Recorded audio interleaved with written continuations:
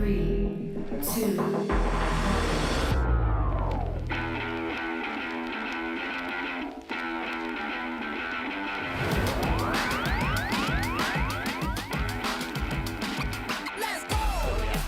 with the Intellion. She's playing quickly. I feel like she thinks she's got it. See what can happen on this turn And the for draw for Reagan. turn. You've been patient. You've been waiting all this time, but you ready. You've been putting in that grind, so let's go. Champions are hard to find, but you know the goal when you're ready to shine. Have they heard of you? Then they know. You got your sights set on that road. If it's on the battle, then let's go. Cause you'll never stop. Show them what you got. Riding through another turn, and the Paladin is gonna join it! Very impressive showing and a really good understanding of how these teams work. Show 'em what you got. Yeah, they already know. You got your sights set on victory road. Show 'em what you got. Yeah, they already know. You got your sights set on victory road. Grimaldo wants to go for a sweep of his own. Scrafty has already knocked out 2 Pokemon. He said this match was too hot. I need to cool things off here with an ice beam. A Bastion, it rumbles onto the field, and the smackdowns are adding up.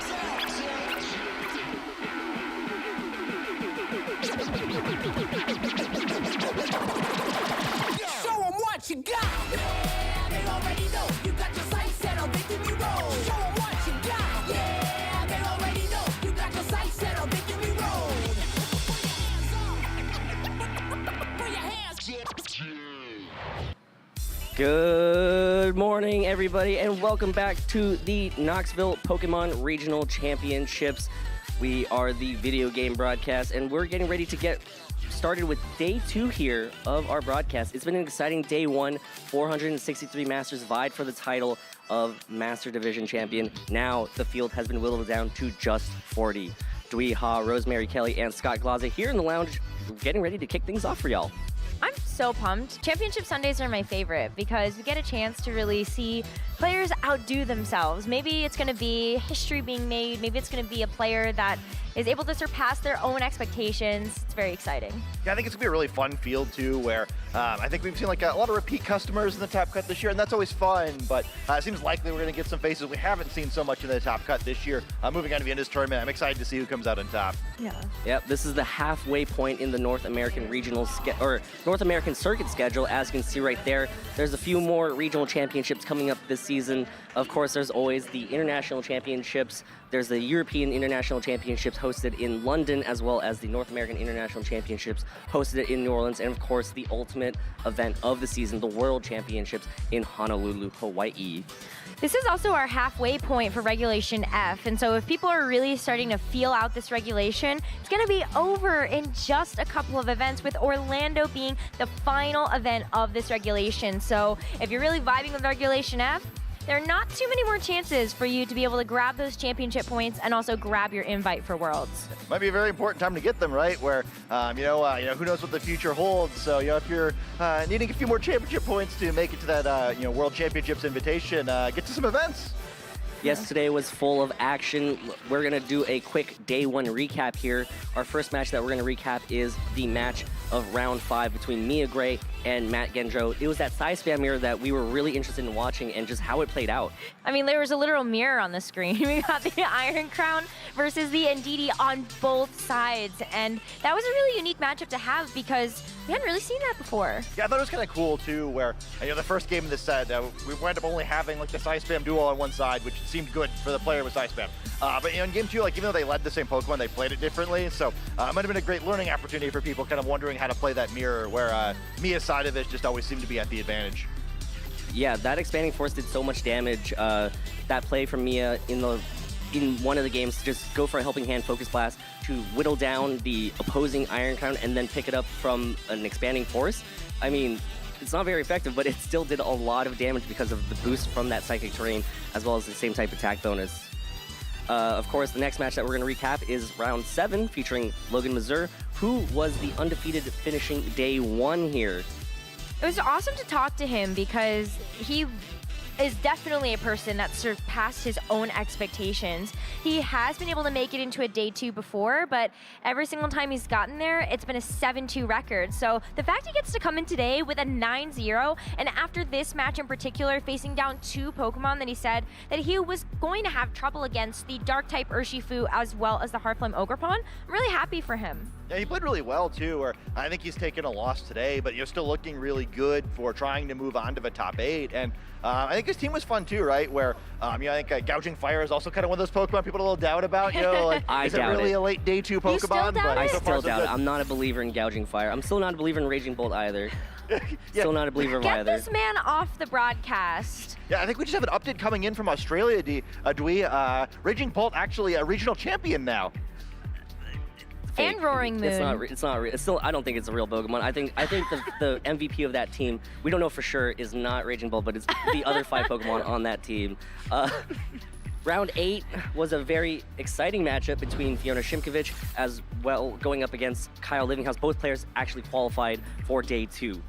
Oh man, the end game of this set. Like, it already had gone to 3 games, but there was so many things that happened in all 3 games combined that it felt like such a roller coaster watching this match. And even watching it back, I still feel some of those moments where you just kind of didn't know what was going to happen, because is the Bleak Windstorm going to hit? Are we actually going to see a burn? What's going to survive? Yeah, it was so intense for you. Sarah and I were joking backstage as we watched the game. We were really happy we weren't casting it because we kind of given up on the match about 5 turns too early. Like, wait, this isn't over. No. This could have been embarrassing. It's a great game. It was super, super good. It came down to the last turn with, 2 very weak Pokemon, one very weak Pokemon on each side, just coming down to that last turn. And of course, there was just so much emotion going on here.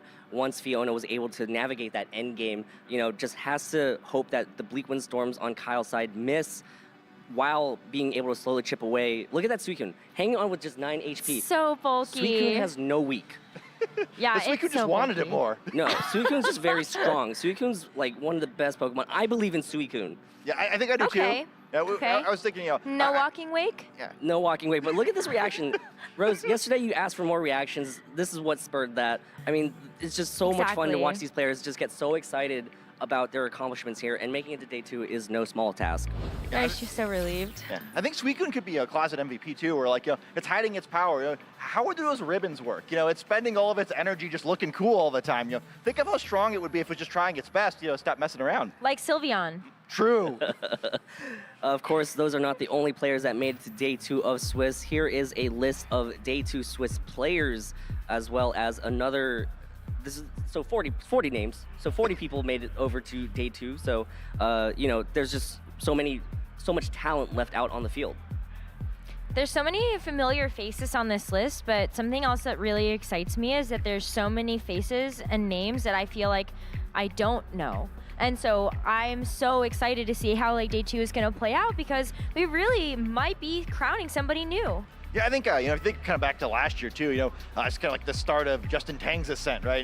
Went from being a player that we weren't familiar with to, one of the most popular players in the circuit. Maybe someone else is going to join this list of regional champions and kind of have their own ascent.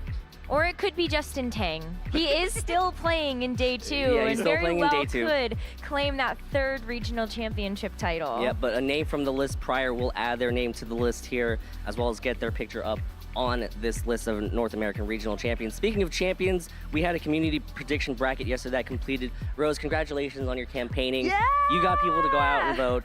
Ogerpon with the Wellspring mask has dethroned Fluttermane. I think Fluttermane's kind of like that it was the 1 seed going in, and then just getting upset. Balance has been restored in the universe. What can I say? I think it's delightful that Ogerpon won. I think it has the whole lore of being abandoned, and the people have voted. They all love Ogerpon, and I think it deserves that. Ogerpon is a friend. Of course, there's a lot of things going on with community here. We have a tweet that we'd like to feature right now that showcases community and how strong it is from Girl Power TCG at Girl Power TCG, Girl Power TCG at Knoxville Regionals. Best of luck to all of our players, allies, and friends, hoping to bring home a hashtag Girl Power win, hashtag play Pokemon. Oh, I love this photo so much. I feel like every single time I see this Girl Power TCG group as well, it's so wholesome. They're all there supporting each other at these regionals, and I feel like that's one of the reasons why regionals are so special, is that you are able to come compete at these with your friends, and you could be a part of a community like this. Yeah, I think it's super fun. I always like seeing these tweets where, I think it's one of the great things about this game, right? So many people are playing it, and so many people have a good time with it. You get to kind of like find your people. Like, everybody needs that community, right? I think even though this is a game we all play individually, it's a game we play in teams too. And I think just a great group of people. Yep, and there's another tweet that we're going to showcase. A little throwback here. Look at that. This is a less great group of people. It's crazy. Oh my God. You two are here in the lounge with me, but you two are also right now out on the screen. How? It's from Joe Brown, 2019 to 2024. Time flies when you're casting Pokemon. Hashtag play Pokemon. Look at that. Our first event together was actually my first event with the Pokemon Company, and that was NAIC 2019. And then that picture that Joe posted is from Worlds 2019. We were able to just run it back, and I'm so happy that that was one of my first moments with the team. Yeah. I'm glad we're still doing it. It's been fun. I know, we're finally back together again. Yeah, and I forgot how cool that DC backdrop was, by the way. Oh my God, it was so good. I always get a little scared when we cast out the crowd, but man, it's worth it. I was looking back, I forgot, the whole fossil theme was so cool. Yeah, we had fossil replicas of these Pokemon on stage. Well, we're getting ready to get started now with Day 2 Swiss here. Of course, follow us on social media. Follow us on Future Paradox Twitter, or X, as you call it, @PlayPokemon, hashtag PlayPokemon. Use that hashtag, and we may feature your tweets on the broadcast. If you want to see your tweets featured, use that hashtag. Of course, you can also follow the channels, youtube.com/Pokemon and twitch.tv/Pokemon. That's all for us from the lounge right now as we get ready to get underway here with Day 2 Swiss. We'll go ahead and throw it to the casters right now. Go ahead and take it away, Sierra and Jake. Hello, everyone, and welcome to the caster desk here at the Knoxville Regional Championships. My name is Sierra Dawn, and I'm joined here by co-caster Jake Muller. When is our picture so that we can have that in reference for 5 years from now? I think we did one in Charlotte last year, right? Okay. There's got to be something on the internet somewhere. We just have to wait 3 more years. Yeah, it's fine. For that throwback We'll picture? still be around. Oh, I hope so. It's been a good time, but honestly, Knoxville, if we're talking about good times, it has been the best of times. Honestly, looking back at day 1 of the competition, I cannot wait to hop into day 2. We had so many great matches yesterday, and I think the cool part of it was we got to feature a lot of unique teams, a lot of new players that we haven't seen on stream too much in the past. So it's really going to be fun to see how that all shakes out today. And of course, if you're joining us for the first time here and you just need a little refresher on how things work, we do have a quick format video to break it down.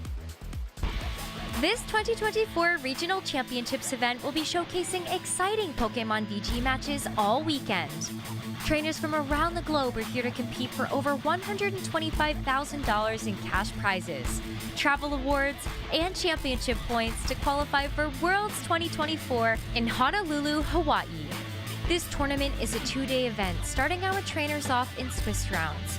All matches are best of 3 and will utilize an open teamless format. This means that each Pokemon's Terra type, ability, held item, and moves are available to the opponent. The trainers earning 19 or more match points or placing in the top 32 will advance forward to Sunday, Day 2. Day 2, trainers will continue playing Swiss rounds until top cut is determined. The competition then shifts to a single elimination bracket where trainers battle until a single regional champion is crowned. Who is taking home the title of regional champion this weekend? Who will secure the points to qualify for Worlds 2024 in Honolulu? Stay tuned this weekend and watch all the action live.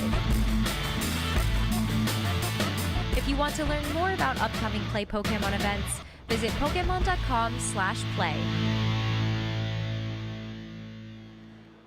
So many reasons to be coming out and competing at an event, but of course, you're looking to try and get that first place spot as well. $6,000 up top. You get your auto invite to the Pokemon World Championships.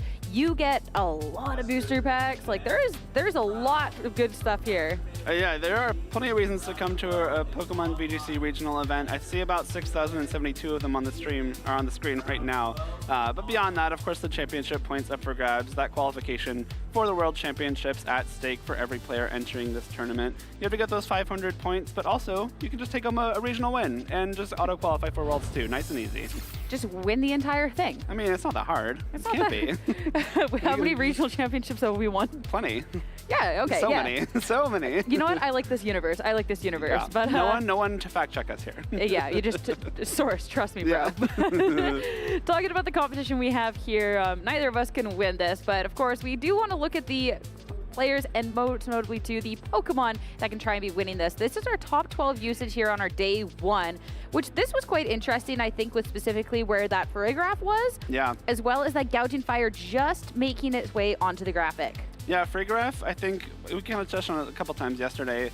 Very good Pokemon, but surprised to see it that high on the usage. A quarter of the field seems like, you know, possibly a bit of an overreaction to all the priority spamming that we see. Something like the Sucker Punches from Qianpao and Urshifu, the Extreme Speeds from Dragonite, the Thunderclaps from Raging Bolt, which it is very good at stopping, but you have to wonder if Farigiraf is kind of generally good outside of all that. Of course, though, my favorite thing is to look at our day 2 usage to see what kind of has been sticking around and what has been super, super successful here. And we got some switch ups. Ogerpon Wellspring at 66%. It might be one of the craziest glow ups that I've seen. And Fluttermane's thriving as well. I mean, these two aren't competing with each other. They're going hand in hand, leading the pack here. That's incredible. Rapid Striker Shifu completely fallen off. That's what I was going to bring up, yeah. Yeah, it's insane. I mean, Ogerpon being at exactly 2/3 of the field. That means if you're running any kind of Water-type Pokemon other than Ogerpon, you have to worry about Water Absorb Follow Me, which is a little bit terrifying. That probably is one of the reasons why the Rapid Strike Urshifu entirely fell off. Raging Bolt jumping up to just under 1/3 of the field as well. And shout out to Golden Go for making it onto this graphic.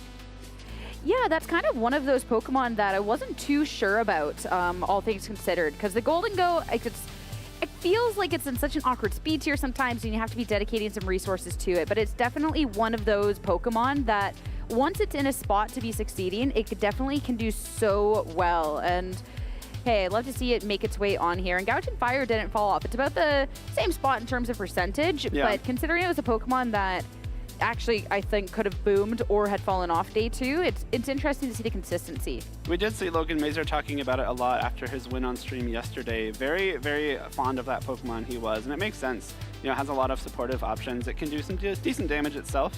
And so Logan clearly not the only person who believes in Gouging Fire this weekend. Also interesting, the Tornadus and Landorus are the exact same. I don't know that we've seen Landorus that high up in a while, and now it is exactly the same as its genie brother Tornadus, which I think is kind of interesting. Landorus is something that I think is kind of difficult to use sometimes. It is pretty frail, but it pumps out a lot of damage, and so it's a bit of a trade-off there, but clearly working for trainers here in Knoxville. It's so cute. We have the, you know, the friends as history has put it. We got the Ogerpon and the Fluttermane. We got the 2 genies hand in hand. This is quite interesting with how it's been shaking up. And Incineroar too, just kind of staying neutral, I think is just, you know, Incineroar is just here. It's just in his own lane. Get the consistency. You got to respect it. Well, and speaking of Incineroar too, I think a lot of people at the very beginning of Regulation F wondered whether Incineroar would be, you know, as good as it was in past formats. You know, that Fake Out, Intimidate, Parting Shot combination is very strong, but would it be as strong in Regulation F? And back in Portland, it wasn't this high in usage, but here in Knoxville, people have finally caught on to, Incineroar is still just as good as it was back in, say, the Sword and Shield days. Is there any Pokemon that you're kind of surprised isn't on this graphic at this point, or is this kind of what you expected headed into day 2? I'm a little surprised Rapid Strike Urshifu entirely fell off the graphic. I do think Single Strike is a little bit stronger into the field, but I wouldn't really have expected it to be this much of a difference. Like, this is probably at least 4 times the amount of Single Strikes as Rapid Strikes, roughly, just based on how these numbers are shaking out. Yeah, it is quite incredible to see, like, the fact that we got to see the Single Strike and the Rapid Strike just hand in hand on that first day to then all of a sudden completely be falling off on that second day. I believe there's 4 of the Rapid Strikes that made their way into day 2 in total. So it'll be, Yeah, not necessarily the greatest percentage there, but it's quite interesting because that was a Pokemon that in our past regulation 2 was absolutely dominant. It was the team that everyone was running or talking about, like, oh, you have to make sure you have a good matchup into this. And Right. I mean, the Ogerpon, just the addition of this has just been so huge and kind of limiting what that Pokemon can do. Ogerpon, Raging Bolt, and Amoonguss all on that graphic are very good answers to that Rapid Strike Urshifu, so I guess it kind of makes sense. It's a little bit more of a hostile field for it. Well, I want to see with the most popular Pokemon here, how this stacks up in comparison to our caster predictions here. I feel good about my Gouging Fire. Yeah, you should. That's all I'm going to say. Only one Rory Moon made it today too, but you know, I'm a believer. The Porygon 2, all of you were aligned on that at the top spot. I still don't know if that was coordinated or not, but I still think it's a smidge lacking. There is some out there, though. We might have placed a little bit too much of our faith into Porygon 2, but I think it was a pretty strong pick going into the event. If there's going to be a lot of the single strike Urshifu going around, just waiting to close combat it, then maybe it might be a little bit rougher to use. But you know, I think Porygon 2 and Freegraph fulfill very similar roles. They're both kind of just bulky, normal type Trick Room setters, but if you want the extra benefit from Armor Tail, Freegraph is probably a better pick there. So I have to admit, maybe a bit ambitious for the Porygon 2 pick. And of course, too, because I'm sure somebody's going to see this, and we haven't touched on this in a while, being like, why didn't you pick Fluttermane? Why didn't you pick the Ogerpon? Right. We're trying not to pick like the most already used Pokemon. We were looking at those other picks, like, hey, what's going to actually make their way onto that top 12? So I think the only one would be that Gouging Fire that actually did make its way there. But we do get to see a couple of the archetypes, just maybe not like the highest representation, but stuff like the Blood Moon Ursaluna. We are seeing some strong teams with that. I felt pretty good about the Hearthflame Ogerpon. We saw a lot of them do very well on stream yesterday, but then the graphic comes up and 2/3 of the field is running Wellspring, and that means that 2/3 of the field can't run Hearthflame because they obviously can't have them both on the same team. So I don't know, maybe still a little bit stronger, but the water type Ogerpon proving that it's a little bit better placed into the meta right now. Just a little bit, just a little bit. A Hearthflame Ogerpon is so scary to go up against, but I would be so intrigued if they were technically different Pokemon with whereabouts this would stack up in the usage, but that's not a world that we're living in, not a world that we have to necessarily worry about. So I like too that you did say like the lone Dondozo out there. I mean, hey, it's second round. There's definitely at least one in day 2. Yeah, I still think Dondozo can be in a pretty good spot. It is facing a lot more competition. I think something like that Blood Moon Ursaluna, if you get Trick Room up, even if the Dondozo is boosted, Blood Moon is doing a whole lot of damage to it. So there's more things now than, let's say, back in Regulation A or B that can threaten a boosted Dondozo, but it's still something that could sneak up and do pretty well now and then. We'll have to see how that Dondozo does here in day 2. But looking at a couple of the notable matches that we have going on for our next round of Swiss, so many of them, but we're going to be focusing on Justin Tang going up against Avery. Of course, Justin, reigning champ here in Knoxville and on a tear so far. I believe 10-1 in comparison to Avery's 9-2. So Justin very close to locking this up. Justin with one more win certainly locks his place in top 8 here in Knoxville for the second year in a row, which would be fantastic. It's always fun to see how people, perform in their sophomore season. Justin obviously had a very, very good first season, winning both Knoxville and Fort Wayne, but obviously this year still performing very well. He made day 2 in Charlotte just 2 weeks ago and is looking to build on that even further here in Knoxville. Of course, a lot of great competition to take him down. Some people that have been pushing their way through the competition that we haven't necessarily got to see as much of as of lately. Fiona had a great stream match yesterday, and she's definitely going and doing some great things today. Len, someone that we've seen behind the casting desk as of recently, but in terms of like actual competition, and to see him out here in day 2 with his Garchomp, patented Garchomp and Tyranitar duo, and of course Marco Perez as well, getting that day 2 and looking pretty well poised here on our competition now. Yeah, Logan and Kyle, 2 people we saw on stream yesterday. James Evans and Andrew Nowak. James is someone we've seen a lot lately. Andrew Nowak was actually a multi-regional champion back in the Sun and Moon era. Took a little bit of a break, but now is back in day 2, doing very well as well. And of course, shout out to Len, like you said, Sierra. I believe he said on Twitter that this is his 5th day 2 in a row with that Garchomp Tyranitar combination. So that is some dedication that clearly is paying off here. Len is like the ultimate win with your favorites, because I think if anybody else tried to pull up to this competition with the team that he did, they would be absolutely smoked on day 1. So got to give like the ultimate kudos for the fact that he has had the 5 consecutive day 2s with also such an unorthodox team that only him can make work. Like, you cannot tell me that if you rolled up to Knoxville with that same team, that we'd be talking about you in day 2. No, absolutely not. I mean, it's the same kind of story as Riley Factura, right? Riley's been using the same kind of team for a while, had some great success with it. Len, not even just in this season, like Len is very well known for using Tyranitar, and now in combination with that same Bell Garchomp is a very strong combination, obviously. And I played him back in San Diego last year, and it was really difficult to get around. Like, he knows exactly what to do with that team at the right times, and so when you're playing someone like that, I think you're fighting an uphill battle pretty much all the time. That's just like an incredible amount of experience going out. Oh, look, we got a little wave. Hello. Hello, friend. Hope you're having a good time. No, it's been a lot of fun here at Knoxville. I do love always being able to see the crowd shots. I didn't get to check out the vendors and what we're selling here, but I don't like all the side events, everyone just hanging out and having fun. It's a good vibe. It's a good time. It is, of course. It's a venue that I think is one of our better ones. It's in a great part of town. The vendor wall there, I walked by yesterday, and they had a lot of people, interested in picking up some singles for the trading card game. They got there was one vendor that had just a massive table of plushes, and I had to walk past it and not look because I would have spent way too much money. Good. Joe Brown was trying to convince me to buy a matching Lando plushie with him, and he's like, "Well, I can get the Incarnate one, you can get the Period one," and I have to break it to him that I don't like Landorus too much. I know. I guess I'm talking to the wrong person about this one as well, but we need to get more plushies over here, but that could be for another time. That's another time, because we do have great competition ahead of us, and being able to catch a little bit of scope of these teams as well. Justin up against Avery.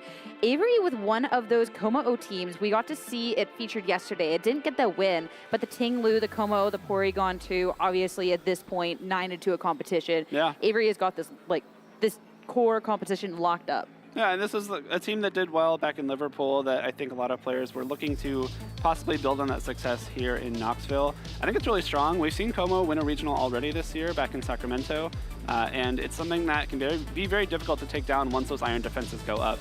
It's because, a lot of physical attackers are very popular in this metagame, and even the special attackers sometimes have a hard time damaging Como-O just because of its typing. It's got Fighting Dragon typing, has a good defensive option in Steel Terra as well, so something that can be a pretty strong checkmate option.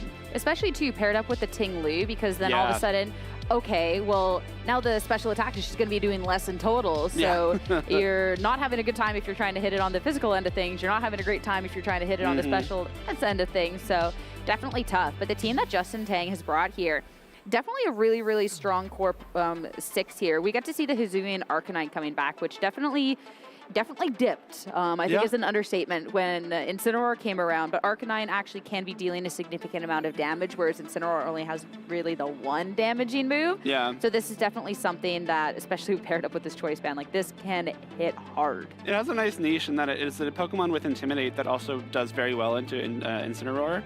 Like you said, the Head Smash is a very hard hitting move. We saw Fiona on stream yesterday with it, actually running Rock Blast, which she talked about a little bit in her interview afterwards. Being able to KO things through Focus Sash is a cool adaptation, but Justin instead does have the Head Smash, which is less accurate. We'll give Fiona that. Very true that Rock Blast hits more often than Head Smash does, but if you're connecting a Head Smash, that's I think about akin to a Dragonite Outrage in terms of damage output, which is very terrifying. If you don't resist Rock and you take a Head Smash, you're probably getting knocked out, just straight up. Yeah, that's a terrifying Pokemon, and Justin has a couple of those on his team. Looking at the Landorus Incarnate, we were just talking about Landorus. I was having a rough time with my Global Challenge matches this morning going up against the Landorus, and I feel like it's a Pokemon that definitely has that power, but can be a little bit awkwardly poised in the team compositions. The speed is not necessarily the greatest. All of a sudden, it doesn't necessarily have the greatest bulk, but obviously if you can be setting it up, it can do so much. I think looking at Justin's team too, he has a lot of tools that allow this Landorus to be in a better position. We see the Ogerpon with Follow Me, we see Icy Wind Flutter Mane, we see Electroweb Raging Bolt, which is not something we've seen too often. Just another option for speed control there, along with Snarl. We've seen a lot of Snarl, Assault Vest, Raging Bolt this weekend, but this is the first one I've seen with Electroweb, which is really neat. I love the Snarl Electro Web. Even in the match that we saw yesterday with the Snarl, I feel like having something a little bit more supportive on this Raging Bolt can do so well. With the Assault Vest, it's actually really difficult to take down, and being able to control the special attack of the opposing team as well as the speed will be really, really good. Of course, Snarl and Electro Web, I don't think Como is going to necessarily care too much about it, especially since we do see the Porygon 2 on the opposing end with Trick Room, so Avery probably preferring to more so play in those conditions, but regardless, I'm excited to see how this matchup goes. Shout out as well, Alyssa, with all the Gastrodon, all the slugs on stream. But I love that Justin has his Palafin plush there too. That's what he won Knoxville with last year. So even though he's not using it this time, you gotta represent. Oh, 100%. That's like the first part of the battle is bringing the right plushies to everything here. Looking at the Flutter Mane that we have, instead of the choice specs, we will see the booster energy as well. So Icy Wind, we got a Taunt, which I actually think is really, really nice. This is not a Flutter Mane that's necessarily built for the most offensive pressure. Normally we see the Moonblast, the Dazzling Gleam, the Shadow Ball, whatever fourth move we want to be throwing on there. But having the Taunt on there as well is incredible. Being able to actually fire off a fast Taunt into the other team is something that can be shutting down quite a few different options over on Avery's end. I do really like that Justin's kind of put more emphasis on the supportive aspect of some of his Pokemon. Like you said, Taunt Flutter Mane is not something we see too often, but on an Icy Wind set, with the booster energy that is most likely speed, given that it does have Icy Wind, it makes a lot of sense. You know, you're not going to be doing a whole lot of damage anyway, and Taunt can really shut down a lot of strategies like Trick Room, which would be really annoying for your speed boosting Flutter Mane. You can prevent Perish Songs from Avery's Flutter Mane, you can prevent Iron Defenses, you can prevent Spores, a lot of these things that could give Justin a lot of trouble. Though, if Avery has this opportunity to be trying to go for a setup, it definitely can be difficult. When we're looking at something like the Ting Lu, the Heavy Slam is definitely one of those things right off the bat that, hey, if Justin wants to go for a taunt to try and shut something down, the Ting Lu can definitely get rid of that option. You can kind of play around it, especially too since we have a variety of options over on her side. We get to see that the Amoonguss can be redirecting, putting things to sleep. We have that Porygon 2 that was on the top of all of your guys' predictions. So, and of course that Como-O, Leftovers, Overcoat, being able, like, if this Como-O can start getting set up, it's definitely one of those Pokemon that can just, you don't let it get set up. No, you really don't want to. It can be like almost impossible to take down once it gets 1 or 2 Iron Defenses up. I want to call out the Terra Blast on Porygon 2. I really love the fact that Terra Blast is like a usable move on Porygon before it terrestrializes. It's like one of the very few things that I can actually say that. But once it does terrestrialize, it becomes a poison type move, which is actually really helpful for something like Amoonguss. If you have your Porygon that can threaten opposing Ogerpons, that can really open up your Amoonguss to be putting a lot more things to sleep, redirecting a lot more damage, and so a really cool choice for the Poison Terra there. The Porygon 2 with the Terra types has definitely been fun. I feel like the first one that we got to see coming out was Flying, when we got to see a little bit more of the Porygon 2. I think that was Zachary Thornburg that was piloting that at first. And then seeing the adaptation into Poison, I think it's just absolutely so fun here. Of course, looking at this match, this should be the one for Justin. If he can take this down, will lock himself in a top 8 spot. Avery won't be out with the loss, but definitely will be in a little bit of a dangerous situation considering this is an up pair for her. It is an up pair for her, but that means that her tiebreakers at the end of the day will probably be a little bit better. So of course you want to be winning as many matches as you can, but if Avery is in that spot where she will have to fight for a top 8 slot based on those resistance tiebreakers, being up paired to someone actually can help you out a little bit. So not a bad situation at all. Oh, but I'm definitely so excited for this. I feel like this is going to be the redemption of this Como and the Porygon 2, being able to see what it can offer here. And if Justin can just be shutting it down in time.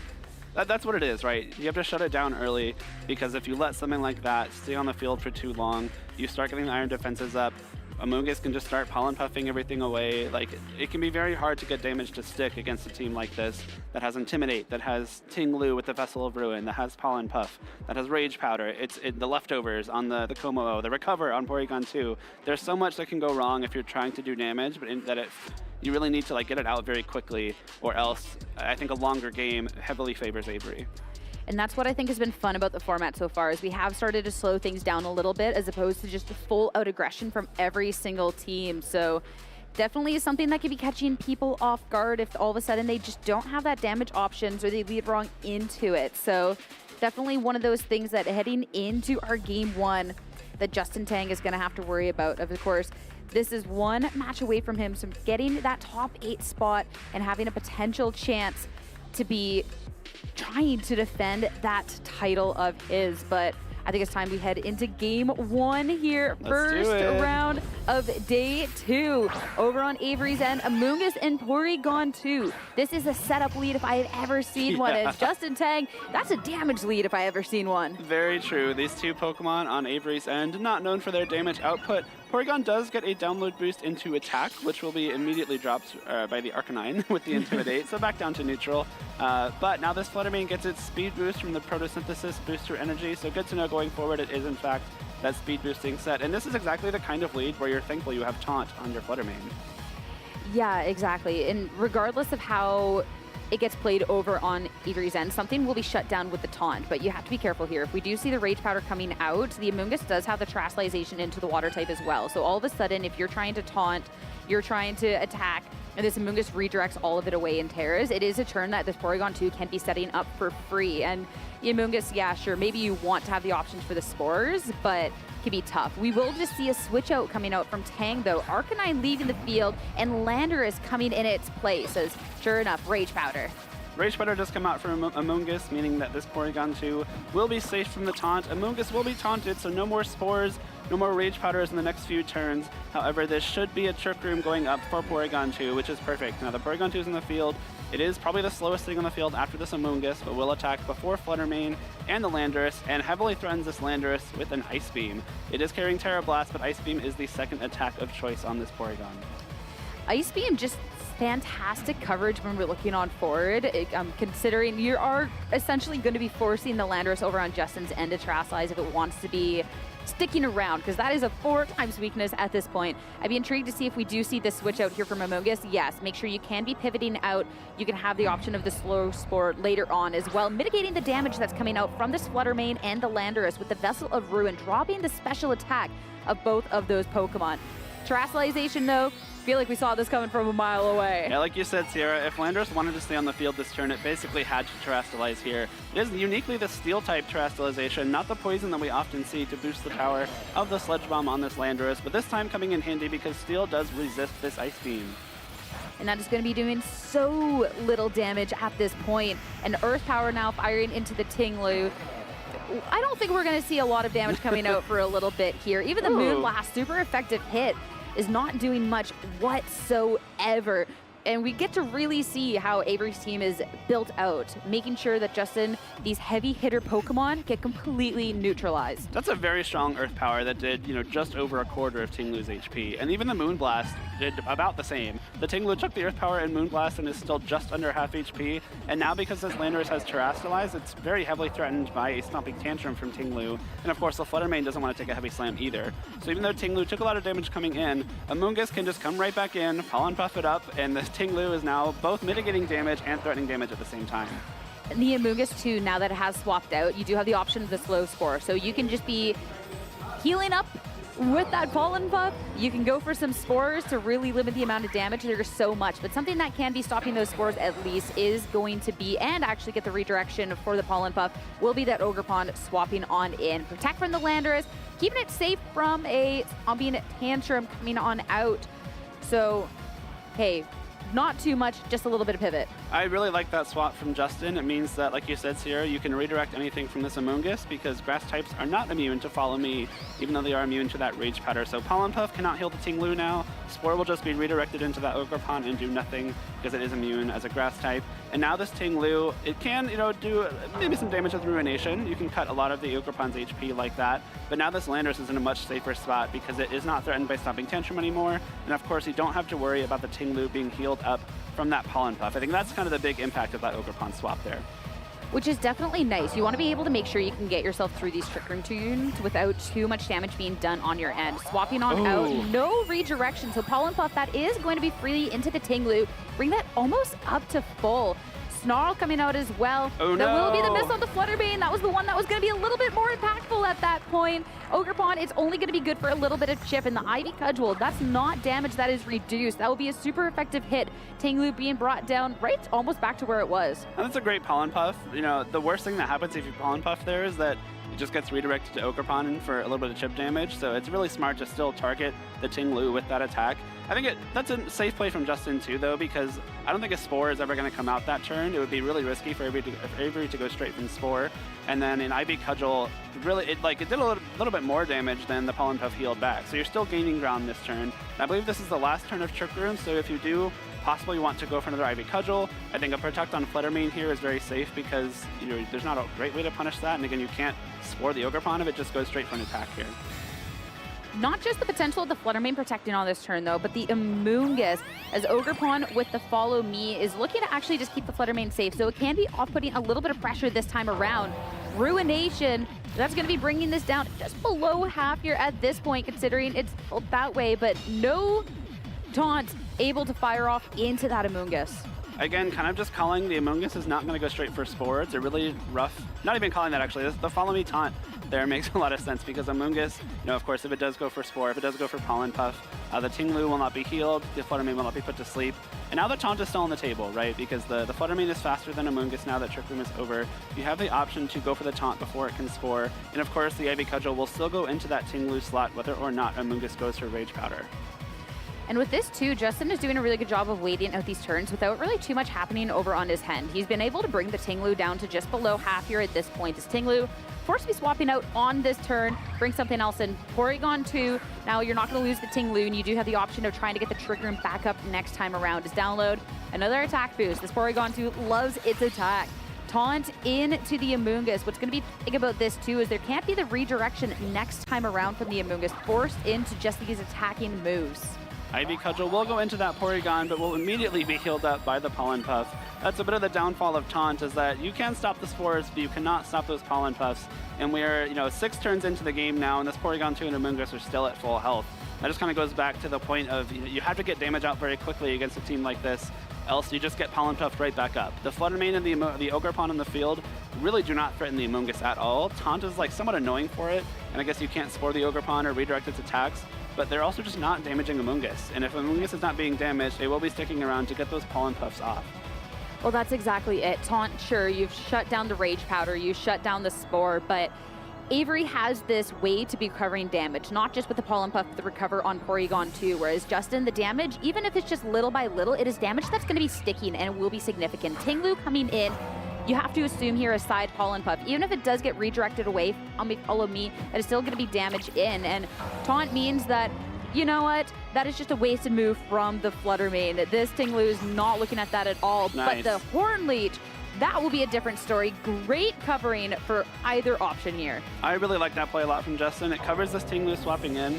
One thing a lot of Amoonguss players like to do is try and make a swap inside Pollen Puff play, which is exactly what Avery went for here. Possibly trying to catch Justin being a little bit more passive, not targeting that Porygon 2 slot because it wouldn't be taking a lot of damage that turn. But Justin making sure that Ting-Lu cannot come in, take a Pollen Puff, be all the way back up to almost full HP, and then be in an even rougher spot. So Avery now has lost her first Pokemon, the first KO of this game so far, about 7 or 8 turns in, and that's kind of indicative of the kind of team Avery's playing, right? That's what's going to happen here. We do finally get the opportunity to see the 4th Pokemon over on Avery's end, though, which will be the Fluttermane. This one is the Choice Spec, so we'll be able to take advantage of the fact that, hey, we are in a non-twisted dimension spot. This Fluttermane can be off-putting some big damage here at this point. And normally Fluttermane would be really pressured from a Fluttermane on the opposing end, but with Justin not actually having that Shadow Ball, it's in a little bit of a better spot than otherwise would. Exactly. No Shadow Ball on Justin's Fluttermane means that there is no option for big damage into the mirror and the Fluttermane on Avery's end. But you still do have to worry about something like an Icy Wind Ivy Cudgel, right? The speed boosting Fluttermane on Justin's side will be faster. There's no speed boost on Avery's end. There's no Trick Room to make sure that an Icy Wind can be countered. And that will be the Icy Wind.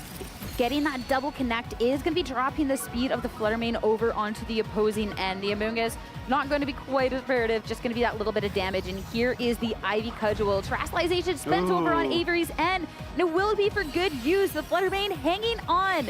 Now Moonblast firing off into the Ogerpon is going to take the first KO over on Justin's end. That's a big turn. The Ivy Cudgel not KOing the Fluttermane there means that this Moonblast goes off, and this Pollen Puff, importantly, goes off as well, healing Fluttermane back up to over half. That is a massive turn for Avery to finally get that first KO. I think if you want to take one KO, you might be tempted to KO the thing with taunt that's really annoying your Amoonguss. But I do think that Ogre Pawn was a big issue for Avery because it meant that the Amoonguss really had limited options in Trick Room. The Follow Me is now gone, the Grass type is now gone, the taunt has also been shaken off, so if you don't want to take any spores, Justin will have to go for taunt with his Flutter Mane again. Which is super nice at the Amoonguss here at this point either. Though the Arcanine coming in, it does mean that the potential of a Rage Powder kind of gets negated by the fact that Arcanine does have access to a spread damage move in the Rock Slide, and having that same type attack bonus into the Rock Slide can be dealing devastating damage, especially with the Choice Band. So being able to get the heal on Flutter Mane, nice, but still in very dangerous situations. So I definitely do like the swap at this point as Porygon 2 comes back out onto the field. This speaks to me that this Amoonguss, with the taunt shaken off, definitely wants to go for something else, and that will be the Protect through this turn. The Protect on the Amoonguss will prevent it from being taunted here, but Justin makes a great play, goes straight for the taunt into the Flutter Mane slot, predicting this Porygon to come in. That is massive because now this Arcanine also gets huge damage off with Flare Blitz. Porygon is taken down to about half of its HP remaining, but more importantly, this Flutter Mane now has the option to taunt the Amoonguss on this turn. If Justin tried to taunt the Amoonguss on the prior turn as it protected, Amoonguss could easily Rage Powder as Porygon goes for Trick Room, which would allow Trick Room to go back up. But calling that Porygon swapping in means that Trick Room cannot be set up for the next 2 or 3 turns unless this Porygon comes out and back in. But double Protect immediately coming out from Amoonguss. The attempt and the stick, but Moonblast into the Porygon 2. This has been determined to be that ultimate threat there. By the Flutter Mane, though, the Flare Blitz into the Amoonguss is going to be safe. Now, Ice Beam. We do have a little bit of attacking on the Porygon 2, but not too much with the Freeze. That one is going to be leaving the impact. That is really important there. The Flutter Mane there now cannot taunt the Amoonguss unless it thaws. A nice double protect there from the Amoonguss. Ended up protecting it from that Flare Blitz. And some nice Moonblast damage into Porygon. But now Amoonguss can still, I guess, Rage Powder one more time and take a Flare Blitz away. There's no option to Terrastalize for Avery, considering her Flutter Mane has already Terrastalized, which means either of the Pokemon on the field should be knocked out by one big Flare Blitz, which is exactly what Justin wants out of this Arcanine. Unfortunate freeze there, but I think the Arcanine being the one still able to attack is a little bit more important right now. It's definitely annoying. The thing with Freeze, though, is that it is so unpredictable. It could just be, it could be flashy. It could be an instant thaw, but no, Flutter Mane unable to act this time around. Flare Blitz from the Arcanine into the Amoonguss with Terrastalization already spent. That is going to be a KO at this point. A little bit chip on the way out with the Rocky Helmet, but now Avery down to 2 Pokemon. Porygon 2, that is some recoil as well, so it is stacking up. And now we can fire an Ice Beam off into the other slot. Not very effective, no freeze there, and we do have the taunt gone. Taunt is now gone from Porygon, so if it wants to go for Trick Room, it can. Avery's Flutter Mane comes back. If the Flutter Mane on Justin's side stays frozen and Avery is able to KO it this turn, that means that the Flutter Mane on Avery's side should be the fastest thing left on the field, so possibly a Trick Room, not the best option here, but the Porygon 2 now has the chance to recover, more importantly. The taunt, again, has been shaken off.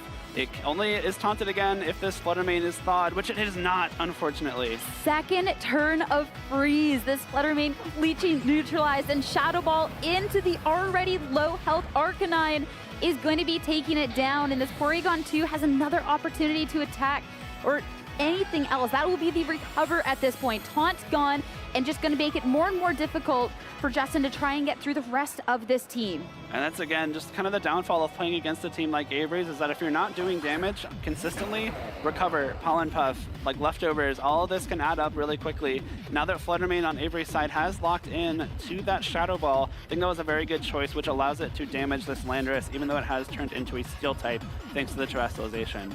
At this point, too, it's about a game of when does this Flutter Mane wake up, because you need it to wake up at any point here, but third turn of freeze.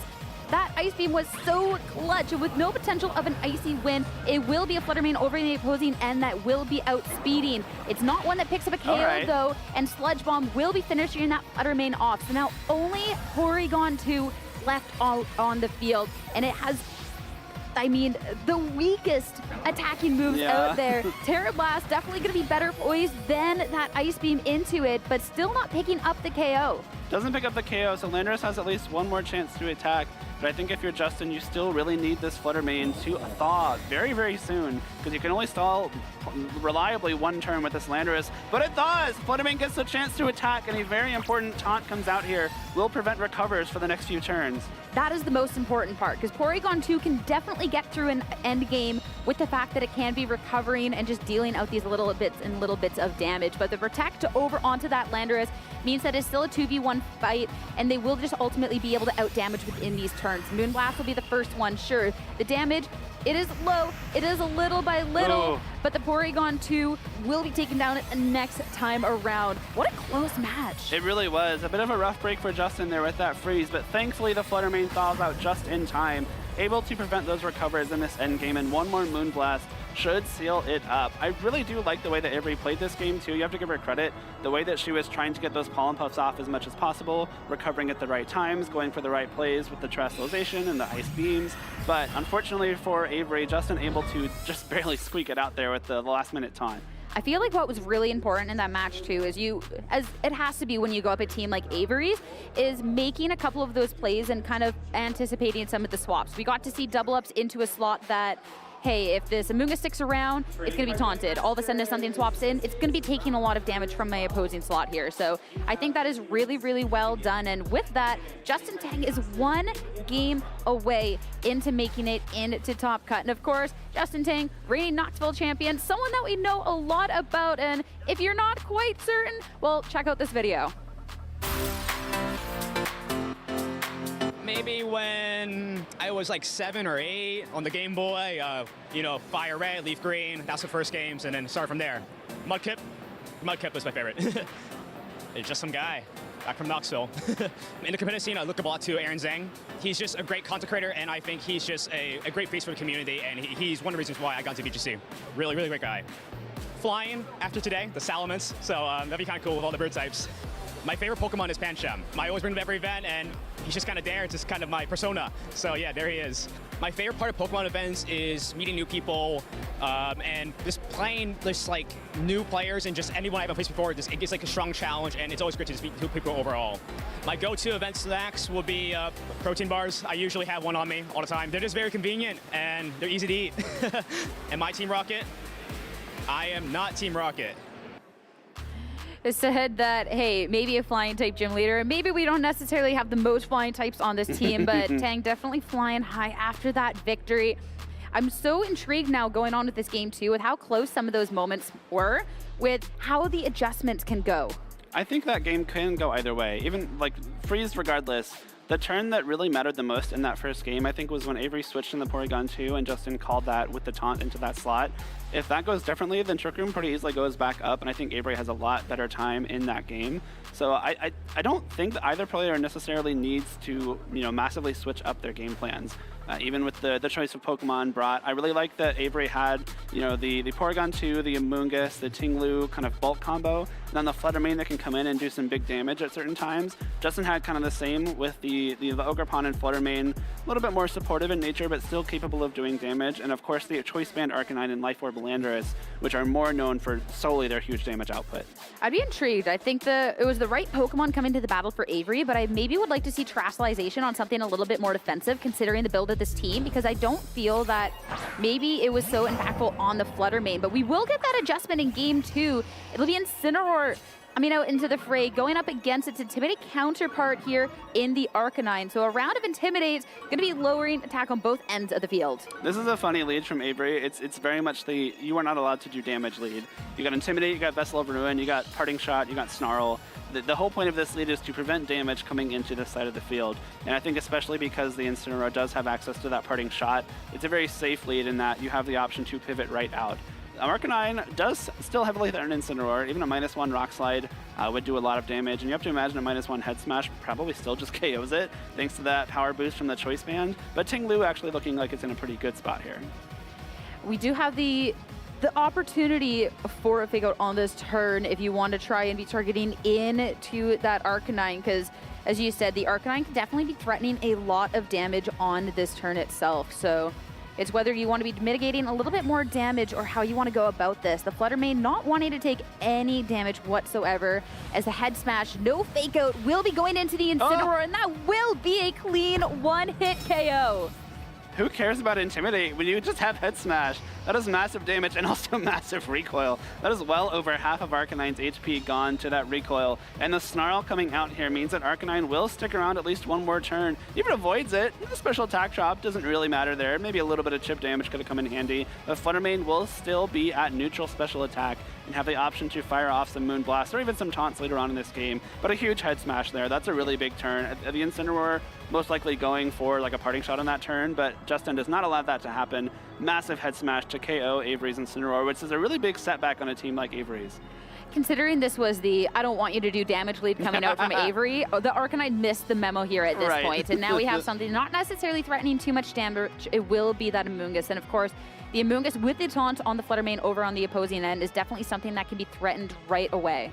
It really is. The Amoonguss doesn't want to be caught with the taunt again because, you know, Pollen Puff is very important on Avery's team. You really can't discount that, but Amoonguss like can't Rage Powder or can't Spore is a lot less threatening than an Amoonguss that is threatening either of those things. So I think a taunt here is a pretty much given, right? The Heavy Slam from Ting Lu shouldn't be able to KO the Flutter Mane thanks to the Intimidate. And on a speed boosting set like Justin's that has more of a supportive nature with the Icy Wind and Taunt, it's probably safe to assume that Justin's trained this Flutter Mane to be a lot bulkier than the average Flutter Mane as well. So Flutter Mane should be able to stick around here, get some taunts off, maybe start doing some Moon Blasts afterwards. The Arcanine's going to be swapping out, locked into that Head Smash, an opportunity to reset the move and bring out something that can be supportive as well in that Ogre Pawn. Protect over onto the Amoonguss to try and make sure that it's not going to get taunted this time around, and give the opportunity for the Ting Lu to try and be dealing with this Flutter Mane in some sort of way. That Heavy Slam, we'll see how much it does after the Intimidate, and sure, the Intimidate is not going to be taken down. Flutter Mane with a sliver of health, but that's going to be more than enough at this point. It's not going to be taken down, but that is some very meaningful damage. That means that the Ting Lu or a possible Porygon in the back should be able to finish off this Flutter Mane at the next chance they get to attack it. Ogre Pawn coming in here is great, though. Again, it cannot be redirected by Amoonguss. It has the chance to threaten the Ting Lu with Ivy Cudgel or Horn Leech for a lot of damage on the physical end, which will not be mitigated by the Assault Vest or that Vessel of Ruin. So a nice swap there from Justin. That Arcanine in a rough spot, locked into Head Smash against an Amoonguss and a ground type. So I think a really proactive switch there into that Ogre Pawn. And especially too with the Ogre Pawn, even if you were worried about, okay, well the Flutter Mane gets taunt and then it's done, you can be follow me awaying any additional pressure onto that Flutter Mane. So we will see the Terastallization coming out at this point into the Poison type. This is going to be a lot more defensive than what we got to see the Terastallization option as in game one here. This is going to make sure you're not going to be taking super effective hit from that Ogre Pawn. Taunt from the Amoonguss. It won't be able to go for anything fun this turn, like a Spore. It can only go on attack from now on. As Ivy Cudgel, critical hit, that Ting Lu will take it so much better than it would have otherwise. Snarl is just going to be a little bit of damage, dropping the special attack on the Flutter Mane over onto the opposing end. As here's Pollen Puff. That will do just a little bit more. I kind of like that Pollen Puff. I think you know that the Ting Lu, if you Terastallize it, should be able to take attacks for a couple of turns. You know, the Ivy Cudgel critical hit there still doing under half means that unless Ivy Cudgel critical hits one more time, an Ivy Cudgel plus Moonblast shouldn't be able to KO Ting Lu, and now you have the chance to just go into a Pollen Puff loop into that slot. Again, a smart taunt from Justin there, preventing the Amoonguss from going for those Rage Powders and Spores.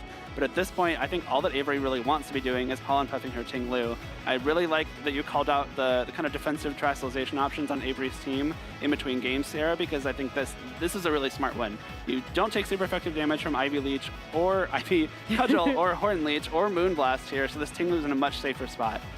We'll have to see just how much damage can be done over on Justin's end, though, to try and be dealing with the Ting Lu this time around. I think that's one of the things that's a shame about the Pollen Puff going and dealing some damage into the Ogre Pawn, as opposed to maybe trying to heal up the Ting Lu to ensure that no ifs, ands, or buts, it would have survived past this turn, as now Justin Tang will get to see the Terastallization coming out from that Ogre Pawn. Taunt, though, from the Flutter Mane, covering if there was going to be a potential swap here at this point, if the Porygon 2 was in the back and trying to hit the field. Ivy Cudgel, that is where the damage is going to be coming out, though. If we see a critical hit, could be everything, but Ting Lu no crit, will be able to hang on, and Ruination with the connect will bring the Ogerpon down low. The Amoonguss that will finally beat the side Pollen Puff to bring this Ting Lu right back to where it was. That was a bit of an ambitious taunt, I think. Justin probably trying to catch the Porygon coming in, I think, but the Ogerpon terrestrializing, not enough damage to make up for the first Ivy Cudgel doing just under half. Again, there was a critical hit that did just under half of the Ting Lu's HP, so if you terrestrialize, you're doing about the same, like how the math works out there. It's about the same boost as critical hit.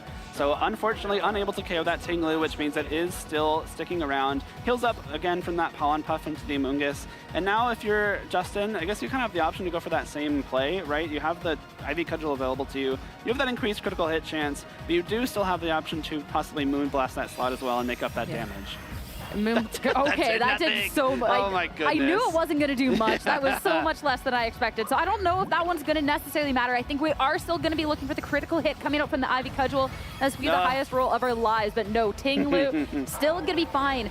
Snarl bringing the Flutter Mane even down lower. The special attack that is now 2 stages of drop over here at this point. And Pollen Puff yet again. No KOs means that Justin can't be really pivoting into something that can be pressuring a little bit more too. So you're just slowly but surely chipping away until the taunt on this Amoonguss is finished. I really like these Snarls coming out too. The Flutter Mane now will do even less with Moonblast, if that's even possible. Might even start healing the Ting Lu itself a little bit, kind of like a pseudo Pollen Puff. But the Amoonguss, now the taunt has been shaken off, so Spore is back on the table, but at this point, if you're Avery, I don't know why you do anything other than Pollen Puff, right? Like, this Ting Lu is going nowhere, clearly, and it's like you said, being able to chip away little by little at these 2 Pokemon on Justin's end, but the main directive here has to be keeping that Ting Lu safe. The taunt at this point, too, is protect over onto the Ogerpon. So the Amoonguss, even if it wanted the opportunity to go for something else, is not going to have it. A Stomping Tantrum, we are finally over and done with this Flutter Mane. It only had a little bit of damage left, and the Ting Lu will take it down. Pollen Puff yet again. So now at this point, the Ting Lu brought right up to full. Oh, yeah, Ting Lu all the way back up to full HP, which means that all of a sudden Justin is now on the back foot. The Flutter Mane on his end being knocked out means that the Pokemon count is now even, but Avery's 3 Pokemon remaining are all at full HP, whereas you see Justin has 2 that are well under half. Arcanine comes in here, which will threaten big damage into this Amoonguss. It has been taunted, so we cannot protect. Another benefit of using that taunt. And also, we did see that Justin has Landorus as his last Pokemon, so a huge Earth Power being threatened into that Ting Lu now. So the defensive terrestrialization paying off into the Flutter Mane and the Ogerpon could come around to be a bit of a negative once that Landorus hits the field. Of course, though, if it is a Porygon 2 in the back for Avery, it's definitely something that we saw in that first game. The Flare Blitz was about a third of itself, and there's a potential there, but looking to just make it through this turn with the Pokemon that Avery has got. Ivy Cudgel into the Ting Lu. Yet again, we get to know how much damage that does, but the Flare Blitz into the Amoonguss. That is going to be a clean 1-hit KO at that point to bring Avery down to her final 2 Pokemon. With the Rocky Helmet, though, and the recoil that's going to be to the Arcanine, it already didn't have much health, and that will be a self-KO to also put Justin at his final 2. You're just trading the Arcanine for the Amoonguss there between their Flare Blitz and Rocky Helmet recoils, and there's a lot of damage being taken by that Arcanine. Stomping Tantrum into the Ogerpon, just barely not enough thanks to that Intimidate. So Justin will even the Pokemon count at 2. The Landorus will come in here, and thanks to that Flare Blitz, the Ting Lu now is pretty safely in range for an Earth Power. And Flutter Mane does come in, cannot terrestrialize, and we saw the Shadow Ball do a little bit over half, but like shouldn't be able to KO Landorus without a big critical hit here. So I think a much stronger offensive position for Justin now. And at this point, too, with the Flutter Mane, it's not the booster set that Justin has, but instead the Choice Spec. So the move that you lock into at this point is going to be what you are stuck with. So you can't go for the Dazzling Gleam to try and pick up the KO onto the Ogerpon and deal a little bit of chip. You have to be committing to something right here and right now. It is going to be the Dazzling Gleam, so prioritizing the critical hit on the wrong Pokemon at this point, right. But a nice little chunk of damage into the Landorus. It's going to be really significant to see how much this Ting Lu can do, considering it has been intimidated. We're going to prioritize that Ting Lu, though. Doesn't Earth even Power, KO. not enough for that KO, and we're actually just looking at reducing the damage that this Landorus can do with that Snarl. I was so convinced Ting Lu would be knocked out by that Earth Power. That's a super effective Earth Power doing, what, like 50, 60%? The Vessel of Ruin and Assault Vest coming in hugely handy here, and that Snarl really just seals it up. The Landorus may not have been able to KO Flutter Mane without that Snarl before, probably not even. Flutter Mane does have some pretty great special defense, but Snarl just seals the deal. Dazzling Gleam maybe enough for a KO from that slot, but at that point, like, you would have needed a lot to go your way, and if you're just in there, you may as well just move on to game 3. Really well done by Avery here, because going back to the first turn of the battle, that was a head smash right away into the Incineroar that put Avery on the back foot from the get-go.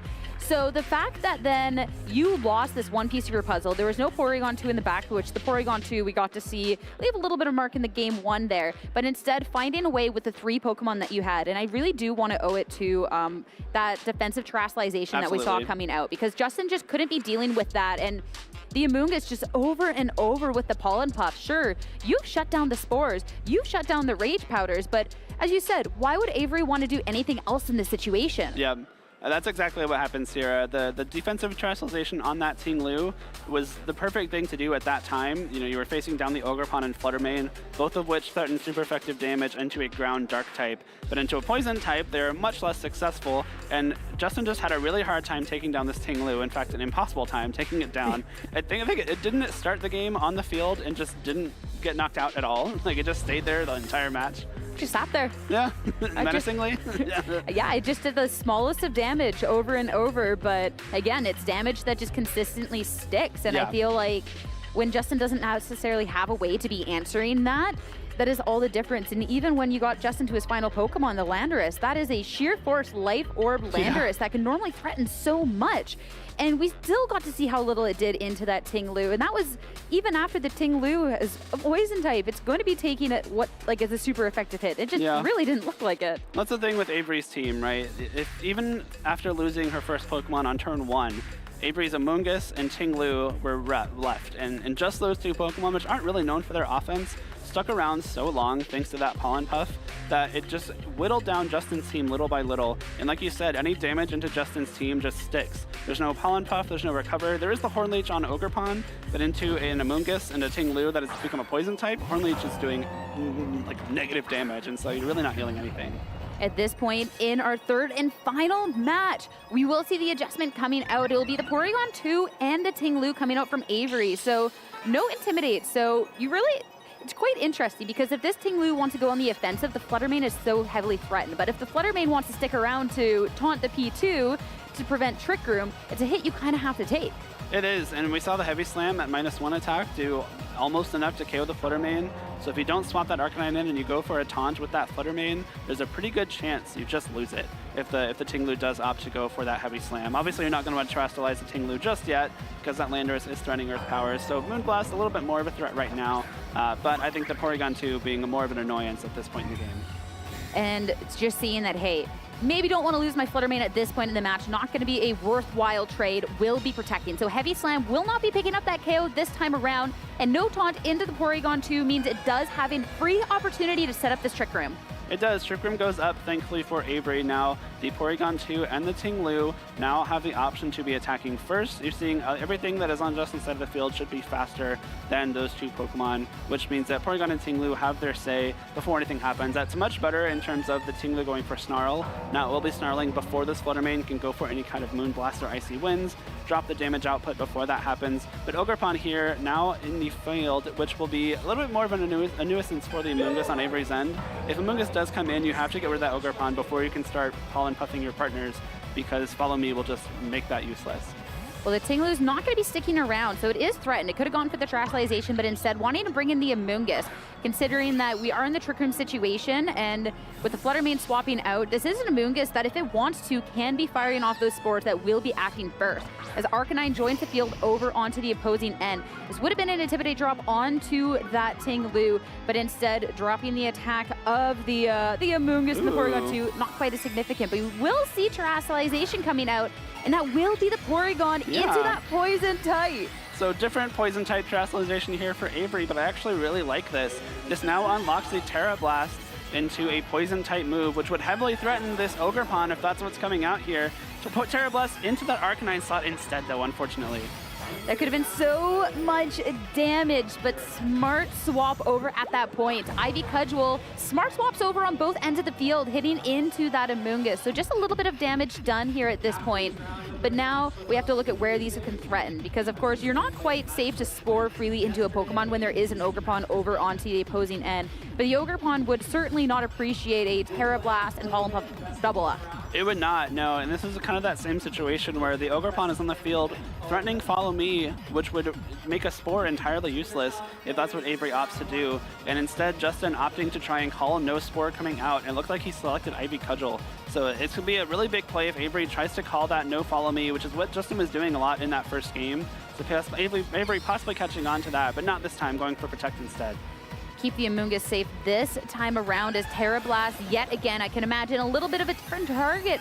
But no, again, into this Arcanine, just wanting to try and keep chipping this one away. Now Flare Blitz coming out, that will be targeted into that Porygon 2 slot. No resist, so it will just be hitting for a good chunk of damage, and the double up. This could have been huge if the Amoonguss wanted to act, but instead the Porygon 2 just taking a lot of damage, though it can recover this next upcoming turn. It can recover, and Amoonguss can also Pollen Puff. One of those cannot be redirected, so the recover might be a little bit safer, but that is a really good turn for Justin. Catching the Amoonguss, going for Protect, not wanting to possibly take a Flare Blitz as the Ogerpon redirects a possible Spore or Pollen Puff, means that a lot of damage goes into that Porygon 2. Now you have to force Avery to possibly waste a turn going for Pollen Puff or Recover, which means that no damage or no Spore would be coming out from either of those slots.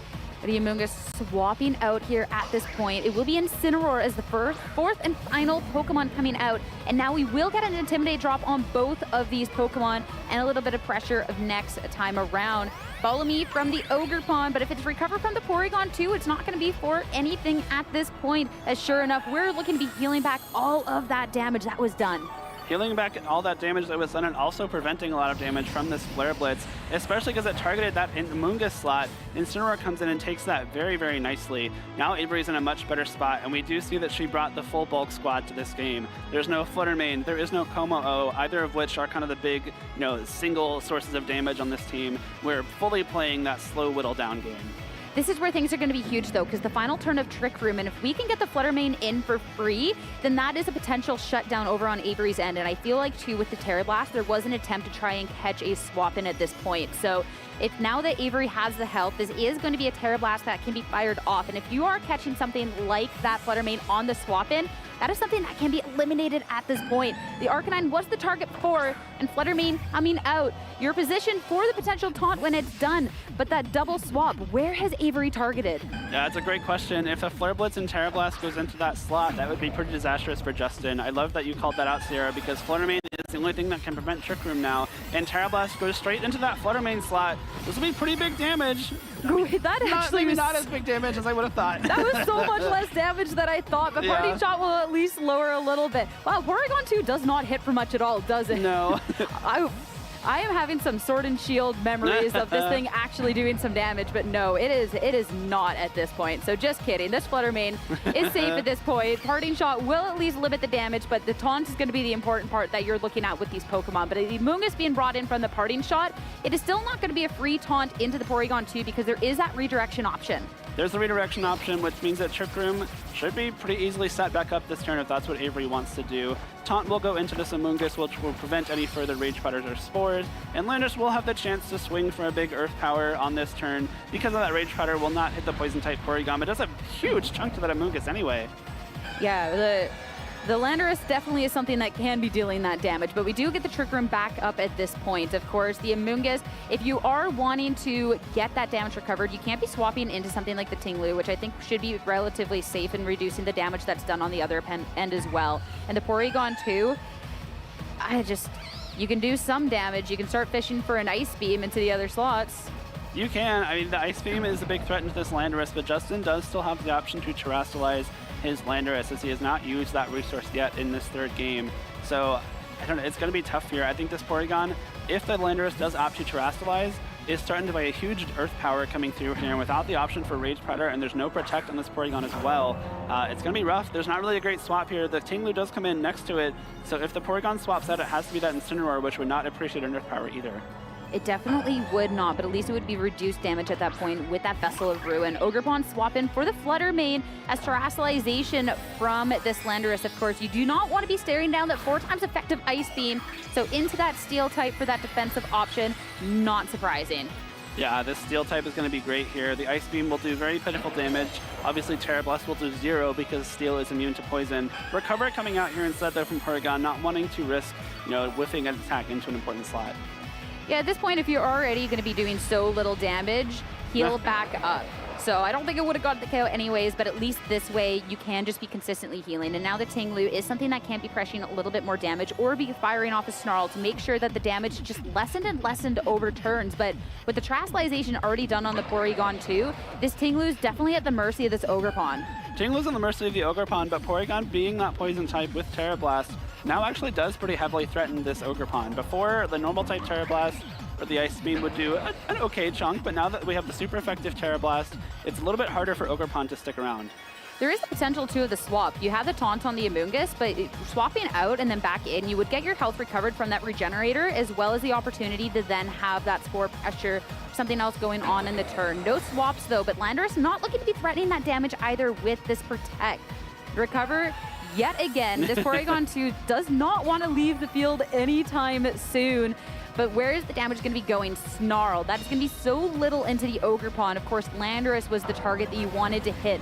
And now Ogerpon on the opposing end will be able to fire off this Ivy Cudgel and deal some big damage, bringing it down to just below half. That is really important damage too, because Amoonguss is not on the field. This Tang Lu cannot be hit with a Pollen Puff on this turn. And if you do want to possibly swap the Tang Lu out into the Amoonguss, like you suggested, Sierra, you can pretty easily cover that with the combination of Ivy Cudgel and Earth Power into that slot. I think Amoonguss, having taken so much damage before it's swapped out, it does get to activate that regenerator, get a good chunk of its health back, but I don't know if that's enough to protect it from the combination of Earth Power and Ivy Cudgel. If Tang Lu stays in here and it wants to go for something like a Stomping Tantrum into this Landorus to threaten it with super effective damage, you have to worry about the Ivy Cudgel coming into that slot. It might be enough for a KO. And that is going to be a Pokemon that could potentially be lost. We will see a swap though, but instead of the Tang Lu, the Porygon 2, bringing Amoonguss back in with about 2/3 of its health thanks to that regenerator, but no double up coming up from Tang's end either, as Landorus is going to be swapping out, bringing the Arcanine in, and with that, a round of Intimidate for the Tang Lu over on the opposing end. Since Landorus swapped out, it's pretty safe to assume Tang Lu did not this turn, based on how those speeds interact. A Stomping Tantrum comes through into the Arcanine slot, takes that Stomping Tantrum for Landorus to allow it to stick around here, and Ogerpon has the chance to fire off an attack. It will be this Ivy Cudgel into Tang Lu, so that should be a KO here. Trainers trading KOs. This late into the game, we're getting the first ones. It was about time. I think we're overdue for a couple of KOs at this point. Now you get to swap in this Landorus yet again, and not necessarily pressured then by the Tang Lu on the opposing end by a Snarl or by anything else. And now that there's no Vessel of Ruin, this Landorus can really be threatening so much damage onto absolutely anything on the opposing end. Exactly. This Incineroar does not want to take an Earth Power. This Poison-type Porygon 2 does not want to take an Earth Power. Vessel of Ruin being gone, Snarl being gone, that means that the only way to mitigate damage into this Landorus now is that Parting Shot from Avery's Incineroar. But you have the Ogerpon next to it that can just redirect the Parting Shots. This Landorus is now, I think, in a very, very strong spot. 100%. And now we do, since we do have the Ogerpon, of course, the Amoonguss, you kind of play a game. This is the final turn of Trick Room, but hey, at this point, a double Protect just seems so safe. It is very safe. I guess you could try and make a similar kind of play that you did earlier on in the game if you're Justin, where you swap the Fluttermane in the last turn of Trick Room to get that taunt off. But the Amoonguss being on the field for Avery means that the Amoonguss would be able to redirect the taunt before anything can happen to that Porygon. So a double Protect here, nice and safe, means that you're well set up for the following turns before Avery can set up Trick Room once again. Which at this point, too, sure, you can Rage Powder away, you can get anything, but on Avery's end, I think the most you can do is just try and get a little bit of health back with that Porygon 2, and at this point, the Terra Blast, you wouldn't be hitting for much anyways, but there wasn't really much that Avery could be doing at that point anyways, so it just would have been a little bit of health back. So now you have to see if these Pokemon can be surviving through a double up onto this Porygon 2 for an attempt to try and get that back up. You do have at least that Follow Me to redirect one of the hits. Rage Powder does come through for Amoonguss, so this Earth Power will be redirected into that slot.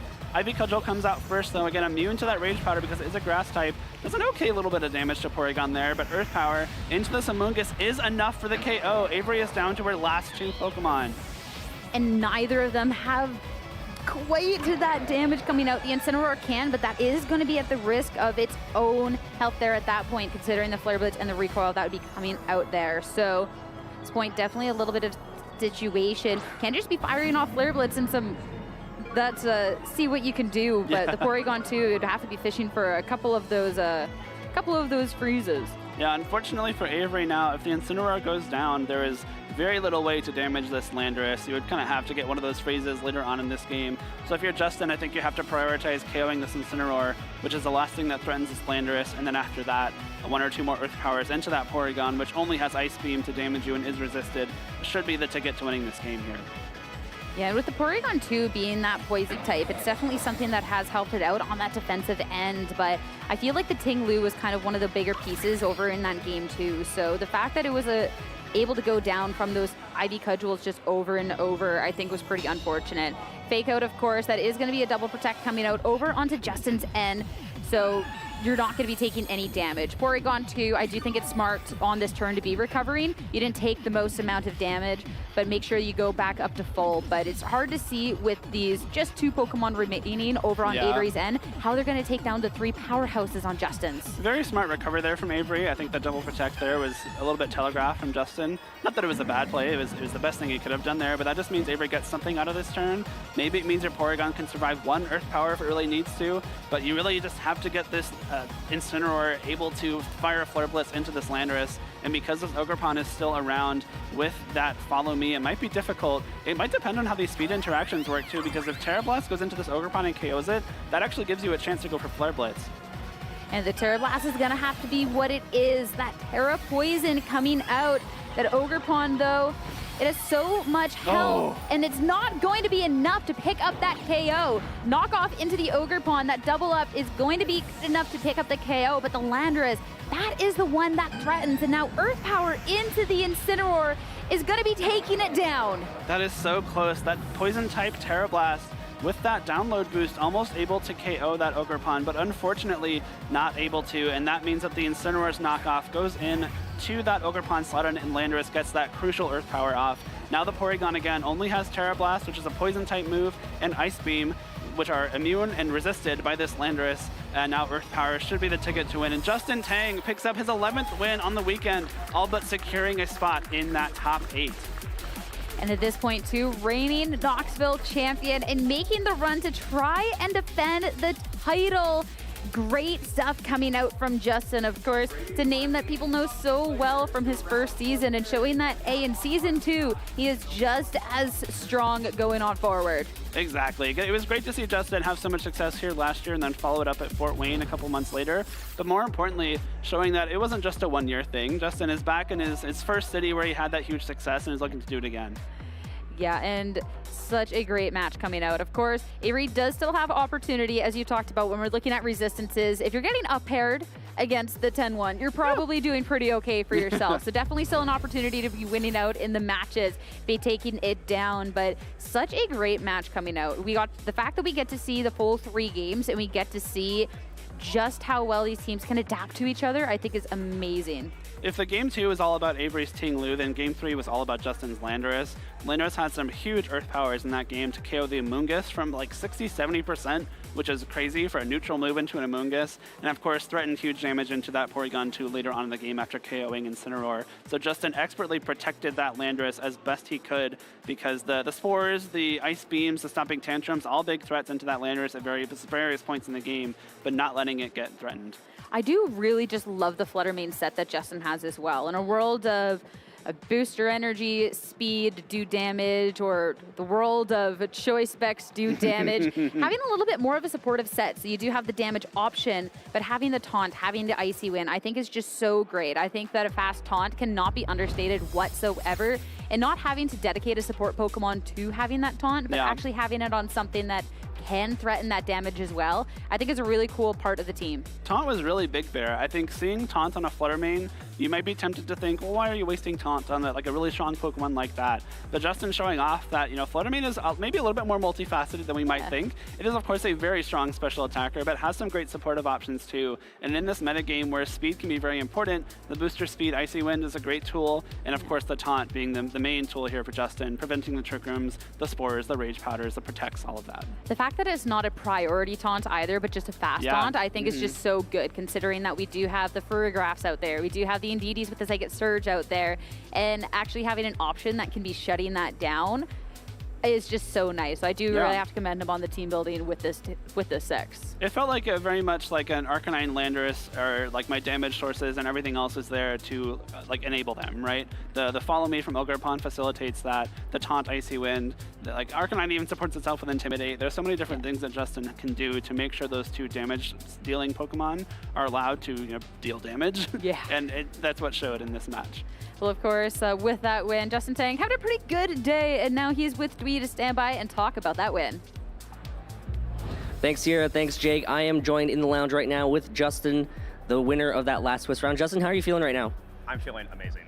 Yeah? Yeah, I think my play was kind of sloppy yesterday. Barely. I went to 8-1 from the 0-1, but my play wasn't that great, I felt. But I felt like for that, ignoring that game 2, I think I made all the right reads. And I don't know. I think I'm guaranteed cut now too, and I really want that to repeat. So. Oh, yeah. Of course, that match was a long match. That match was almost like a chess match, essentially. Yes. Can you tell us about your thought process going into game 1, game 2, and game 3? Yeah, so this is a matchup I practice a lot with my friends. Originally, I had a team that's so hyper-rated, very similar, except it had Tornadus, and I think there was a Mungus there. And the problem with that team that I almost brought was that I had a terrible matchup versus this team in particular that started rising after Liverpool. The Tinglu P2 stuff, I just couldn't break.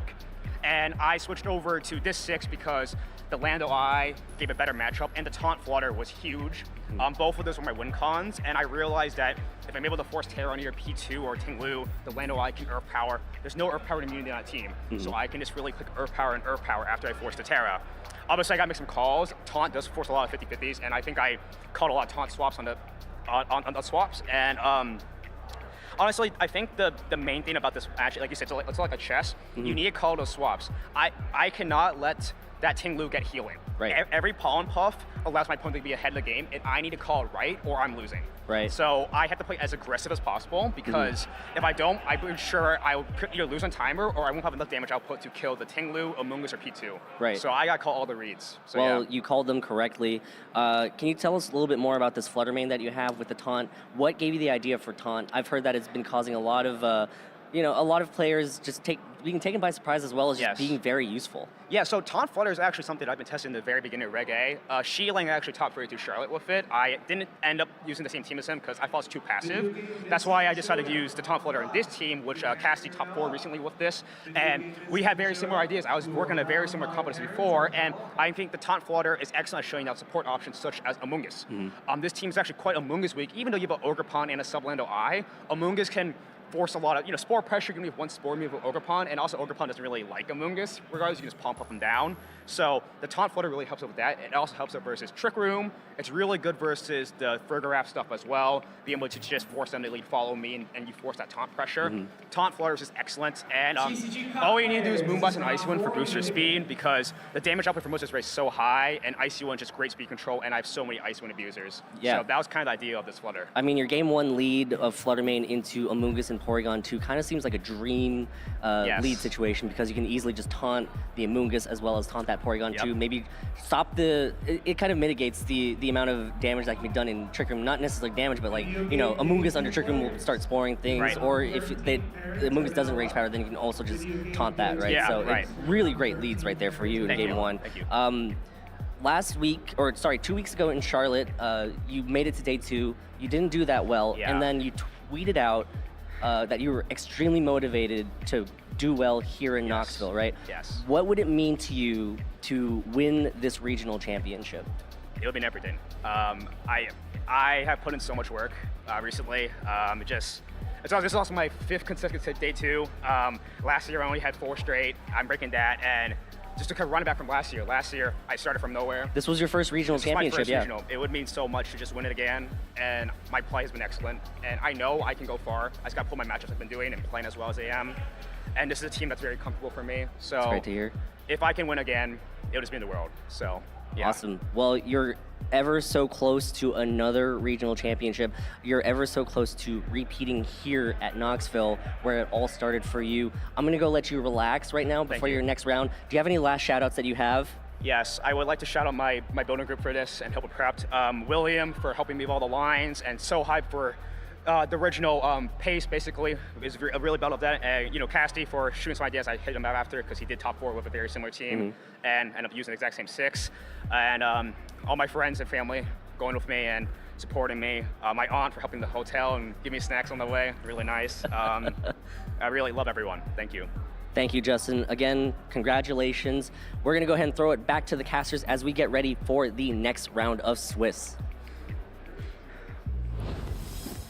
Always love hearing from Tang, and of course, doing so well in Knoxville. And sure, he's looking so great for that top 8, but we still have a couple more rounds of Swiss to figure out who else is going to be potentially joining him. Of course, these last 2 rounds are the most important of the day for everyone left in the competition. It really narrows down, again, who's making top 8, and even outside that top 8, who falls into top 16, top 32, which are big thresholds for both championship points and prizing, of course. So really crucial matches coming up, both on stream and off stream for everyone left. 100%. And of course, you want to make sure you can just be winning out as much as possible. If you're looking at a nice, 1300 or something, you could be in a great top 8 spot. But of course, being able to win as much as you can, you want to make sure that your resistances are good as well. So definitely a lot at stake for our trainers here. But I feel like especially after that intense set, we can have a little bit of a breather and just look over a couple of the posts that people have been sending with that hashtag play Pokemon. Of course, I love these. Love these. Hey, we were talking about the plushies. I know. That you'd buy. And hey, I don't know if that's the one that they ended up picking up, but having an awesome community day, let's go. Hope you're enjoying day 2 so far, because we definitely have been. Speaking of community day, it's also Chansey community day in Pokemon Go today. We got the Blissey on stream here. You can evolve your Chansey into. So what wonderful timing there. Is it community day right this second? No, it starts at 2 p.m. local. At 2 p.m. Okay, I was going to say, what are the odds I open up right now and get Just a shiny? Find a shiny, yeah. We'll find out at 2 o'clock, all right? Our next set of matches, we'll do it. Yeah, we'll do that then. But Ayo, anyone who's participating in community day, good luck with those shinies. Of course, that's what everyone is looking for. And you can watch Knoxville while doing that. So absolutely amazing. Next tweet coming up, though. Hotel. This actually is so funny. That actually does look like an old Mew from like the older TCG cards. Oh yeah, I know exactly what card you're thinking of too. Yeah, that's wild. Jeremy even took this picture and put it on like a TCG card, like one of the older Mew cards, as the art. Yeah. And honestly, if you just showed me that image, you didn't give me any of this context, I'd believe it. It's from one of the first like movies, like a promo card or something. I could definitely see that. Yeah, I mean, definitely, like, Mew is so cute. Old school Mew looks a little funky at points, so I definitely get this. It's abstract Mew. It's abstract. I think that's a great way of putting it. Our final post here, coming out for this weekend. Going regionals, not as great as Charlotte, but still in 4-4-1. Great times with some great friends. Hey, even if it, in your opinion, wasn't as great as Charlotte, I don't know. I think this event has been a lot of fun so far. Absolutely. Knoxville's a really cool city for our regional. You got a lot of stuff right around the venue. And of course, this big like Knox sign they put their regionals like logo on. That's like right outside our venue here, which is really fun. I remember I definitely took a picture in front of that last year, and probably will again after we wrap up today. But yeah, it's just been so much fun. And just another great example of the community you can find here at these events. More locations we go to need to be doing huge photographic arts with the regional championship logo. That is all I'm saying there. But ayo, glad that you're at least having fun with some great friends. That is what is important at these events as well. But of course, we want to know if you're attending the event, how you are enjoying the event. If you're watching at home, ayo, let us know what you're enjoying. If you have a really funky carpet that maybe could look like a Pokemon, you know, send that our way as well. Why not? We'll try and decipher what Pokemon it is. Is that the new Rorschach test? You just look at like a patterned carpet and what Pokemon do you see? And that's like your personality type or something? No, that's actually crazy. That'd be kind of funny. That would be. We'll have to start. We'll have to find a carpet somewhere. I don't one that's actually abstract enough that you can see more than just like a Mew on it. But I see a Volbeat in this carpet. 100%. But yeah, hashtag play Pokemon, and of course we want to see your cute cat pictures, cute dog photos as well.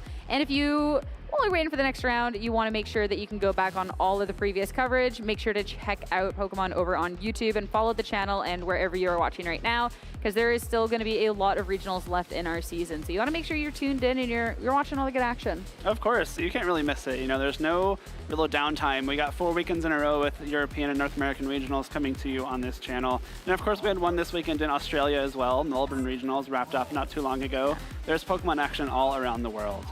which is amazing. So definitely make sure make sure you're followed, but we gotta focus back in on here because now they're heading into round 13. It's only 2 games, 2 opportunities left for trainers to try and make that top 8. Of course, and this is what it matters most. The last 2 rounds are the last 2 rounds that you have to, separate yourself from the rest of the field. Make sure that you're getting all your little team techs out. If you haven't gotten the chance to, whip out your taunt flutter main yet, got to make sure you get that use out of that team slot. And so it's very important parts here because at this point we are reaching the point where a lot of trainers are just 1 win away from locking that top 8, which is going to be the case for the 2 trainers we're about to feature in round 13. Yeah, it's one of the most stressful parts of the weekend too, because even if you were just that 1 win away, there's a lot of talented players out there. You've seen countless times that people go on this tear doing so good and just at that last possible moment, because you're going up against some fantastic people, they maybe just fall just a little bit short. But of course, when we're looking at those 11-1s, I don't think that's going to be too much of an issue here. Justin Tang and Toler Webb are going to be the ones holding that record. Great to see Toler doing so well again, too. He just had a great weekend in Charlotte just 2 weeks ago and now has the chance to back that up with what should be another lock for top 8 here in Knoxville as well, but plenty of other players right on their tail. James Evans and Joshua Lorsi are 2 players that you should be familiar with. Kyle Livinghouse, who we saw on stream yesterday in that match against Fiona, has run it back since then. I don't believe he's lost a game since that match we saw on stream with that great 10-2 record. You miss one too many bleak wind storms and everyone else has to be facing your wrath as you tear through the bracket beyond that. Hey, it's... you can put that in the past. If you're 10-2, right. I think you're doing pretty good for yourself. And of course, Fiona, who we saw take that victory over at a 9-3. So 9-3 is where things get a little bit scary, as things can be a little bit more out of your hands. But if you can win the next 2, you can definitely put yourself in some great contention. Of course, 11-3 seems to be kind of the golden number there for making it into top 8. Sometimes we see some 10-4 sneak in there as well. So if you do take one more loss from that 9-3 position, you're not out of it just yet. But of course, I think 11 wins is what you're shooting for. Just win. You don't want to be that person that's sitting around waiting like, oh, do I have the good enough resistance? Or you don't want to be that person that gets that 9th place and you get to be the sad one over at dinner as everyone else celebrates. Just win now and spare yourself the trouble. Of course. I mean, top 8 is the goal, right? At this point in the tournament, when you're playing Day 2 Swiss, it's not like your record carries over into top 8 anymore. As long as you make top 8, everyone's now on that same footing in that single elimination bracket. So that's exactly what these trainers are aiming for. And with these trainers too, we actually still have some pretty funky teams that are out there. I mean, we've talked about it all weekend. Len with this crazy Garchomp Tyranitar nonsense that only Len could use. And with that 10-2, I think that is so impressive, which is why we have to see that up next, going up against Yichun Wu. Of course, it's going to be another great match. It's another example of the Electroweb Snarl Raging Bolt we're going to see coming out from Yichun Wu, which is like something that's really cool. We didn't get to see it used very much on Justin's team because it didn't get to bring that Electroweb Raging Bolt. But we're going to see if that's going to be something that he can make use of against Len. Maybe against a Garchomp, not the greatest idea. You got that ground type immune to all those Electrowebs and Thunderclaps, but a lot of stuff on Len's team that could possibly be threatened by those electric type moves. It'll be really interesting to see exactly how this team is piloting out because, while we get to see some unique things, we do get to see some ideas that are repeated. James Evans and Joshua Lorsi should be such a good match. But we've seen Iron Jugulus. Iron Jugulus is old news at this point. So now getting into the Lycanroc Corviknight, the Iron Bundle that fell off, the Tyranitar, like there's so much good stuff here. We have to see this in action. It's going to be so much fun. Like, if Len's on stream, we don't need to show you his team. You already know. It's going to be that Garchomp Tyranitar combination. With the Iron Bundle, like you said, Sierra, which has fallen out of favor very recently, but does actually outspeed those speed-boosting Flutter Mains, which could come in very handy. Especially, too, like with a Terrifying Iron Bundle, when you have something like next to it, like the Garchomp. I mean, this team synergy with each other sounds so funky because I never would have thought of some of these Pokemon together, but it actually just works so well. So I'm really, really excited to see that in action. I don't know how well you know your Garchomp calculations. I don't know if you have seen the spreadsheet or not, but I don't know if I'm necessarily the most familiar. I'm not either, certainly. Garchomp is not something that's been popular since all the way back in Regulation A. We saw a lot of like the choice band Garchomp with Tailwind, Murkrow, Tailwind support. But since then, trainers have probably not kept up with their Garchomp, mental damage calculations, and so it might be difficult for his opponents to make those kind of mental guesses, like, okay, can I take this Earthquake? Can I take this Dragon Claw? Will this attack KO Garchomp? And that's a big advantage that Len has.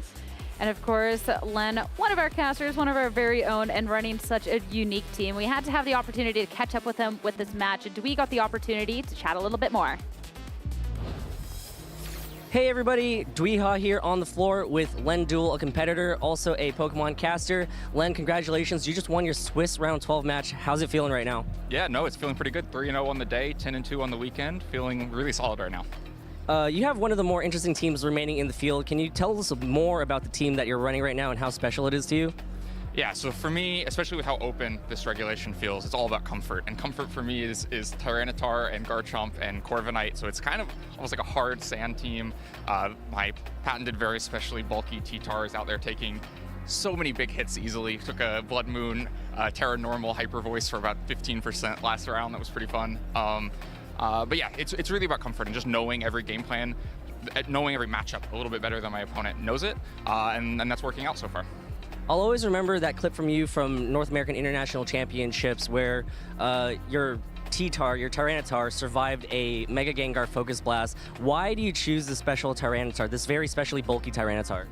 Yeah, I mean, I think part of my team building philosophy generally is that I like for Pokemon to kind of have dedicated roles. I want to be able to put them in the right situation and know that they'll win in that situation instead of kind of hedging their bets against a bunch of different things. And so for Tyranitar, that's being able to be in against a special attacker and know I'm going to beat that special attacker kind of no matter what it is. Be able to switch in, take a couple hits ahead of time, and still win that. And we've got big special attackers this format. It's required escalating even more. It's holding an Assault Vest when it never used to, but that means it can beat things like Chi-Yu next to Fluttermane and just beat those two Pokemon with Rock Slides because it's so bulky.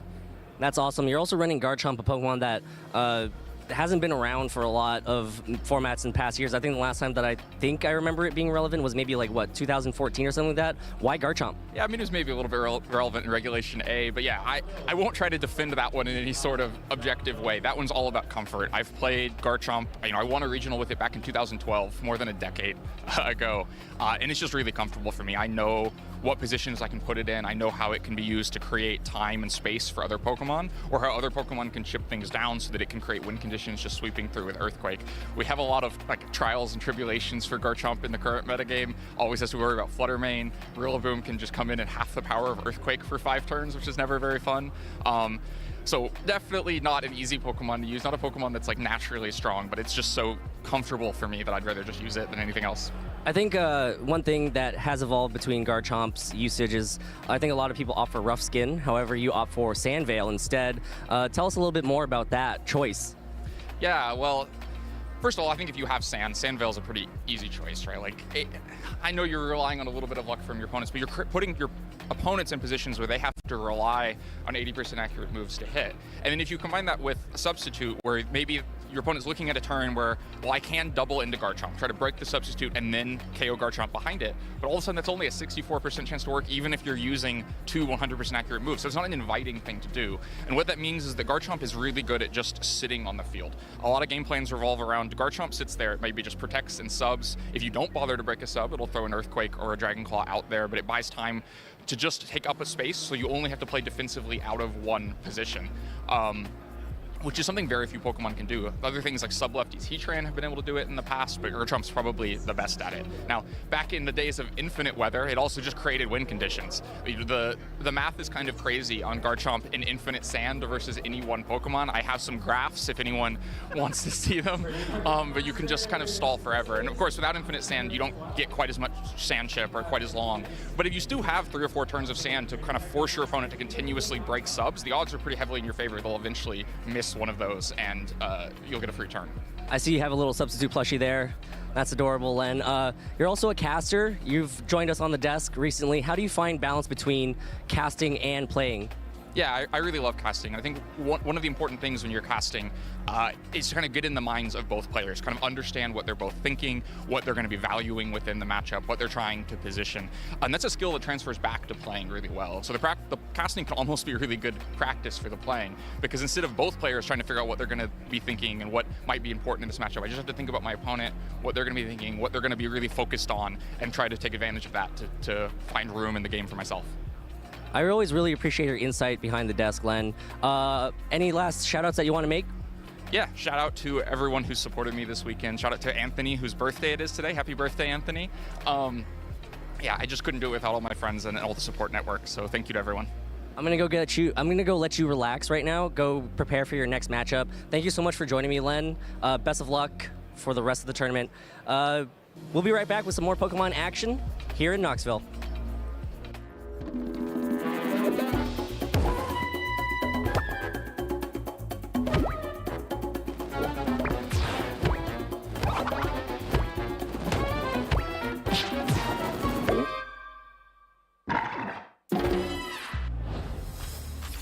A win here for either of these trainers will go so well in trying to make top 8 here at the Knoxville Regional Championships. And I love being able to hear Len's insight going into this. If he wins, I think we demand that we see those graphs. I want to see them regardless. Those sound real interesting. But of course, Yichun hoping to not allow Len, got there eventually, hoping to not allow Len to make it into that top 8, looking to secure that on his own in this final round 13 match here in Knoxville.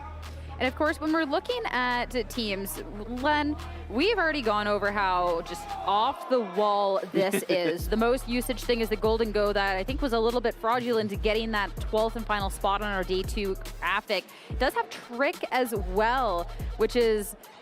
Oh, actually, no, we got a choice specs on this one. So yes, that's going to be the choice specs instead of that life orb. So that Trick, you can all of a sudden lock an opposing Pokemon into a move, which I love being able to see that type of versatility here. It is really cool. I think being able to trick something like an Amoonguss, make sure it only is going to be able to use one attack anytime it hits the field is very useful. And of course, there's some other cool combinations here on Len's team. The Endeavor on the Focus Sash Lycanroc is really cool. I've seen, I think on stream not too long ago, he Earthquaked his own Lycanroc to get it down to its Focus Sash, and then used Endeavor to bring something else down to 1 HP, which is a really cool idea. But there's so many different things that Len can do with this team, especially because, again, he has used Tyranitar for, that is what, 15 years now? I don't know if anyone else can claim that they used one Pokemon for the last 15 years in a row. That is commitment. Yeah. That is such next level commitment. It is incredible. So definitely love to see too that he's managed to make this run together, even in this day and age of Pokemon, and that, hey, some of the oldie Pokemon are definitely still goodies. But looking over at Yichun's side, this is a team that we actually just recently got to see, as in this actually looks like very similar, if not almost the exact same as Tang's team that we just saw, having that Taunt, Booster Energy, Flutter Mane, as well as a Raging Bolt that has the Snarl and Electro Web capability. Yeah, it looks like it is pretty much the exact same team as Justin's, which might be helpful for Len. We got to see a little bit of that action in the prior round if Len had possibly been able to finish his match while the stream was still running. But again, we're just going to run through it real quick. It's that Snarl, Electro Web, Raging Bolt, which provides a lot of disruption for opposing teams. The Focus Sash, Urshifu Single Strike, the Booster Energy Speed, Flutter Mane, the Ogerpon, Wellspring, Life Orb, Landorus Incarnate, and again that Choice Band, Hisui, and Arcanine, which looks to do a lot of damage with those head smashes. Love this. I love knowing who people's VGC heroes are. And Chilean Tang is definitely somebody who is worthy of being put in that VGC hero range. So I feel like we need to ask more people who their hero is. Yeah, that would be really fun. I think that's a nice thing to get trainers, to talk about, because I think a lot of us when we get into VGC are just inspired by different things. A lot of us have players we look up to, community heads we look up to, and that kind of just reinforces the fact that we are, at the end of the day, just one big family. One big community. Absolutely love that. But of course, at this point in the competition, we're not getting that friendly family, but we are going straight into the battle, as of course, it is going to be ruthless out here. You want to make sure that you can make your way into that potential of the top cut here, and I cannot wait to see what happens here, especially going up against this wacky concoction that Len has. Arcanine, Flutter Mane over on Yichun's side. Make sure that you can be bringing an Intimidate out onto the field, which is going to fare very well into that Lycanroc and Tyranitar combo that is set up over on Len's part of the board. We're going to see that Booster Energy activate for Yichun, but the Lycanroc with the Sand Rush in combination with Tyranitar's Sandstream should still have the speed advantage. That means that this Lycanroc will be able to act before this Flutter Mane can go for Icy Winds, before the Arcanine can go for Rock Slides, and you have the option to get some big Rock Slides off of your own, possibly even go for some flinches, which is kind of what Fast Rock Slide is known for. where there's a rock slide, there's a way, and it looks like there might just be the double up on this turn. So good old rock slide gaming to get things started here in our Swiss round 13. One of the most infuriating moves, I think, only just beaten out by Bleak Wind Storm when you're looking at that accuracy. So great times all around here. And we'll have to see over on each side how he adapts into this. And hey, the flinches, which I think is the most paramount point of this. Lycanroc will be acting first thanks to the sand rush that it has in that sand, but it will be a Moonblast that is fired off in return. And that's just going to be good for a little bit of damage. But we will get one flinch, the Arcanine. And now a second round of Rock Slide. Won't pick up any KOs, but definitely putting it in range for the Lycanroc next turn. Right off the bat, that's big damage coming out from Len's side of the field. The 2 Rock Slides just barely miss out on the KO on that Arcanine thanks to Intimidate. But Fluttermane also takes a big chunk of damage, and the combination of another 2 Rock Slides should be able to KO both the Lycanroc on Len's end, making great use of that Sand Rush now that the Arcanine on each side is so low. Just one single Rock Slide should be able to knock it out. And even if you do want to possibly swap out that Arcanine, you have to worry about something in the back taking another round of Rock Slide damage. That's the scary part too, is a swap. Like, these Rock Slides can definitely not be quite understated. It's going to be a significant amount of chip damage, and the swap will be coming out over onto that Arcanine slot. We saw there was a deliberation of whether we wanted to stick with the Rock Slide, maybe anticipating the swap, and Landorus Eye is going to be joining the field. The thing with Rock Slide is it can miss, and that will be the miss on to the Fluttermane. The Moonblast fired off yet again. Still not going to be enough for the KO. We got the 2 special attack drops, which is hilarious, but the second Rock Slide will double connect. Still not enough for the Fluttermane, but barring no miss the next time around, the Lycanroc should be able to pick it up. Lycanroc taking those 2 Moonblasts like a champ. The special defense boost from the sand, because it is a rock-type Pokemon, coming in very handy here. And now we have both the Fluttermane and the Arcanine on each side at very, very low health. One more Rock Slide should be able to finish them off, and of course, one more turn of sand damage might just be enough for the Fluttermane itself. Landorus comes in, will threaten Tyranitar with a big Earth Power, but at the same time, we've heard Len say this Tyranitar is very specially bulky, also carrying the Assault Vest, and Earth Power probably just bounces right off. Especially too, this Tyranitar, I mean, when you have something like this sand that is up, you're really just lowering as much of that damage coming into that slot as possible. And each one you can see really on the back foot with another swap here at this point. The Fluttermane is on its last legs, and now this Arcanine coming in, the Rock Slide connects into this, still should be picking up the KO. This will be another round of Intimidates though, lowering the damage that will be coming out from these Pokemon in the next couple of turns. And Landorus wanting absolutely none of that. We will see the Rock Slide, of course. We have to wait a second, the animation there, but we will get that second hit and take the Arcanine down. Arcanine goes down, which means that Intimidate is no longer an option for Yichun, which is great for Len. These 2 physical attackers on his side of the field now at -2 attack. Really don't like seeing that Intimidate, but if either of them do swap out, they will be at neutral attack for the rest of the game. Knockoff does go into the Landorus Protect. I like that selection a lot because you do some consistent damage with Knockoff there. You cannot miss it, of course, which is important. And also removing the Life Orb from Landorus really cuts down on its damage output.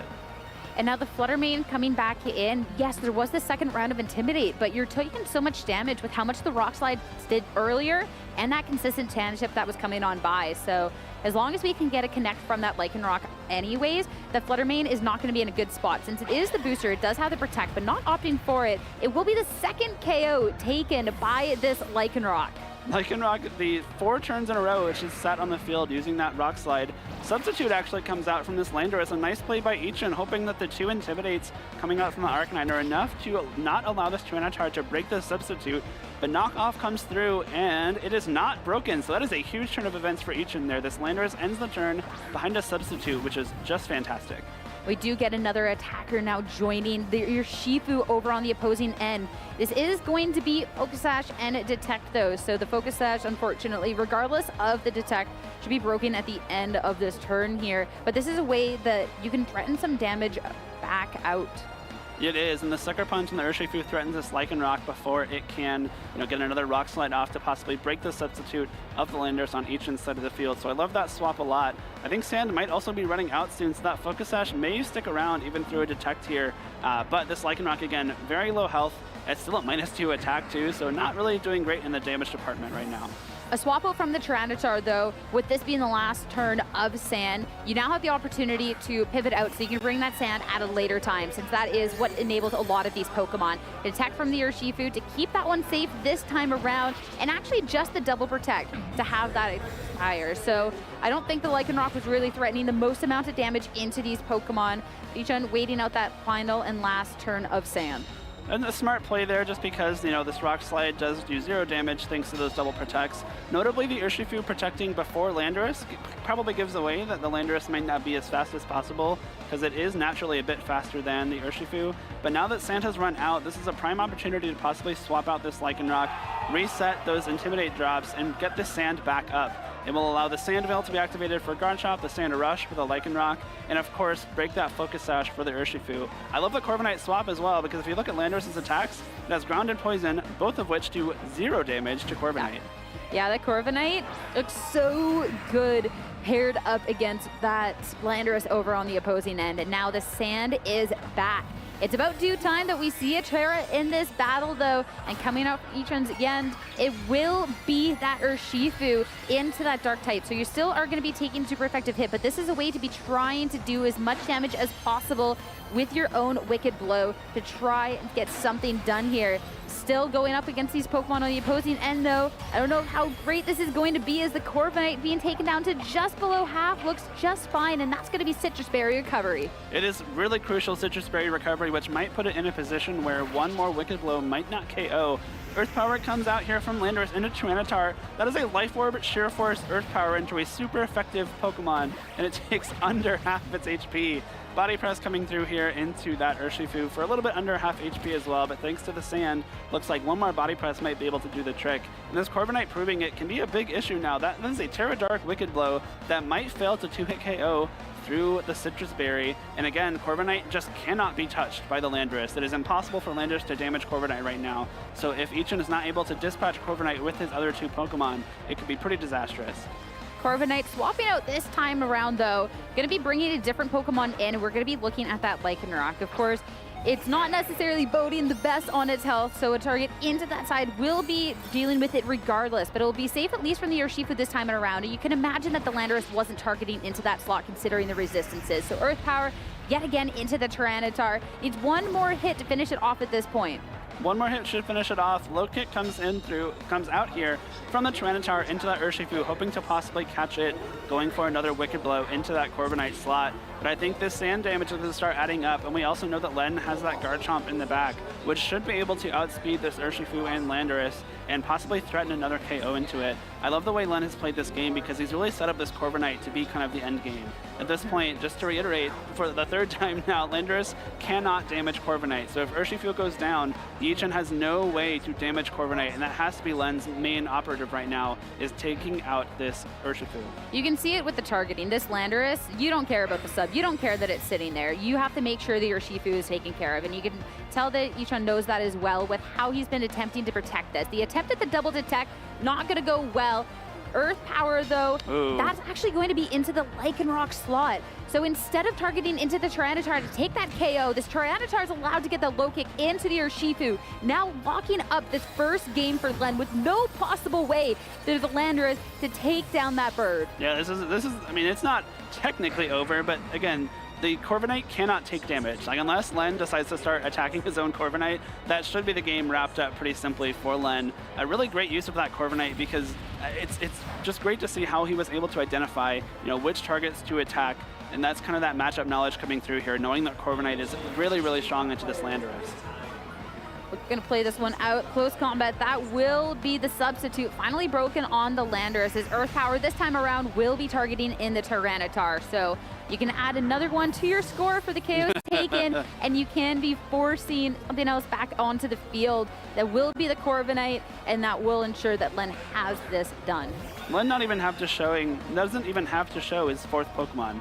Yichun did not see that Garchomp was selected from Len this game, and maybe you can assume that was the case just based on the other Pokemon Len brought, but it's hard to know just because not showing that information is kind of one of the few things you have left to preserve when you're in this open team sheet era. So Len expertly navigating that game, using the Corviknight as that checkmate piece into that Landorus, putting himself one game away from securing top 8 in Knoxville. it's so tough when you're looking at something like that Corviknight, because realistically, there is a couple of ways for Yichun to be dealing with it, but those are Pokemon that don't necessarily appreciate that core of other Pokemon that Len has. When you're looking at the Raging Bolt, that just gets threatened by literally everything else. The Arcanine, the exact same thing. So it's definitely more of a tough situation, and that's going to be really hard to navigate, because even if you are bringing those Pokemon to the battle, like we saw the Arcanine in the lead, it just got chipped over and over with that double Rock Slide that was coming out. Rock Slide is a really big issue. I like it just in general. It's really hard to deal with. And you do have the Urshifu, which generally matches up pretty well into both Lycanroc and Tyranitar. But luckily for Len, he's carrying a fighting type move on both of them. We see close combat on the Lycanroc and low kick on Tyranitar. So neither of them will be sitting ducks against this Urshifu, which again is just a great way to set up the rest of his team. The Rock Slide lead like that, just the Lycanroc Tyranitar. I mean, we saw Len talk about how crucial it can be to just fire off Rock Slides and eventually beat pretty much whatever if it's a special attacker, and that's exactly what we saw with that Flutter Mane. Especially too, you're dealing a significant amount of damage with that double up and the opportunity to just disrupt your opponent from the get-go. We got to see the flinch on the Arcanine the first time around. So even though the Flutter Mane wasn't flinched, it wasn't necessarily doing the biggest amount of damage, and then things kind of fell apart from there. And that's the scariest thing about the Sand team. The synergy with each other is so great. That Sand Rush Lycanroc is just so problematic. It really is. I mean, again, it took less than half of its HP from a Flutter Mane Moonblast, which is really impressive. That is a very strong attack. And again, it kind of goes to show that can be one of the downfalls of running this booster energy speed boosting set on Flutter Mane, and you're probably not investing too heavily in special attack when you're training that Flutter Mane as well. Plus, when you count the Sand boost from being a rock type in that special defense boost and that Lycanroc, it just allows it to stick around even more. And when you're a Lycanroc firing off Rock Slides, you can just create a lot of space with those flinches. Maybe instead of the Intimidate, if you can try and just out-damage it, maybe try and bring the Ogerpon, try and slow things down with the Flutter, maybe try and find a Widcon in that one, because the Pokemon, even when they were lowered, wasn't doing the best. We're still looking at a damage lead though, but it will be the Arcanine.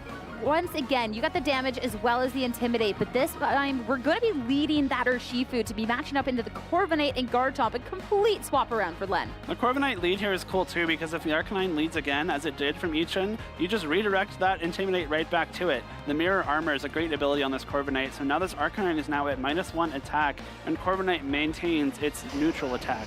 Garchomp still is affected by Intimidate, so it isn't -1, but even a -1 Earthquake heavily threatens this Rock Fire type Arcanine, and now you're in a scenario where Arcanine at -1 attack, facing down a ground type, really doesn't want to be on the field, but then how do you deal with Corviknight? Great adjustment coming out from Len to be heads up about the play that we could necessarily see, because you don't want to make sure, as strong as that double Rock Slide lead is, you don't want things to be too telegraphed.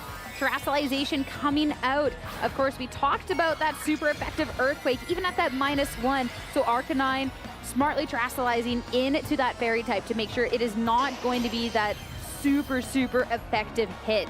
Earthquake coming out, of course, the Corviknight being that flying type is going to be completely immune, and that is going to be spread damage. Just a little bit, but hey, we're going to see the Rock Slide thrown right back at Len at this point. Wicked Blow for the follow-up, not enough for the KO at that point, and we will get that recovery from that Citrus Berry. Now Corviknight has an opportunity to go on the offensive itself, and that'll be the body press, bringing down this Urshifu just down to about a third of its health. Yichun saying, if you can lead Rock Slide, I can do the same exact thing. A smart Terror there means that Arcanine can stay on the field, is not threatened by huge damage from that Earthquake, which we see looks like it would have KO'd if that Earthquake had that 4x boost from the double super effective ground type move. But now Garchomp is still in a really healthy spot. Importantly, you break the Focus Sash on that Urshifu, which could come in very handy later on in this game.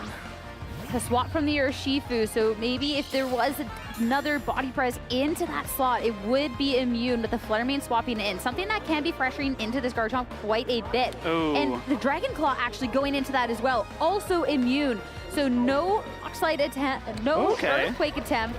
Corviknight will be missing out on that Rock Slide, no. And now Corviknight, the Roost, an opportunity to go right back up to full health. That's another great turn for Len. You know, you Dragon Claw into the Fairy type, which isn't the greatest of turns, but you do dodge that Rock Slide, which means Corviknight can't flitch. and that Roost makes it all the way back up to full HP. And now this Corviknight, and it's not taking much damage from that -1 Rock Slide. Fluttermane, again, just like Justin, does not have Shadow Ball, so the only damage options are Moonblast and Icy Wind, neither of which will do much to Corviknight at all. And in fact, Icy Winding the Corviknight actually slows down Fluttermane by one stage of speed as well, thanks to that Mirror Armor. Mirror Armor is so annoying and kind of limiting a little bit of what this Fluttermane can do. Going for it anyways, though, that could have been a big hit into the Garchomp as well in lowering that speed. But now just hitting into the Corviknight is just going to be a little bit of damage, and a Fluttermane that is going to be slower, not even going to be able to take great advantage of that booster speed that it has. Now another Rock Slide yet again into the Corviknight. Just doing little bit by little bit of damage, but no flinch. Now the speed is truly on Len's end. The good news for Fluttermane is that it is still naturally very fast. If Tailwind hadn't gone up there, these Fluttermane still would have been able to outspeed Garchomp, but thanks to Corviknight, again, not flinching, Garchomp now has the speed advantage. Still is pretty heavily threatened by both Icy Wind or Moonblast from this Fluttermane, but you do have the option to go for something like a Terra Steel, which would mitigate that damage heavily. Arcanine is locked into Rock Slide right now, so it still would be resisted, or you can have the option to swap out. We still haven't seen Len's 2 back Pokemon. Corviknight here is, again, just not threatened at all by any kind of damage, especially because Tailwind going up means it should be faster than this Arcanine and not be able to be flinched by Rock Slide. And that's the big thing. The flinches could have been so impactful because the damage necessarily wasn't quite there to be dealing with this Corviknight in any other way, especially since it does have the opportunity to be healing back up. So you really needed to get some of that game plan disrupted while you could. Arcanine, though, considering it wasn't pressuring too much, will take this chance to swap out, bringing that Urshifu back out onto the field as Terastallization coming out from Len's end. It's most likely going to be this Garchomp not wanting to take any kind of damage from this Fluttermane. It will turn into a Steel type, so it will resist both Moonblast and Icy Wind coming out from this Fluttermane. And if you're Fluttermane now, you're not feeling too great. You really can't do much damage at all here, opting for Protect instead, not wanting to be caught out. Keep safe past the next turn coming out is Garchomp with that Earthquake, looking to try and get as much damage as possible. The Urshifu that is swapped in, that one will not be protected and already low actually will be holding on thanks to the Intimidates that were down earlier. But the follow-up from the Corviknight targeted into the Fluttermane will make sure that there's no KOs taken on this turn. There's no KOs taken yet, but the Tailwind still lasts for 2 more turns, and this Urshifu is in a very dire position damage-wise. Another Earthquake easily able to finish it off while doing a little bit of damage to the other slot as well. And Corviknight, again, thanks to that Mirror Armor, cannot be intimidated by this Arcanine coming back in. So anything into that slot will take a big chunk of damage from Brave Bird, especially considering that Arcanine is no longer a Rock type. And that's going to be the tough part into it. The Corviknight, sure, it doesn't deal the greatest amount of damage at points, but the fact that it cannot be lowered, you can have that consistency going on forward. Detect from the Urshifu, it definitely does not have much health, but it's going to be sticking around for another turn. Can't quite say the same for the Fluttermane, though. That is going to be an Earthquake. Actually, no, the Fluttermane's at full, but the double up, that's going to be the impact. The Earthquake is fine, but the Brave Bird puts it to rest. The Brave Bird does a whole lot of damage there. Corviknight is doing such amazing work this game. Redirecting that Icy Wind right back at the Fluttermane allowed the Garchomp to outspeed this Fluttermane despite that booster energy speed boost. So this Corviknight with the Tailwind, with the Mirror Armor, with the Brave Bird and Body Press so far, and especially the Roost we saw earlier on in this game, which brought it right back up to full health. This is such a great example of why Corviknight is doing such good work on Len's team here. The Ogerpon comes in, which, is all well and good. It resists the Earthquake, but this Corviknight still has Brave Bird. This is going to be really difficult for Yichun to get through all this damage because this Corviknight has been such a threat. And just the Brave Birds over and over. The Ogerpon is definitely something that could have been a little bit more threatening, but with the Terastallization already being spent, you can't get yourself out of that weakness. We're going to be seeing a swap coming around. Chun, it has to be that Arcanine coming back in. So this is going to be an attack drop back onto it as the Intimidate coming out is only going to be good for lowering the Garchomp, making sure that the Garchomp's not going to be dealing too much with the attacks that it wants to be going for, as the Earthquake already wasn't going to be doing the most into that Ogerpon and doing barely any damage into the Arcanine. This Brave Bird, though, that's the one that matters, and that is no issue taking care of that Ogerpon. No issue at all. Plus, with 2 turns of Tailwind remaining, it would be very difficult for that Ogerpon to not have to take a Brave Bird at all. Actually, that was the last turn of Tailwind, so I guess Spiky Shield could come through there, but at the same time, like you're still in a rough spot where you're going to have a really hard time taking down this Corviknight, thanks to that Mirror Armor redirecting that Intimidate right back into the Arcanine, and Ogerpon being kind of the last thing left that resists that Earthquake from Garchomp now. It is a -2 attack, but I mean, again, if you're Len, you have 2 Pokemon left in the back. The Garchomp's going to be much faster than either the Urshifu or the Arcanine. So if you do opt to swap it out, possibly bring it back in, maybe even just 1 Earthquake ends the game when you're not at -2 attack. It's tough because if you go for the Spiky Shield, the Corviknight, it can just go for the Roost to be dealing, healing up. So you kind of have to be making the call at that point. If you think that you are going to see the Roost, thinking that maybe it's a little too obvious, you go for the Spiky Shield. So getting that one wrong, Corviknight doesn't have necessarily the health on its side, but the Garchomp can have its opportunity to fire off another attack. The Earthquakes haven't been doing the most. It's just been slowly but surely chipping away damage. Flare Blitz, though, fired back. That is going to be the damage that we want to see. Super effective into that Steel type. Will take the Garchomp down, but at what point to itself? That's going to be a lot of recoil, and that damage that it's been building up from these consistent Earthquakes is going to be enough to take it down. Yeah, that consistent Earthquake damage, it wasn't doing a whole lot at one time, but just 2 or 3 Earthquakes in conjunction with that Flare Blitz recoil, enough for the KO on Arcanine. And Corviknight, just add insult to injury, goes for Roost there as the Urshifu detects. If the game wasn't wrapped up before Sierra, it certainly is now. Yeah, we still have the core, the quintessential parts of Len's team in the back with the Lycanroc and that Tyranitar, and Tyranitar hitting the field now. With just a sliver of health in the sand being said, even if the Urshifu just did the most incredible stuff, there is going to be absolutely no chance as the sand will eventually take care of it. That'll be a super effective hit and another KO going over to that Pokemon. But at this point, you see the writing on the wall as the players have handshaked it out. And Len, with that final body press, to take the series 2-0. Corviknight was really the star of the show this entire match. Game 1, it just allowed that Landorus to be completely useless into that Corviknight slot and just forced Yichun to target it with its other Pokemon, which meant that Corviknight just kind of had free reign to go for body presses. The Pokemon next to it just able to take out the Urshifu at the same time. And now in this second game, Len, again, just leading the Corviknight, and it's staying on the field the entire time, thanks to some Roosts at key opportunities and threatening big damage with those Brave Birds. So a really well-played match by Len. And the fact that Yichun didn't really have necessarily ways to be slowing or stopping that Corviknight. You necessarily weren't dealing the most amount of damage because of the fact that you couldn't bring the Raging Bolt. What are you going to do with the Raging Bolt? Get Earthquake? Exactly. The Raging Bolt was so hard to bring there. Right. So the other Pokemon just not really dealing with the Corviknight too well, but you had to give so much respect to the other Pokemon that Len brought. So really, really tough match. And it's so fun to see that, hey, Len can be piloting a couple of these Pokemon since 2009, looking at that Tyranitar, and it's still so reliably by his side nowadays, truly showing that, hey, there is going to be the potential for some of these Pokemon if you can build it right, and you're that special someone to pilot that team. The Mirror Armor there put in so much work, redirecting both the Intimidate and the Icy Wind back into Yichun's Pokemon, just meant that Yichun's options and for dealing with that Corviknight were so very limited, and it was just really difficult. The damage output from that Corviknight, while being very bulky, also just very high. That body press and Brave Bird putting in a lot of work. Yeah, and the fact that you couldn't really do too much to the Corviknight and it could be healing, as you said, was just so hard. And the fact there was a couple different modes to the team as well. We saw a complete swap up in the game too with that lead, but it was kind of like a slow and steady in comparison to the amount that the Rock Slide was doing, which was also kind of a slow and steady, but not, because it kind of put the timer on you. And hey, if you're not respecting these Rock Slides, you had no good swap in. So it was quite interesting to see the adaptations coming out from Game 1 and Game 2, but honestly how strong both of them were. Truly, and I really like what Len did in that first game too. Even though the Arcanine, staying in and terrestrializing into the Fairy type meant it wasn't taking much from that Earthquake, you get a little bit of chip damage there, and I think importantly you break the Focus Sash on that Urshifu right off the bat, which proved to be, one of the few ways Yichun had to come back in that first game. So if you were able to get rid of that Focus Sash immediately, that really opens up your options in that second game.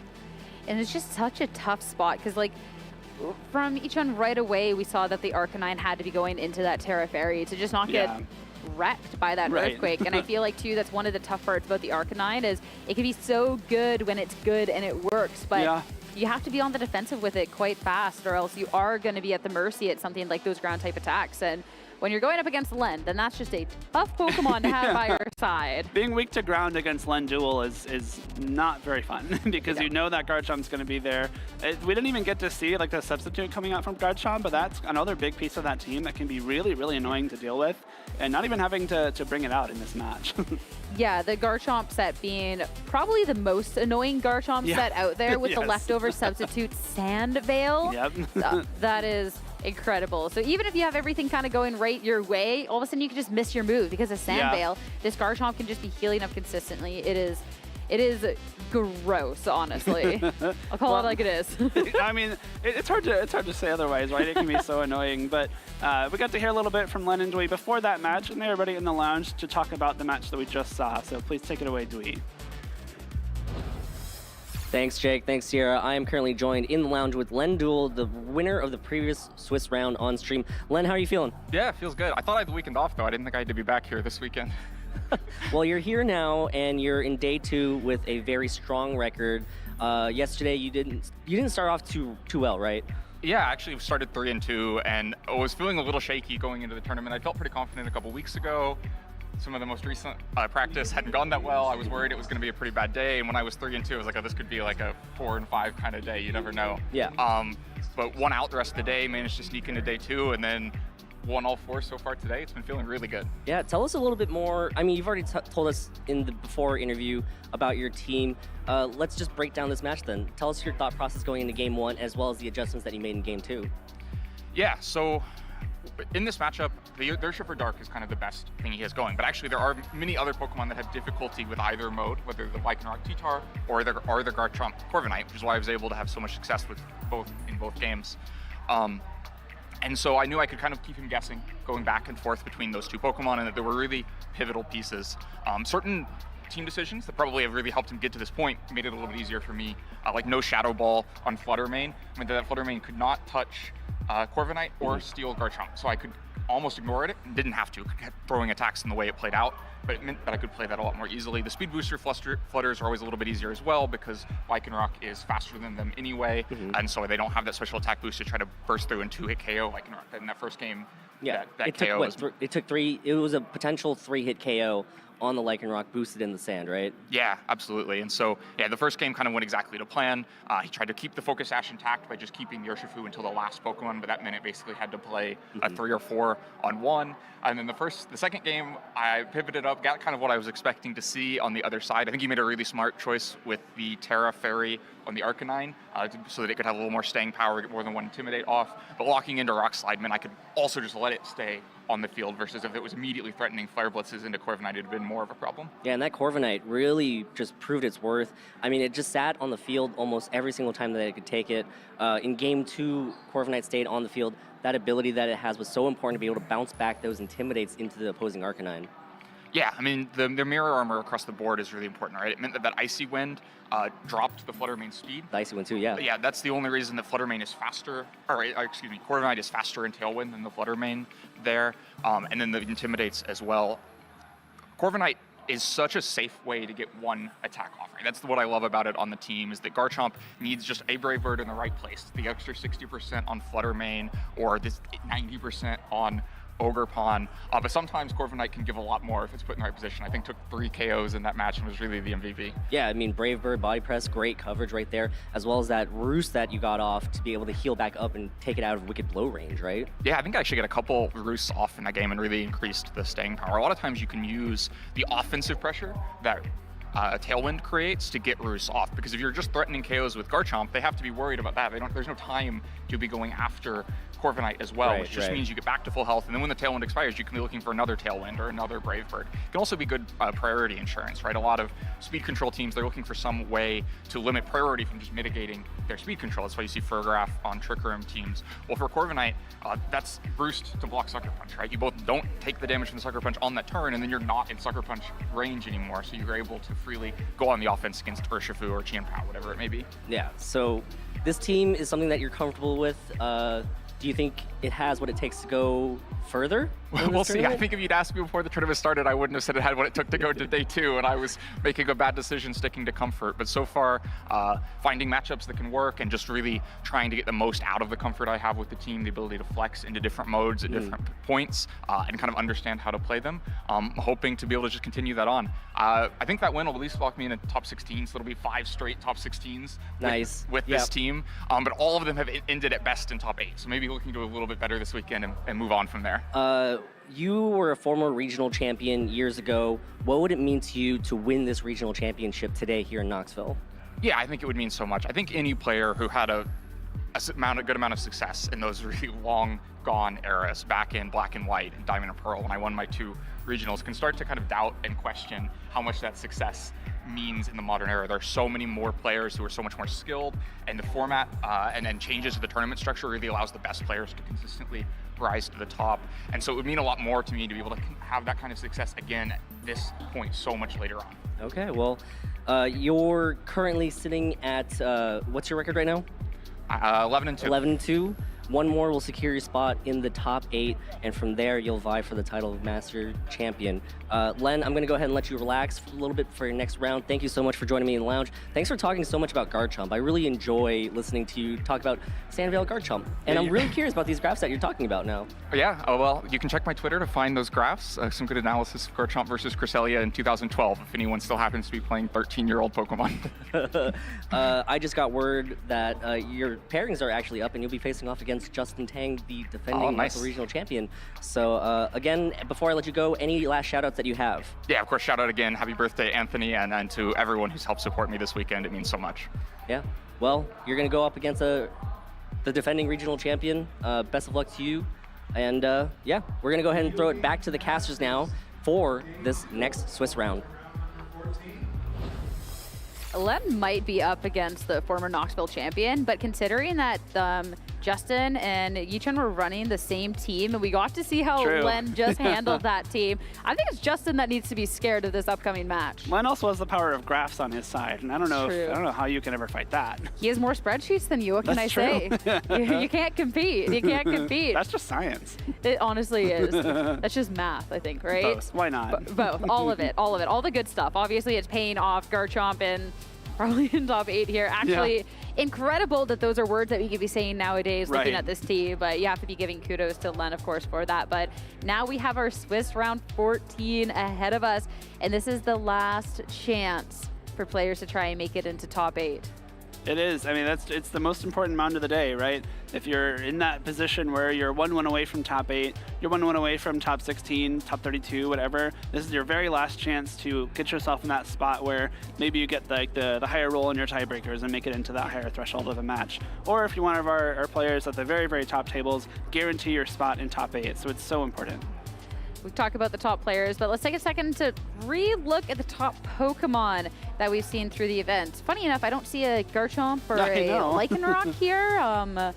Actually crazy, but a couple of the other Pokemon, I mean, there's some good stuff here. I think it just got a little anti-meta in that last one. It is, yeah. I mean, we saw the Urshifu, the Raging Bolt, the Landorus on both Justin and Yichun's team, and the Fluttermane as well, and the Ogerpon. So actually just 5 of the top 6 Pokemon on that top row with an Arcanine instead of the Incineroar. So, I mean, a very popular, very meta team right now that's obviously doing very well, but I think Len's team stacks up pretty well into it like we just saw, so it might be a little bit difficult to navigate going forward.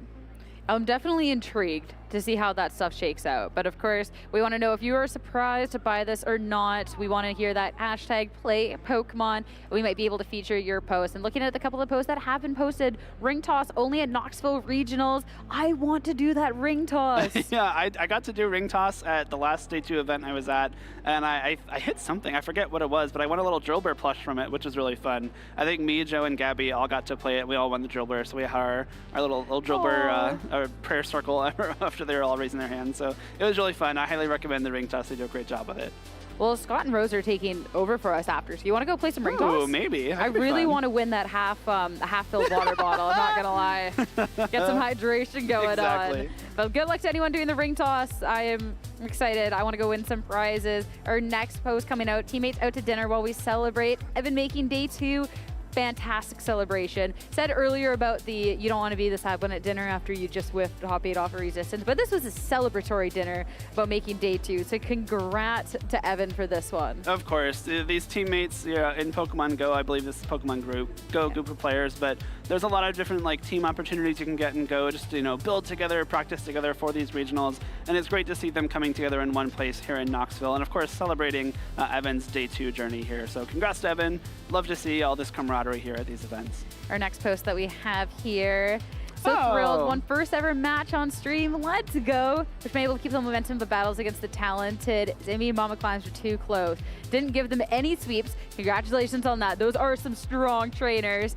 Being able to win a stream match and get interviewed, I know you come out here and you want to win the event, but Ayo, if I'm being broadcasted and I can take that win, that's pretty cool. So congrats there. I remember watching this match backstage actually, and she looked so excited when she won that match. So really cool to see this interview with Phoebe as well, one of our good caster friends backstage. And just another example of how much fun you can have at these events. And even if you don't get to play on stream, there's so many great opportunities to meet people through your battles, get to talk about Pokemon, get to talk about your matchups, your wins, your losses, and whatnot between rounds. So I can't recommend it enough. And of course, being able to play on stream and take that win can be so big for some of our players. As of course, we have one more round of Swiss. We're going to be able to see Lorcy face off against Luke Paz after this short break. Stay tuned.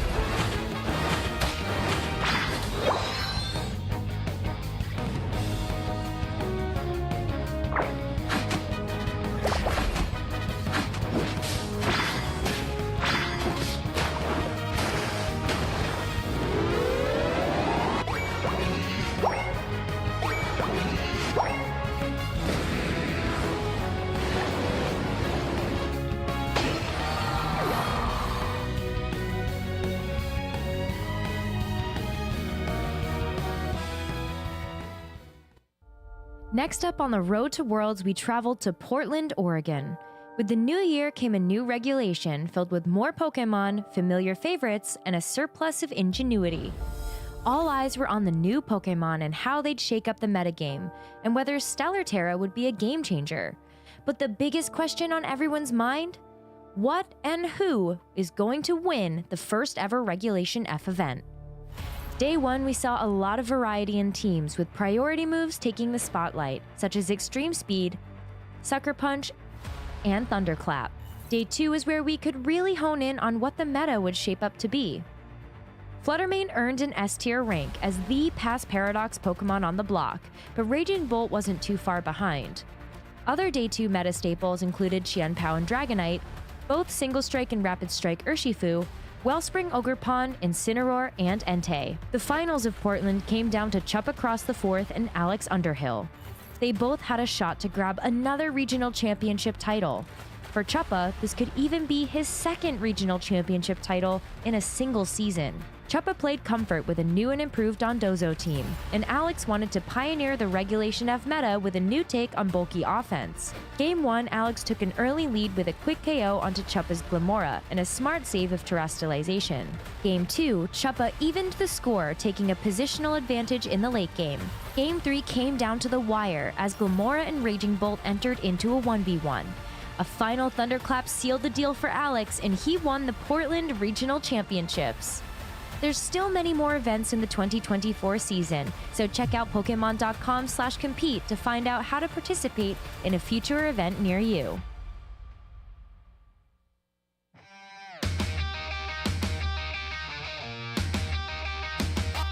I train hard, go hard. I'm a real rock star. Got the fire in my veins, yeah, I'm a go far. I'm a maverick, epic in my way, hot stakes, and I'm dishing out moves.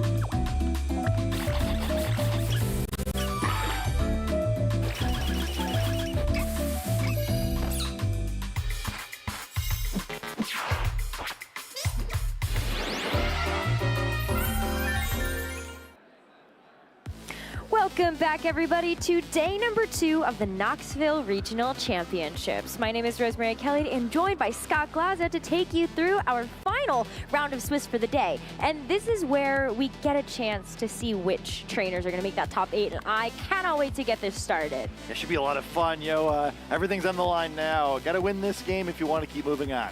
And it's going to be really tough. We only have those 8 spots. There's a lot of trainers that are sitting at that 11-2 record, or I guess, 11-2, maybe even 10-3 might get you there if you're able to win your last round. So it definitely is going to be tough. Yeah, and my counting skills have been it took me a second they've left something to be desired this weekend, so don't necessarily trust me on this one. I believe somewhere between 10 and 12 players will wind up with the 11-3 or better record. So you gotta get to that 11-3 and then hope a little bit.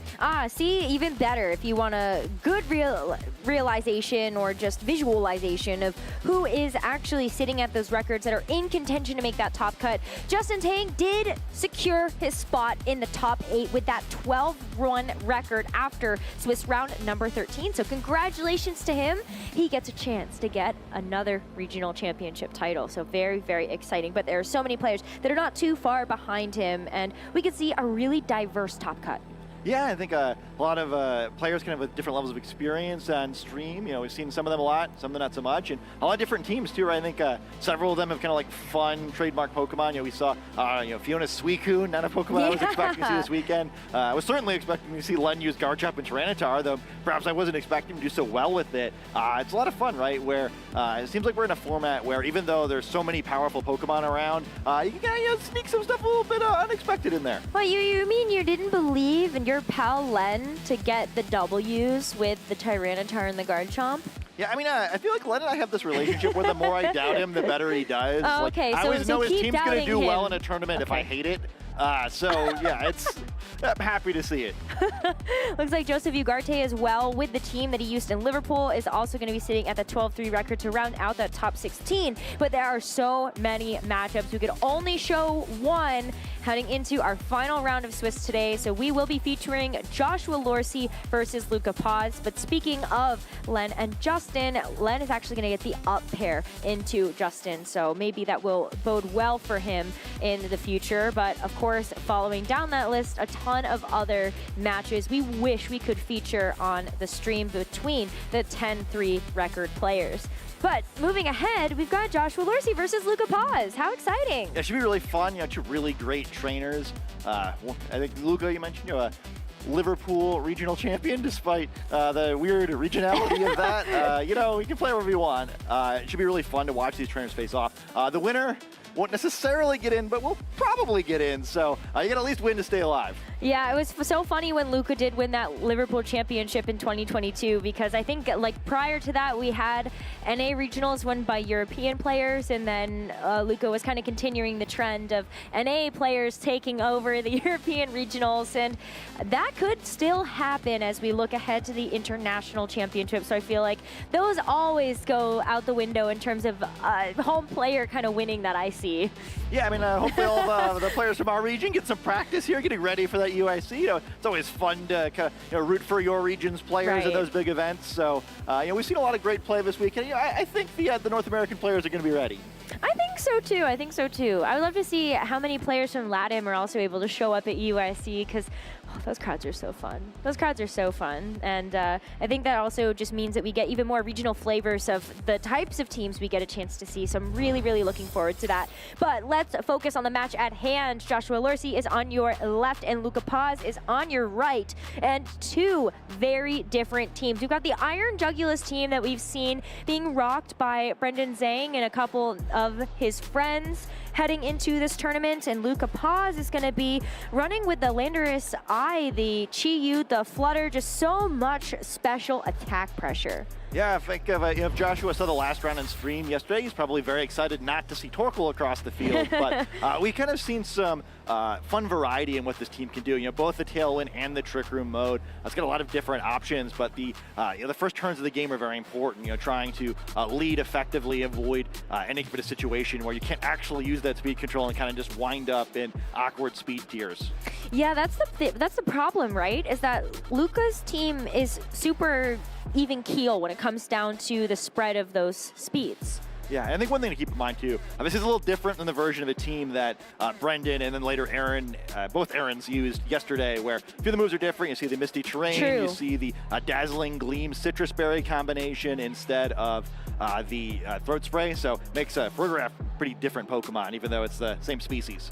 Yeah, it will be really difficult to take down there with that Citrus Berry healing, but Lorsi is a trainer from New York City that started playing in 2015, so a lot of history there as well, as he has taken on that scene by storm.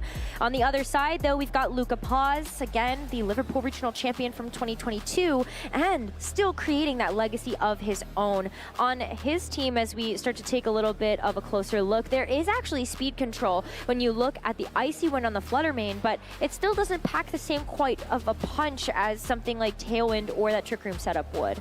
Yeah, I think it kind of gives some alternate means of controlling the game. Both Icy Wind and Electro Web, another one we don't see a whole lot. Much more supportive Raging Bolt with both Electro Web and Snarl, so you know, with the Assault Vest, can be pretty difficult to knock out and kind of can help control the game that way. You know, Thunderclap doesn't care at all about speed tiers most of the time, unless you're facing a priority move on the other side as well. And kind of like a lot of interesting, you know, Snarl on the Chi-Yu, the Icy Wind as well. You know, it's you gotta be a little careful if you're on Joshua's side of the field. No mirror armor this round.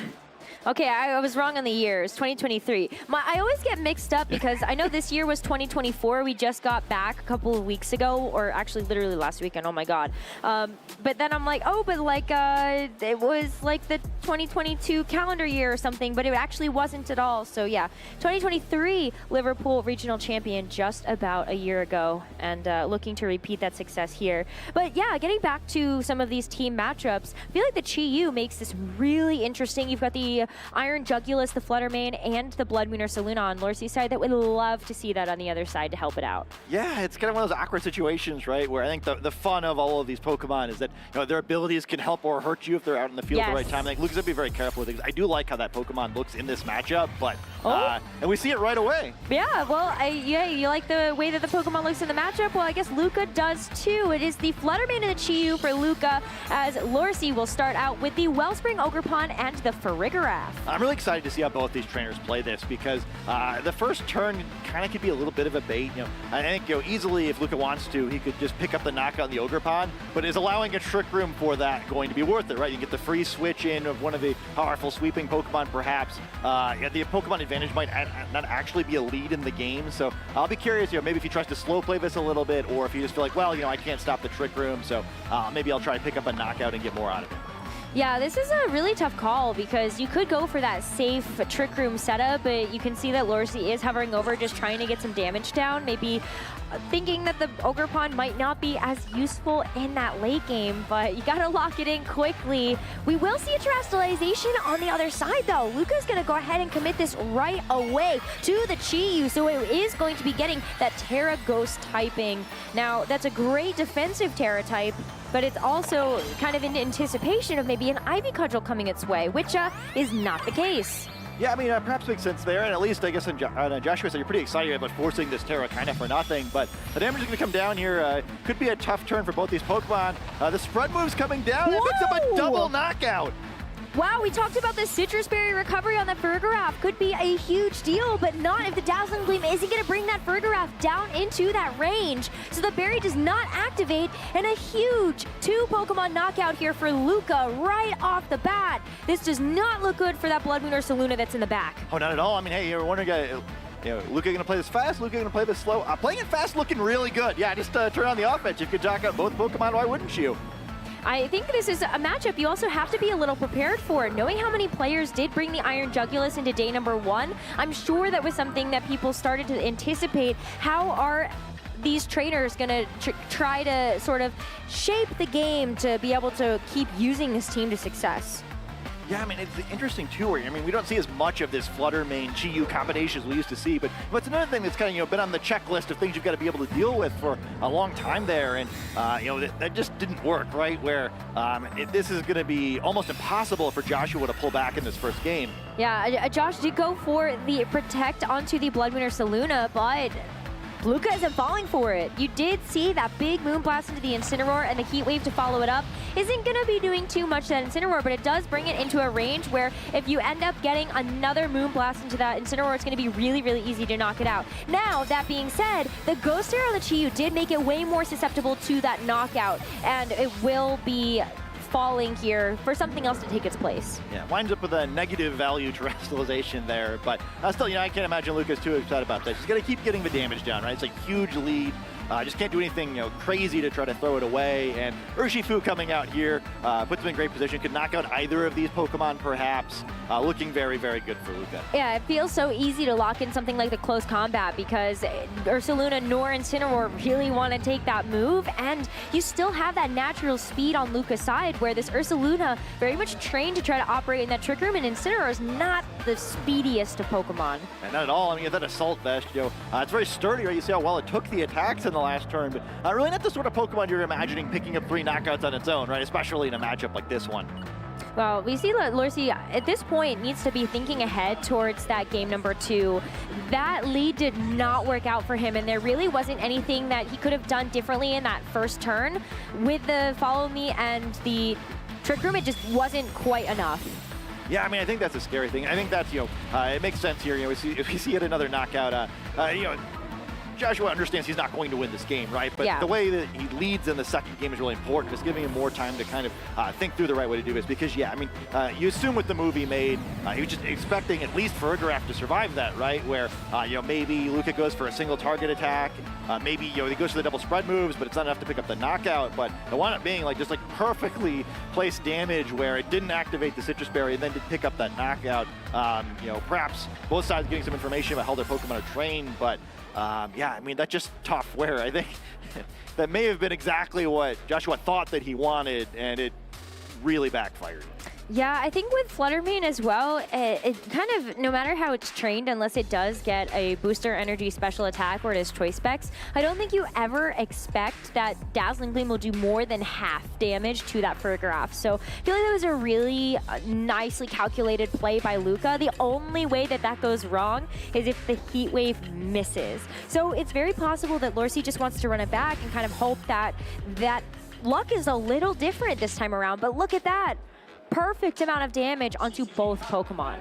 Yeah, really seeing the impact. And we mentioned the Chi-Yu ability could make a big difference, but I guess when you knock out 2 Pokemon before, Joshua even gets the chance to attack back, it's pretty good value from Beads of Rude. And if I'm Joshua, you gotta think of something here, right? We're hoping for a 15% chance of a move missing to avoid getting eliminated from tournament. It's just not good enough, right?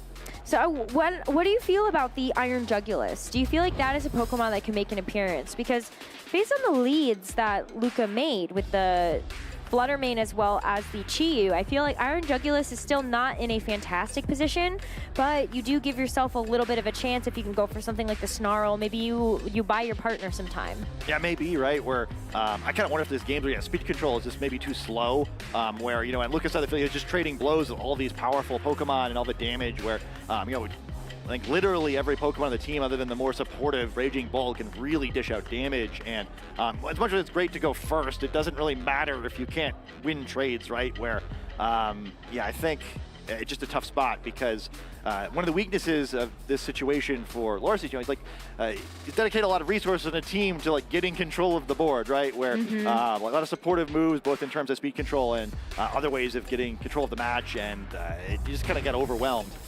Well, heading into this game number 2, are there any adjustments from Luca? There is not. It will be the Chi-Yu and the Fluttermane once again, but Lorsi has definitely switched things up. That Wellspring Ogerpon is back, but this time next to his own Fluttermane. So fighting offense with offense this time. Pretty scary spot for all the Pokemon in the field now with the Beads of Rune making these Fluttermane look very intimidating. Yeah, I do see a very quick sequence of events there for Lorsi. Wants to lock something in very fast, but I think this is the trouble of the different Fluttermanes here is that Lucas is that booster energy speed, but Lorsi's is the choice spec. So you can expect that Lucas Fluttermane will go first, and yours will probably take a lot of damage. While we do see Fluttermane is a little bit more special defensively bulky, that's not going to help you against something like that Chi-Yu Beads of Ruin. Yeah, and we saw how much damage they did that previous game, right? Maybe Joshua reading in like, oh, this is a more aggressively trained Flutter main, and I just don't want to deal with that. Where Azet plays pretty conservatively, Incineroar can have a decent type matchup against potential attack, either a fire type move from the Chi-Yu or a Shadow Ball from that Flutter main, and the boosted special defense on Ogerpon will potentially help it do a little bit better this turn as well. Well, it's a defensive play coming out from Luca with the Flutter main going for the protect. It's the Heat Wave, though, from the Chi-Yu that could spell a little bit of disaster. It does miss the Ogerpon, though, but the Ivy Cudgel was heading the way of the Flutter main, so this is just going to be a little bit of chip here for Luca to start the game. Yeah, much better turn this time for Joshua, getting nice switch in there. But yeah, wow, I'm sure Luca's heart stopped for just a second there when that Ivy Cudgel went off. That goes into Chi-Yu. We're almost looking at what we saw last game in reverse. Instead, both sides still in a pretty good position here. This time, no terrestrialization yet from the Chi-Yu, but having Incineroar on the field kind of baits it now, right? Where both Fake Out and Ivy Cudgel looking a little bit scary. Yeah, I really like the play, though, to continue to go after the Flutter main, because I think that's one of the, because it's one of the faster pieces on Luca's end, you do have to prioritize it. You can see the Icy Wind coming out now as one of Luca's forms of speed control to drop the Ogerpon Incineroar speed, but with a Heat Wave connecting onto both, you're really hoping that there's no burn, and there is not. The Ogerpon gets to go for the Ivy Cudgel and take out this Flutter main with that boost to its water type attack. That is a clean KO. That's a big knockout there. Don't have to worry about that Flutter main and that boosted speed anymore. So kind of an alternate means of getting speed control. No terrestrialization, wisely. Do not see that one-hit knockout we saw in the last game, but we do see the choice specs getting knocked off. So Chi-Yu now able to switch moves, but going to be doing even less damage to these two Pokemon. Yeah, so that does become interesting, though, right? Because now you're not locked into Heat Wave. You could go for something like a single target Dark Pulse or an Overheat, and that really opens up the realm of possibilities, especially as this Ogerpon is going to take its partner's place next to that Chi-Yu. You have access to Follow Me. Yeah, it's a nice spot to be in, right? Where now that, again, the Chi-Yu not terrestrializing looking pretty good, where are you really going to try to risk an Ivy Cudgel here? Maybe you sneak one in, but it'd be a big risk to take at this point in the game. Yeah, I don't know if you want to take that risk right now. So that's why we do see Lorsi trying to lock into a bit more of a defensive option, but Luca can just sort of dish out damage. I think the Incineroar feels so free to hit into, if only because you know that it can't protect. So let's see what's going to happen this turn, as the Dark Pulse does head the way of Lorsi's Ogerpon, so a very nice spiky shield there to be able to deny that extra damage, but the Ivy Cudgel coming out from Luca's Ogerpon is plenty to be able to knock out that Incineroar. So just like that, Lorsi's going to have to figure out another Pokemon to put next to this Ogerpon side, and Iron Jugulis feels like the perfect partner to bring into its place. Yeah, I really like how Joshua staggered his Pokemon this time, bringing the speed control Pokemon a little bit later after he'd already secured a safer board state. It's looking a little bit better against both these Pokemon. No longer has to deal with the choice specs. And, I got to shout out that Incineroar too, right? Where even though it looked like it didn't do a whole lot, it helped Ogerpon stall out the game long enough to kind of recover the board state a little bit. Assault Vest was looking pretty good there. Both of them kind of in different ways getting that boosted special defense to survive the early turns of this game. Yeah, it was a great switch in to be able to take those special attacks. But now you have this Iron Jugulis on the field that has all of the tools you would want right now at its disposal. Tailwind is so nice because your Ogerpon did take that -1 from the Icy Wind earlier on, so you can help to mitigate that difference in speed just a little bit and maybe even make this Ogerpon faster, but you still have to worry about the Ogerpon on Luca's side. Yeah, I think when Tailwind gets used is important here too. That Fluttermane in the back is going to be able to dish out some pretty serious damage if it comes out and gets the chance to use it for your turns. We're seeing those choice specs, so the safest he can get out, the better. Ooh, it's going to be a Horn Leech too. So a nice little bit of HP recovery to bring that Ogerpon back up to full. But because this Ogerpon is faster, take a look out for what Lucas could go for. It's the Overheat first and the Iron Jugulis. It's a huge amount of damage, but now you don't have to worry nearly as much about this Chi-Yu special attack. Horn Leech in response, wow. Like, even though this Ogerpon is just a little tiny little thing, that did a lot of damage. Yeah, I mean, the type chart, or the type change of the terrestrialization really backfiring there. You're going to see that Horn Leech trade not very advantageous. Certainly, no choice on Lorsi's side. You had to terrestrialize earlier in the game, and it really did pay dividends. But now he's in a tough spot where Tailwind's already active, but he's got two weakened Pokemon to try to navigate his way through it and get that Fluttermane in time to do some serious damage. I don't think the Ogerpon even took an Intimidate drop, right? Like, it got brought in while the Incineroar was already on the field, so that is a really nice amount of damage for Luca to be able to play around. Spiky Shield, though, here, as the Iron Jugulus wanted to go for the Air Slash, but a great read from Lorcy to just go for the gold anyway with the Ivy Cudgel. Not even phased. If there was going to be a Follow Me, Air Slash might even have been enough to pick up the Ogerpon before we saw this Ivy Cudgel come out. So now that Chiyu is out of the question, where is this fourth and final Pokemon? What is it going to be here for Luca? It's going to be that Urshifu. Well, I guess the good news now for Lorcy is you know that it doesn't matter now when Fluttermane comes out. It's going to be faster than all these Pokemon anyway, now that we know what they are. So instead of sort of an interesting situation with these Pokemon facing off here. You know, we saw kind of in the previous turn that Ogerpon was pretty threatened, but it's a little bit safer with this Urshifu next to it, potentially threatening a Sucker Punch to knock out either of these Pokemon. Yeah, I think that's one of the biggest keys that we've seen over the last few weeks of the Regulation F meta is that even if you have speed not in your favor, well, priority moves sure can change that up. So I really like the opportunity to try to switch in something now because you are also running out of Tailwind turns. You only have 2 left, so Lorcy's going to have to make the most of these. Yeah, it's a scary spot too, right? Where he kind of has almost no choice but to allow a free shot from this Urshifu despite having a speed control advantage. And it's such a powerful Pokemon, you know, even if it is able to fire a maybe resistant hit to this Iron Jugulus, it's still pretty scary damage. I think what you're hoping for if you're Lorcy is that Luca's decided to go for maybe a Sucker Punch into the Ogerpon slot. But there is a terrestrialization finally on Luca's side. It will be that Wellspring Ogerpon. It's going to get the Embody Aspect boost too, which is so nice looking at the Iron Jugulus and the Fluttermane that is on the opposing side. And Lorcy did call it right. It is going to be the Sucker Punch into the Fluttermane. So now this Air Slash is going to be able to connect into the Ogerpon. But look at how little damage that's going to do after this terrestrialization away from the Grass type. Plus that special defense boost. Now the Ivy Cudgel is going to get the knockout onto the Iron Jugulus. And it's 2v2 for both of our trainers in this game too. Yeah, I think, you know, Joshua's looked so good for most of this game, but suddenly it's kind of looking like Luca's got a great position again, you know, healthier Pokemon, certainly mattering a lot here. And then even though, you know, the tight matchup might not be the greatest, the Focus Sash and Urshifu here is looking pretty scary. Going to be tough to get those 2 attacks required to knock it off because, you know, any single target attacks are a little bit difficult to use with the threat of Ogerpon just pulling them away. I think that's the big key here too, is that Fluttermane right now also has to lock into something. It's got to make one choice, and that is what it has for the rest of the game thanks to those choice specs. And with a special defense boosted Ogerpon on Luca's side, it's also still very, very healthy. So I think it got a lot of value out of the Horn Leech it was able to use earlier on in the game, and now it's got a ton of staying power versus both of these special attackers. Yeah, I think the choice lock is a huge difference too, right? Where this Urshifu can detect if it wants to, right? Have the opportunity maybe for the Ogerpon either to knock out its partner or you know, to cause some damage here, but no, just to follow me, we'll have to see how the Pokemon trade. Well, that's a great trade here for Lorcy so far because the Sucker Punch was heading in the direction of that Fluttermane, but thanks to that follow me, it's not going to be able to connect. So now Fluttermane gets a chance to go down to this Urshifu's Focus Sash, maybe get a chance to knock it out, but the Ivy Cudgel will be able to get rid of this Ogerpon once and for all. But can Fluttermane get the job done? It's locked into Dazzling Gleam now versus both of these Pokemon.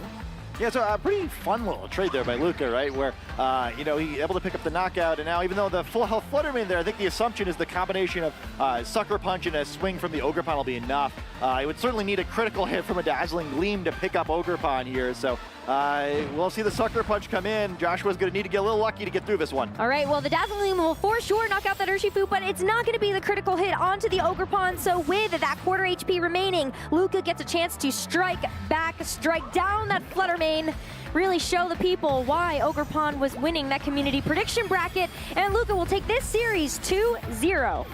Yeah, great set by Luca there. I mean, Ogerpon's having himself a heck of a weekend, right? But really is. Yeah, I think Luca just played really well in both of those games. You know, that first game, just so decisive, right? The lead matchup was just perfect for him. He played it perfectly, and you know, there's never really any doubt. That second game was just so much fun, right? Where it was tense the whole way through, but Luca did a great job of navigating the last few turns. You know, despite giving up that tailwind, never lost control of the game, kept himself a path toward the end of the game. It was really brilliantly played, and you know, I we'll see if he makes top cut or not based on his opponent win percentage. But it did look very good for him coming into this round, so I think it's likely we'll see him again. Yeah, we still have to wait for the final calculations to be made because only 8 players get a chance to advance on to that top 8. But you're right that Luca has made a very, very strong case for himself to be able to make it forward with all of the players that he has played against today. But only time will tell.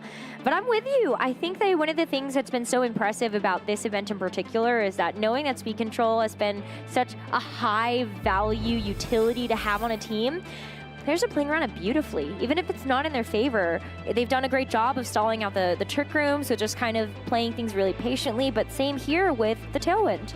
Yeah, I think it's pretty cool where, to me, one of the things that kind of been a hallmark of this format so far is there's just like so many different teams you might have to run into. And I think one of the classic solutions is that teams use a bunch of speed control, right? Like, well, no matter what I'm against, I'm just going to outrun it and knock it out. And so many of the players with the speed control heavy teams seem to be like really struggling in the stream games, right? Where they just can't get going fast enough. And they take so much damage by the time that they get control of the game that they don't actually have control. I see that big overheat, by the way. The knockoff from Incineroar, I'm not sure if it ended up helping the team so much where it ended up opening up some options for Luca. I think that's a hard choice to have made in that situation, though, because you do run the risk as well that Chiyu switching out and then getting a chance to reset the move regardless and still have access to that special attack boosting choice specs.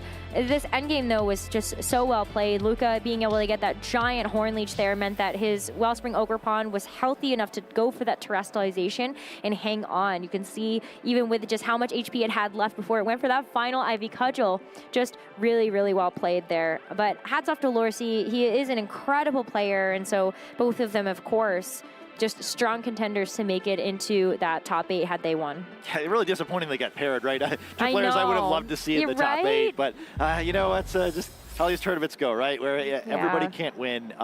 Once again, Ogerpon looking so strong in that set where I think that last game really kind of showed why the Wellspring Ogerpon is so powerful, where it was able to pull attacks with Follow Me and be a strong supportive Pokemon while also picking up a couple of knockouts on its own, really contributing both to offense and defense for the team. And what's so cool about Ogerpon too is that we've seen so many different ways that trainers are still innovating on the movesets, the training. I think we've seen Sword Stance Wellspring Ogerpon, or I think also maybe Woodhammer Wellspring Ogerpon, which is kind of unique in that way because most of the time it really does feel like it's running a very standard set of Ivy Cudgel and Horn Leech and just Follow Me for that support.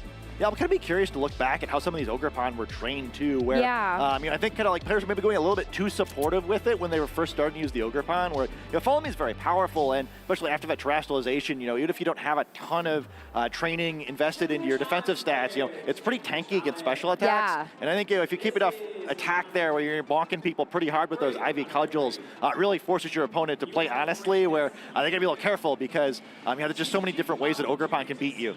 Yeah, it can be really fast and very, very strong if trained the right way. So we definitely got a chance to see that in full form when Luca was able to win this match 2-0. Speaking of which, he's on standby, so let's head to Dewey to talk to Luca. Thank you, Rosemary. Thank you, Scott. I am currently joined in the lounge with Luca, the winner of that last round of Swiss. Luca, how are you feeling right now? I'm feeling pretty good. Finishing 11-3 in day 2. It's my finish at Portland. At Portland, I didn't make top cut going 11-3, but hopefully this time around I can squeeze into top cut. I believe your resistance is pretty strong, so I think that there is a very strong shot at you making the top cut. So here's to hoping for that. Can you tell us about the matchup going into this format, or into this matchup? Like, how did you do during team preview, and how did you do for adjustments between game 1 and game 2? So in team preview, I was pretty excited to see the Frigoraph Blood Moon Ursaluna composition because I feel like with Chiyu and Fluttermane, there's like way too much pressure for the Frigoraph to handle on lead. So they have to like play around it, and I'm just clicking like super like strong spread moves, and there's not much that can switch in and take it. So game 1, that's pretty much what happened. I just got a clean double knockout turn 1. And I won the game from there. Game 2, I just thought I'd just do the same and see how he adjusts, and then I'll play accordingly. I like that he prioritized like tearing Ogerpon to try and deal with my damage. I expected the Cudgel into Fluttermane, so I protected turn 1 and went for Heat Wave. It didn't really do much, and I missed the Ogerpon anyways. So the end game was kind of crucial because I didn't know if Blood Moon and Fergraph were in the back or if it was something else. And it ended up being Jugulus, which I think was worse for me and better for him. But there was a really crucial turn when he went for Tailwind Hornleech. Had he cudgeled, I would have lost my Chi-Yu and it wouldn't have gotten the overheat off. And I would have had Urshifu brought in, but his Overpon would have taken my super effective Hornleech and would have done a lot of damage and put it in Sucker Punch range. So from there, like, these mind games kind of started. After my Chi went down the following turn, like, do I Sucker Punch, do I Wicked Blow? But I just went for the safe option, which was Sucker Punching and attacking the other slot. And if it redirects, I KO Ogrepon, and then I have a pretty clean Ivy Cudgel on the Flutter Mane in the back. Right. Have you played against this team a lot? This is a team that, this Iron Jugulus team is kind of a team that's been going around. Have you played against this matchup before? I have not. Last round I played an Iron Jugulus, but it was completely different. There was like Iron Hands wheezing. Okay, so that's completely different, yeah. I believe I played one Fergraph Blood Moon Ursaluna earlier in day one, but that's it. I haven't played any other similar matchups. Well, you did exceptionally well in this matchup. Luca, I know that you're currently waiting to see if you made it to the top 8. If you do make it to the top 8, how would you feel? What would it mean to you to win this regional here in Knoxville? I mean, it feel great. You know, last year in Knoxville, I started off 10-0 in day 1 9-0, and then where I lost to Wolf on stream, and I made it to top 4, where I feel like I could have done way better and potentially even won the whole thing. Justin Tang and I kind of like joke around how we could have had our run back in last year's finals because we played. I beat him in day 1. I beat him in day 2. I mean, he beat me in day 2. And had I won top 4, we would have met in the finals again.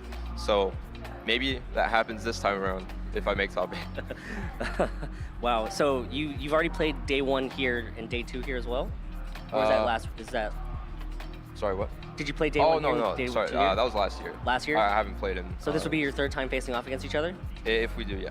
Well, maybe it will happen. Maybe it will happen. We'll see how the standings end up after, based on the opponent's win percentage. Luca, before I let you go, I mean, first things first, 11-3 here at Knoxville Regional Championships, that's still pretty good, right? Yeah. How many championship points does that put you at? How many championship points are you at basically right now? I don't have a lot. I have like 140, I think, around. I haven't really been going to many locals, mostly because like my area is very stacked. Like Lorcy's close to my locals. I have Paul Chua, Joe sometimes comes, James Evans. Like it's kind of a nightmare. So I kind of tend to avoid that and try to get like big finishes at regionals. Well, this is still a big finish. Yeah, it definitely helps to get at least 80 points secured. Yeah, so that will put you at 220 at 80, but of course there's always the chance that you go into the top 8 and win more. Before I let you go and celebrate this 11-3 victory anyways though, do you have any shout outs that you want to give out to your friends and family? Yeah, sure. Shout outs to Team Z for always supporting me, you know, even since last year, all season through ups and downs. Giovanni Shiski, or Polar Bear online, for giving me the team. It's a pretty good team in my opinion. And also the Chillburger Nation, yeah. All right, thank you, Luca. Again, congratulations on winning that last round of Swiss to put you at an 11-3 record. We're gonna go ahead and throw it back to the casters right now while we wait for the top 8. Thank you so much, Dewey. We are going to be waiting for our top 8, so it might take a little bit, but we hope you'll stay with us because we've got some very fun content to take us through that waiting game. But it's great to hear from Luca. I know he said he had like 160 championship points or something, but fingers crossed for that top 8 and potentially even more. Yeah, I feel really bad for him. If you're 11-3 twice and no top cuts, I mean, that would be rough. I think I took a look at it, and like I believe that there are 3 players who are locked into the top 8 already, and then for those remaining 5 spots, I think 8 players are up for it, depending on their opponent win percentage. So, you know, hoping that everyone they defeated did really well that round. Yes, that's definitely how it goes sometimes. But we do at least know that Justin Tang is locked. He was locked already before we even got into that final round. But I want to know how that ended. Like it was Justin versus Len. Yeah, Justin won. So wow. Len is now one of the 8 11-3 players hoping to get in. I think James Evans and Kyle Livinghouse are also locked. So it's a matter of everyone else then, where it'll be exciting to see who gets in. But my heart goes out to those other three, where it's gonna happen to somebody. But yeah, I mean, 11-3 is such a good record, where you really hope to move on with that. Yeah, hopefully that's still a record that they will be very, very proud of. But regardless, we have a lot of interesting matches hopefully coming up in that topic cut. But before we get into that, let's take a look back on the day 2 meta really fast, because as we looked at day number 1, there were some, I think, surprises for a lot of people. But I think on this graphic, I can't believe Lander's eye is here. What is he doing here? Yeah, we see 2 of the incarnate form legendary Pokemon, but yeah, Lander's passing Tornadus, not something I was too much expecting to see. It's such a strong Pokemon. Like, I don't think I'm shocked or anything to see it on this chart, but yeah, not a Pokemon you expect to make it into the top row. We've been debating the merits of Raging Bolt a little bit over the course of the weekend. Dewey, once again, not looking so good on the hate train there, with it moving all the way up to 5th. And gosh, did you ever think we would see one of these charts where Rapid Strike Urshifu is missing entirely? Well, that actually did happen, didn't it? I think it happened actually in day 2 of the Charlotte Regional Championships, where it was gone. I was like, where did it go? And then, but it was back. It was back in Knoxville for day number 1, but where did it go again? Yeah, not looking like the conversion rate of that Pokemon is so good. I think it was like, basically even with Single Strike on day 1. So that does not project well. I guess a shout out to Chien Pao.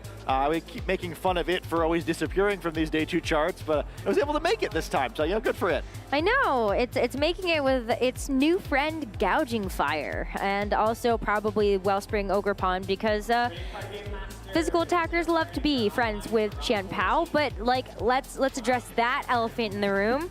Fluttermane has been dethroned, figuratively and literally, based on the community prediction bracket and the stats. Yeah, although I mean, it was worth noting too, Fluttermane's usage percentage still went up from day 1 to day 2. Just Wellspring went up by so much more, it was able to pass it. 60, being on 2/3 of the day 2 teams is wild. Not something I was expecting to see from this Pokemon. You really see how powerful it is, right? And again, if you have one Pokemon slot on your team, you don't know what you want to use, it's hard to go wrong with it, right? Where it does offense a little bit, it supports a little bit, very good against that Rapid Strike Urshifu. I think probably the #1 cause of it not being on this chart, which is a fantastic Pokemon. I mean, Fluttermane for day 2 usage at Charlotte was at 68%. So Ogerpon, step it up a little bit. You got a couple more percentage to go to really take that reign fully over, but it's very exciting to see that this spread of Pokemon has changed significantly, even from day 1 to day 2, and then even from Liverpool, I guess Portland to Charlotte to Liverpool to now. If you take a look at all of those graphics side by side, you will definitely see some interesting trends there. Yeah, I think especially compared to Portland, right? Where yes. It really kind of is a reminder of how fun and wild that first regional of every format is. Because yeah, I was kind of noticed it with we were watching the recap video while we were waiting to come back to the desk a while ago. And yeah, I mean, it looks like it's a completely different game if you look at that chart. Yeah, it really is though, because we saw sort of the rise and quick fall of priority spam.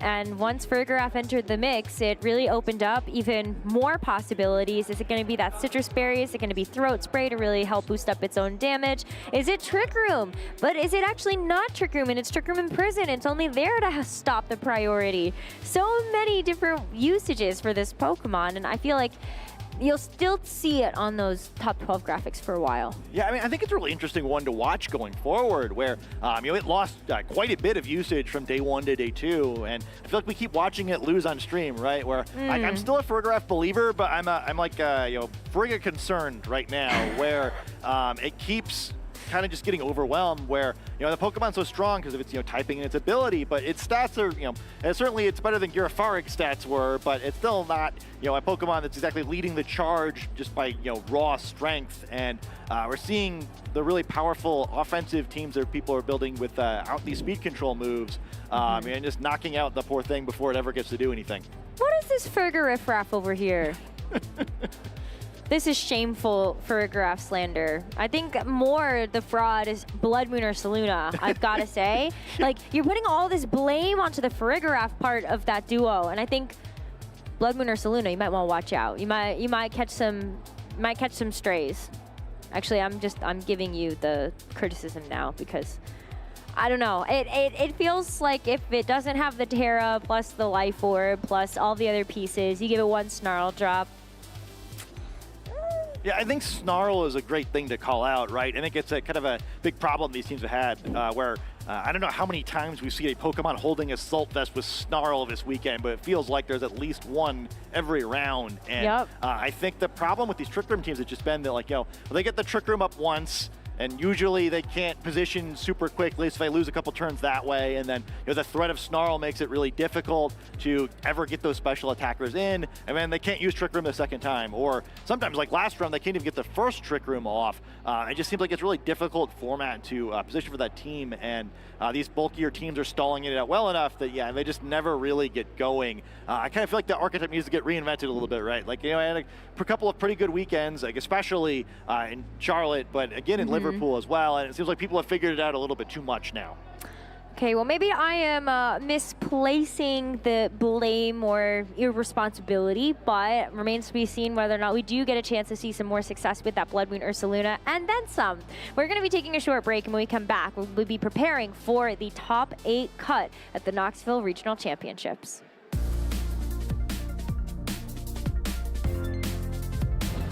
The Charlotte Regional Championship was the largest competition to date, and it's time to take a look back at what went down. With a staggering 838 players in day 1 and different tools being utilized in Regulation F, it seemed nothing was quite off the table with some truly unique picks in a field of truly talented players. One of those players, Wolf Glick.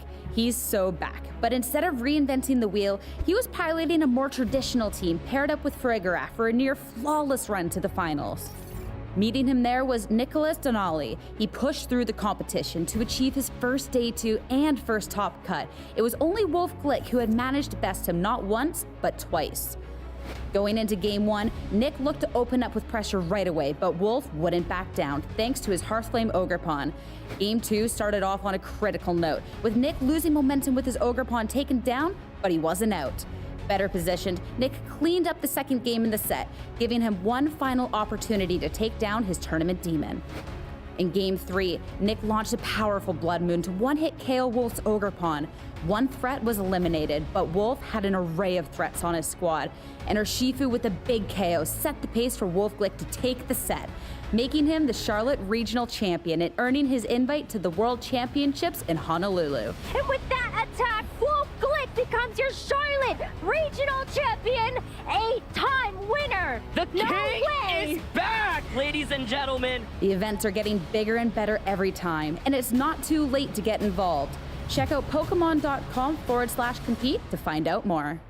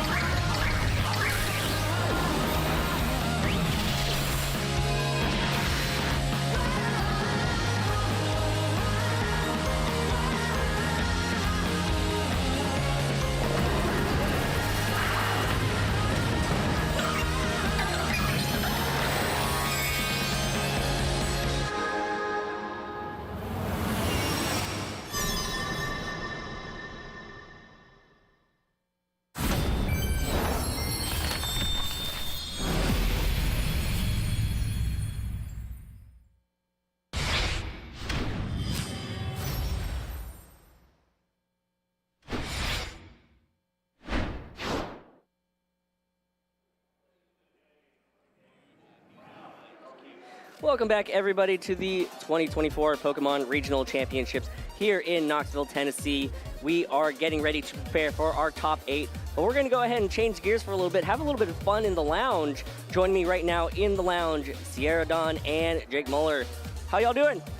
Doing pretty good. I feel like this is where the competition actually ramps up. I know we've been through like 1.5 days of competition. It's pretty fierce out there, but this is actually where the true competition starts. This is what everyone tunes in for, not that silly VGC we've been playing, but VGC? us loungers. What is that? What is VGC? I don't know, actually. We're going to be playing some Pokemon Stadium 2 right now, but I have a question for the two of you. What are we doing on Pokemon Stadium 2? Do you want to do Minigame Champion or Quiz for All? Ooh, I love a good quiz. Love a good quiz? I do. Let's go for it. This is, I think, a real good chance for us to humiliate Have y'all ourselves. ever done the Quiz for All yet? Like a long time ago. Way back. Yeah. Way back? Back in the day. I'll establish a rule right now. Okay. The rule is if we're going to do Quiz for All, we have to allow the question to end, like read out all the way. Okay. No, what? Yeah, just so the reader can follow along. Are these or like the Jeopardy watchers. rules? Yeah, No. Jeopardy rules. But the one exception is if Magmar's a choice, because it's always Magmar. Okay. All right? sense. All right. Okay. All right. So as soon as the question ends, we can technically just go for it. Yeah, just respect that, basically. Okay, unless Magmar's there. Unless Magmar's there. What about Magme? No, Magby does not count. It does it's not Magmar. count? Yeah, Okay, it has to be Magmar. All right, y'all ready? Let's do it. Ready. All right, let's do it. We're going into the Pokemon Stadium quiz. Hard. Hard mode? Oh, 100%. 100%? 100%. Okay, all right. All right, y'all ready? C buttons. Is that like the little D-pad? below ones? I think so, yeah. Yeah. I'll find out. All right, y'all ready? This is intense. I know, It's gonna I'm get ready. really intense.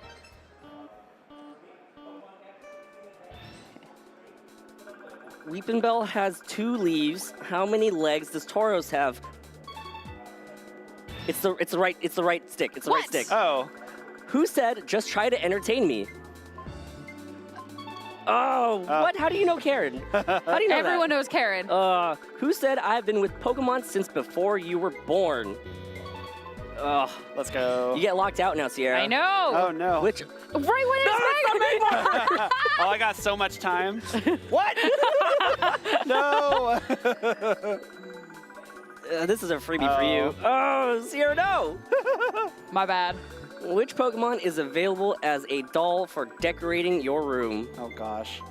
No. Okay. How is it not Slowpoke? How is it not Slowpoke? Thank you guys both for getting it wrong, because I also got it wrong. Which of these makes Pokemon up to level 30 obey? Oh, no. Free guess. No. Oh.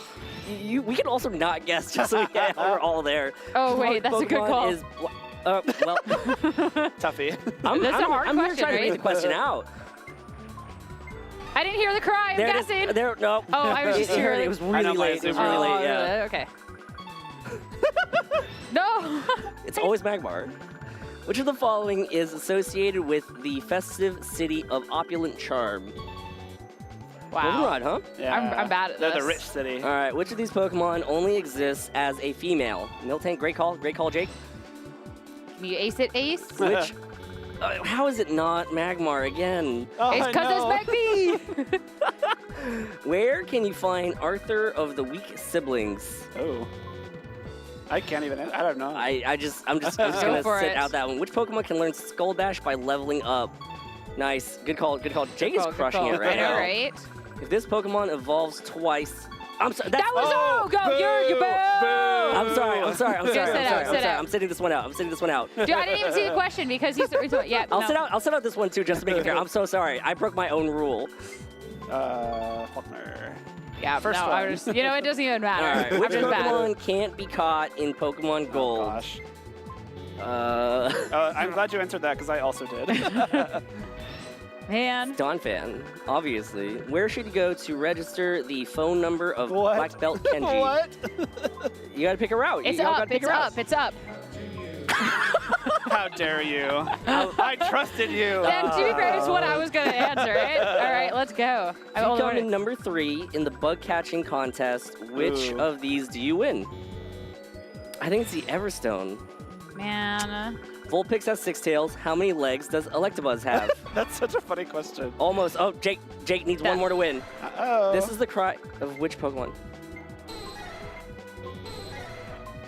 Yay! I was there, but you were better at Jeopardy than me. I feel like Jake was answering the questions early because No, not this one, but the one before. As soon as the last thing went, I pressed the thing, and your answer was already registered. What if I also Curious. pressed it as soon as it ended, but was just faster than you? No, because I am the fastest controller C button masher This in side the of the West. Mississippi. Yeah. Do y'all want to try that again, or do y'all want to switch to mini games now? Mini games. Mini games Works for me. We are so bad at trivia. We're so bad at We're quiz. so bad at trivia. So bad at trivia. So bad. Can't relate. All right. Yeah, okay, We'll buddy. do the mini game champion. Yeah, that's one where we roll dice and win coins. Let's go. All right. Oops. Oh. We both did At the exact same time. With a computer. All right. So yeah, we're ready. Hard mode. Yeah, hard mode. Honestly, I feel like we're gonna get destroyed by the hard CPU, do but let's normal. do it Some of the anyway. hard computer is actually like impossible to win. All right, we'll do this. We'll do 6 tokens. Okay. Sure. All right. Ooh, that's gonna be me. Jake to roll the dice first. So I just hit A? Okay. Yep, and then you hit A again to roll the die. All right, so the winner of this is gonna win 2, and you get a pick. Okay. Ooh, I get to pick first? You get to pick the game, yeah. I love the Chansey game, and I know there's the lag or whatever from the last ones, but we're just gonna roll with it. All right. All right. I'm so ready.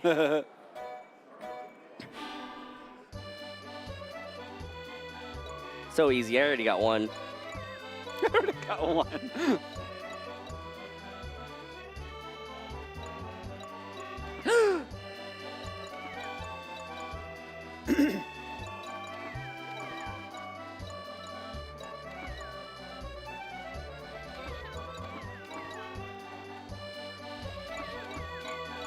Oh, no. Oh, I missed one. No. Oh, no. Oh, no. No! Oh, I got caught on that last Voltorb. No.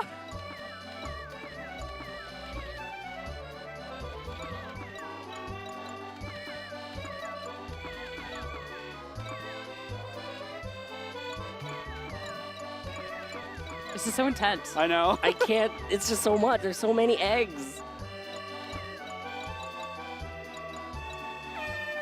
Nice. Let's go. Congratulations. Honestly, Sierra. Congratulations. That was a good one. me and Joe Brown have talked so much trash, and who is better at this game between the two of us. And at one point, I saw that y'all were beating me, and I'm like, oh my god, Joe Brown is Time to sitting turn it there up. feeling so redeemed right now. So I had to crank it up. Have you been practicing on the side without us? You've just been getting better at mini games? No, I haven't been practicing, but I have my Nintendo 64 at home, and I do play mini games because these are lit. All right, so we steal you gotta 2 defend it. coins. You gotta defend it. What? Oh, no. This is actually just not fair. And this is my worst game. Oh boy. my god. Y'all ready to zap? I'm Piccho. Let's do it. All right, we're ready to zap. Don't forget the direction.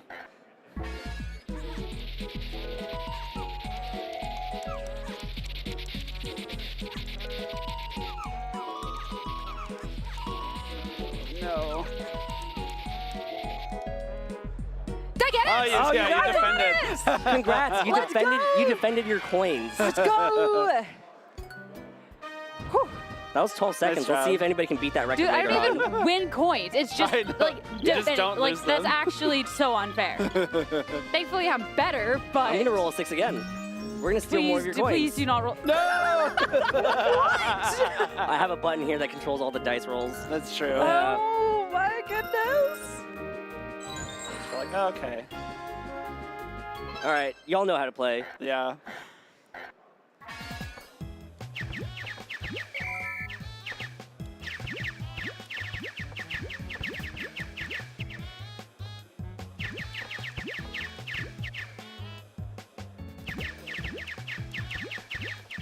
Oh my gosh. I am not good at this. Oh, there's one. No. Okay, the computer's just guarding my goal. What the heck? Get better. I'm trying to. Oh no, Master Ball. Come on. No! Yes! Yes! Oh no. I talked trash. I'm gonna lose. Give me that master ball. Oh, absolutely not. No. Just kidding, son. I'm better. Let's go. I have still not won any more coins. I still have my 2. Defense wins championships, so you gotta be able to block those. Stop rolling this. I would have smoked both of you already if we just stopped rolling this 6. Yeah. Oh my goodness. Jake gets rolled. I can't control the dice there. All right, no stealing this time around, unfortunately. Thank goodness. All right, 1 coin, simple 1 coin. You get to choose. All right, I picked a lot. What do y'all want to play? It's your choice.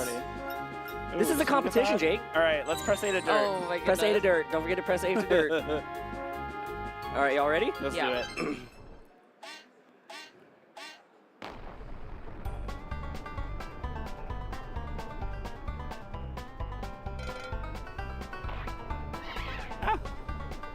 Get dirted. Oh, that's not nice, Sierra. Oh, the computer got me. The computer dirted me. You can go through your dirt, just FYI. Oh, no. How many laps is it? There's 4 more laps. Okay. All right, it has the number there. No, I was so clear of that. That's what they all say. Oh my, there's so much dirt.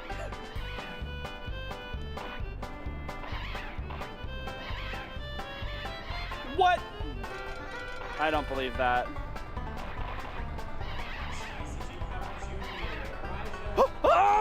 Did you get it? You got it. Okay. I almost threw that so bad. That was super close. You took the outside path for some reason. I didn't even mean to. I hit up on Honestly, accident. winning this game in the first few laps is actually so bad because I didn't get any dirt. No, I remember when Len was playing this on stream, he said you got to sandbag the first couple rounds. Yeah. That's what I Get tried. the dirt going. Yeah. That's what I tried to do, just sandbag Thank you, in. Yeah. All right, 1 coin. Computer choice. Just do not roll a 6. No. All right. This is the worst timeline. Oh, I am not good. This at is what I game. get for like tossing, like bring it to Aaron. Yeah. What even is this? Oh, you have to press the A, right? Yeah. Oh no! Oh. I hate this game. I hate this game. It's going now. Now. All right. Oh, we tied that. We tied that. Yeah, that's great. That's great. Oh no. Oh no.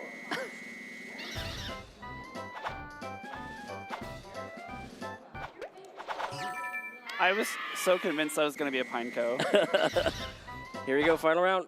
No! Oh! no! It's so free. It's so free. No! It's so free. No! I got all the berries. All 30. Oh, that was not even close. Oh gosh. My coins! Thank you, Sierra. I appreciate the coins. So rigged. Aaron Zhang's sitting somewhere right now, so vindicated. But hey, now you can steal coins from me. That's true. Now there's going to be another 6. Oh. There would never be another. There would never. All right, what else is there? Oh, I don't even get to pick? Oh, this one. I think I remember hating this one. Yeah. It makes that noise that Joe Brown really hates, and he has to listen to it right now.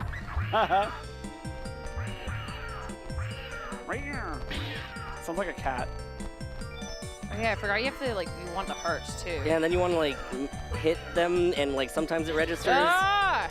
Or if you get hit with Magnemite. Leave me alone. Where'd all my hearts go? Wait, why does the computer have 5 I hearts just right threw now? myself right at the Magnemite.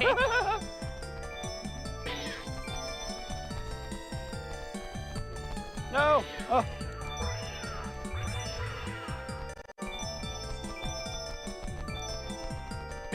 No! Oh no! No! Oh gosh. Oh no. It's a disaster. No! Oh, I needed that heart. I needed that heart. No! The Magnemite! Ah! Stay away from me. Stay away from me. Get Stay away from me. Everyone get Dwee. Stay away from me. No.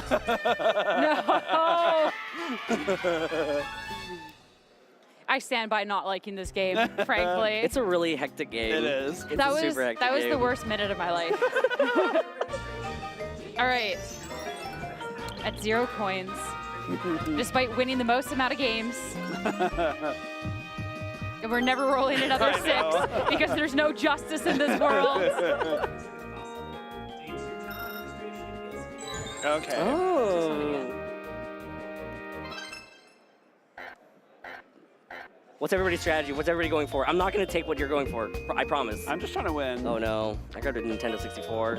That's what I'm going for. Do a whole piano? No! Oh, no. Oh, no. Okay, we're good. Oh, I am too heavy to get back without being hit. Oh, that might have been too many Game Boys. Oh, no. Yep, that was too many Game Boys. Too many Game Boys is honestly tragic.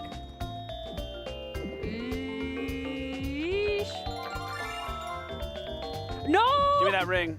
No, computer. No, no. Oh, I am another so ring. slow. I am so slow.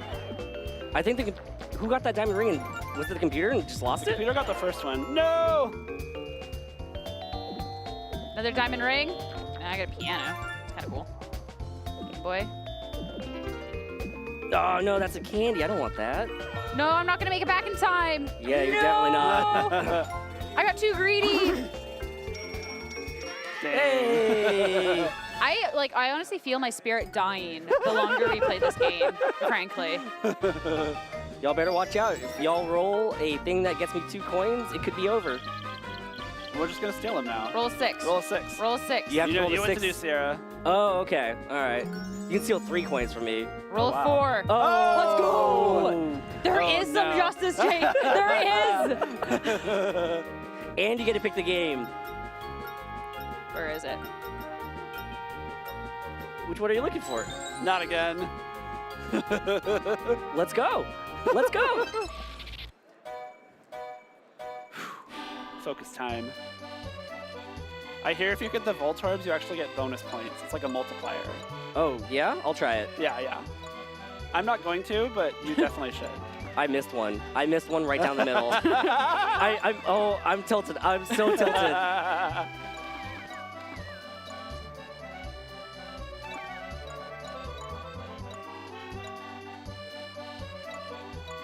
Y'all, I'm really tilted right now. That's so unfortunate. Oh, I missed bad. No! Yes, let's go! No! Let's go! No, no, no! So you took my advice. I just forgot my lefts and rights for a second, I'm not gonna lie. You gotta make the L's with your fingers, right? I can't, they're on the controller. My brain just decided not to work. I'm tilting, I'm tilting, I'm tilting. No, no, no, no. I have the lead? No! Oh, God. Oh, no. Oh, no. Let's go, oh my gosh. Oh, I threw so hard, but Twee threw more. Oh, those Voltorbs are brutal.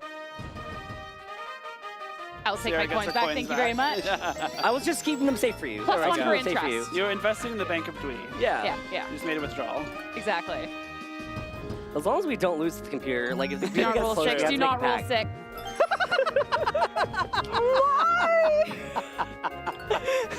This is crazy. Oh, this one. Okay, all right, let's gosh. count. Oh my.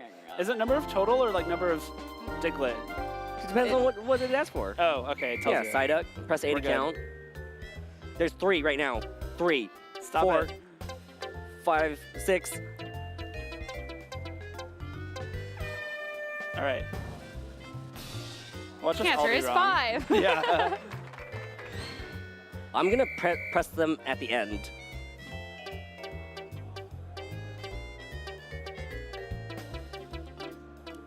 Oh, I lost count. I lost count. It was so easy and I lost count. No, I couldn't get up in time. Okay, well. Okay.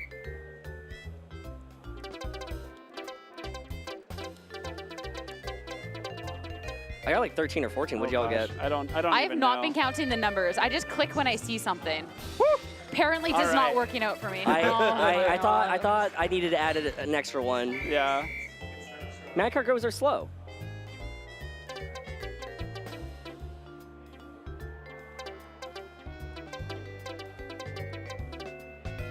I got 9. I got 30. Someone's off. Yeah, the computer. Yeah. All right. Here's my chance. All of them. Lord. Oh no.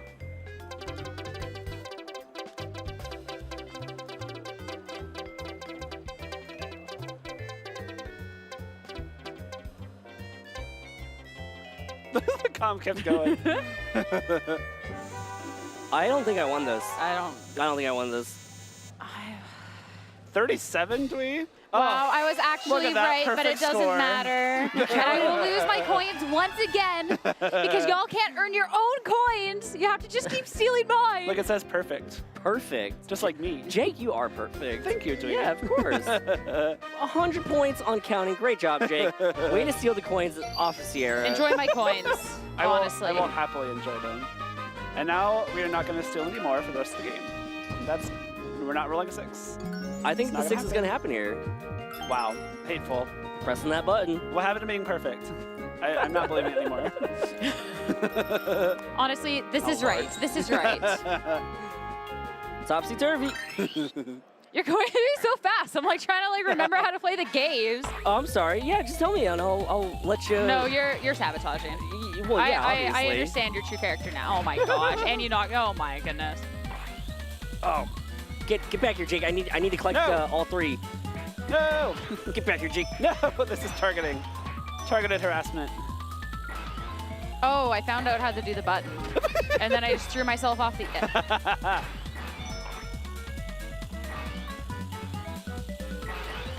I'm so bad at this, frankly. I'm just staying away from Dwee.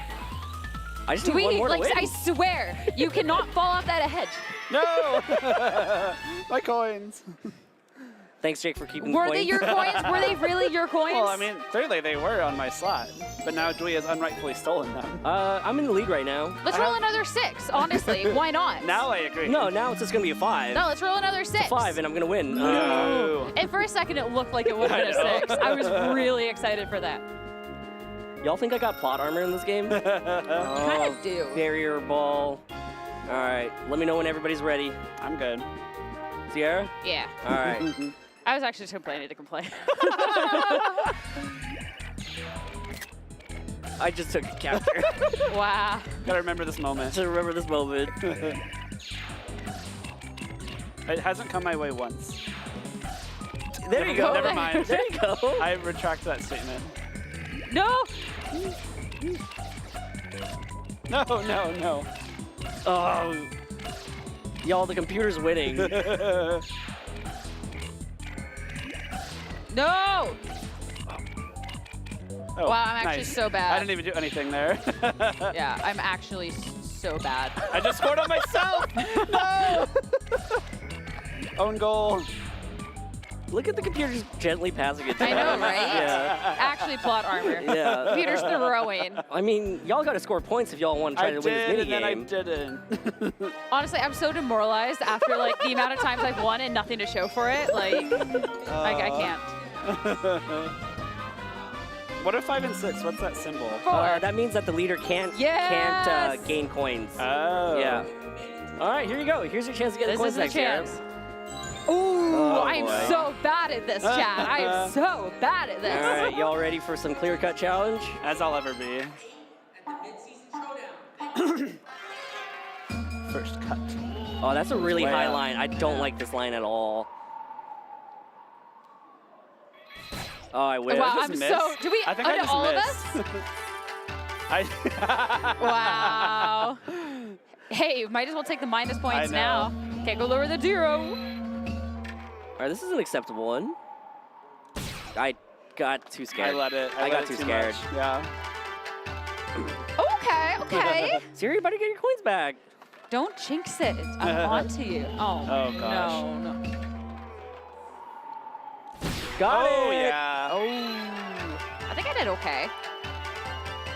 All right. right. Okay, All right, y'all all have right. literally passed me with one thing. That's super cool. Love that for myself. Skill issue. No, that was bad. Skill issue. Wait, I got -1. No, never mind. What was that again? No, One more I'm looking time. at it. So tense. That was way too early. I was so decided. I panicked. So I No. It's okay. I'm about to get the 20 right now. No, just kidding. Guess we'll never know. I've successfully defended my coins. There we go. We're gonna There roll you a 4 go. again. A roll of 4? Yeah, it's only fair. All right. It's only fair. Sure. Or 3. Sure. There you go. All right. Let's go. Cool. Let's go. All right. And Thank you, computer. the computer I gets know to you've pick the game thrown too. plenty of games to give to Dwee, but we have our Oh, chance this now. All right. You all ready to run? Yeah. Oh no. All right.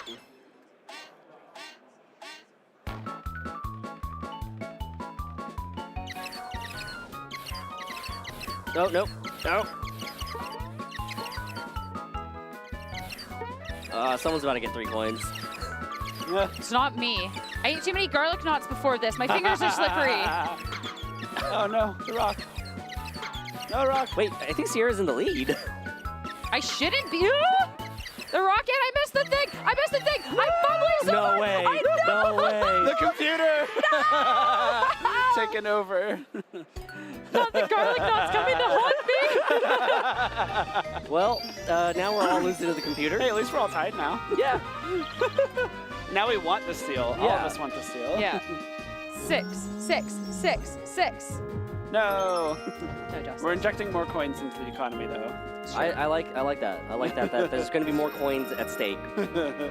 Oh gosh. All right, this one again. For its frolic. All right. Get the master balls.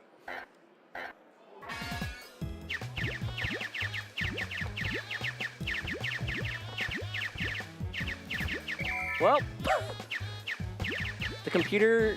Y'all bad.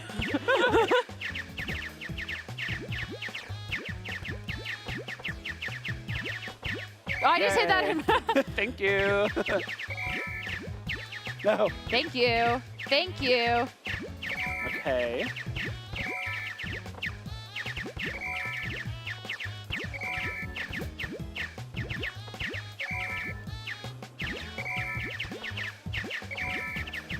I'm just gonna wait for master balls. There's no, This there's no way? point in fighting for these. Oh, master ball! Oh no! Oh no! Oh no! Oh no! Oh no! No! Wait, And the it computer worked. has a lot of points too. Oh no.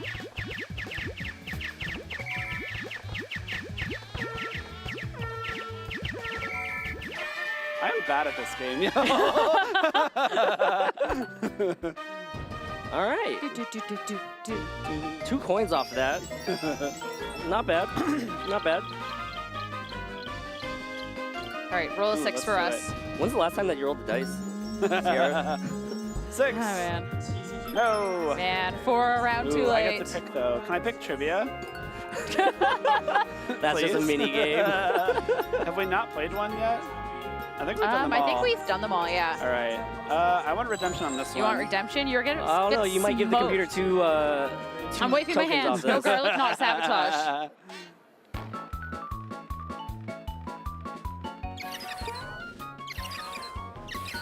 Oh no. Oh, I missed the booster. And I missed the double Is booster. this booster energy Togepi?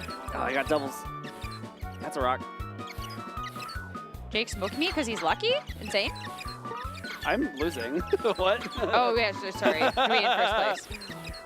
Oh, Sierra's passing me now. Let's go! Let's go! I beat the computer at least. Let's go! All right. It's the garlic nuts. the garlic- They're off your fingers. I know. I was very much so clutching on this. I'm not having a finger slip this time around. Oh look, it's me. I can't even steal. And That's you can not only fair. win one. And you don't even get to pick the mini I game. know. Insane. Which one do you hope for? Put it out in the universe. Oh, too late. Got to dirt. I won this one last time, I think. Now I That's what was know, going like, for. don't. You're gonna see a race of all of us just in last place trying to get 3 dirts. Oh yeah, I almost threw this one. That's what it was. All right, I'm in last place. Nope, stop it. I'm in last place. Stop it. Nope, nope. At a certain point, the computer just beats us.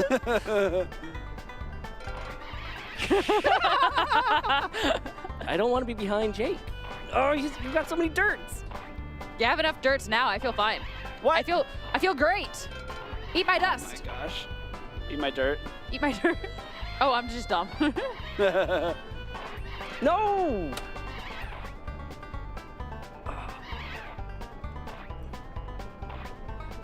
Oh no.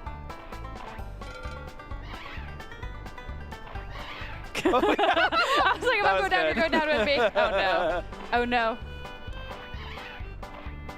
Okay, the physics on these hitboxes, I want to. Oh, I am. Oh no. Oh no, the computer. Oh.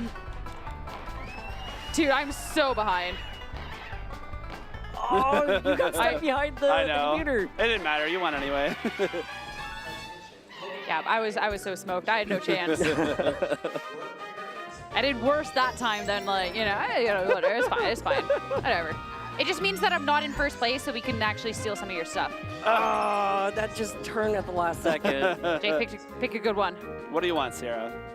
I don't know, a good one. A good one. I want to try this again. All right, I'm super down for this redemption. Was so bad first time. All right, let's go. You got the pincer advantage. You're the only one. The pincer advantage? I hate the pincer.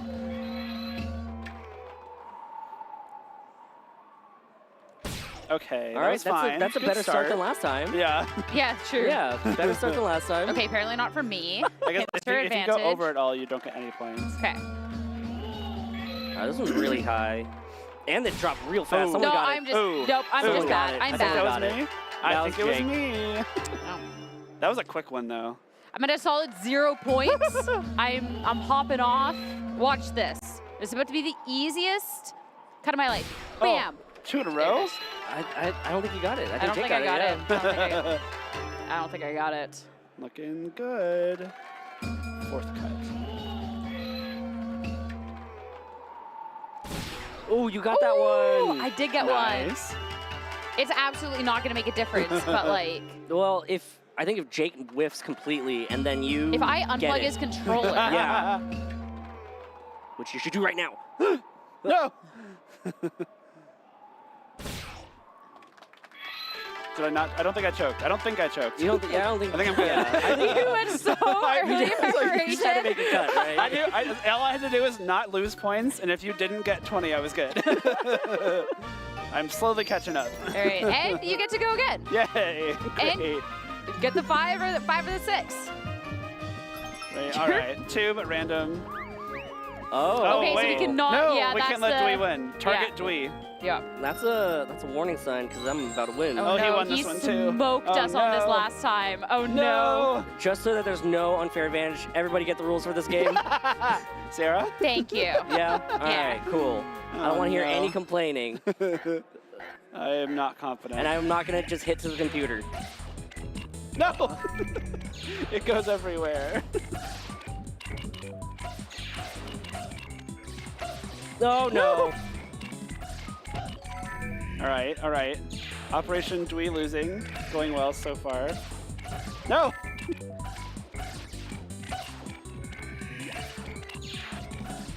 Dude, I had 2 of them thrown at me at once? Oh, no. Okay.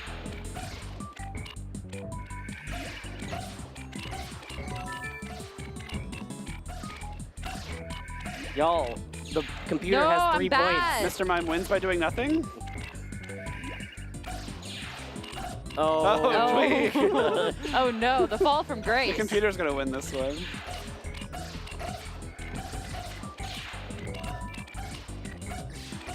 Oh my god! Get it away! I don't want it! Okay, okay. Oh, y'all Wait, face off? What does that mean? It's a quiz question. It's a quiz question. Yeah, it's a quiz question. I'm so ready. You're My like, I gotta time. sit up, It's my edge of my time. seat. You've trained for this All right, moment. first one to answer correctly wins. Magneton is a silver Pokemon. Which Pokemon is pink? Oh, you did it! Let's go. Way to go! Good job. I Good love that job. it's like they're fake. Magneton is silver. Which Pokemon is a ground type? Like, who cares? That's a classic. That's a classic Stadium 2 minigame kind of like trick. Yeah. They're trying to get me to vote Skarmory. All right, let's steal some coins. Come on, computer. No, Computer loves actually. rolling sixes. What happens when there's 2 people tied? How does the steal work? I have to win. Yeah. Man. Okay. All right. Okay. No. It's time. All right. What's your strategy going into this game? That I'm not could be the telling last you, one. Dewey. I'm not telling you. All right. Well, I'm just gonna make sure that nobody can grab anything. No, I didn't mean to pick up the piano. Oh my gosh, I'm so slow. I'm so slow. Oh my god, how did I make that? I don't want the stockings. Ew. Oh, the Game Boys are all gone. Ooh, diamond No! rainfall. Oh no. Oh, good luck, Jake. Good luck, Jake. Good luck, Jake. Good luck, Jake. Good luck, Jake. This is sabotage, and I won't stand for it. Oh no, I picked up a Snorlax. Oh no, it's so heavy. Oh, I hate it here. Stop hitting me, I swear.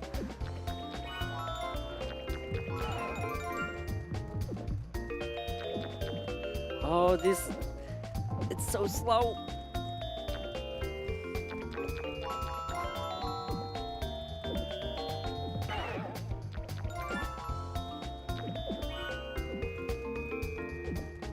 Oh, good luck getting back. Good luck getting back. Hey!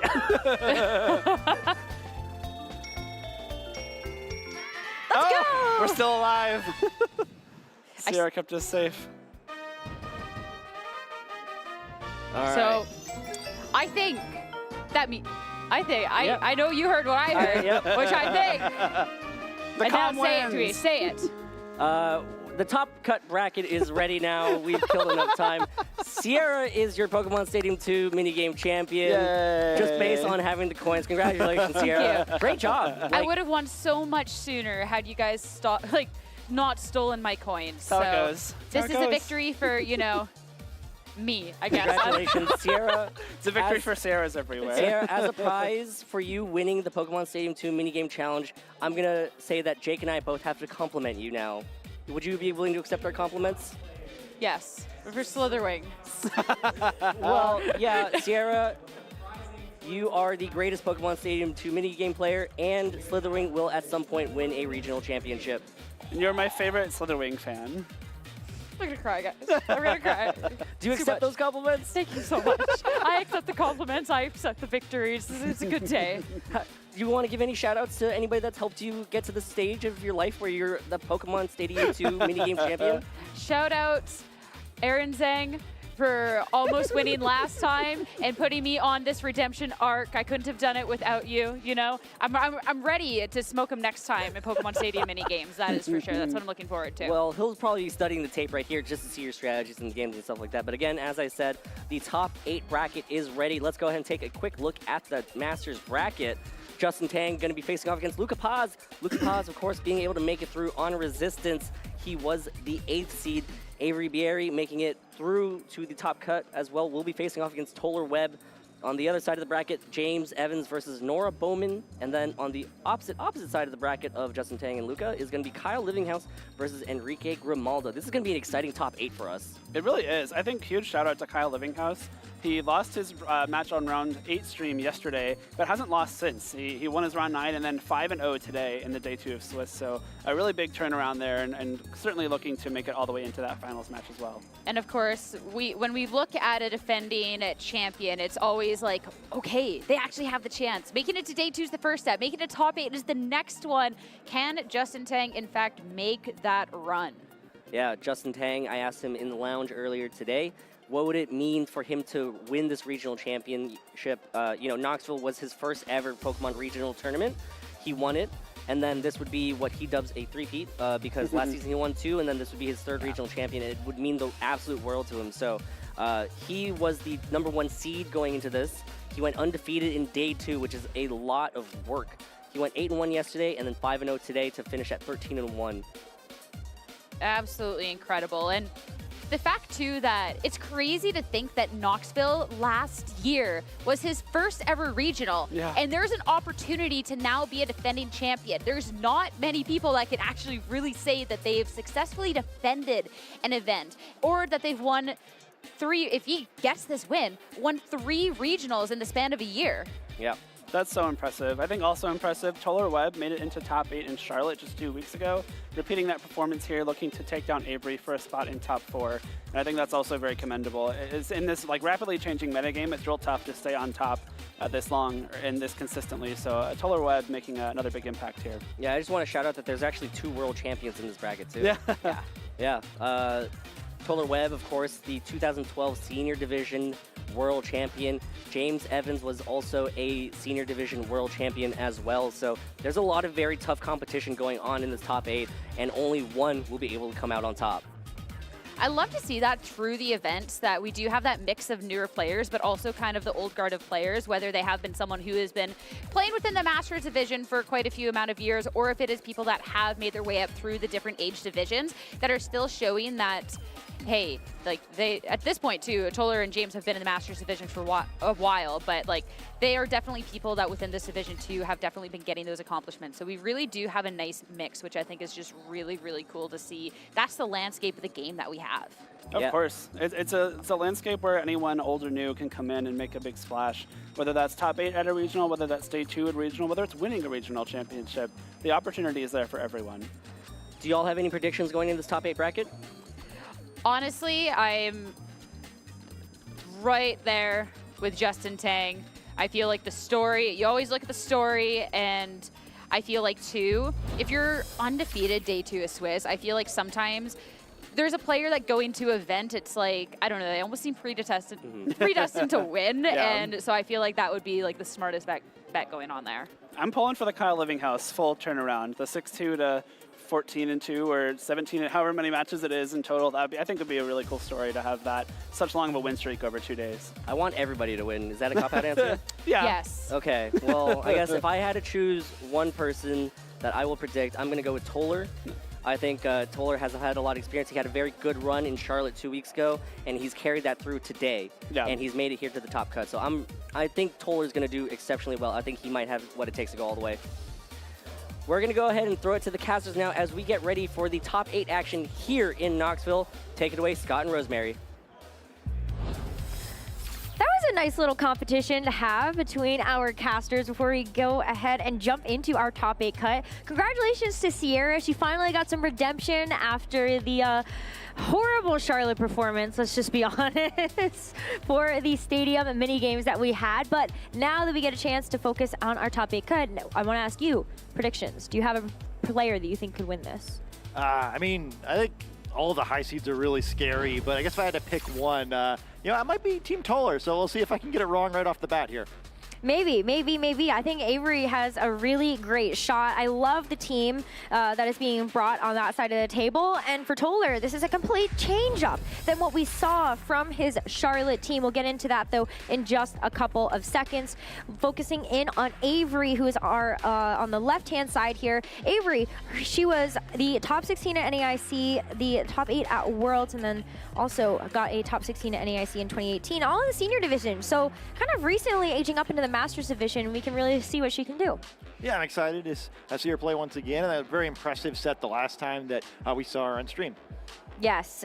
I think we got a chance to see a lot of what this team is capable of. Just a couple of times now, we've seen this team show up in a couple of different players' usage. So now looking ahead at what Toler has in this top 8 match, you know, can Avery find a way to be able to break through sort of this new take on the Tornadus and the Urshifu? Toler, of course, you heard Dewey talk about his individual accomplishments, but just in case you need that visualization, Toler is the 2012 Senior World Champion and also did just get a top 8 at the Charlotte Regional Championship just 2 weeks ago. And that was with a team of like Urshifu, Rapid Strike. We saw the Iron Crown and the Ndidi, both being run by some of his team building teammates, but very different approach here looking at his team. Yeah, sort of interesting. You know, you see the rain dance, but without most of like kind of the usual rain synergy Pokemon, where it's a little more fully just a supportive move in this sort of team. And then we see that Golden Go. You know, I think a lot of people are kind of surprised to see it make it to the tail end of the top used Pokemon in day 2, but all the way in top 8 now. And it's a great source of special attack, especially if you're able to get that nasty plot up. You have that metal coat as well to make those Make It Rains even stronger. And that Good as Gold ability is super nice to have against any of those sort of supportive types of moves that we have in the meta right now. One of North Carolina's strongest trainers, that is for sure. Yeah. I don't know if I could give that title to anybody else in this field of competitors right now. And for Toler, I think this team really is in his wheelhouse, especially when you look at how bulky some of those pieces are. Toler is very, very good at positioning and making sure that those pieces are in the right place at the right time. So let's get this top 8 match started in our top cut of the Knoxville Regional Championships between Toler and Avery. Toler has the Golden Go and the Incineroar, and Avery is going to kick things off with the Incineroar of her own and the Porygon 2. Yeah, I guess feeling very familiar with Incineroar on both sides of the field here. I think one thing to remember, that Eviolite held item very important for the Porygon too. You know, one of the advantages of it not being a fully evolved Pokemon is you get a huge boost to defensive stats thanks to that Eviolite. Really don't want that one getting knocked off by this Incineroar. I think also fun to note is this Golden Go. We were talking about it a little bit before. I think could be crucial in this matchup. We see, once again, Avery using the core Pokemon that we saw the last time that Avery was on stream, where I don't think we saw the other 2 Pokemon at all. So, you know, if it's going to be the same sort of strategy again, Golden Go's pretty good against a lot of the, or pretty good into a lot of these Pokemon. Yeah, but that's why you want to preserve it for later. Don't want it to get caught out, especially by a Flare Blitz that could be on the other side. So Ogerpon feels like a great switch in to have to just get even a little bit of resistance towards that fire type damage if that's what comes through. But it's the Incineroar that's going to get the Terrestrialization to kick off this game. That is going to be the Ghost Terra. Nice defensive type here, especially if you're expecting a fake out. Yeah, definitely avoids any fake outs, although kind of creates a new weakness to knock off, but we don't have to worry about that now. The parting shot going to reduce the stats of Porygon 2, you know, a Pokemon that has become increasingly offensively threatening in this format. Yeah, Porygon 2 is super interesting because this is, once again, the set that has the Terra Poison and the Terra Blast. So you have to pay attention to what stats you're actually dropping. As the knockoff goes in the Ogerpon, really nice choice here for Toler to bring that in instead of the Golden Go because you don't have an item that you can knock off on the Ogerpon, so it's doing very minimal damage. Yeah, I mean, Golden Go kind of just pivoting to get back out in the field. Now still in the same situation as in the last turn, right, where it's got to worry about getting knocked off again, but not too bad. The Terrestrialization by Incineroar looking pretty good with the Ogerpon across the field. Well, it has to worry about perhaps later getting dealt with by the knockoff of the Incineroar. The more immediate threat of an IV Cudgel looking pretty good, even though at the time that the Ogerpon wasn't on the field yet. I'd be a little nervous too about what this Golden Go has. It does have Shadow Ball, so might want to be a little concerned, but this Incineroar and Trick Room might be a little slower. Yeah, likely, and yeah, it's a little scary trying to set up in front of it. But on the flip side, you know, like that Porygon 2 can't really do anything to it. Neither can the Amoonguss that, you know, likely Toler's assuming is in the back, and we see it entering battle now. Yeah, and Amoonguss, what a nice Pokemon to have in front of it. That Wellspring Ogerpon, you can use the Follow Me, so on the next couple of turns, you will have that Spore immunity, but it's another parting shot. Avery's doing a great job of being able to rotate around these Pokemon to get the right pieces in. Yeah, I don't know if Toler's too upset about that though, right? Where I think if I'm on Toler's side of the field, I'm looking to get a bunch of nasty plots up and then start wailing away at this Golden Go, and I'm not seeing like a super clear way to deal with this Ogerpon quickly. And you know, even though Golden Go's weak to the attacks potentially of the Incineroar and the Ting-Lu, can just keep nasty plotting, right, with the Follow Me right next to it to protect it and keep it safe. Yeah, and that's the thing too. Even though Amoonguss has a resist to that Golden Go's Make It Rain, if you get a +4 on the board, what are you going to do against that? We have seen sometimes like Golden Go with the +4 plus the Metal Coat. You could even put like a Terra on it, but this is going to be the Terra Fairy. That still is so much damage that Amoonguss might just get knocked out. Yeah, no, you know, the Incineroar dropped its resistance to that Make It Rain by Terrestrializing, so kind of a fun interaction with Incineroar's Terrestrialization. This team, it seems kind of just switches which Pokemon it's weak and strong against back and forth. Ooh, you see the Pollen Puff, so not even gonna try to go for something like the Spore. Neither of these Pokemon would even take that anyway, but this Follow Me is going to redirect away the Pollen Puff as well as this Stomping Tantrum, and Golden Go is gonna be going for another nasty plot that is now +4 for this Golden Go. Yeah, I mean, I guess, you know, sort of like thematically appropriate to be a little bit greedy with Golden Go, right? Wealth-loving Pokemon, but I mean, it still looks pretty safe, right? Where that Pollen Puff damage was significant, but I think Ogerpon's probably just sturdy enough they can protect Golden Go for one more turn, and you know, the Make It Rains are going to be really scary after those boosts. Yeah, I don't know how many Pokemon could actually resist this. I mean, you've got the Assault Vest on the Ting Lu, so it should be able to help out with some of that damage mitigation, especially when you also have the ability to also drop special attack, but this Ogerpon has kind of now done its job. You were able to keep the Golden Ghost safe from taking any damage, and now you're going to bring in the Incineroar to drop the attacks out of this Ting Lu. That might feel really good to allow this Golden Go to just kind of hang in there. But you still have to stall out these turns of Trick Room, so the Golden Go will go for the Protect to try to stall that out. Yeah, an alternate means of keeping it safe. I think the nice thing with the Ogerpon too, since it sort of baited out the attack from the Amoonguss, you know, Incineroar doesn't care about that, right? Not really any threat of a Spore coming in. Nope, and the Protect too is going to help keep that Golden Go safe from the Snarl. There's still one more turn of Trick Room though, so while you were able to get through with the Protect this time around, it's nice that the Incineroar's pivoted in here for the Fake Out. Yeah, get the Fake Out pressure, and one important difference between the Incineroars is the Terra type. No safety goggles on this Incineroar, but it does have the Grass Terra type, so there's the option of gaining a Spore immunity that way, although I guess that there's not enough pressure quite yet to have to do something so drastic. But I think it might be a little telegraphed here that Toler could go for a Fake Out into the Ting Lu, just go for a Make It Rain, and so you have to start thinking about a couple of turns ahead. When the Trick Room ends, what do you want to have in to be able to take some of this damage and also reset potentially the Trick Room for yourself? The Incineroar comes in to get the Intimidate drop, but it's time to go for the goal. You've got the Terrestrialization here on Toler's end, and that will be that Grass Terra, as you called out, will be such a nice defensive typing against the Amoonguss. Yeah, this way, you know, it probably gives you the option of faking out the other slot. Doesn't really matter what Amoonguss does anymore, and it's going to protect itself, realizing that acting this turn is futile.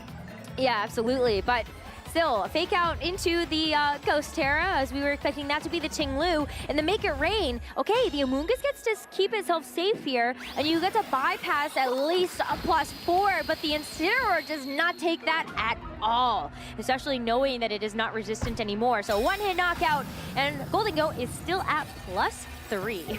Yeah, I mean, that's pretty scary too, right? There's two Pokemon on this team that really can't do anything to Golden Go, and one of them just got knocked out without ever being able to attack, right? Looking very good on Toler's side of the field. The good news for Avery is now it's only 3 levels of boosted special attack, but that's still a lot with both the Incineroar and Ogerpon still healthy enough to give it some help. Yeah, and you can bring the Ting Lu in here, but everything at this point is going to be naturally slower than what Toler has on the other side. So maybe if you try to switch in the Porygon 2, you can try to get the Trick Room back up, but Ting Lu does still have that Assault Vest and a lot of HP left in the tank to go for something like the Snarl as well. Yeah, I think the scary thing here too is like, well, this is 2 Pokemon that are still not threatening Golden Go, right? So, I mean, you go for another Nasty Plot, you Make It Rain, every option just feels so safe right now. It really does, and Toler could even just kind of read a potential Trick Room coming through, go for a switch just to set up for the latter part of this game, but this is going to be a very, very critical turn. How much damage can this Golden Go actually get done? We see the Amoonguss switch off the field in favor of the Ting Lu, so its Vessel of Ruin ability will drop some of that special attack output, but it's just a Nasty Plot, no damage, so Toler is now going to be at +5 with that Golden Go, and the Parting Shot too just helps to keep that Ting Lu in check once again.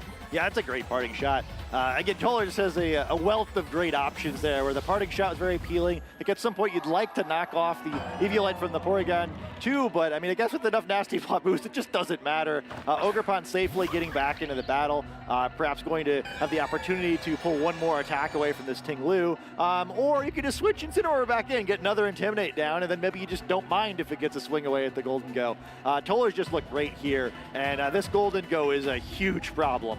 It's a huge problem, especially because neither Ting Lu nor the Porygon 2 can protect either, and they only have single target attacks. So it seems like a very safe follow me, potentially, from the Ogerpon, and then just, yeah, go for it. You try to get the double KO with the Make It Rain. And the Terra Blast coming in, that's going to do a decent bit of damage, but just misses the knockout. Wow, so you get the Snarl down. That is a nice little bit of spread damage. More importantly, it's going to drop that Golden Go from +5 to +4. So whether or not that's going to be enough, though, we're about to find out. As the Make It Rain is able to hit into both. Both are very tanky, though, able to hold on through that attack, but you can see how even just dropping with the Snarl by 1 was able to allow this Porygon 2 to hang on.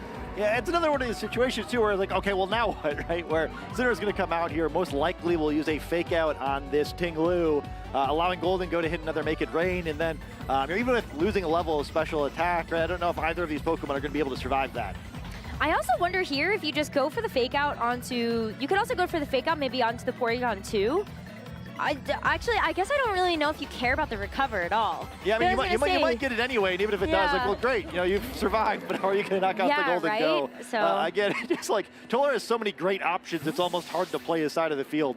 Yeah, it is definitely tough. Golden Go is now at +3 as we do see the Amoonguss now take the Ting Lu's place. But the fake out is into the Amoonguss, so you take a little bit of Rocky Helmet recoil here. We saw the Porygon 2 was also going to be trying to target down the Incineroar with the Ice Beam, but it's still gonna just sit there, take it, eat its berry, have a snack, maybe have a little bit of a cat nap as Golden Go once again gets a chance to make it rain.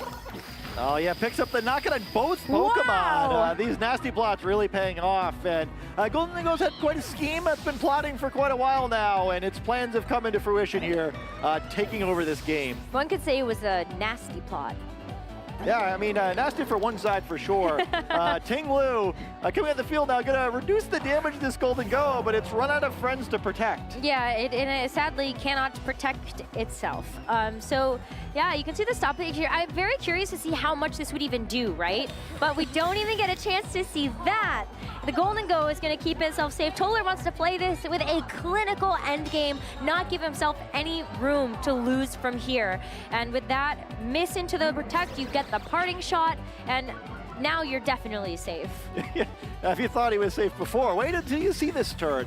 It does reveal some sort of critical information. I think if I'm Toler, I might have tried to clean that one up without revealing the final Pokemon, because I do think this is sort of interesting. It's the Urshifu coming out, so it's at least a nice bit of information for Avery, but I think that whole game, it just like Golden Go and those two Pokemon supporting it was like the whole core of the strategy.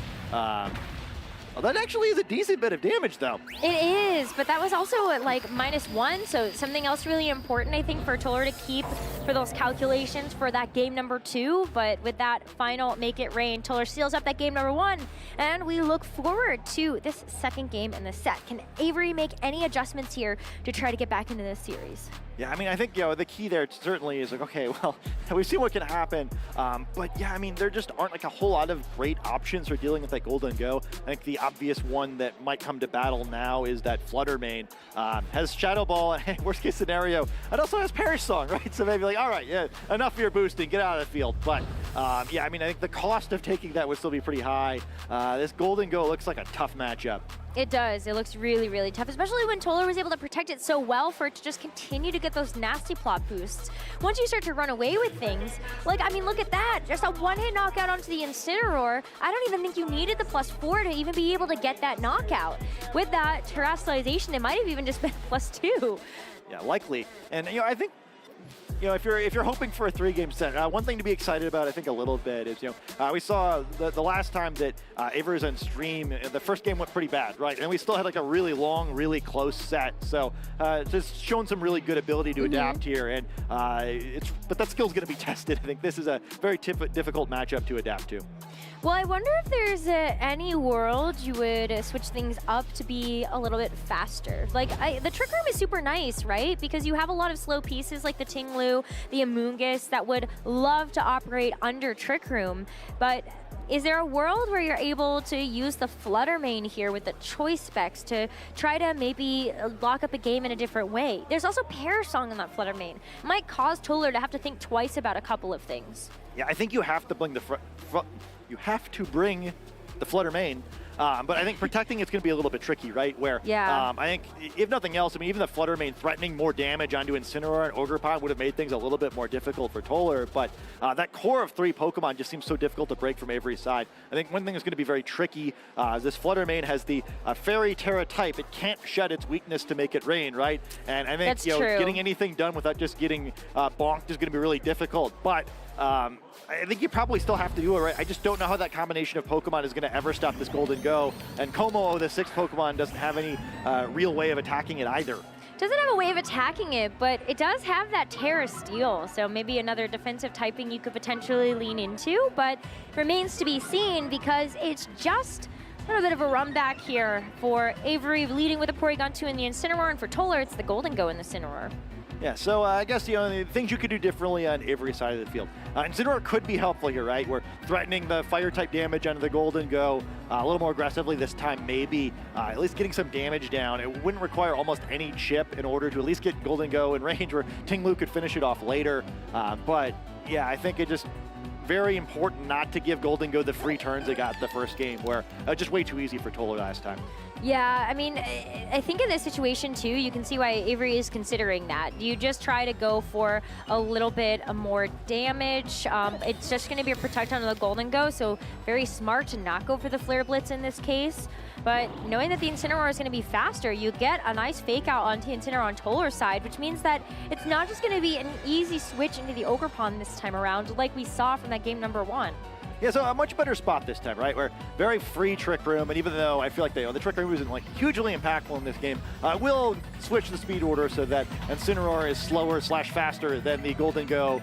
Could use either a Flare Blitz or a knockoff to do some damage now, and I think it's in a better spot where we see Avery considering the Poison Terastallization. I think there's maybe some good lines of play there, right? Where again, if the play like last games to try to get the Ogerpon in, getting a Terra Blast into it would be huge. Well, yeah, I mean, this feels good, though, too. Toler's actually going to change things up for the second game. You've got the Tornadus now that's going to take that Golden Go's place. As the Terra, that is going to be the Porygon 2 that's going to get that Poison Terra type, meaning that Terra Blast is going to be a nice double up into this Tornadus. What a big play to make as well, because you could see that Avery was also covering for that Terra Fairy, like you were saying. So whether it was going to be the Terra Blast that gets it, or even just the double up, Tornadus takes a lot of damage from that, and we get a chance to see the knockoff as well, to knock off the Rocky Helmet. Yeah, I really like that play there. We're pretty good for almost all options. We have positive damage trade, things looking a lot better. The parting shot going to come down again on the Porygon 2. I guess, there's not much point in parting shotting the Incineroar, who would happily just trade those, but funny to be living in a world where you gotta be a little careful with Porygon 2's offense. Yeah, you really do. So gotta keep it in check just a little bit, but now that we see the Ogerpon now taking that Incineroar's place, this is still one of the reasons why this Terra Poison is so good. Ogerpon still has the ability to Terastallize in this matchup, so you could Terastallize to get that special defense increase, but you still have to worry about this Terra Blast otherwise. Yeah, and I think, still a pretty nice situation for Avery. Totally doing a nice job of stalling this Trick Room out, but Incineroar now probably in a position where it's going to want to use a parting shot. Porygon 2's had its stats reduced. Avery's going to have to play a little bit more slowly, giving Toler some time to get rid of this Trick Room. I want to know, too, I'm curious if he intentionally revealed Urshifu last game, knowing he wasn't going to pick it in game 2, kind of provide some false information. Maybe just a little bit, because you now have an idea of what Toler's 4 are for this game. Tornadus is going to be kept in the back for maybe a Tailwind at the end of these Trick Room turns, but Incineroar helping to just drop the attack stat once again. I love this play, because you see the Amoonguss as well, just going to be a nice defensive pivot in, as Toler is going to go for the Terastallization onto the Ogerpon. Yeah, so another one, much like the Incineroar last game, where it's an interesting Terastallization because it changes its matchup with a bunch of different Pokemon, right? The special defense boost will be liked, and it helps it against Porygon, but does make it much worse against Amoonguss, who's now able to Spore it. That's very, very true. With the parting shot as well, that's going to be basically an intimidated Ogerpon. And so the Ivy Cudgel, it's offset a little bit because you did just get that extra boost thanks to the Terastallization to the water type. But you're still going to have to take some amounts of IV cudgel damage. That Porygon 2 with EV Light does feel good for that reason. Yeah, lots of pivoting for both sides, getting the attack boost at the download, which actually pretty good in this matchup. Again, things I wouldn't have expected to say about Porygon 2. Yeah, unironically, yes. Like, one of the things about the Porygon 2 that makes it so interesting with the Terra Blast option is a lot of people forget that Terra Blast can be either physical or special, depending on whatever attack or whatever stat you have is higher.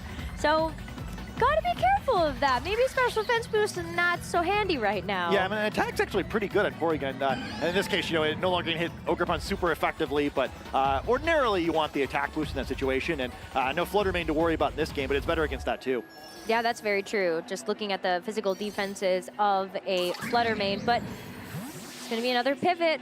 It's gonna be a long game like this. I'm already, I'm like, buckle up, everybody. It is gonna be a long now. one. Probably not too much will happen by the time it's done. So I want then to kind of consider what is the end game for both of them, right? Because obviously neither of them are particularly happy with their position on the board at the moment. So let's talk through that. What's the win condition for each? Yeah, well, I think Avery maybe is a little bit happier after that turn, right? Where I think Golden Go is still probably the Pokemon that both trainers are thinking about the most. You know, Toler trying to find some way to set it up, and Avery trying to prevent that from happening while whittling down Toler's team, and maybe trying to get a few spores off with the Amoonguss. Getting Ting Lu out against both Incineroar and Golden Go is pretty big. And not only can it potentially hit both these Pokemon with super effective attacks, but also don't have to worry immediately about Intimidate. Do have to worry about a Parting Shot, which seems relatively likely here, but now that neither of the Pokemon in the back are immune to Spore, or like a double up of an attack and a Spore into one slot, you're going to get something at least. Well, this is the last turn of Trick Room, so Toler's going to send back out that Tornadus and protect the Golden Go, really hoping that this isn't something that gets punished, so you can go for the Tailwind and, of course, the Make It Rain or something on the next turn. But it's a Spore into that slot. Nice catch for the switch in, as a Stomping Tantrum sadly is not going to connect onto the Golden Go, but Avery spots some valuable time here putting that Tornadus to sleep. Yeah, I kind of like that, right? Where Tornadus, you know, no longer able to get that Tailwind, although you don't really need it with how slow the Pokemon that Avery brought. And, you know, Toler probably realizing, okay, well, I have to take the Spore. Like, Tornadus doesn't really matter. It's the other three Pokemon the key in the matchup. But again, now what? Where with Golden Go now, like, either you can take an attack from the Ting Lu, which you don't want to do, or, you know, risk switching out and maybe having that Pokemon get Spored with an aggressive read. Well, you know, something else that I kind of didn't even consider is that this Tornadus is Rain Dance. So, well, yes, maybe the Tailwind is not as impactful, and you still have to prepare for something like the Porygon 2 for the Trick Room. You could, theoretically, at the end of the game, set up like a Rain Dance for your Ogerpon and just kind of run away with the game that way, but Tornadus is just going to get the heck out of there. It's going to be the Incineroar now to drop the attack of that Ting Lu. Yeah, I mean, I think going for a Spore in that plot also is something that Avery could have considered, where they're pretty clear if Tornadus doesn't, it would just hang out. So, be excited to see what happens. Instead, this Stomping Tantrum coming out first, doing pretty good damage to the Golden Go. That is a pretty good amount of damage there. Amoonguss did try to catch a different Pokemon in that slot, but the Good as Gold ability is going to keep that Golden Go nice and awake. And it's got the Nasty Plot as well. So scheming is still on the cards. Yeah, I mean, critically, you know, we've mentioned the Metal Coat from Golden Go a few times, not leftovers, so it might be preferred in this slower grinding game. So every hit point of damage matters. You know, at this point, it'd still take 2 more Stomping Tantrums than Golden Go, which very possible if the Pokemon is sturdy as this Ting Lu, but I think ideally you try to get Incineroar in, maybe slow this down, kind of mitigate how much damage you're taking while you try to get going and, you know, shed the attack drop. Avery's really slowing things down as well, because you're seeing another pivot in of the Incineroar, but you're more importantly going to be seeing a Spore into that Incineroar slot on Toler's side. There's no switch either at the moment, so you get this Nasty Plot off, but the Parting Shot is going to go first because we're outside of Trick Room. So is it going to be something like the Ogerpon that comes in? It could also very well be this Tornadus that's already asleep, so a very, very nice Parting Shot pivot here. Yeah, I think you have to pick Tornadus, right? It's just too likely that it was Spore. I mean, Amoonguss can't really do too much else, and yeah, we do see the Spore coming down.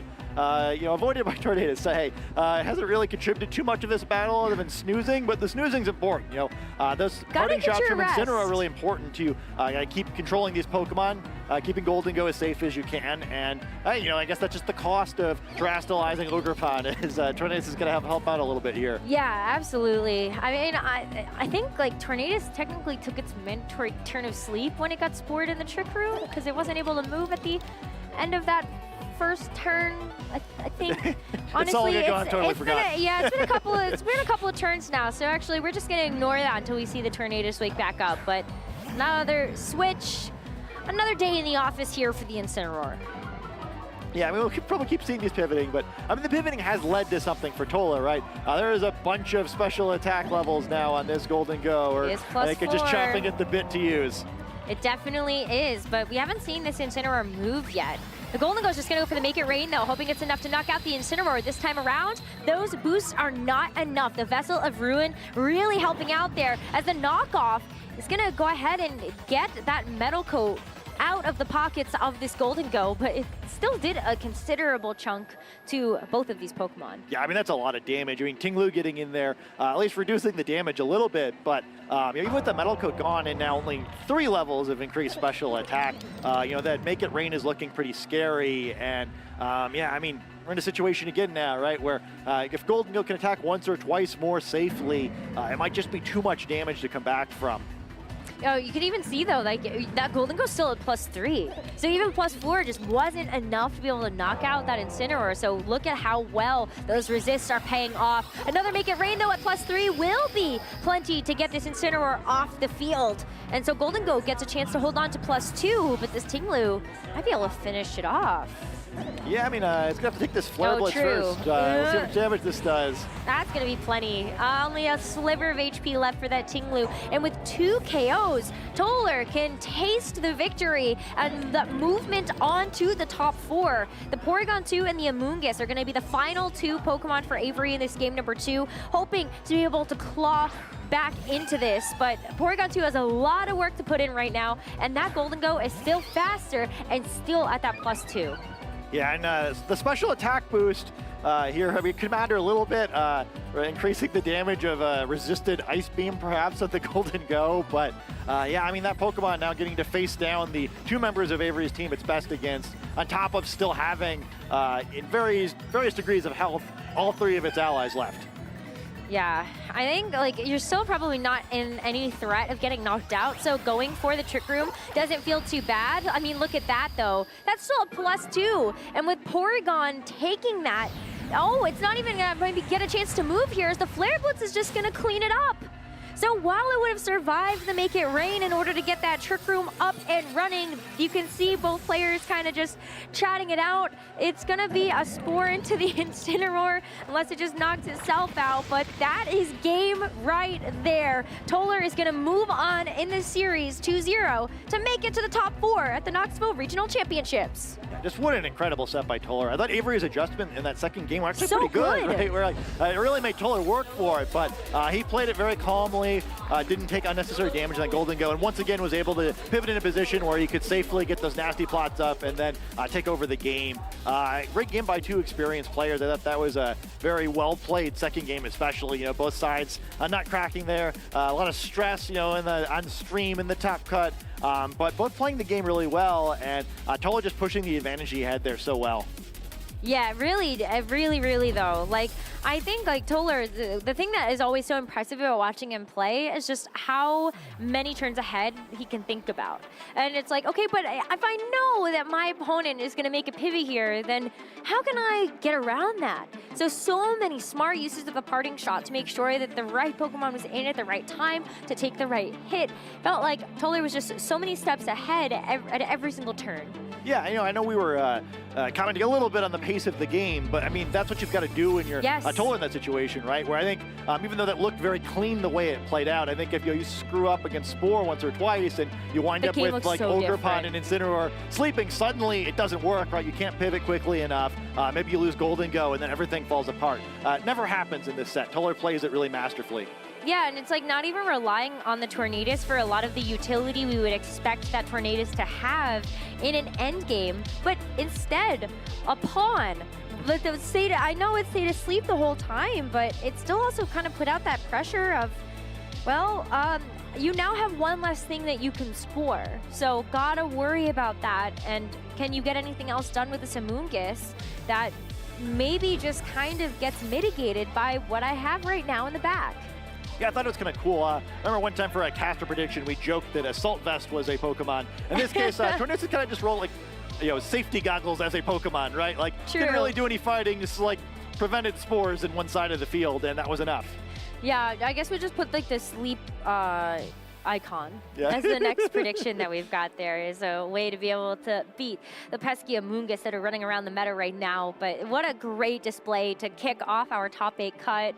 We still have more of our top cut ahead of us as well as we get ready for the interview with Toler. We're also going to have our second top 8 match. We've got 2 top 4s coming at you, and then of course the grand finals to see which trainer is going to be joining that elite list of players that have already claimed a regional championship this season. Yeah, I'm excited to see who it is. And I think that last game was kind of fun to talk about too, in the sense that like we've seen so many different strategies as far as like the Pokemon leading the offense in each team. Yeah. Like we saw some really wild stuff in Swiss, right? Where Len's Garchomp team may be standing out, but I think Golden Go is another Pokemon that it wasn't totally off of people's radar, but like I don't think it was something, or it wasn't really a Pokemon that people were expecting to be like the MVP of the tournament. Yeah. And Toler made it look awfully good in that sense. So yet another different strategy showing that it can work out here. I think what's interesting as well is that, Golden Go actually took quite a few super effective attacks. So while we did see it get a couple of nasty plots off and have great support coming in from its partners, it also was trained to be pretty bulky.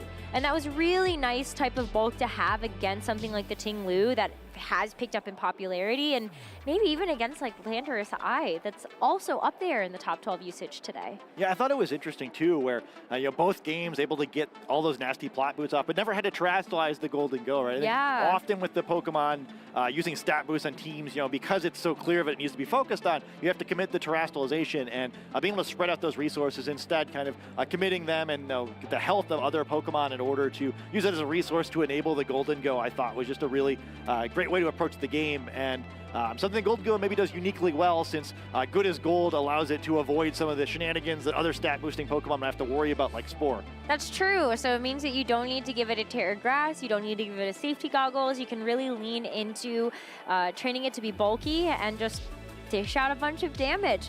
+4, nasty plot, like that's the set. That's the set right there. I remember there was another, so James Beck was also a player that stuck out to me as somebody who truly pioneered Golden Go when it was kind of ahead of its time, I guess. And so that's another player that I look at and I go, yeah, like what a smart bring to a tournament when you can identify that that's not necessarily something that people are keeping in mind because of everything else that's around it. Think about Blood Moon or Saluna, for example. Earth Power does not feel good against something like Golden Go either. Yeah, I think it was a smart, bold choice for this tournament. Right? It's easy to imagine a lot of ways that Golden Go could have had a tough time, but so far, Toler's been able to navigate his way through. It's been great. So let's go ahead and hear from Toler about that top 8 win. Thank you so much, Rosemary. Thank you so much, Scott. I am joined in the lounge right now with Toler, the winner of that top 8 match. Toler, how are you feeling? It was scary. Avery played really well in our day 2 set that we'd already played, and she was easily the scariest person playing that team for me. I mean, it's just a rough matchup for her, I think. How much practice do you have against this Porygon 2 Ting Lu team archetype that's been sort of popping up? Yeah, so let me be clear. I played 1 set against it, against a friend of mine. Demolished him, told him he shouldn't play the team because it clearly couldn't beat Dango, and then never played against it again. Okay. And then now you face it at least 2 times now because you face off against Avery in day 2 Swiss. How did that match go during day 2 compared to the top 8 match? Yeah, Avery in day 2 Swiss played a very the typical game for this Ting Lu team where they sort of war of attrition you. She was taxing my Golden Go's HP constantly, ruination it, snarling it, trying to push it down, and eventually muscle her way through the Golden Go very slowly. And that's really different from the top 8 set because instead she tried to go for a few really clever tricks to catch me on lead and force the Dango into positions where it get KO'd, which was totally different. Right. You definitely maneuvered extremely well in that last match. I mean, that Golden Go was doing so much damage, right? You're just able to set up and pay it off. with the Make It Rain. Yeah. How Metal Coat, Make It Rain. Yeah. How would you rank Golden Go in terms of on your team build? Like, is it the MVP of the team so far? Well, okay. You said at least 2 times on this Porygon 2 Ting Lu team. I fought it 4 times Four over times, the course okay. of the tournament. So it's very popular, and I've run into a lot. And given that I've won all those matches 2-0, Golden Go's done a great job. But I wouldn't necessarily say it's the MVP. I think actually some combination of like Ogerpon, Tornadus, and Incineroar are just very, very powerful altogether. Those are all very strong Pokemon. I got to ask you about the Raging Bolt. How has that Raging Bolt done for you so far? I hate bringing it because it has 2 inaccurate moves, and I don't like clicking inaccurate moves. Okay. I also hate bringing Tornadus for the same reason. For the Bleak Wind Storm, I'm guessing? Or the Yeah, no. If I can avoid clicking it, I'll avoid clicking it, yep. Well, don't worry. I'm on the same boat as you. I'm still not a believer on Raging Bolt. You have not sold me on Raging Bolt just yet. Any thoughts on what winning this regional championship would mean to you right now? You had a very deep run in Charlotte Day 2. Yeah. You did not make top cut there, unfortunately, but you still had a deep run. What would winning this regional championship mean to you? So this may be a long-winded answer, and Go I'm ahead. sorry if it is. No, please. I want to hear all your thoughts, Toler. Yeah. So I have said to a lot of my opponents, and they don't believe me whenever I tell them, but I'm being honest. I am terrified to go into any game against any opponent at this point. Right? I had a long string in 2023 of making Day 2s, playing good players, and getting demolished because I would sit down across from them. I would be so scared that I couldn't think for a minute and 15 seconds. Oh no. And then I was like making these last minute decisions and panicking and like, I respect everyone here so much, right? Yeah. So what this is for me is the number one thing I was working on from Hartford last year through now is fighting that voice a little bit and finding my confidence back, which I mean, it had totally gone away.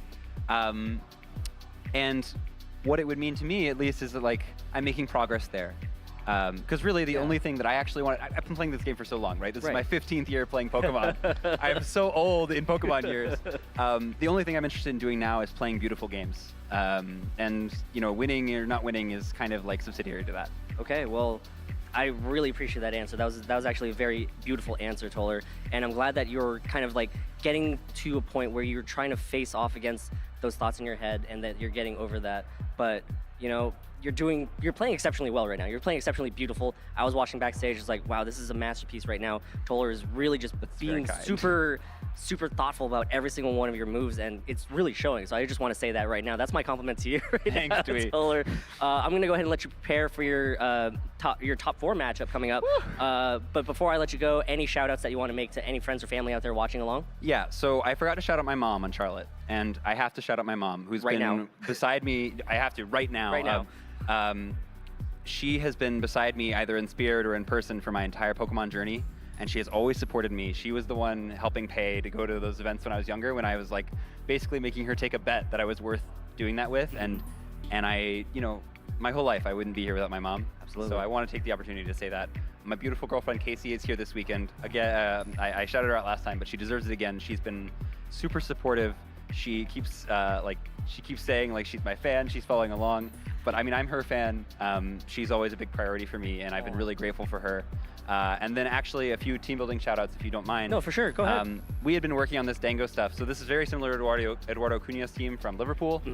We had been working on this Dango stuff. We had 5 of the 6, except for I think Urshifu Single Strike in Builder before Eduardo played. And we being me and actually Justin Knox, who I've never worked with before and sort of just out of the blue was working with. We both brought this team to the regional with the Metacoat Dango. He had a rough day 1, made a 6-3 and got points. But I was really grateful for all the replay review he gave me and all the extra work he gave me. And then I'm grateful to the usual Yotam Cohen, Dan Fitzpatrick, Kazuki Kanehira, Colin Heyer, like lots of friends of mine that have been huge supporters this whole time. So I have a lot to be grateful for. Toler, it's always a pleasure to talk to you. Again, I'm going to go let you prepare for your top 4 match. Best of luck. Don't tell anybody this, but I actually predicted you to win the whole thing. Oh, I'm sorry. really? No, don't. I hope that's not pressure. Then I take that back. Did you also predict all of the other top 4 players to win the whole thing? Whoa, hold on. That sounds like a strategy that I definitely would not do, Toler. It would not be funny on stream if you happened to say that to everyone and they didn't realize. No, not at all. Toler, thank you again so much. It's always so pleasurable to get to talk to you. We're going to go ahead and throw it down to the floor where Chip is going to go ahead and take a look at some side events going on right now here in the Knoxville Regional Championships. Chip Ritchie down here at the side events area. I'm with Jeremy Jalen, Dwee Ha, and we're joined by Jeff, who's going to explain to us exactly what's going on here at the ring toss area. Huge line of people waiting to play this. What is everyone so excited about? So today we're doing a qualifier round to try to win this giant Waylord. What it is they'll throw 6 rings every time they play. If they can ring any 2 separate items, they qualify to come back later for the knockout round. Last person standing in the knockout round gets the Waylord. All right, we'll see who ends up winning the Waylord. But for now, Dwee and Jeremy are going to give it their best shot, see how many prizes they're going to be able to ring. What you got, Dwee? How many do you think you can come away with? First things first, what's going to happen is I'm going to get 2 different prizes, and then I'm going to come back and win the Waylord. There you go. Planning ahead. I like it. Jeremy, what do we got? I just don't want to look dumb. That'll be hard. We'll see if we're able to make it happen. How many prizes these guys can come away with. Let's go ahead. Where do they need to stand, Jeff? They're going to stand on the middle line for me. All right. Come on, step up. All right. Dwee with the strategy of forcing his opponent to go first. Jeremy Jalen will see how many prizes. Hey, hang on. What are you going for here? I think I'm going to either go for the water bottles or the drill bear. The water bottles. So you're thirsty. Okay, let's go ahead and see what we can make happen. Jeremy with his first toss. Oh, hits the Drillber, knocks it down. Drillber making the earthquake, having to come back to his position. Oh, locks it up. Wait, but how does this work? He's on the box. So it has to be completely flush, but he can use his other rings to knock it down if he feels confident about it. All right, Jeremy, let's see what he goes for. Throwing once again. Almost got the knockdown, not quite. He's got 3 rings left. Throws once more, hits the Drillber, bounces to the Pokeball. Pokeball is eligible to get as well if he can knock it down. Oh, he's on 3 different boxes, but has not quite been able to secure a prize. One more shot, and Jeremy, my friend, what do you think? That's a lot harder than it looks. All right, Dwee, do you think you can, all you have to do better than Jeremy is just come away with 1 prize. You got that in you? I think I got it in me. All right, let's see what Dwee Ha can do for us. First toss here. Going for that Oshawott Funko Pop. It's a difficult target, a big square box. We'll see if he can close it down. Ooh, hits some booster packs. Throws once again, hits the top of the Funko Pop. One more. He's got 1 more after this. Let's see it. Not quite. Dwee, it was a good shot, but Jeremy was definitely a lot closer to at least getting something than you were. Now, I do have consolations for you guys for playing. For my casters today, I have 500 points apiece for you, and then a pack of Paldea Fates for you each. And I'm going to let you choose your fate. Choose your fate with Paldean Fates. Let's see what they get. I'm gonna let Jeremy choose for me. Ooh, okay. Leaning to the TCG player to choose his pack. There you go. Why don't we close this out with a quick opening real quick. Let's see who comes away with the better card here. The newest expansion, Paldean Fates. What card are you hoping for here, Jeremy? That shiny Gardevoir EX. Dwee, do you know what's in this set? A little. Okay. Yeah, anything you're hoping for? Good cards. Good cards. All right, let's see it. Let's show the camera. Jeremy, go first. Oh, looks like he's got something. Ooh, the shiny Clodsire EX, Paldean Clodsire. Dwee, that might be tough to top. Jeremy picked this pack. I have faith in Jeremy. All right, let's see it. See what we get here. The Paldean Student of Fido. Very cute, but not something shiny. Electric Generator, very powerful card. That's a great new card, the Charmeleon. Another really good new card, but is there something shiny back here? I don't think so. Mabostiff, not quite gonna cut it, Dwee. Jeremy, congratulations. Oh, don't leave him hanging. There we go. Thank you guys so much for watching. Here at the Regional Championships, tons to do besides just competing in the main event. Be sure you come down and check out the side events area with guys like Jeff. Thanks y'all for coming. So much that can be done at the Knoxville Regional Championships. We have the competition, we have the side event, we have the pack opening, we got that ring toss. It has been an absolutely great time so far, and of course we've had our fire competition. I'm Sierra Dawn and Jake Muller here, back from our Pokemon Stadium, mini games, and we actually got an opportunity to go check out the ring toss as well. We did.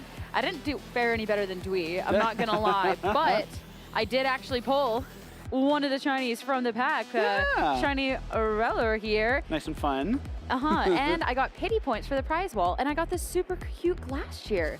And I watched. Yeah. Hey, he didn't even try. I was supervising. Yeah, you're supervising. Okay, I did it back in San Antonio, and it was very fun. And I got that little drill burr. I think me, Joe, and Gabby all went out together doing one of the rounds that we weren't on stream for. But I was very happy to accompany Sierra to the side event area. Highly recommend all those little fun games. Day 2 events has a lot of great side events at all of their regionals. So big thanks to them for setting all that up for us. Yeah, and I heard someone won the giant Wailord. I'm jealous, but also there's no way I could get that home. So no, I would have missed. Like, pathetically. Yeah, 100%. But we want to know how everyone else is doing with their runs as well and just their experiences. Ooh, I love this. This is coming out from the Melbourne Regional Championships for Pokemon Go. This is awesome. I love, too, that everyone's lined up here with their medals. Congratulations to these competitors. Yeah, this is really cool. It's probably that top 4 from Melbourne and Pokemon Go. I believe the guy, the second one they're holding the champion medal there, also has won OCIC in the past, if I'm not mistaken. And so another huge accomplishment for him, obviously, one of the best trainers in that region. But, of course, a really fun shot with all 4 of those top 4 players. Yeah, congratulations. It's always cool when we get multiple regionals on the same weekend to try and see what's going down at the other event as well. Our next post that we have here, staying warm and cozy while watching Knoxville Regional. Yeah, staying warm and cozy I think is a good call. Like I'm from Texas. This is terrifying. Like what is that? What is all that white stuff on the ground? That doesn't happen.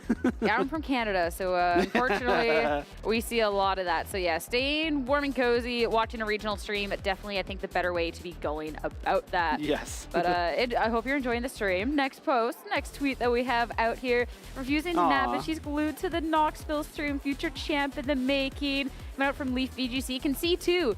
That is a Champao and Ogerpon on the field. Like, she's going to be learning about some strong Pokemon. We're starting them early. That's the next junior regional champion coming up through the ranks.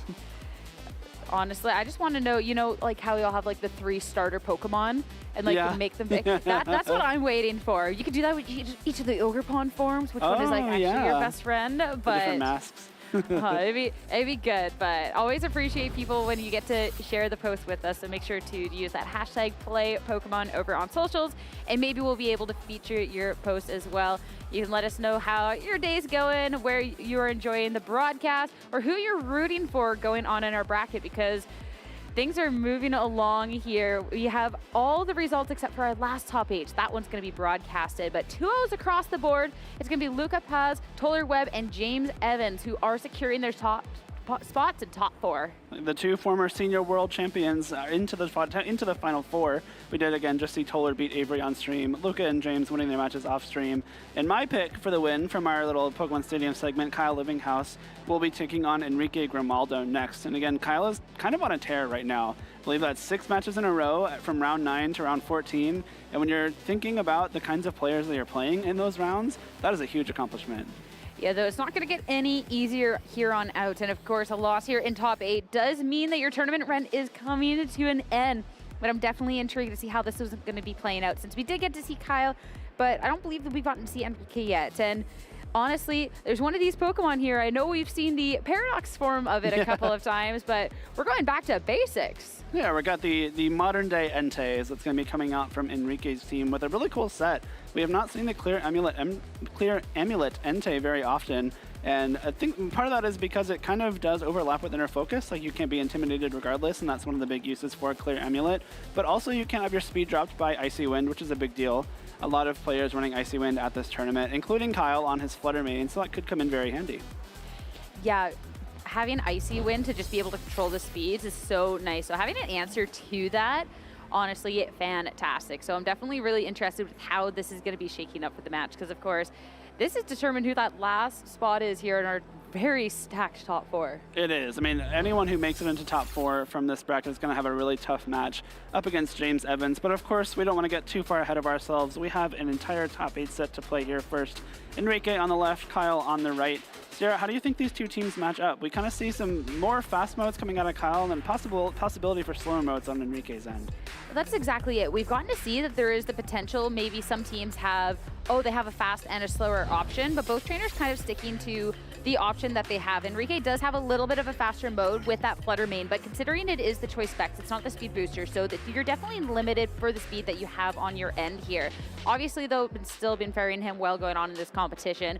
And looking at the past accomplishments, too, breaking into that top 32, but this is an opportunity to break into that top 4 and add that to your accomplishment list. And also, why stop there?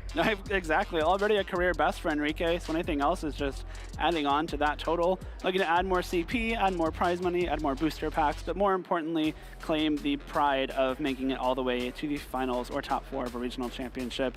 Enrique's team on the screen here is the Farigiraf, Fluttermane, Ogerpon, Wellspring Mask, Amoonguss, Incineroar, and Entei. And I like that Farigiraf set. The Throw It Spray Hyper Voice set has been very threatening over the past few tournaments. That is what we saw win both Charlotte and Liverpool over the last 2 weekends. And I'm still just so drawn to this Entei, considering that it is a clear amulet. So looking at a little bit more offense, because you're not wanting to get anything dropped along the way. Whereas Entei's, we get to see that with the bulk that it has, combined with an Assault Vest normally, how much that can save. So this Entei having the Protect, obviously, that'll be really interesting. Just a little bit of a different twist on a Pokemon we haven't necessarily gotten to see too much about. Looking over at Kyle's, and I mean, we're in Knoxville, so maybe it wasn't quite the last year championships, but we do have a Knoxville Regional Champion title on this list. Kyle looking to make it another regional championship here in Knoxville just 4 years after his first one. Of course, some other great finishes in the last few years. NAIC top 16 last year and top 8 at Hartford as well.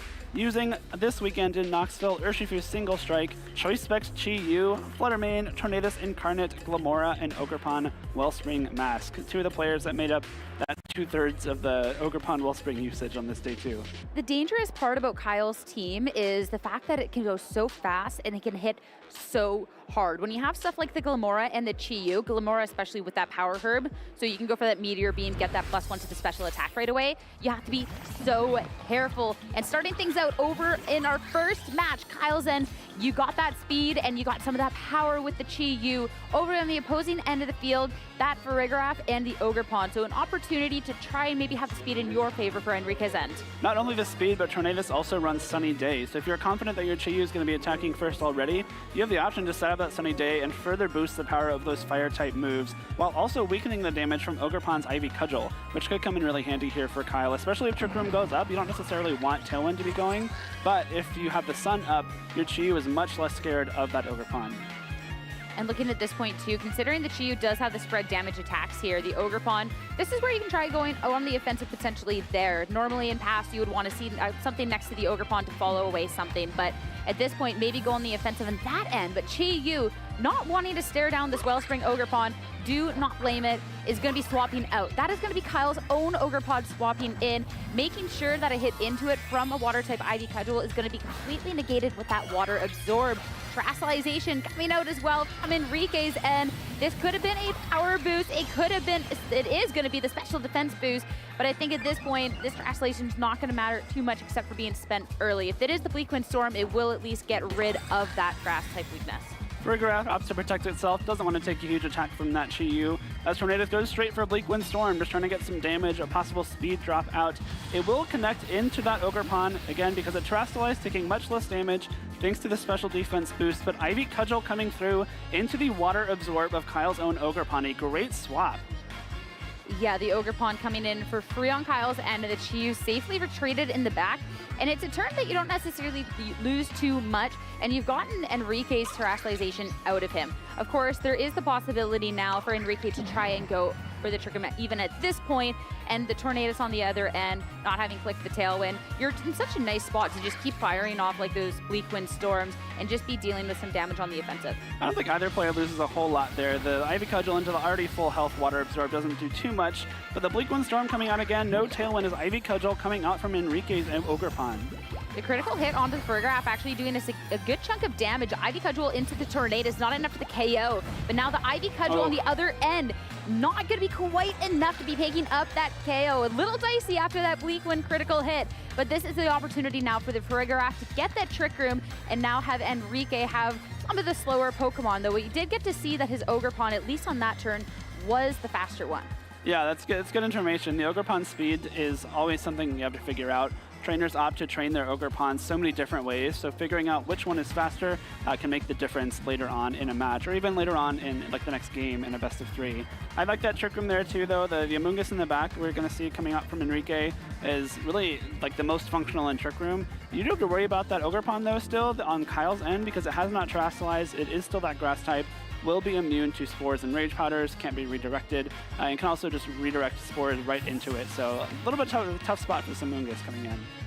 Yeah, the Amoonguss, not necessarily the damage dealer you'd be looking at, but the Farigiraf that we have is one of the ones that can be doing some good amount of damage, but of course wanting to be set up for success and protecting it past this turn.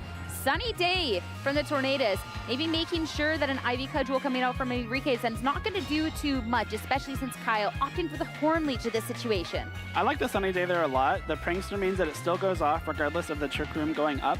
And if the Farigiraf opted to go for something like a Hyper Voice that turn, it meant that the Tornadoes would definitely be able to, get the Sun up if the Hyper Voice KO'd it, and then you could possibly bring in that Chi-Yu and have the redirection going with that Ogerpon to fire off some very strong fire type attacks. At this point, though, the Farigiraf was down to so little damage, but the Amoonguss coming in safely. You can start going for those Pollen Puffs, and the Farigiraf can definitely be doing some damage. This is the Throat Spray version here, and we'll be able to fire off some powerful Hyper Voices going on forward. And the Sunny Day is going to be lowering the damage of Kyle's own Ogerpon if you're trying to get a good hit onto the opposing end. Hyper Voice, you had so little you had to do to that Tornadoes. That is completely fine, but now this is where you'll get that special attack boost for that next turn around.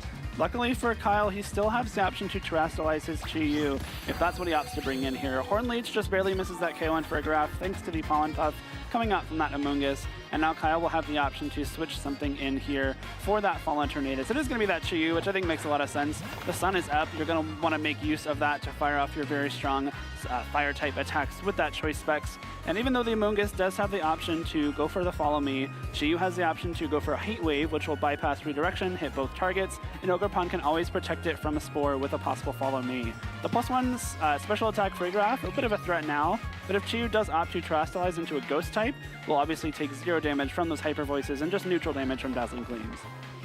That's the problematic part, because you do have a special attack boost now onto the Farigiraf, and trying to fire off an attack here into the Chi-Yu, it does have ways to be trying to get around that. And an Amoonguss side Pollen Puff isn't even safe here with that Follow Me redirection. So you definitely have to be really, really careful, because you also don't want to play too passively and get punished then for that turn.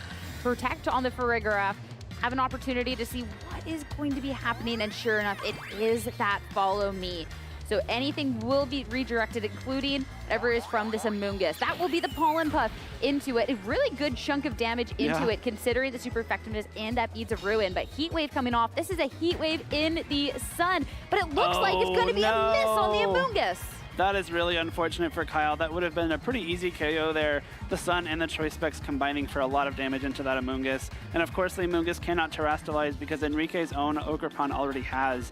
That's really a Heat Wave you wanted to connect, because if the Amoonguss goes away, your Chi-Yu gets opened up so much. You don't have to worry about Spores anymore. You not necessarily don't have to worry about going for something like a Follow Me with Ogerpon either. So kind of a rough break for Kyle. They're missing that Heat Wave, but it's still kind of a net neutral. If the Chi-Yu does terastallize, it'll be forced to be only taking damage from Dazzling Gleam, and you do still have one opportunity to redirect another Spore on this turn. So you do have to kind of spend your terastallization on it, which is unfortunate, but in this case, not like an unrecoverable miss from Kyle. At this point, no terastallization and a Follow Me coming out. And considering the damage done from the Pollen Puff this last time around, this Pollen Puff and the Hyper Voice, even just the Pollen Puff by itself, is going to be a critical hit. The Amoonguss really wanted to show its stuff here. It would have been able to get a KO with that double up, considering the Farigiraf's going to be firing off an attack anyways. But now this is going to be single target damage into the Chi-Yu. But still, Farigiraf is kind of underwhelming. A miss. Amoonguss again. The Amoonguss has not been touched, and now that thing redirecting it, the Ogerpon's been taken care of. You still have the Trick Room. You have to re-go for that. Okay, you know Trick Room, but the Amoonguss still free to try and be disrupting the plan, and Kyle's only down to 2 more Pokemon. Trick Room is gone at least, which is nice, but Kyle, like you said, Sierra, is down to 2 Pokemon, and Fluttermane coming out means that it will actually get the benefit of Photosynthesis thanks to Kyle's Tornadoes going for that Sunny Day. We see the special attack boost, and there is no protect on this Choice Specs Chi-Yu. No way to swap it out. and a single Moonblast, probably enough to KO it from this range thanks to that Dazzling Gleam chip damage. Really rough turn of events, not being able to connect on either of those Heat Waves into that Amoonguss slot. And now Glamora is, you know, somewhat strong into Flutter Mane. You have the option to get off a really strong Meteor Beam here, but at this point, you have to imagine it's going to be tough for Kyle to come back from this, because I don't think GU gets the chance to attack anymore. That's the problem too, being the fact that the Trick Room just ended. Sure, the Amoonguss doesn't thrive in that situation, but the Flutter Mane definitely can. We're finally going to see that late game Terastallization coming out. That'll be the Glamora into that grass type, though we'll have to see how that one can fare out, because we did get to see Clear Smog to try and negate a boost if it manages to get one, and would hit for super effective. Moonblast should have been good anyways, but the critical hit just to add a little bit of insult to injury here at this point, and instead Glamora with that Sludge Bomb, not doing nearly enough to that Flutter Mane, and that's so much damage from this Amoonguss in return. The Clear Smog, a great option there. It doesn't negate any boost from a Meteor Beam that could have come out from that slot. Unfortunately for Kyle, he kind of was forced to Terastallize there, because if Amoonguss goes for a Spore and puts Glamora to sleep, I think it's kind of just impossible to win from there. So smart Terastallization, but also a smart use of Clear Smog there to make sure that, you know, if it does Terastallize, that's some extra damage. If it does go for Meteor Beam, it's not going to be +1 for the rest of the game. And now at this point, Enrique should just be able to clean this game up with Flutter Mane and whatever else is left in the back. But also, Terastallizing, you lost your Poison typing. You just get knocked out by Moonblast here, probably. Yeah, and that was definitely a rough game, and now we already see Kyle, even on that last turn, picking up the team sheet to try and see where things can go differently in game 2. And I think that's tough, because Enrique played really, really well, but I think so did Kyle. I think it's when you're looking at it, it was pivotal turns with Heatwave missing not once but twice onto the Amoonguss, something that should have been able to pick that up cleanly, considering it is a sun-boosted Chi-Yu, Beads of Ruin choice specs. That is some damage. And missing out on that with the Amoonguss multiple times, I think it's just a really, really tough blow. So I'm curious how much you want to adjust the gameplay for maybe a consistency option versus, hey, I know I kind of got unlucky, maybe I didn't run it back. I'm with you. I do think Kyle actually put himself in a really strong spot there. If the Amoonguss gets knocked out by either Heatwave, you have the option to use your Ogerpon to threaten Enrique's own Ogerpon. That's kind of the one thing that's not going to be taking a whole lot of damage from those Chi-Yu Heatwaves. But I believe, like you said earlier on in that game, Sierra, the Ogerpon on Enrique's side should be faster than Kyle's Ogerpon, which means in Trick Room, Kyle's Ogerpon attacks first, and given that Enrique's had Terastallized the Horn Lead to become super effective and probably able to knock it out. So rough turn of events there, not being able to connect to that Heatwave. If you're moving into game 2, if you're Kyle, you have to wonder, you know, do I stick to the same plan and hope that it just goes better if I land those Heat Waves? Or do you think Enrique possibly knows, you know, this is what I was trying to do, and even though it didn't work and Enrique now is up a game, do you try to like proactively counter an adjustment from Kyle there? Well, that's exactly it, because you got to see in the first game too, you know too that Kyle does have the option for the speed. So you do threaten the Trick Room on your own end, but if you think Kyle's going to be adjusting, you can be trying to do something a little bit more heads up. Though I do think when you're looking at Enrique's team, looking into the opposing end, besides the Ogerpons, where Enrique's is actually slower in Trick Room, I think otherwise you do really like this team in that Trick Room situation. I do think that maybe it wasn't off-putting the amount of damage that I maybe would have liked to see, to where it could be tricky if Kyle doesn't have some bad luck in his favor. So that would be kind of one of the biggest things I'd be looking at in this next game. It's tough running Chi-Yu too, because it is so very strong, but the 3 of the 4 moves that it runs in the form of Heatwave, Snarl, and Overheat can all miss. So you do have that really small chance of a couple disastrous misses there, which unfortunately did happen to Kyle, but we are moving right past that into game number 2. No Chi-Yu just yet. Ogerpon and Glamora, Kyle's leads of choice in game number 2, facing down the Ogerpon and Farigiraf for Enrique. A lot more accurate options coming out from Kyle's end, minus that Meteor Beam coming out from the Glamora. And something that can definitely be pressuring some damage over onto the opposing end of the field. Glamora is definitely one of those Pokemon that can hit for so much damage. And Enrique not wanting any of that, not wanting a potential Sludge Bomb into that slot, and it'll be a protect on both of the Pokemon. This is also good to kind of scope out what is going to be done over onto the opposing end, because it's not really a turn where you really lose too much. You don't lose anything, and if Glamora does go for Meteor Beam here, you actually block all damage coming out from it. It does still go through, you consume the Power Herb to try and attack on that first turn, so there's no longer an option for a one-turn Meteor Beam from Kyle. The good news for Kyle being you do still get that special attack boost. So no meteor beam damage, but you're still at +1. You still have the option to redirect any damage away from that Glamora with the Follow Me and start firing off some +1 special attack Sludge Bombs. Unfortunately, I think the +1 meteor beam is what you were really going for there. That actually has a chance to cleanly KO Farigiraf in one hit. So that is, I think, what you were really, really wanting if you're Kyle, the chance to try and get that Farigiraf off the field before it can set up Trick Room. But now in this case, you're still heavily threatening the Ogre Pond with the Sludge Bomb. Yeah, you could at least get out a big threat in that Ogre Pond, even if it does feel a little bit bad that the ultimate threat to maybe your ideal situation right now can't necessarily be taken down. I do like the Terastallization option to at least get out of that weakness to a Sludge Bomb and to have that special defense boost. So we'll see Enrique right away in this game to go for that Terastallization. The special defense boost especially, I think, is what matters the most here. I guess it's both, really, in conjunction with losing the poison type weakness. But this means any attack you redirect from this Glamora will be much less impactful, certainly not able to one-hit KO without something like a critical hit. And Follow Me to make sure that that Farigiraf is nice and safe going on forward for this turn. And Ogre Pond on the opposing end just going for the Follow Me to make sure the Glamora is safe, considering that definitely wouldn't appreciate an Ivy Cudgel from the opposing end. Sludge Bomb, that's a good amount of damage, but at this point the Trick Room is set and Farigiraf will be able to fire off some lackluster Hyper Voices. It really won't be great too, especially considering Farigiraf is running Dazzling Gleam instead of a Psychic type move. You don't have a great way to damage this Glamora, and considering the speeds of those two Pokemon, I think Glamora should be attacking before Enrique's Ogre Pond and Trick Room. We saw Sludge Bomb do over half at +1, which means that one more Sludge Bomb probably knocks it out before it has a chance to Ivy Cudgel. And that's not to mention the option that Kyle has to just attack with Ogre Pond right after that too. So Trick Room does go up, but I feel like it might benefit Kyle more in this certain scenario. If we can get a safe swap at this point and a way to be pressuring a little bit more, then I think it could be a good situation. So we will see the swap coming out. Make sure to Sludge Bomb into that Mungus isn't going to be doing the most amount of damage.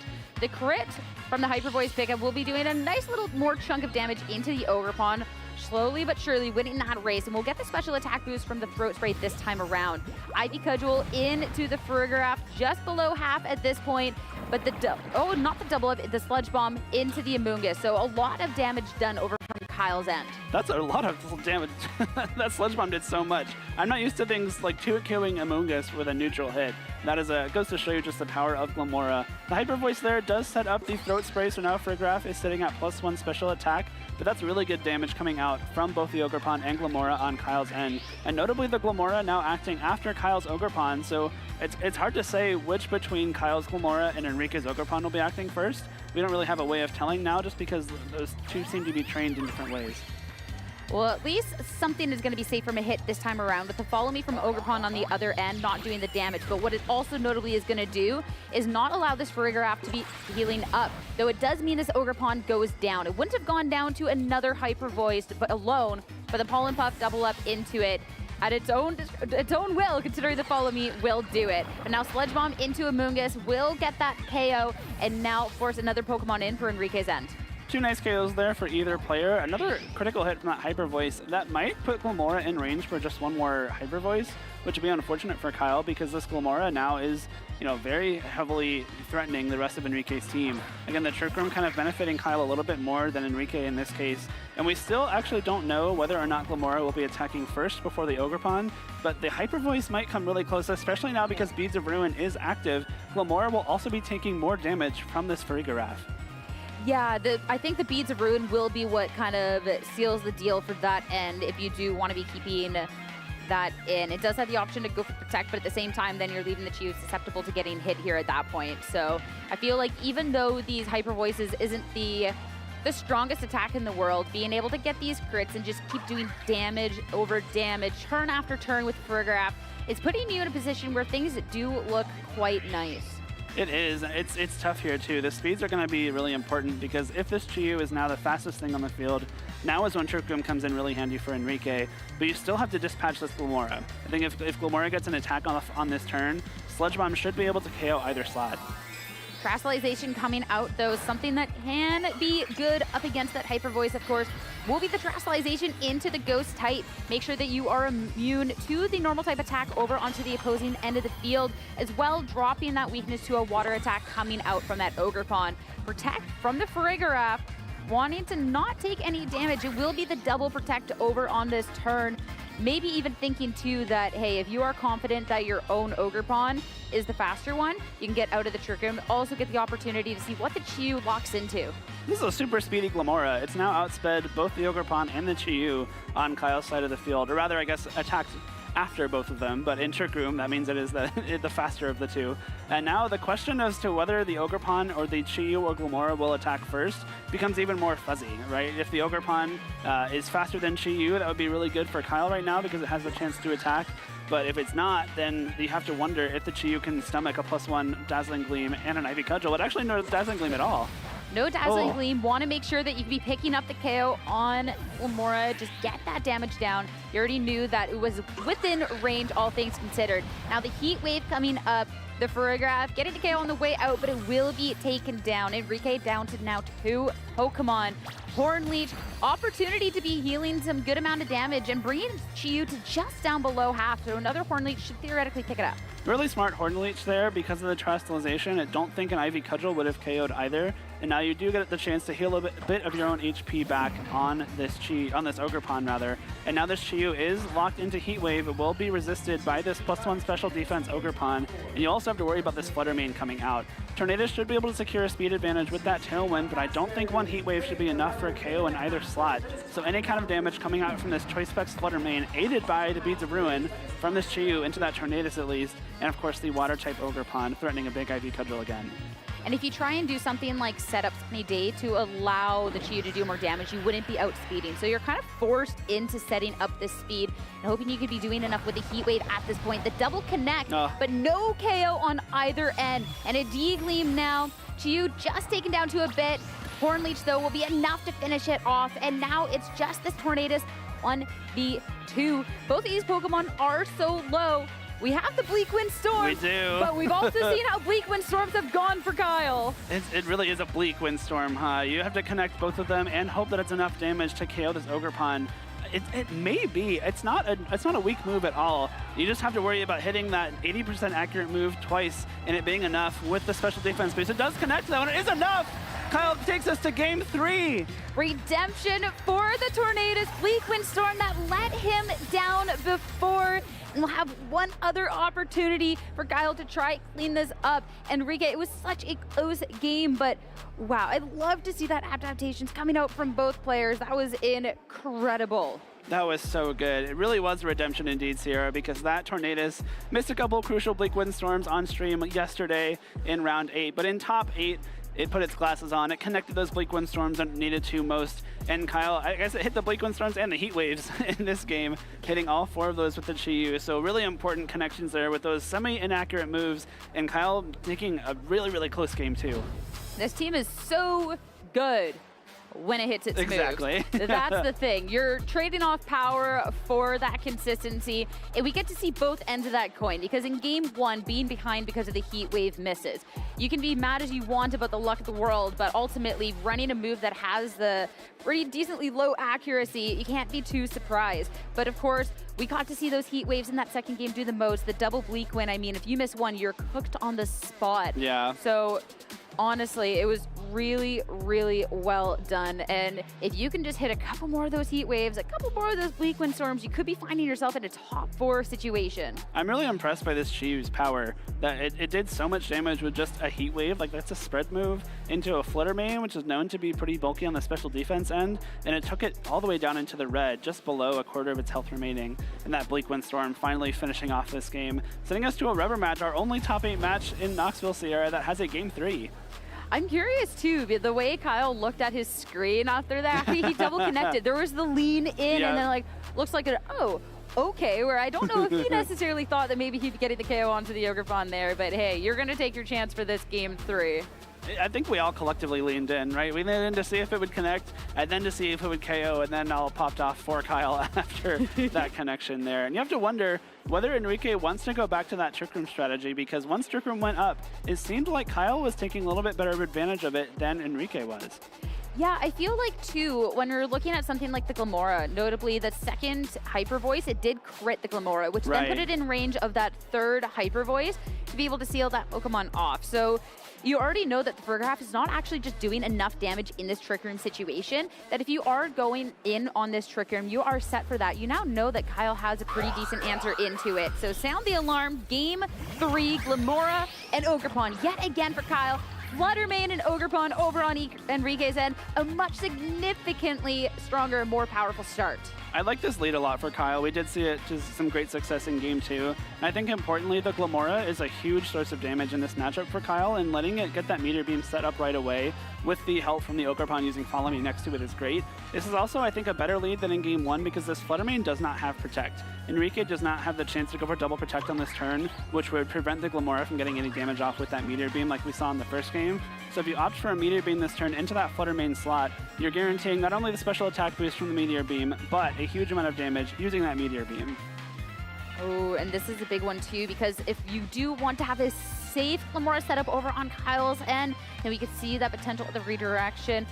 So going into it, Terrestrialization to start. We saw the Hornleech lock in over on the opposing end, and Terrestrialization coming out here does mean that could be super active, but we will get to see that special defense boost. That one was Enrique's. We'll have to see if Kyle's follows suit. Yeah, special defense boost from Buddy Aspect will be useful against this Glamora, but Kyle's Glamora going, no, not the Glamora, the Ogerpon going straight for the Follow Me here instead. There will be the double up attack into it with the Shadow Ball and the Hornleech follow-up, considering it's the way you had to do things.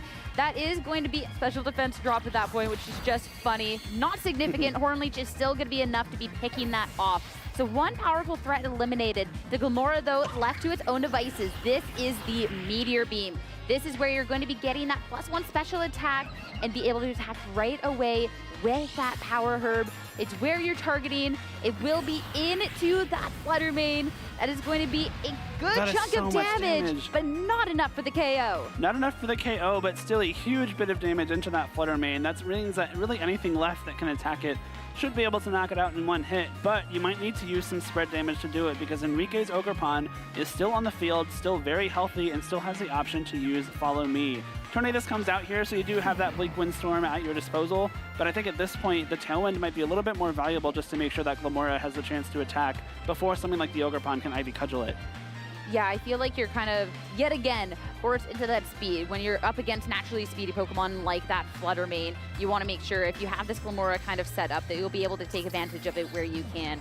And that'll be the thing. We do still have the Terrestrialization option over onto Kyle's end if you want to get away from a potential Ivy Cudgel headed your way. But the Spiky Shield is another way to be keeping it safe. This is a way you can be setting up for that speed on your end with that Tailwind. So next time you can go for a Bleak Wind and a double up with that Glamora.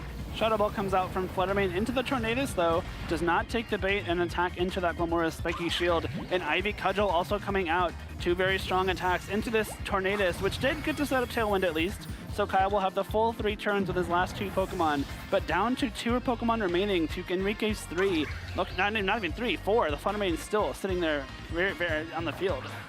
With the Chi-Yu and the Glamora, I do feel like this is your best chance with these Pokemon to try and steamroll through the rest of Enrique's team. Of course, the Ogerpon can go for his Spiky Shield, but the Fluttermane should just be clean KO'd this time, and it's about how much damage you can be doing in the meantime with that. I think the only issue is you have 2 Pokemon weak to this Ivy Cudgel that's boosted by the Water Terrestrialization, and only one of them can Terrestrialize. And of course, you have to be going for that Heat Wave. I think that's really your only option to lock into with this Chi-Yu if you're Kyle. But that means that the Ogerpon will be taking heavily resisted damage. It is a pure water type thanks to that Terrestrialization, and has a special defense boost to boot. Yeah. Being outsped, a smart swap to get the Flutter in the back. So once Tailwind expires, you do have an option to be attacking there. And Fergraph, full health, coming in instead. Terrestrialization for Kyle. With one of his last 2 Pokemon, it will be that Glamora into that Grass type. Make sure that the Ivy Cudgel is into that slot. Will not be doing much. No more super effective damage coming out from that Ogerpon into Glamora, but Ogerpon going straight for the Spiky Shield, not wanting to take any damage from either of these 2 very powerful Pokemon on Kyle's end. And that'll keep it safe from the Sludge Bomb. The Chi-Yu, you have to imagine it will be that Heat Wave, be good, but Ogerpon will be able to waste one of these turns of the Tailwind over onto Kyle's end. and we'll have to see if Chiyu can connect. It will. So Frigarath brought right down into the yellow on swapping. And I guess that's the benefit of having that Chiyu be your last Pokemon, right? There's really nothing that can switch in there that doesn't get 2-hit KO'd by Heat Wave. So you do have the option to go straight for another Sludge Bomb into that Ogerpon slot and another Heat Wave to KO Frigarath. But I don't believe that a combination of Sludge Bomb and Heat Wave should be able to KO Ogerpon without a critical hit. So if you do have the chance to get off an Ivy Cudgel on this turn, you can probably just KO that Chiyu outright and leave Kyle's Glamora as the final Pokemon remaining. And that's it. The special defense boost, sure, there is the Beads of Ruin. Sure, you are going to be taking a lot of damage from the opposing Pokemon, but if you're able to survive the turn, then Enrique's just looking so good going on forward. Sludge Bomb will be the first move of choice, bringing it down just below half, and the double connect over on the Heat Wave. Ogerpon hanging on.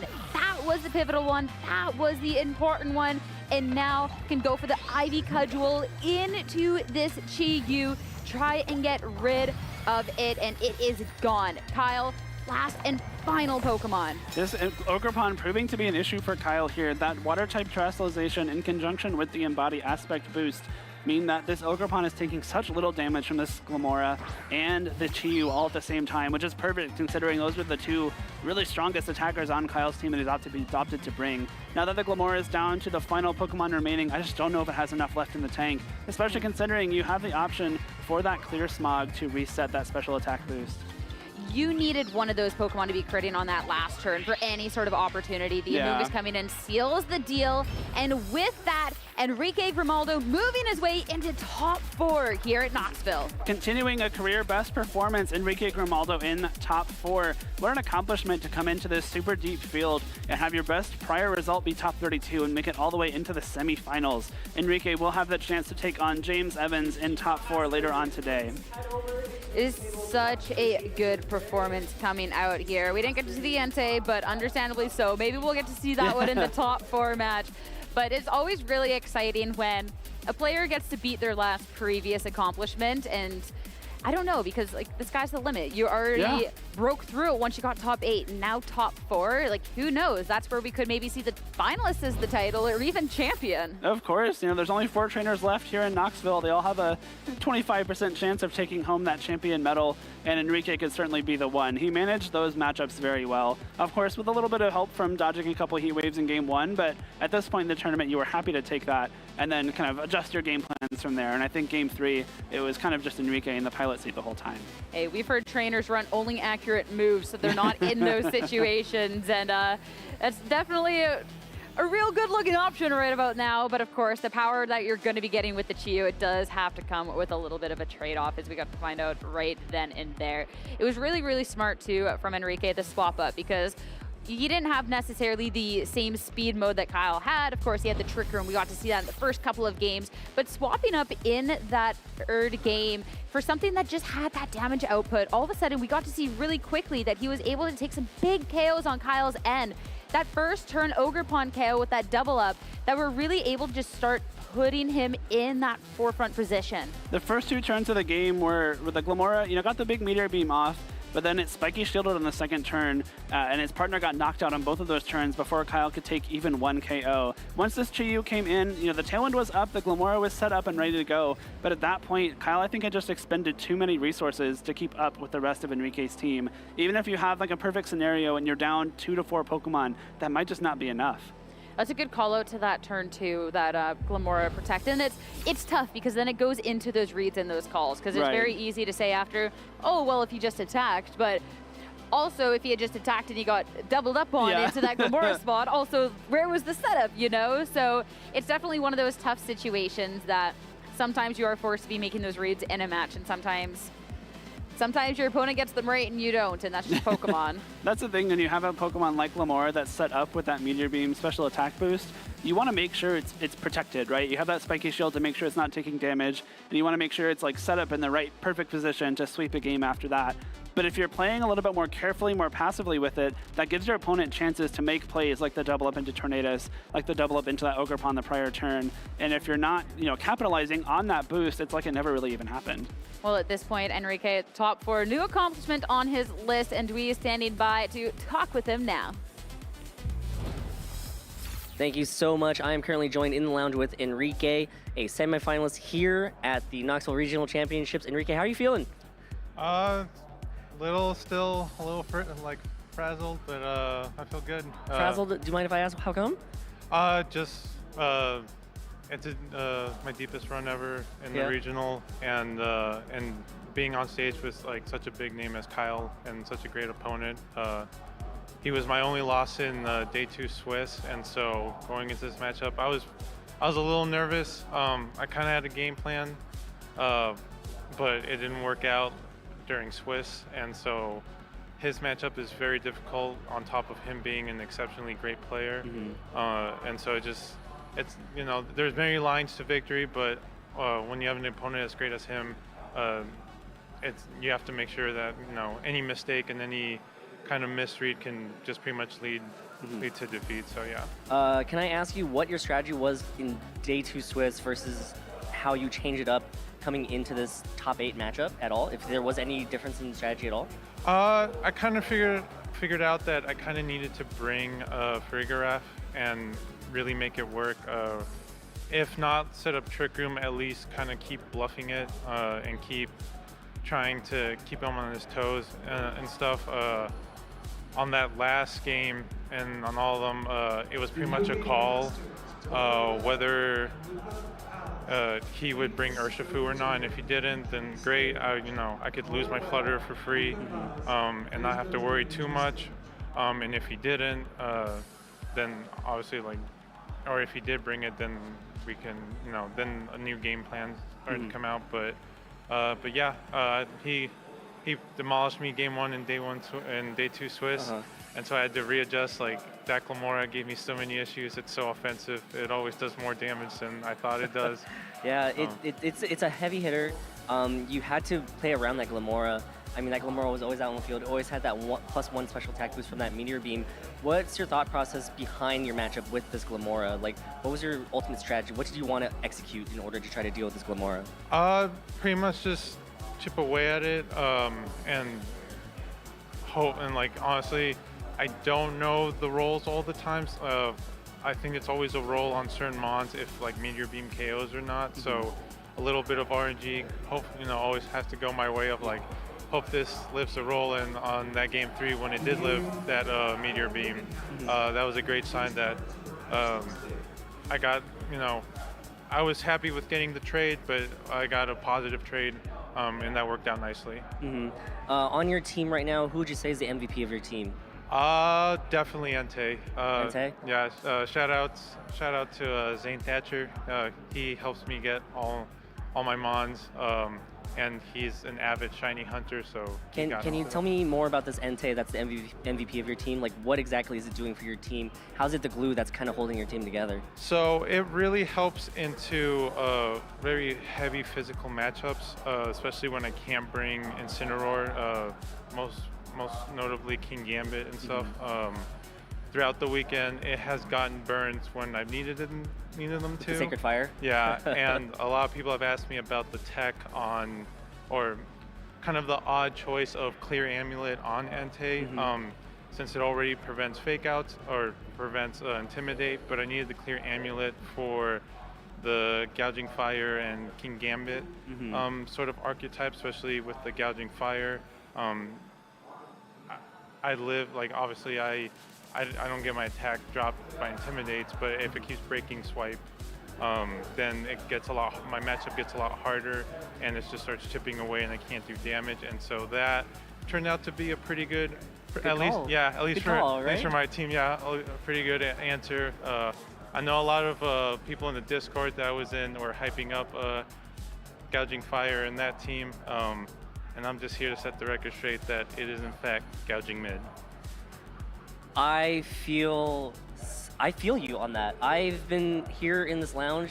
I don't think Gouging Fire is a good Pokemon at all, so I'm here in agreement with you right now. I believe Gouging Mid, that you heard it here first from Enrique. It's called Gouging Mid now. Enrique, I'm going to let you go prepare for your top 4 match. Do you know who you're facing off against? No, but whoever it is, it's going to be a great match, and they're going to be an exceptional player, and hope to put on a good show. Do you want me to tell you who you're facing off against? Sure. James Evans. Let's do it. Before I let you go, I'm going to ask you a few more questions. What would winning this regional championship mean to you? this is your deepest run so far, and what would winning this regional championship mean to you here in Knoxville today? It would just really just be the icing on the cake. Like this weekend, I honestly was going to just run Dondozo and just hope for points. And then I got points, and then in day 2, I was like, whatever happens, at least I get points. And then I got into top 8, and now in top 4. And so honestly, I'm happy with whatever the result is. I think that's what's really helped my run, is just being happy with the result and knowing that I got what I came here for in points, and everything else is just taking it one match at a time, basically. Yeah, it's just extra. I love that. And guess what, Enrique? You're winning a lot more points. You have a chance now to win more points right now. Yeah. So I'm gonna go ahead and let you get ready for your top 4 match. One more question before I let you go. Any shout outs for your friends and family that are watching along right now? Thank you to my parents and my little sister. They always support me in this, and I'm very grateful for them. Again, to Zane Thatcher, he's pretty much the only person I team build and trust, and he helps me get to my mons. And to all my other friends in various Discords and the Colorado group, just thank you for your support, and hopefully I'm making you proud. You are definitely making them all proud right now. Again, congratulations. Good luck on your top 4 match. We're going to go ahead and throw it to the casters as we get ready for the semifinals here in the Knoxville Regional Championships.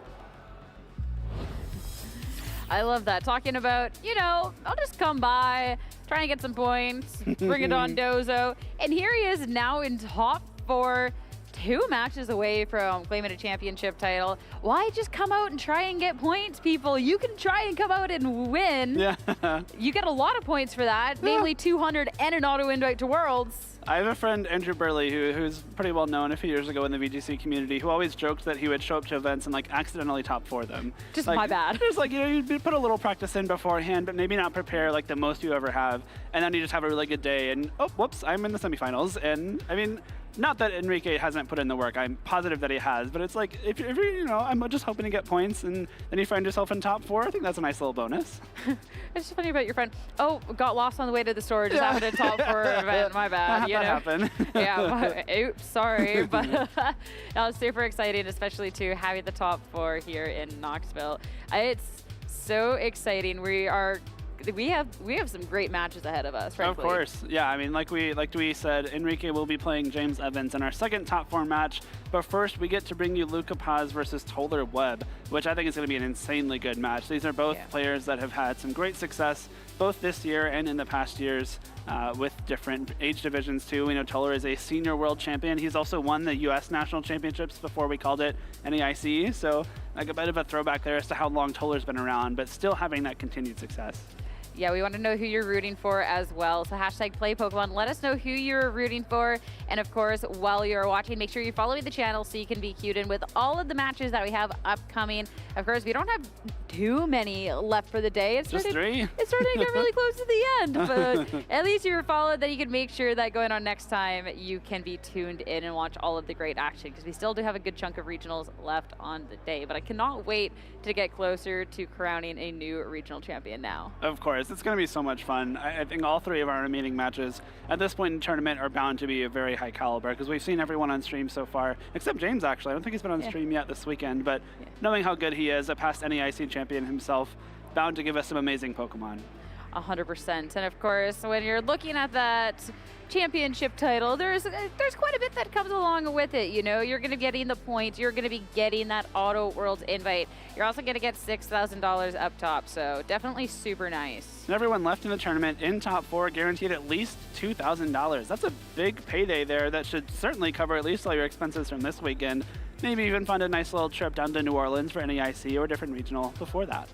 Or you can celebrate and take all your friends out for dinner afterwards. Or take us out for dinner. Take us out for dinner. No, they would take out the casters who cast their championship match. There we go. Us, so. Oh no. But if we just say that we're rooting for whoever ends up winning, I bet on you the entire time, then I'm betting on insert champion name here in post-production. So yes. Now they take know. us to dinner. No, maybe take your friends, maybe take your team building partners, but definitely some great prizes out there. But it will be really, really fun to get into that, of course. This was we actually just had our only 3-game set there with Enrique and Kyle. The rest have been 2-0s across the board, which would be a lot of fun to see. We did get to see Toler's win over Avery earlier on, and Luca, we got to see on that winning in. So seeing them both face off at the semifinals should be fantastic.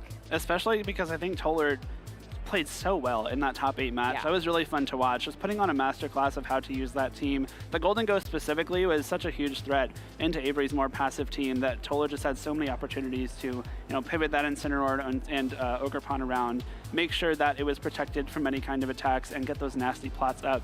So we're gonna have to see if Luca's able to stifle that Golden Go in this top 4 match. That's exactly it. And Toler's been trying to level up to getting a top 8 over in Charlotte, but then just falling short past that. Here he's able to take the next step. But Luca, obviously a very skilled player. So this is not going to be a bracket that gets any easier here on out. Certainly not. There will be no easy matches for the rest of this tournament. And while we wait for our players to be ready for our top 4 match, we're going to take a quick little break here in Knoxville, but please don't go anywhere. We have top 4 for you very soon.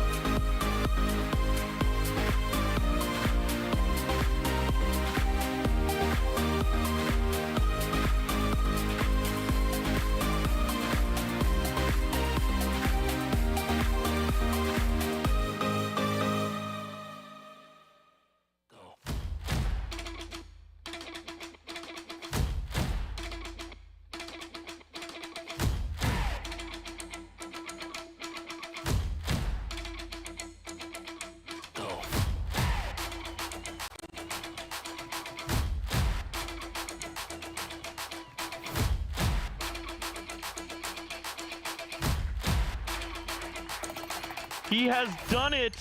He has taken all 4 hemispheres of the globe, and he is the Latin American International Champion. That was the missing piece. It's something I could only dream about. I'm absolutely speechless. That is it! JW Naldo is your first Latin American International Champion here. It looks like that is a knockout. Yakovovich is your first ever Oceania International Champion. Wow, what does? He is able to secure victory and become the first player in Pokemon Go history to win a regional and an international championship. This win, I've always wanted to show that I'm one of the best, if not the best, player in North America. Like, honestly, no words to describe it. Like, this experience has just been absolutely amazing. Ainda estou sentindo a sensação de ter vencido. Então, estou muito feliz. Ainda não caiu a ficha. Piper Lapine closing out here, winning her 2nd regional of the 2023 season. Justin Tang winning his 2nd regional championship. My goodness. The back-to-back champion, Luminion V into boss's orders, brings back up a Crobat V for the knock. Definitely pretty excited. A little bit lucky for sure to win 2 regionals in the same year, definitely. It feels really good. It feels great, it really does.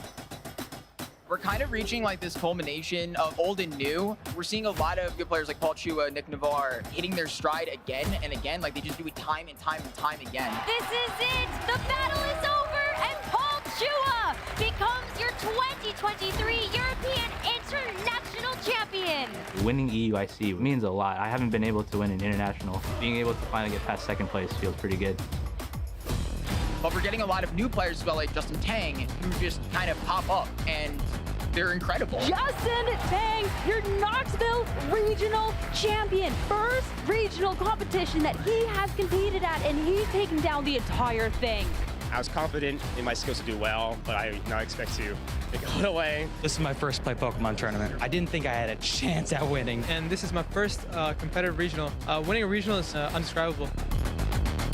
Of course, there are competitors I'm worried about facing. The most notorious one is Sander. He's always bringing these crazy control decks. I'm worried about facing Yuichi because he's really good. Kingsley, Prince, Addison, Robert. I didn't face him in this tournament, but Valiant Bish, I have no idea how I'll hold up against him. He's definitely one I'm watching out for. I'm always worried about facing Toler again. That is always an experience and will be always difficult. I'm not really worried about facing anyone because I think I can beat everyone. Dancing Rob and Emmy Wither. I'm definitely worried about facing Gabriel Agati. I'd be nervous about hitting Isaiah Bradner. Justin Bakari. Probably Luca. Justin Tang. I think I'd be nervous going up against Caleb Gedimer again. I'm confident in my abilities, but I know there's going to be 100+ of the best players in the world, so it's going to be really tough. All the trainers have just scaled up their game. The competition has just gotten so fierce. This has made me so excited to get to Worlds. Winning Worlds would mean the absolute world for me. After getting second in 2018, winning would absolutely be amazing. Winning Worlds is everything to me. I really want to be the best player that's ever played this game. I think you have to be a little bit crazy to think that you can win the World Championships, but I am a little crazy. So it would be breathtaking to win the World Championship. I've won a regional. I've won an international. Worlds is the last thing I have on my list. Winning Worlds means I can submit myself into the history of Pokemon Go forever. Winning Worlds would mean everything to me, you know? So I'm going to try my best at Yokohama to hopefully maybe win. I just feel like I'm going to have so much fun.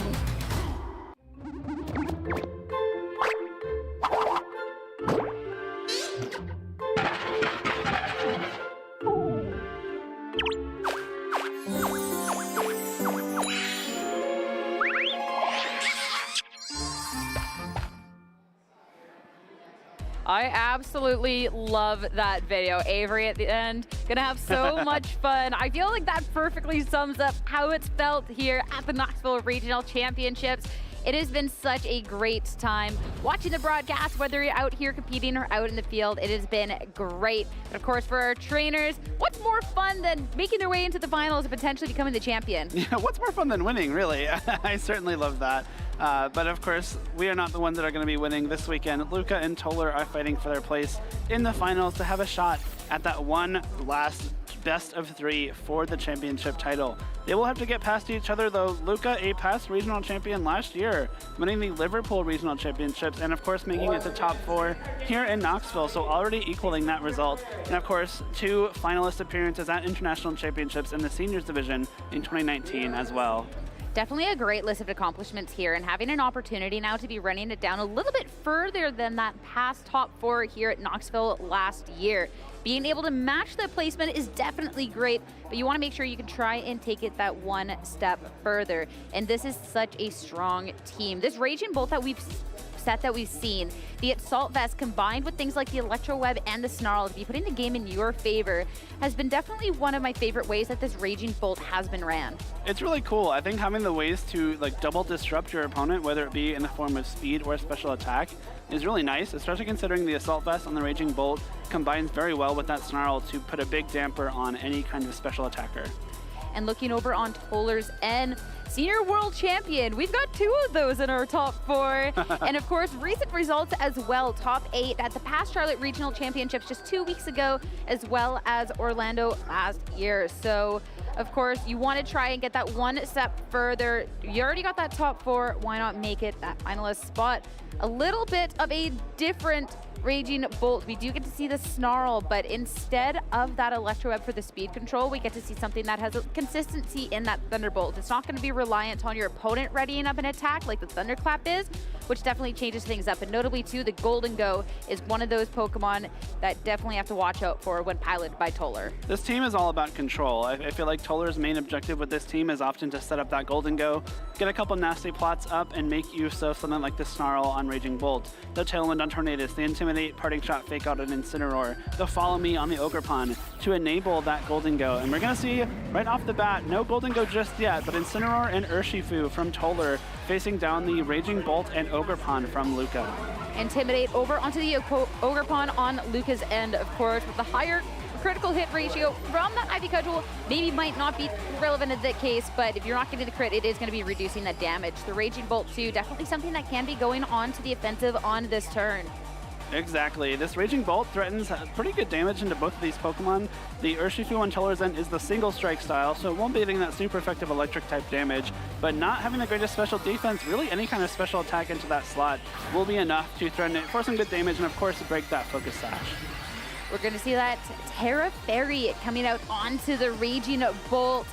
Absolutely fantastic. The little heart on top of the clown. We can't even see it. It's amazing, but Fake Out is shown to make sure that it can't move this turn. Wicked Blow into the opposing slot, into the Ogerpon will bring it down just below half. Ivy Cudgel now super effective hit into that Incineroar is going to bring it down a good amount of damage, but no critical hit means the Incineroar is going to live very easily and get that Citrus Berry recovery. Thanks to that Intimidate, Incineroar is still at a pretty healthy spot, has the option to pivot back in and out, reset that Fake Out and Intimidate. And importantly, the Urshifu's Focus Sash was not broken because the Ogerpon did opt to attack that Incineroar. We saw the Urshifu attack before Ogerpon as well, which is great for Toler because now if the Ogerpon takes one more Wicked Blow, it will just be knocked out thanks to the huge damage from that first one. So this Urshifu looking like it's in a pretty strong spot still. The Fairy Terra coming out from the Raging Bolt is a really great defensive option here. You will take almost no damage from anything this Urshifu can throw at you because Fairy is the one type that uniquely resists both fighting and dark, but you really can't protect the Urshifu or the Ogerpon from this Urshifu as a result. And with that Ogerpon will be going down on the second turn of the battle. And now we get to see that Electro Web. So an opportunity now to be putting the speed in your favor and a decent amount of chip damage onto that Urshifu as well as taking away that Sash. Flare Blitz fired off into the Raging Bolt. We talked about the fact it had the defensive, but it's also just such a great bulky Pokemon. It's going to take the hit very well. Yeah, that's a neutral Flare Blitz now. It drops that Dragon typing, which does make it resist Dragon or Fire type moves typically, but that still did well under half HP to that Raging Bolt, so just a testament to how bulky it is. Now Flittermane does come in, and thanks to the Electro Web, the Urshifu's Focus Sash has been broken. That is the booster energy set on the Fluttermane, boosting the speed, but we do see it has Dazzling Gleam still. So it's the option to just KO this Urshifu with the Dazzling Gleam, but do some decent damage to Incineroar, but the Raging Bolt should easily be able to pick it up here. So a much stronger offensive spot now for Luca. The Sucker Punch to make sure that even if you did have that lower speed, you can be doing some damage before things end off. Urshifu taken care of. Incineroar is going to be surviving on a sliver of health here. But of course, with the fact that the Raging Bolt is going to be the faster Pokemon, can fire off Electro Web. It doesn't need to do much. It just needs to get that last couple of HP for Luca to take the double KO on this turn. And even though Ogerpon got knocked out pretty early on in this game, Luca has now turned it around to have a 4-2 Pokemon advantage. Toler will have to send out his final two Pokemon in the form of Ogerpon and Raging Bolt, neither of which really love to see this Fluttermane, especially that Raging Bolt being a Dragon-type Pokemon. And of course, Fluttermane on Luca's side does carry Icy Wind, so you have the option to try and get either an Icy Wind or Electro Web off here, possibly set up Luca's final Pokemon for speed advantages throughout the remainder of this game. What was nice was the Sucker Punch did do a nice amount to the Fluttermane, so even with the Fluttermane being faster, you can be looking at the potential of the Thunderclap, but it's definitely one of those things that it may not quite get KO, so you do have to be careful there at this point. But now, we note it will be Terastallization from Toler's end of the field, and that will be the Ogerpon, of course. You want to get that special defense boost, because there is some big special attacking threats over on the opposing end of the field. There are. The Ogerpon on Toler's side goes for the Terastallization, will boost its special defense, but Icy Wind coming out from Luca's Fluttermane means that both of these Pokemon on Toler's side will lose one stage of speed. 100%, and at this point, Luca's definitely more than won that speed war at that point, but this Ogerpon still has some speed on its end, and into the Raging Bolt, still just not enough for that KO. Now Dragon Pulse fired off in a return. We really get to see where that body aspect is coming in handy, and Thunderbolt into the Fluttermane. not getting the KO. So good call on the Thunderbolt as opposed to the Thunderclap. Wouldn't have gotten there, but that is a big missed KO. It's a big missed KO, but they are both now pretty reasonably in Thunderclap range. You have to imagine that Thunderclap from Toler's Raging Bolt is a pretty strong option here. I believe that because of those icy winds, the Raging Bolt on Luca's side will comfortably outspeed Toler's. So if you do go for the Thunderclap first, that means your own Raging Bolt can't Thunderclap Luca's Raging Bolt because of that speed interaction. Again, it works just like Sucker Punch, where if you've already attacked or you aren't planning on using an attack move, it just fails. So you have to worry about that, but at least Fluttermane now in a very threatened spot. The Ogre Pawn on Toler's end, it does have that special defense boost as well that can probably allow it to take one Thunderclap if it needs to. Going on to here, it is going to be Protect on both ends of the field for one of these Pokemon. So it's just the Raging Bolts that are going to be left to fire off. Thunderclap, that is going to be a fail targeted into a Protect, and the opposing Raging Bolt with Snarl instead. So that would have been a Thunderclap that failed, but it's a move that doesn't pick up the KO regardless. Oh my gosh. This Raging Bolt hanging on with 1 HP means that it sticks around, so the Thunderclap mind game is still there. Toler really can't just freely Thunderclap Luca's Raging Bolt because if it uses its own Thunderclap, it will fail. Luckily for Toler now, the Thunderclap will be doing a lot less damage because the Snarl does lower the special attack, but you still have the option to get that one electric type attack off into Toler's Ogerpon if you need to before it can go for an Ivy Cudgel to knock you out. That is a clutch survival there from Luca Paz's Raging Bolt. The 1 HP, the invincible touch there at that point. It's crazy to see how low these Pokemon are at that point, and as the timer's going up, you gotta be so careful navigating this next turn. It could just be a Thunderclap, and it will be into the Fluttermane. That is gonna be the cleaned up KO, but we will get to see what happens next. It will be the Ogerpon still faster. outspeeding, still faster, and still picking up that KO. That's a really big outspeed there. The Ogerpon on Toler's side gets to KO this Raging Bolt before it gets the chance to attack, and Luca crucially not going for that Thunderclap.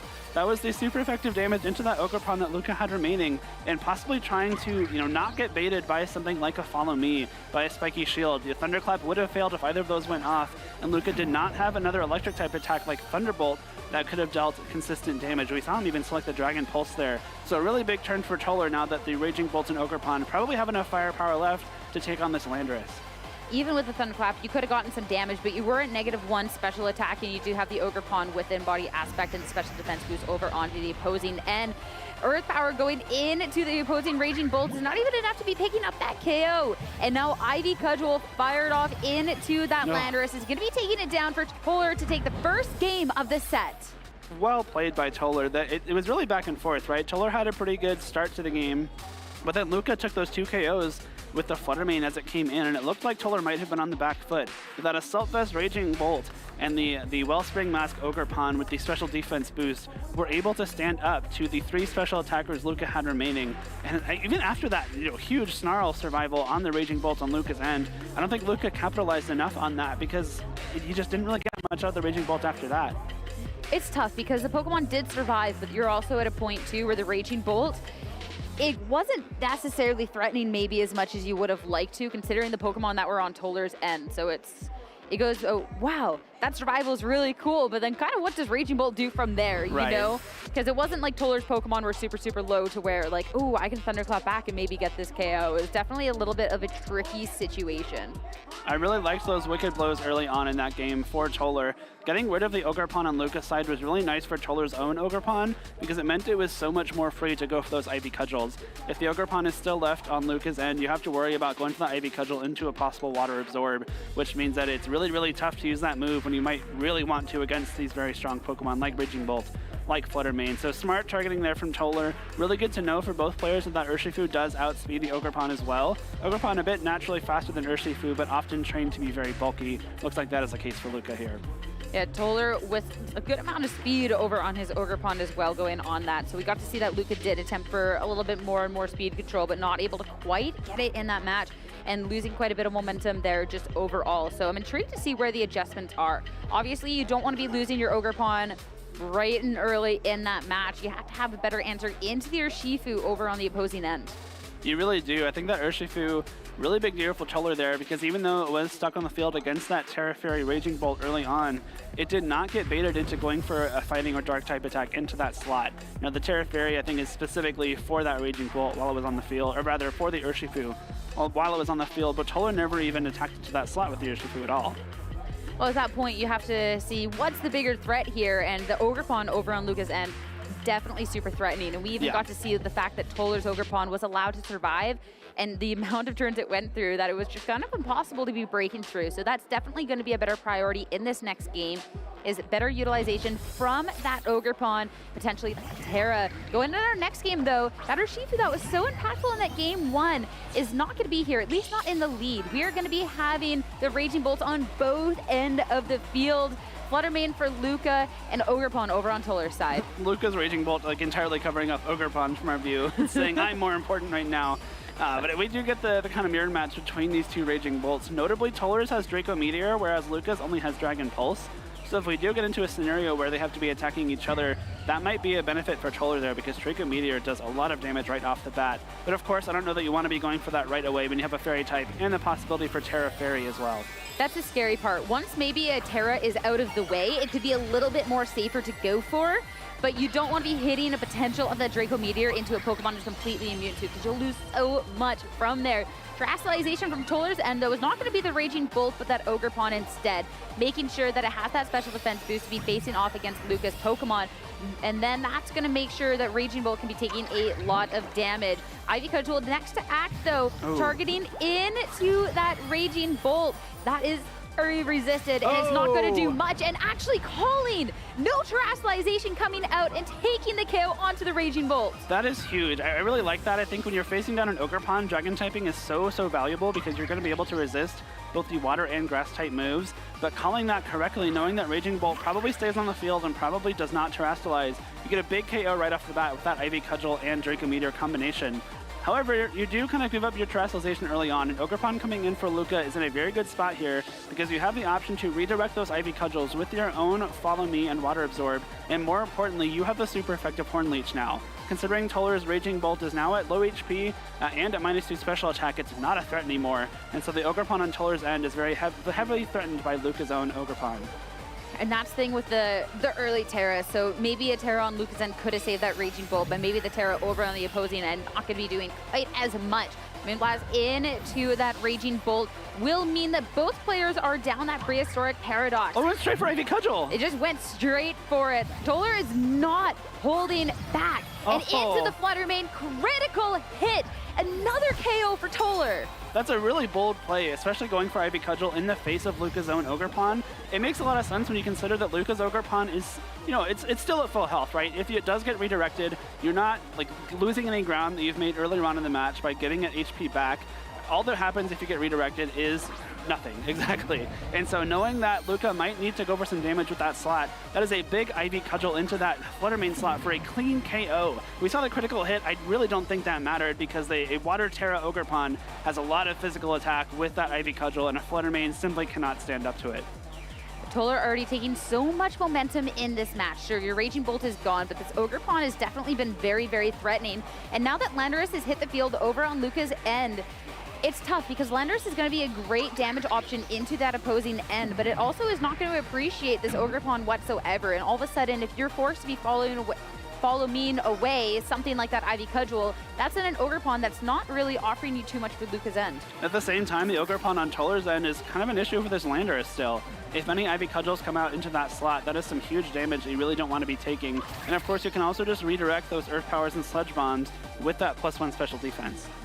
That's going to be a protect over on the opposing end, but that is going to leave this Landorus all out on its lonesome. Another KO. Not afraid. No mercy coming out from this Ogerpon whatsoever. Oh my. That's just one Pokemon left for Luca in such a commanding spot for Toler. That's it. It's the same scenario, right? The Water Absorb taking the Ivy Cudgel really loses nothing if you're Toler, just because you're not really giving it any HP back. And if you get that Ivy Cudgel off into Landorus, that is a game-winning play, and that's exactly what's happening here. Luca going straight for that Follow Me, kind of conceding defeat. Now Toler, all that Toler really has to do is hit a couple more attacks, and he'll be moving into the finals here in Knoxville, Tennessee. Not throwing in the towel, just instead handing it over. Here you go. But wow, what a game 2 coming out from Toler. The pure aggression coming out. When you're up a game, you can be going for these big moves and these big plays, and Toler really just was not holding back. That was so well played, and he's now on to the grand finals. Those are some really gutsy Ivy cudgels there. I'd like, of course, you talk about like, oh, you don't lose a whole lot if you water absorb the Ivy cudgel because it's already at full HP, but you do still lose the chance to do damage, right? Like, not doing any damage that turn isn't great.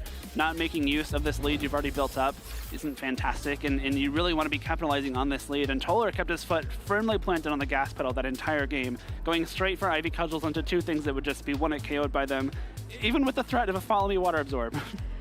Hey, sometimes you just go for it, right? Yeah. And all of a sudden you go for it and your opponent doesn't think you would. I mean, you're gonna be good. You just accidentally land some Ivy cudgels, right? You just accidentally win the game. You know, my bad. Sorry, just made my way into grand finals. My bad. But I feel like, too, sometimes you have to be making those big plays. Toler at no point was behind, so Right. you're not actually really losing anything from making those big plays. Even in that first game when we saw the Draco Meteor into something that could have just Terra-Ferried from the get-go, that would have been a lot of damage coming out from the Ogre Pond instead. So, sure, there was some big moves coming out, the Ivy cudgels as well, but ultimately, I don't actually think you really lost too much at that point if there was a redirection, because you were not necessarily the most threatened by what was on the opposing end of the field at any point anyways, especially considering you had that embody aspect, that terrestrialized Ogre Pond on your end that is going to be taking a lot of hits from Lucas and very well. And it's all kind of all about risk management, right? And in these scenarios where Toler is going for these bigger plays, you don't really lose a whole lot if you get them wrong. Maybe you drink a Meteor, a Terra Fairy, Raging Bolt, or you like Ivy Cudgel into a full HP Water Absorb Ogre Pond. But at the same time, that the things that are next to them aren't threatening a whole lot of damage into your Pokemon. And worst case scenario, you just lose game 2 and get to play another game 3. But in this case, Toler going for these bigger plays in game 2 with the lead already just meant that he kind of assured his victory much quicker than a possible game 3.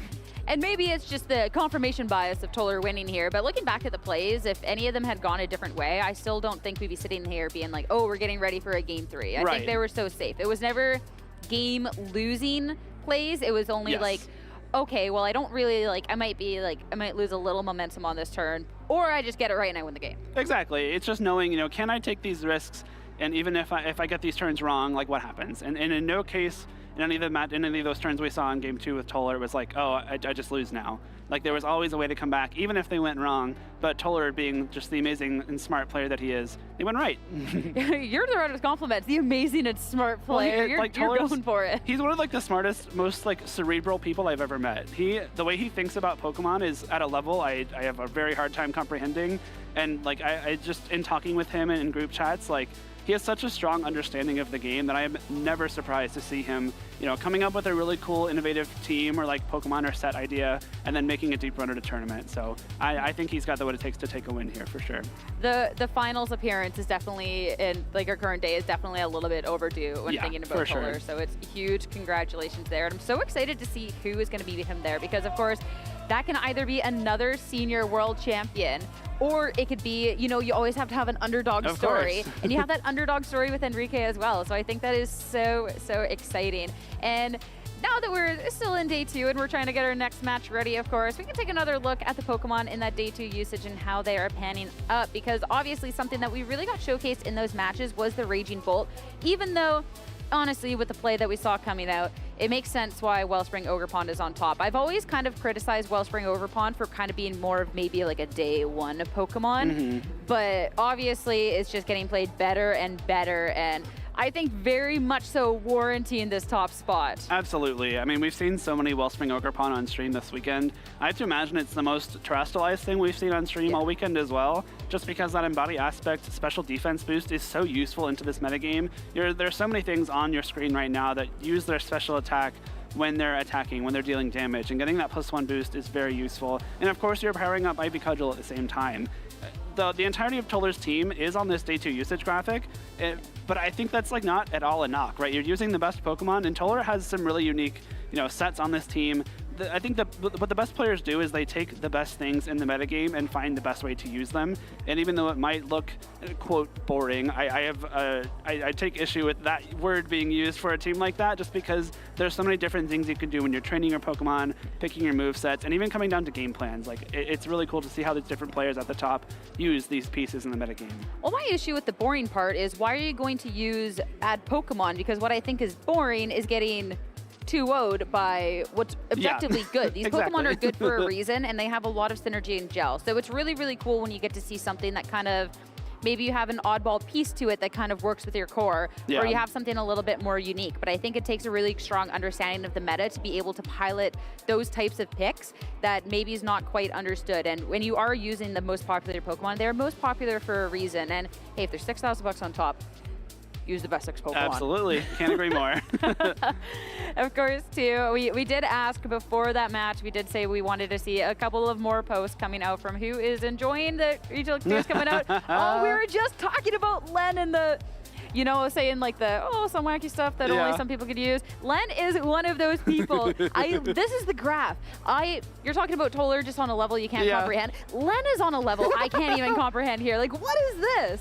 Literally a 3D graph. This is it's comparing like Garchomp's starting HP to Cresselia starting HP and seeing, you know, at what ratio it is Garchomp like guaranteed wins and whatnot. This is so funny. This is again back in 2012 when sand was permanent, so there was no like 5 turns stall it out. So you're taking into account like the sand chip damage, the sub lefties, the chances for missing the sand veil attacks. But I think like if anyone was to create this graph, I think it's absolutely Len.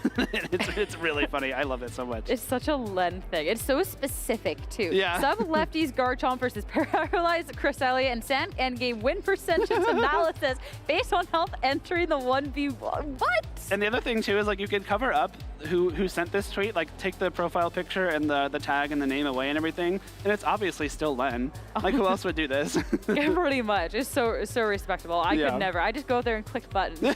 Yeah, maybe this KOs. We'll see. Right. We're going off the vibes, you know? I might win this endgame. Our next post coming out. Another post with the Knoxville sign. This is what I'm talking about. Let's have cool signs at all our locations for all the photo op spots. Couldn't make it to Knoxville this year, but my team is there. Let's go. Wish I could be there. Wishing all my teammates the best of luck. Dennis, we wish you could have made it too, but I love that you're still supporting your team from home. That's the thing. Not everyone can make it out to every regional, unfortunately, but when you do have your friends competing, you can follow along from home, watch the stream, follow along online, and root them on from wherever you are. 100%. And hey, next time, next time the charm. See what your teammates are using, what's winning, and then go and win the next event with that. Exactly. All right, next post that we have coming out here. Cloudsire and I cheering on the Knoxville trainers while we work on homework. Best of luck to everyone. Are you working on your graph chart of your Ogre Pond end games and how many hits you could be taking and all these different situations? It's how many Bleak Windstorms can I miss and still have a good chance to win, right? That's my homework assignment for all of you watching. Perfect. How many? I don't know. There's so many different situations, but hey, I'm glad that you are enjoying. Also watching Aaron Trailer's match here. That was a fun one too. We got to see a couple Aaron Regulus on stream throughout the weekend. Real fun team there, and I hope Cloudsire approves. Oh, I think so. I think that's a big smile on Cloudsire. You can only see half of the smile, but I think that is, in fact, a smile.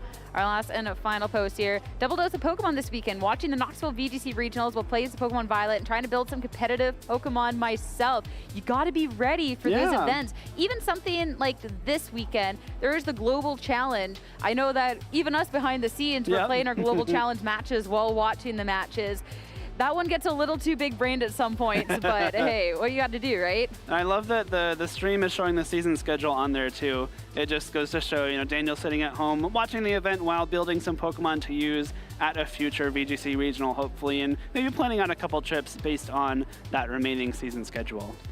And hey, you got the shiny Whimsicott. Whimsicott is a pretty decent Pokemon. It's been letting me down in the Global Challenge, I'm not going to lie, but I don't have a shiny one. I didn't put the time into, getting the cool competitive version. I think that's half true. of the battle, right? Well, that's so true. Everyone in Pokemon Go says shinies do more damage, so surely that has to be the case in VGC too, 100%. right? They land more moves. Yeah, exactly. They get more critical hits. Their tailwinds last longer. That's the next graph, is actually you just do a certain amount of games with a shiny versus a non-shiny, see how many Glue Storms you miss. But hey, for us, we still have one more top 4 match to figure out who's going to be making their way and meeting Toler in the finals. It's going to be Enrique going up against James Evans after this break.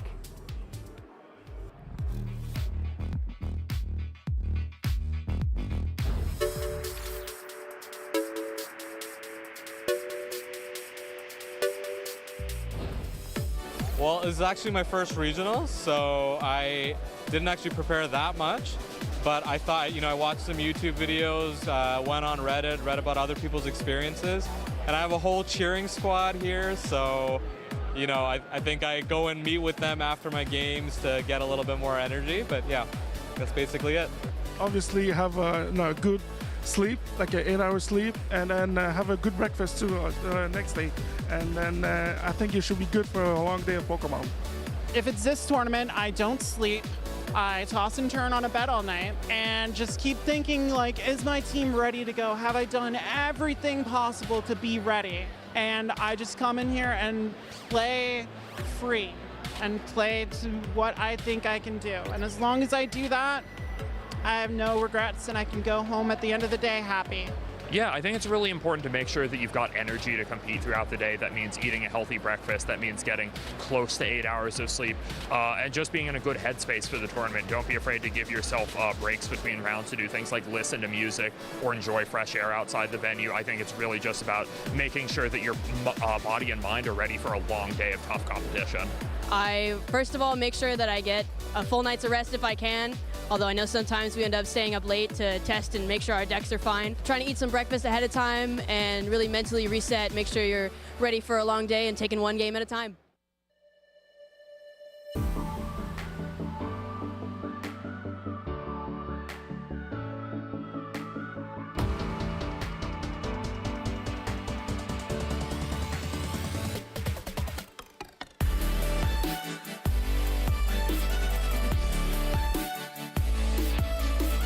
It's been fun meeting everyone from all around the world, people we haven't seen for years. And well, every year that goes through, the presentation is even greater. I'm excited. This is a huge international. Tons of great players are going to be here. The excitement is, through the roof. The hype is through the roof, and the pressure is on. I am quite in love with this event. The people have been amazing. The judges have been very helpful as well. This is truly a good Pokemon event, and most of these events are like this. I think once you start sort of trying to go into competitive, you might feel nervous, but there's a lot of communities and friendly people out here. They're just so, I can't even say words. It's just so incredible, really. What an incredible play so far. This Ice Punch connects, and now a swap out, a little combination play, a blast burn on a low health stun this for the 3-0 sweep. All hail Tonton Batsus and his shout-out Charizard. He is your European International Champion 2023. Tyranitar V, and that is wild here as we see the retreat into the Tyranitar, and that means we have ourselves a winner at the European International Championships. Remy taking things down here.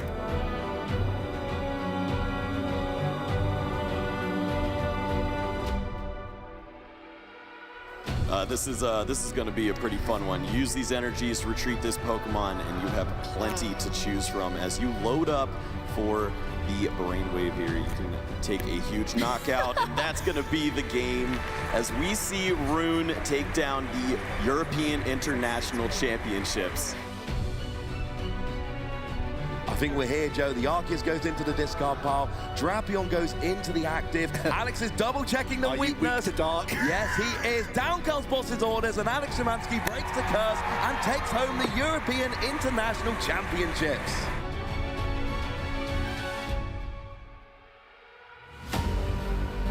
As it does get caught with the freeze dry, and it does wrap up this set. A brisk 2-0 from a very offensive team. A fantastic performance, move perfect across the set. Pietro is going to be your junior division international champion. now. Stomping Tantrum in response, doesn't need much, takes down the Fluttermane, and Kylan has just his Amoonguss against a multitude of Pokemon available for Mattia. And Mattia is our 2023 European International Champion. Really where we see the Palafin now, maybe getting the Pala win here for Paul, as it's able to go for the wave crash, and it lands it into the Amoonguss, getting the knockout. See if it can wake up here, but I think Gabrielle knows this is it. The battle is over, and Paul Chua becomes your 2023 European International Champion. Winning EUIC was pretty good. Definitely a lot more than what I expected, so I'm really happy about that. I'm really happy for winning this top one. It amazed me. It amazed me. It feels great just because I won OCIC. I feel like renewed to be a two-time champion. This win really means a lot to me. Winning a tournament feels really great. Having a title under your belt feels amazing. It feels amazing to win UIC. I didn't really expect it, and it's my first win at a major event that wasn't 25 people, so it's very exciting. Mi sento molto bene perché non ho mai vinto uno e l'ultima volta che ho giocato era in finale. Significa molto perché comunque non era un buon matchup, non era facile, quindi sono felice di aver vinto.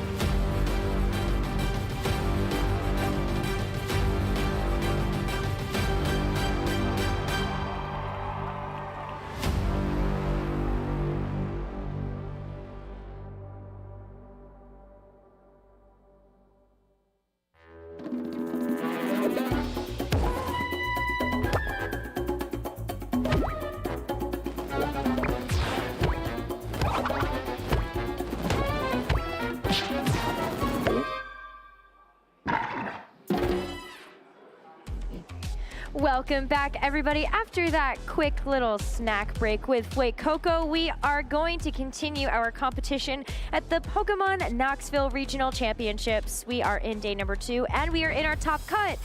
Right ahead of us is going to be our second top 4 match, and of course our grand finals. My name is Rosemary Kelly, and I'm joined once again by Scott Glaza to bring you through our final matches of the day. That first top 4 match was so exciting. So now we know that Toler Webb is waiting in the wings for this next opponent. Yeah, it's looking like a pretty difficult opponent for whoever wins this next match, just destroying both of his previous opponents. But he's got to have a formidable competitor no matter who wins this match. Yeah, James Evans and Enrique Grimaldo have both put up incredible fights so far, both making their way through those top 8 matches in order to face each other now in that semifinals. And I'm really looking forward to seeing how both of them do. I think Enrique especially had a very, very hard fought 3-game set versus Kyle. Yeah, but he pulled through, right? Where sometimes I feel like that helps a little bit, where, you're kind of like, all right, I was like right on the brink of getting eliminated. I got through it, and next time it happens, it's a little bit easier. Yeah, I know. Maybe it does calm the nerves just a little bit, but it can also amplify them, knowing that you are just one step away from getting a shot at a regional championship title.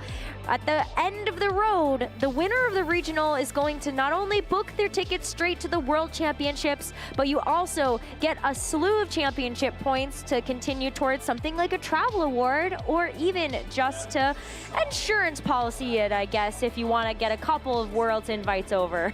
Yeah, I mean, I think the way you can, even though, the race to have the most points doesn't really matter once you get past the invite anymore. I think, everybody wants to have the most, right? It's still like a point of pride.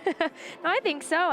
And there's also some great prize money and those booster packs that are also on the line for all of our players that are still competing in this top 8 bracket.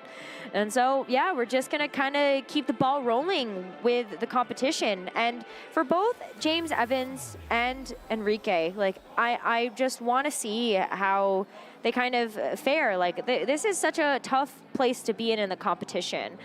And it's especially tougher now, knowing how difficult these tournaments have gotten to even get to the point here where you're in a top 4 match. Yeah, I think it's really interesting too, right? You've got Enrique. I think in this match, he's going to feel a little bit like the plucky underdog versus James Evans. We've seen on stream so many times, like a very experienced competitor. Yeah. Certainly someone we wouldn't expect to have any nerves at this point. So I think it'll be really fun. I think so too, and there is a lot of support for both of our trainers that are in this next upcoming top 4 match. So let's head over to hear what they had to say. We got to talk to them. Hey everyone, Dweha here on the floor. I have found Enrique's support group. I am currently joined by Nate and Sebastian. How long have y'all known Enrique? I've known Enrique for about 2018. It's when we first started meeting him. How about you? Me too. I've known Enrique for about 3 to 4 years now. Are you all a part of his team building process? Like, do you help him team build and stuff like that and practice matches? I've given him some advice on team building, but not fully. Just more so like practice matches at best. Enrique's always been kind of a loner when it comes to team building, but I'm always there to help him out, give him advice, and do the best I can to make sure that he's well prepared for a regional. He's going to be facing up against James Evans, a former world champion. What are your thoughts on this matchup, if you know about the matchup at all? I haven't seen much about his team Marseille. I think it might be a neutral matchup at best, but knowing what he brought this weekend, I think he'll be doing fine. I'm not too familiar with James Evans' 6 either, but I know Enrique's a solid player fundamentally. He's just very solid, knows his decision making, and he can definitely take it over James Evans. Do you think that Enrique can go all the way? Hopefully. I know that he's missing his flight for today, so hopefully he can come back and take the entire regional with it.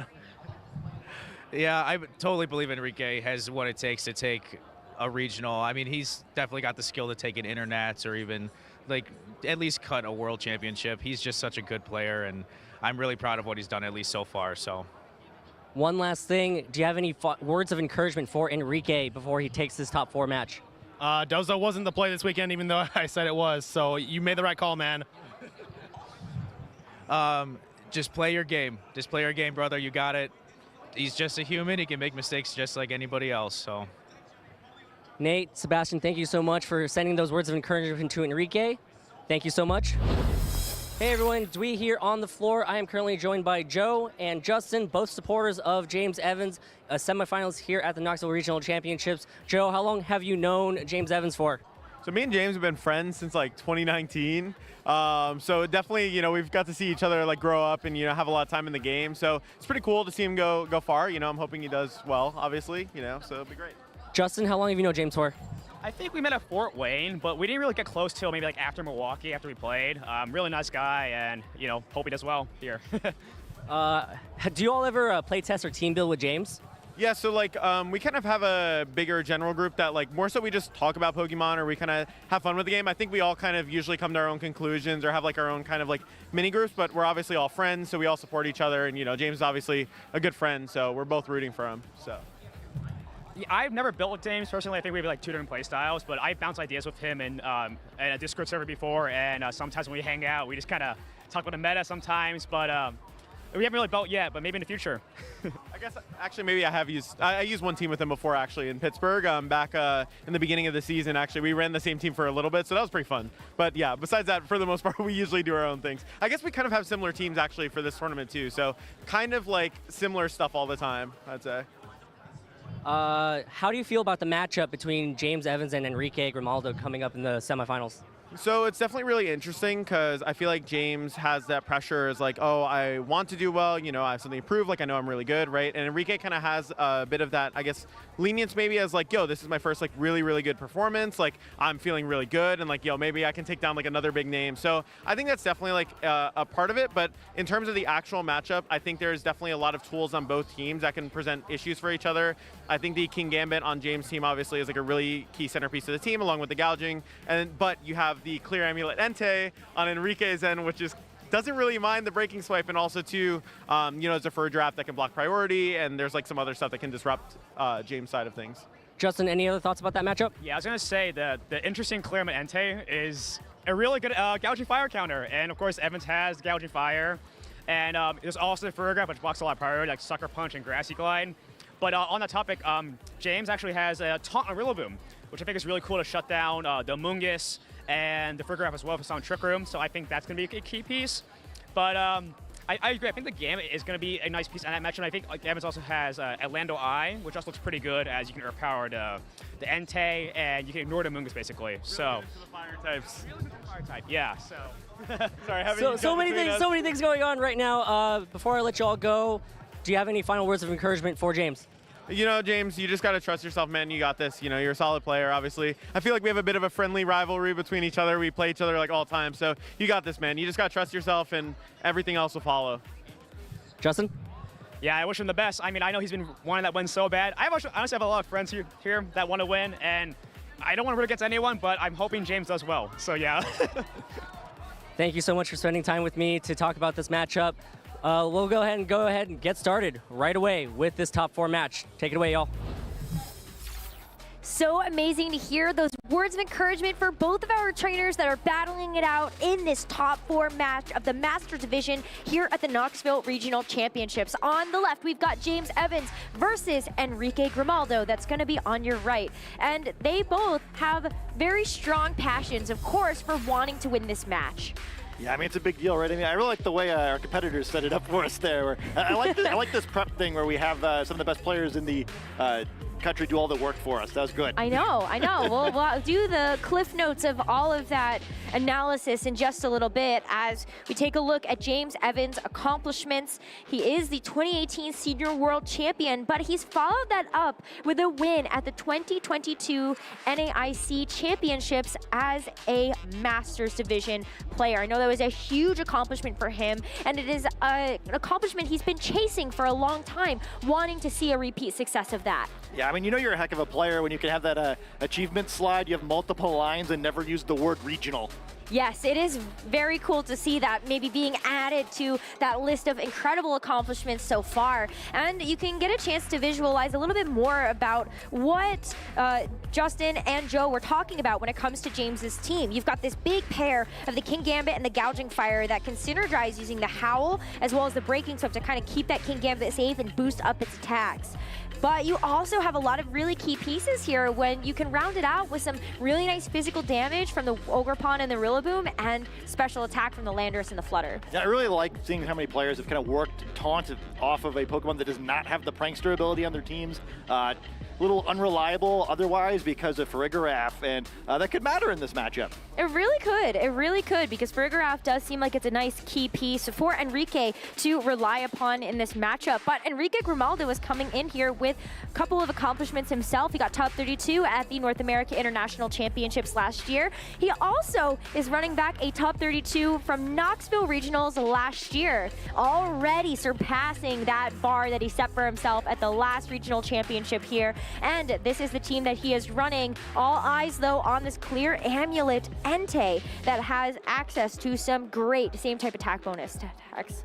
Yeah, I think it'll be a pretty key player in this matchup. You know, Gouging Fire, you know, one of the things that it's so great for is using that Breaking Swipe to reduce the attacks of opposing Pokemon, but that won't work on Entei because of the clear amulet. There'll be no gouging. In this battle, it'll only be fire. It will only be fire, and sometimes it will also be grass and water. I think Incineroar helps to round out that core, as does the Wellspring Ogerpon, but that Farigiraf might prove to be a bit pesky. You could hear Justin and Joe talk about how the Armor Tail ability on that Farigiraf can help shut down a lot of that priority, but as you called out, that Rillaboom is not using priority taunt, so it could still weave that through since Armor Tail doesn't block that. Excited to see what both trainers lead here. They get a lot of options, and we do immediately see that Entei we've been discussing. We do. It's going to be the Entei and the Wellspring Ogerpon for Enrique, and the Landorus Incarnate and the Wellspring Ogerpon here for James for this very first game in this best of 3. It's a delightfully awkward matchup where you've got Landorus who'd love to just take down this Entei with a ground type attack, but not so easy with the 2 Ogerpon next to them. And then both the Ogerpon either have the options of trying to pull attacks away or just to attack themselves with a super effective attack into either of the opponents. It's, you know, a little tricky to pull off with the opposing Ogerpon there to stop it. I feel like Enrique almost has a bit of a leg up in this situation because you are going to be doing neutral damage to the Wellspring Ogerpon on the other side. So it almost feels like you can always get some type of attack down with that Entei, but you don't have the Assault Vest that a lot of the Entei in this format are actually holding. So you're going to be taking a bit more damage from something like that Landorus Incarnate. We are going to see a Terastallization right away, though, to kick off this game. It's going to be one of the Ogerpon taking that Terra. You get that special defense boost thanks to the Embody Aspect ability, but more importantly, you also give a pretty big boost to your Ivy Cudgels. A spiky shield, though, coming through from James means that you aren't going to be taking any damage on your Ogerpon this turn, and neither is Landorus. Yeah, just scouting out what's happening here. I think that's a very reasonable play, and looks even better after seeing that Terastallization. Going to make things a little bit easier for James next turn, knowing that Terastallization's off the board for the rest of the game. It does, but that terrestrialization still feels so nice into something like the Landorus. You're still going to be taking a little bit less from those earth powers and those sludge bombs, but now you have opened yourself up to that potential in the back. Yeah, I think the Ogerpon on James' side too, looking even more critical now. And yeah, I think that was the one uneven element of the leads where Landorus could previously hit Ogerpon with a super effective attack. But you know, Enrique smartly in response is taking that option off the board, keeping this matchup a little bit more neutral for now. Yeah, because you also get a chance to hit that Ogerpon super effectively with the Horn Leech. It doesn't have the water absorbability anymore since it overrode that with the terrestrialization. So James does have a lot of answers to the Ogerpon on Enrique's side. But how can this Entei continue to support this partner? James is going to make a switch here. That Landorus Incarnate is going to leave the field in favor of this Rillaboom, and that's really where things can get even dicier, is now you're also going to be boosting up those grass-type attacks on your Ogerpon. Yeah, I mean, Ogerpon's using Follow Me, but I think it's already the target. It might already just be the target there, as the Horn Leech is going to be a one-hit knockout. Not only is it super effective, but thank you for the grassy terrain Rillaboom. That is one Pokemon down here for Enrique as James takes a Pokemon lead. The Entei, though, is able to go for the Sacred Fire, but it misses the Ogerpon. That's a huge miss. Yeah, it's a fantastic attack, except for that miss chance. One of the more accurate moves that can still miss, but that does happen, and that becomes a fantastic turn from James. I think he would have been very happy with that kind of no matter what happened, where you get rid of the Ogerpon and the threat of that Follow Me and your opponent's terrestrialized Pokemon, and ends up giving up nothing in return other than having to make a switch. And now you also have this Rillaboom on the field that can go for Fake Out and really help just kind of keep the momentum rolling that James has started to accumulate in this first game. Yeah, and unlike Ogerpon, you know, Amoonguss can theoretically help redirect attacks, but not looking too good against two Grass-type Pokemon, right? Can't use Rage Powder, can't use Spore. Kind of just hanging out here. Perhaps gonna have to go for some offense with Pollen Puff. Yeah, it does have Pollen Puff, and it also has Clear Smog. Enrique's Amoonguss is critically not running Protect. Does have the Rocky Helmet, so it's going to be doing a little bit of chip damage every time it gets hit with a contact physical attack move from this Rillaboom or this Ogerpon, but as you said, otherwise Amoonguss isn't really doing too much here. Yeah, and like Entei can defend itself here some, right? Where there is a full Grass-type Pokemon and a partial Grass-type Pokemon on the other side of the field, but you don't really want to be trading blows here too aggressively. You know, getting down to just two Pokemon quickly would be pretty scary. Not that Rillaboom itself is threatening a whole lot of damage against the Fire-type Pokemon either, but we're going to see a little bit with this Grassy Glide. I mean, that's still a pretty significant amount of chip, and if that's not going to be enough to soften up this Entei, well, Ivy Cudgel, I think it's going to be a little bit of an over KO. So Entei is going to leave the field very quickly, and just like that, Enrique is down to his final two Pokemon in this first game. Pollen Puff is still going to dish out just a little bit, but James still has 4 Pokemon. Yeah, not a bad little bit of damage, but yeah, I mean, again, a fantastic trade for James, right? Rillaboom really making a big difference in this game, causing the knockout in the first turn, and then, you know, that chip damage, avoiding a second Sacred Fire coming out, really nice. And now Fluttermane's here. This time, the Grass-type Pokemon both looking pretty excited for their opportunity here, potentially putting some big damage on the board, and Amoonguss is kind of helpless here, right? All those powder moves just not effective against the Grass-types on the other side. Yeah, I don't think if you're James, you're worried too much about that Pollen Puff damage output, so you can kind of just go for this Fluttermane. The Moonblast comes out first. Rillaboom does get knocked out to that, so big one-hit knockout there. James just kind of shrugging, okay, well, maybe wasn't totally expecting it to do that much, but if it's not going to be my Rillaboom, it sure is going to be my Ogerpon. That Horn Leech took that Fluttermane down so low, and Ogerpon healed all the way back up.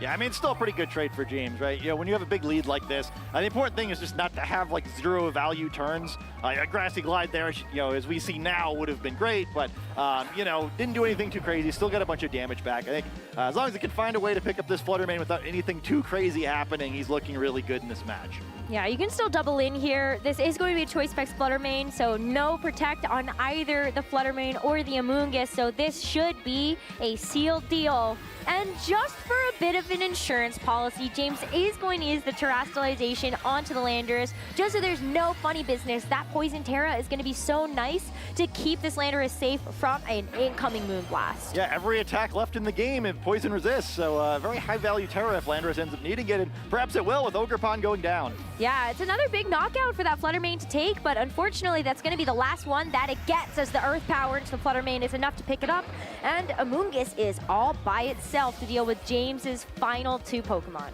Yeah, that's a tough spot to be. You see the Pollen Puff not able to come out here because of the knockout. I guess you have to go for it, right? I don't know that Enrique was really expecting that to land, but at this point in the game, it's not like a Spore is going to get him any closer to winning. Now with 2 Pokemon remaining, Amoonguss ain't going to be able to do any real damage to either of them. Game's looking pretty close. Fantastic start by James. Yeah, it was really, really well played there. Just some early aggression off the bat made it easy to kind of get to this end game point. Forcing out that Terra right away from Enrique's Ogerpon as well, as you called it, really opened itself up to just getting exploited. Yeah, I thought it was just a great pivot to James doing a really good job of not exposing himself to too much risk. The Sacred Fire miss is big, right? It changes the way the rest of the game plays out, where I think it kind of just took Enrique totally out of it instead of it just being like a little bit of a disadvantageous trade. But still, I mean, there's a lot of really good things there.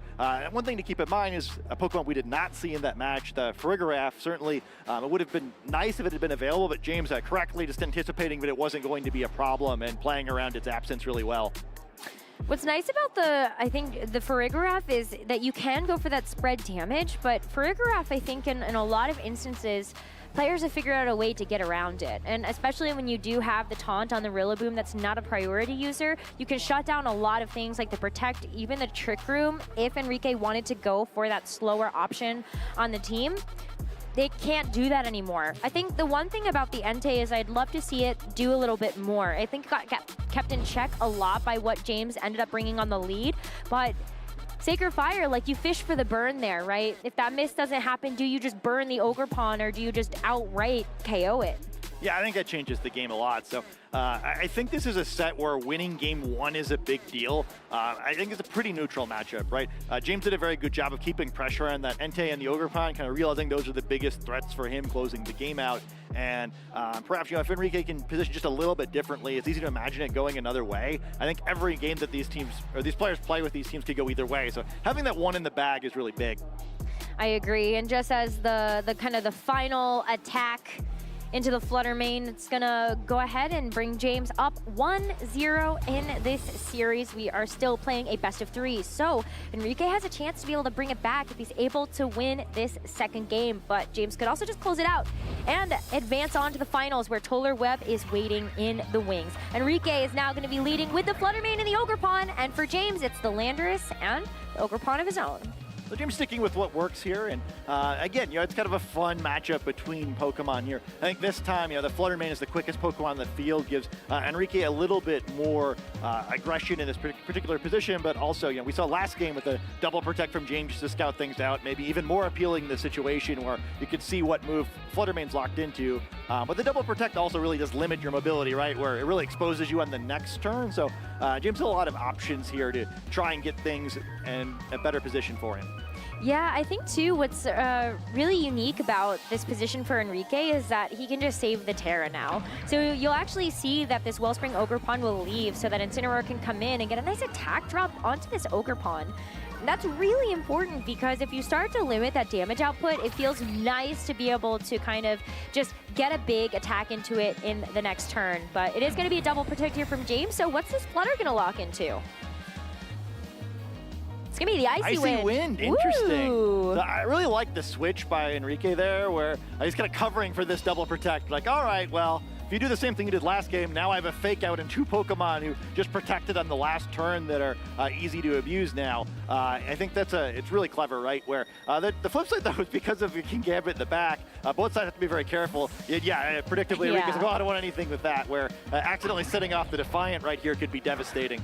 It really could. I mean, if James brought it to that first game, then that's something that Enrique absolutely has to consider. But what's nice about this is that you almost force James into a position where he switches to the King Gambit, hoping to take that Icy Wind drop, but now it might be a little bit vulnerable to, what about a Flare Blitz? That could absolutely be coming that direction. But it's just going to be a Terra Poison on this Landorus to kick things off, and then we'll have to find out what this Landorus is going to do next. Now, there's 2 Pokemon that can take a lot of damage from it, so did James make the right call?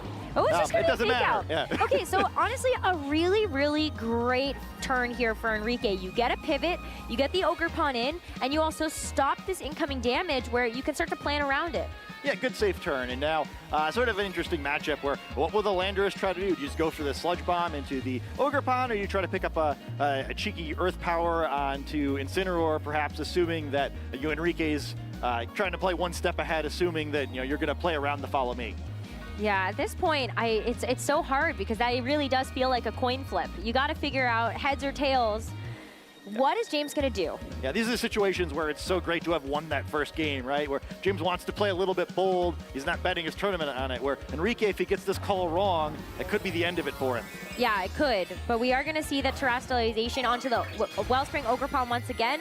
I love this play because you might be getting rid of your resist there to the Earth Power, but you do actually lose your weakness to that Sludge Bomb, plus you get this nice special defense boost. And it could really pay off in dividends here, but Wellspring Ogre Pawn is also just faster. So you're gonna get this water attack boost as well into the Landers. It's not quite enough to be able to knock it out, so this Incineroar is gonna have to take that full power Earth Power, and it just gets one hit knocked out. Oh, that's a big knockout on both sides, getting some value from the terrestrialization there, but the free Swords Dance for the King Gambit on top of the knockout from James. I think he's loving that turn. I was thinking it was a very nice, safe play by Enrique. Oh, you terrestrialize there, you avoid the Sludge Bomb being super threatening, but doesn't cover for the option of James just predicting that he's not going to use Follow Me, and James cashes in on a great read. It's a really good read too, because now you have this Entei in front of you, and it feels like it's so vulnerable to almost any sort of attack. This King Gambit could go for a Cowtail Cleave into either the Entei or the Ogre Pawn. It's going to feel really nice to get that big source of damage, but Sucker Punch also works great. You have your black glasses equipped. You're chilling. The Follow Me is going to negate that. Yeah, I mean, there's a bunch of things that happen here, too. I'll be curious to see what... so Sucker Punch misses. Entei opting to not go for the extreme speed. Earth Power is going to come in, do a pretty sizable amount of damage, actually. Yeah, it's going to do about half, and so it feels really nice to be able to have that special defense boost. But, oh, the Sacred Fire into the King Gambit does get that 50-50 burn. And now all that Swords Dance mitigated. Yeah, effectively just back to neutral attack and nearly knocked out for doing nothing in return. So this time it's Enrique who gets the better end of the trade. A decent bit of damage down in Ogre Pawn, but I don't think nearly enough for what he gave up. Yeah, it almost feels like that was it was a really, really big play. Had it paid off, that would have been a huge KO and just a ton of damage here for James while he was already ahead. So he can very much afford to take that risk in this current game. But it is going to have to be a safer turn here as this Landorus protects itself from an extreme speed. And this Ogre Pawn goes for the Ivy Cudgel, which is just going to go ahead and finish off this King Gambit. It was already at low HP. Had it gotten off another attack, you would be in such a good spot. James still has a couple of Pokemon in the back, though, to be able to take that King Gambit's place. Yeah, it's I guess either of the Pokemon he brings in now could help out with the situation that poor Landorus finds itself in. I think Rillaboom's probably the more likely option to threaten the fake out onto Entei or a knockout onto Ogre Pawn. Continue to pick up that situation where it's a difficult read for Enrique because you're threatening something very dangerous into both slots. I think what's tough about that, too, is that you enter into yet another sort of 50-50. Because if you bring that Rillaboom onto the field, yes, you get the Grassy Glide potential into the Ogre Pawn, but does it protect? Does Entei simply just go for another extreme speed to finish off this Landers? It would be plenty. Yeah, I think it's such a fun spot for James here. If you could find a way to connect at that Entei before Landorus goes down, you're moving on to the finals. Otherwise, the two Grass-type Pokemon on his team probably want to be out together and kind of use as the sort of synergy we saw in the last game. Predictably no Amoonguss this time after the Miscues last game, and we see a Spiky Shield from Ogre Pawn, a little frightened in front of this Rillaboom. But it's a good call because now it's just going to be a big trade here for Enrique as that Landorus goes down. James gets to switch back in this Wellspring Ogre Pawn for free and with no damage taken, but the Rillaboom is gonna get a little recoil here. Yeah, it attacks into the Spiky Shield, so another play where, both sides had to make a read, and Enrique wins again, picks up that knockout. Ogre Pawn's HP is going the wrong direction for James now, and the fake out lost for nothing. Won't get another chance of that because there's only 2 Pokemon remaining, and we'll have to see if James's Ogre Pawn can be the one who flips the direction of this game as Enrique is taking control. He is, because he still has that Flutter Mane in the back. He went for the Icy Wind earlier on in the game, but it switched out at full HP. So that is still going to be a very scary Pokemon to have to deal with. So James is going to try to preserve this grassy terrain for as long as possible, just so that you might even be able to get the Grassy Glide or a clean KO with a Wood Hammer. Yeah, and we saw how much damage that Flutter Mane did to the Rillaboom last time. The Grassy Trade's going to be very important because with how quick Flutter Mane is, it's going to be very devastating if it gets out safely. And, you're going to have to pick up at least one knockout pretty quickly with two, at least partial Grass-type Pokemon facing down Entei. And Entei's just going to play it safe for now. It is, and this is one of the reasons why having the clear amulet set is so nice, because with Assault Vest, you don't get this option of having that protect available. And so a big read here. The Horn Leech also into James's Ogerpon is going to give such a huge HP boost to the Ogerpon on Enrique's side. Especially when you go for the Ivy Cudgel, it's just going to be a huge double protect. Yeah, I mean, that could be game, right? Where we saw the combination of these two Pokemon knock out Entei last game. This time we see the Ogerpon on Enrique's side moving first and doing more than half of James's Ogerpon's health and damage there. So now, I mean, how do you cover Entei attacking Rillaboom and Ogerpon attacking its opposite number, right? Seems like a really great position for Enrique. He's done a fantastic job after the first couple turns of this game. Yet I wonder how much Extreme Speed would do here.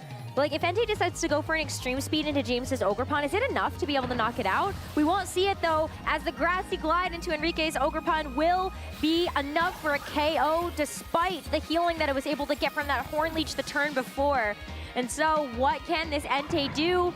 Nothing. It's just the Ivy Cudgel from James to eliminate that threat. And all of a sudden, Enrique is down to that Flutter Mane. That Flutter Mane's gonna have a lot of work to put in. So never mind, now we're back to exactly the same situation in game one. I think Enrique positioned really well there, but because that's a one-shot, then it doesn't matter that Entei doesn't, yeah. Yeah, I know. Not great. The speed can be so brutal sometimes, because in that situation, I think Entei always wants to go for something like a Sacred Fire in that position. Yeah. Maybe you get really lucky, you just get the knockout, or you're able to get that burn. But now it's just the Flutter Mane. Yeah, just not fast enough, right? Where Enrique needed one more attack, I think, with one of his other Pokemon. It seemed like he might get it, but his Pokemon doing so much, or James's Pokemon, I should say, doing so much damage that they clean up that turn with two clean one-hit knockouts, and Flutter Mane's really in a tough spot now. Yeah, it can still go for the Dazzling Gleam here, but the Grassy Glide is just a crit to knock it out in one go. And James Evans in a 2-0 is going to win this top 4 match and move on to the Grand Finals. Well, that became very decisive very quickly there, where James making some great reads, and throughout the middle of that game, Enrique did a good job trying to pull it back, but James never really got in a position where he was in that much trouble, right? Where did a great job in both Game 1 and Game 2, getting Rillaboom out at the right times. The Grassy Glide just proved to be so threatening. Again, no Farigiraf without it there to help defend his friends. Grassy Glide was just a big factor in that match. It really was, but that's why we love seeing those priority attack options on these teams, is because even if you don't feel like you have the speed or you're just naturally a slower Pokemon, you can get around that by having access to these priority attacks, which is one of the reasons why identified so early that Armor Tail Farigiraf could be a very big key piece of this matchup. Just didn't feel like it was quite right to bring into the 4 that James ended up bringing into this match. But huge congratulations to Enrique for even getting to the top 4. Got that top 32 last year at Knoxville and just outstandingly improved. Yeah, and he put a great tournament, right? I mean, getting to top 4 is very impressive, and no shame in losing to someone as good as James Evans either. I thought both sides kind of made some interesting choices where, we had Joe and Justin giving us some ideas for what the players might pick. Ended up being we never saw Farigiraf and we never saw the Gouging Fire. Yeah. I think both sides had some interesting options, and I think James's game plan for this one was just really smart, where even though, Kingambit winds up doing nothing the one game and, a few turns go the wrong way, the Grass-type Pokemon on his team just proved to be so dominant in this matchup. Yeah, it really is. And, I feel like after we've seen this set, I'm with Enrique's friends. He's going to be back for another top cut, another shot at a regional championship title, maybe even taking down an IC or getting that top cut at Worlds. But James, this is a player that has shown us time and time again that he is so hungry for these wins. He has such a deep understanding and knowledge of this game and knows sometimes when he needs a key piece to just be there to soak up damage. And that's exactly, I think, what you're talking about with the Kingambit. Yeah, I mean, even though like didn't actually do any damage, just existing on the field, taking some attacks from that Entei. There is a world where this Entei is very threatening to James's team, right? Most of the Pokemon on his side, get hit very hard by it, and all of his key Pokemon really don't want to be burned. But he was able to give up the HP on the Pokemon that were less important earlier in the game, keeping Ogerpon and Rillaboom healthy at his win condition both Game 1 and Game 2, and just picking up really clean knockouts at the right time. Yeah, I agree with you completely. I think also just really understanding the damage calculations of like, what am I going to be able to do with the speed that I have, or like the decisions that I have in front of me.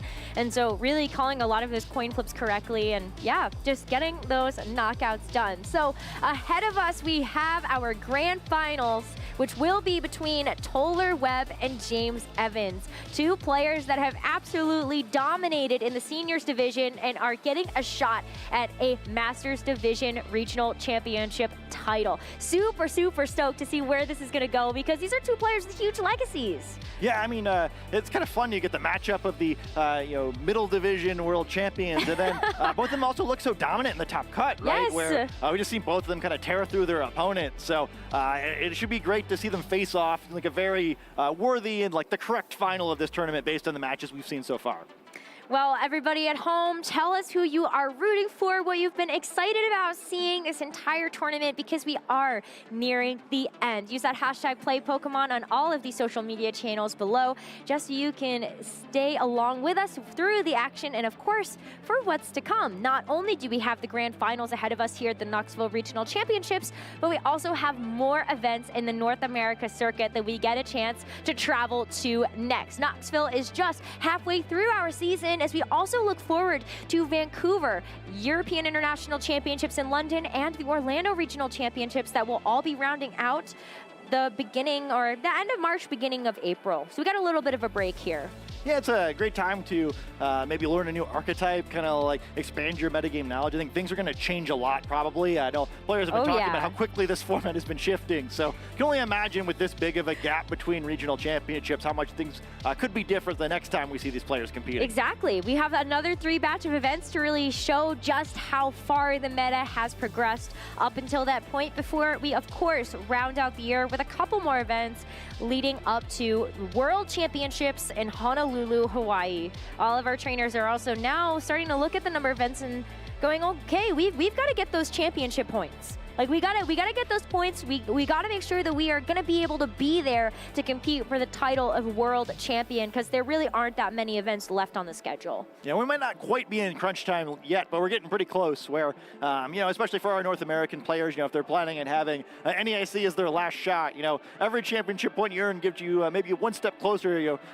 Being able to do maybe a little bit below what you're hoping for at NEIC and still getting to punch that ticket to Honolulu, right? I think Hawaii has been a really fun location for Worlds. It'll be our 3rd time there for the video game championships, and I think that a lot of players, maybe they've seen the old videos of the very early World Championships there and kind of imagining themselves in the same spot. So one that I don't think anybody wants to miss. Yes, that's such a big throwback to think about all of those videos that I've seen of everybody competing at the World Championships in Hawaii. So we hope to see so many of our trainers there, but registration hasn't opened up for London yet, so keep your eyes out for EUIC registrations that maybe will be coming out in the next few weeks. I don't know. Keep an eye out on the Play Pokemon Twitter channel so you can make sure that you are in the know about that.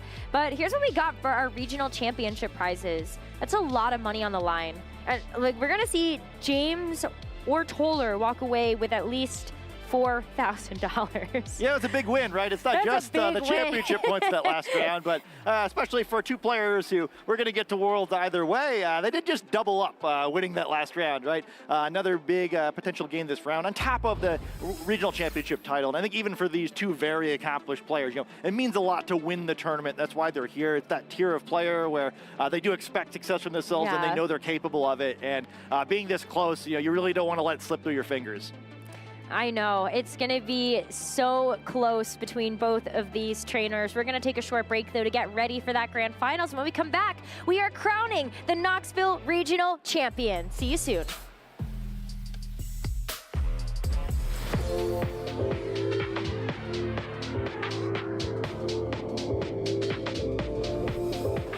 Before a big match, I just like to think of it as the same game that I've been practicing with. You know, it's really just the same as my practice games.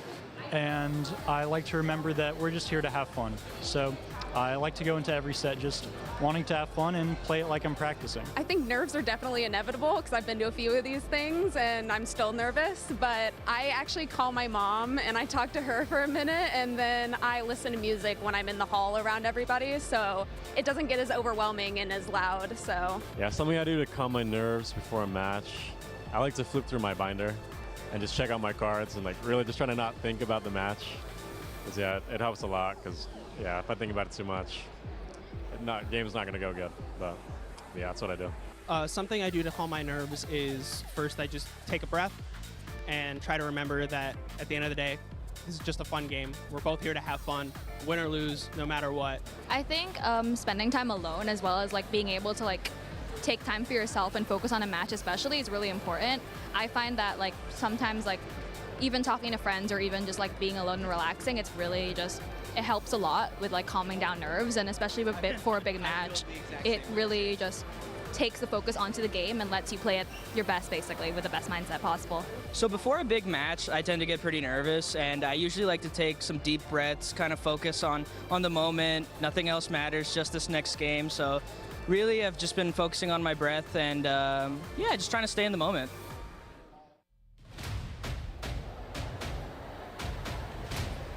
Chuppa Cross has worked so hard for so long, one of the most consistent players in North America. He's hunting for that first title, and I know he can taste it. I wanted to use the pairing of Tornadus and other strong and fast offensive Pokemon to really like overwhelm my opponents with damage. And I really wanted to opt into that priority Tailwind and just start hitting my opponent with moves like Surging Strikes immediately. Sacred Tornadus gets the one-hit knockout onto Heatran with the critical hit. I found myself maybe trying to leverage some of the defensive aspects of my team a little bit more, really trying to use things like my Fire, Water, Grass core of Arcanine, Rillaboom, and Urshifu Water, just because they have amazing synergy with Tornadus. They're great at keeping each other alive and letting you like play not only long games, but long games where you're doing more damage than your opponent can. And with another Surging Strikes targeting down that Urshifu, it doesn't even need 3 of those hits to lock in the KO.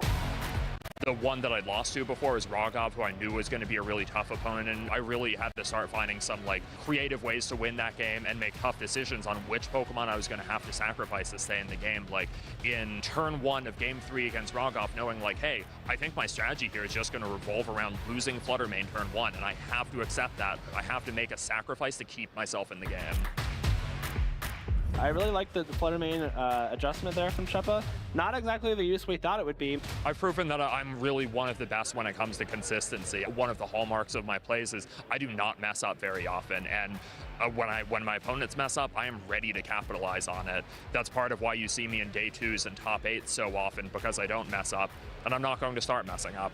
Oh, but he doubled into it! The Heatran is going down. Chuppa was just one big read away from claiming the map. I want to be one of the best in the country and one of the best in the world, and I've been chasing it for so long. It's part of why this victory after a couple of second places, as you know, even earlier this year, means so much to me, to prove that I really am one of the best in North America. Chuppa Cross gets the knockout and claims his first regional championship in the Masters division after so much hard work. Take a bow, Chuppa Cross. It's really just great to show that I can stand up there with the best. We've had some phenomenal players win this season, and I'm just so happy to show that I am one of them.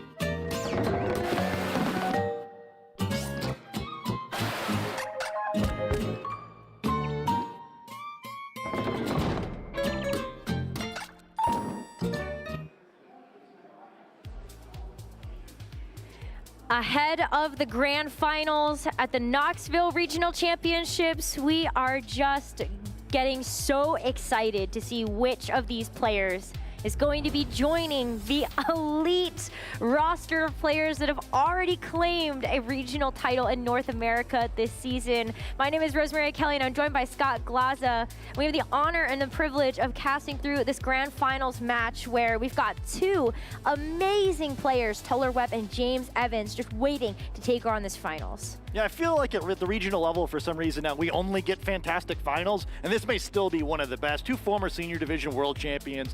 Doesn't get any better than these players. As you see their path through the bracket here, they've been dominating their matches, and yeah, it should be so much fun, where I feel like this is all built to what should be a really epic clash between two of the best players in this tournament and in the world. I think what makes this matchup also particularly interesting is that these are two teams that you might have had just a little bit of practice against, but they're piloted by players that you might expect to do some big, bold plays. And that's what really gets me so excited about how this best of three is going to go for our conclusion of the Knoxville Regional Championships. Yeah, I think both these players have gotten here and been so consistent for such a long time because they're willing to make risks. You know, they can see plays that a lot of other players can't, and they're both just so good at what they do. I'm just very excited that we're going to get a showdown between such great players in this final. Both Toler and James would make incredible additions to the list of regional champions that we have so far.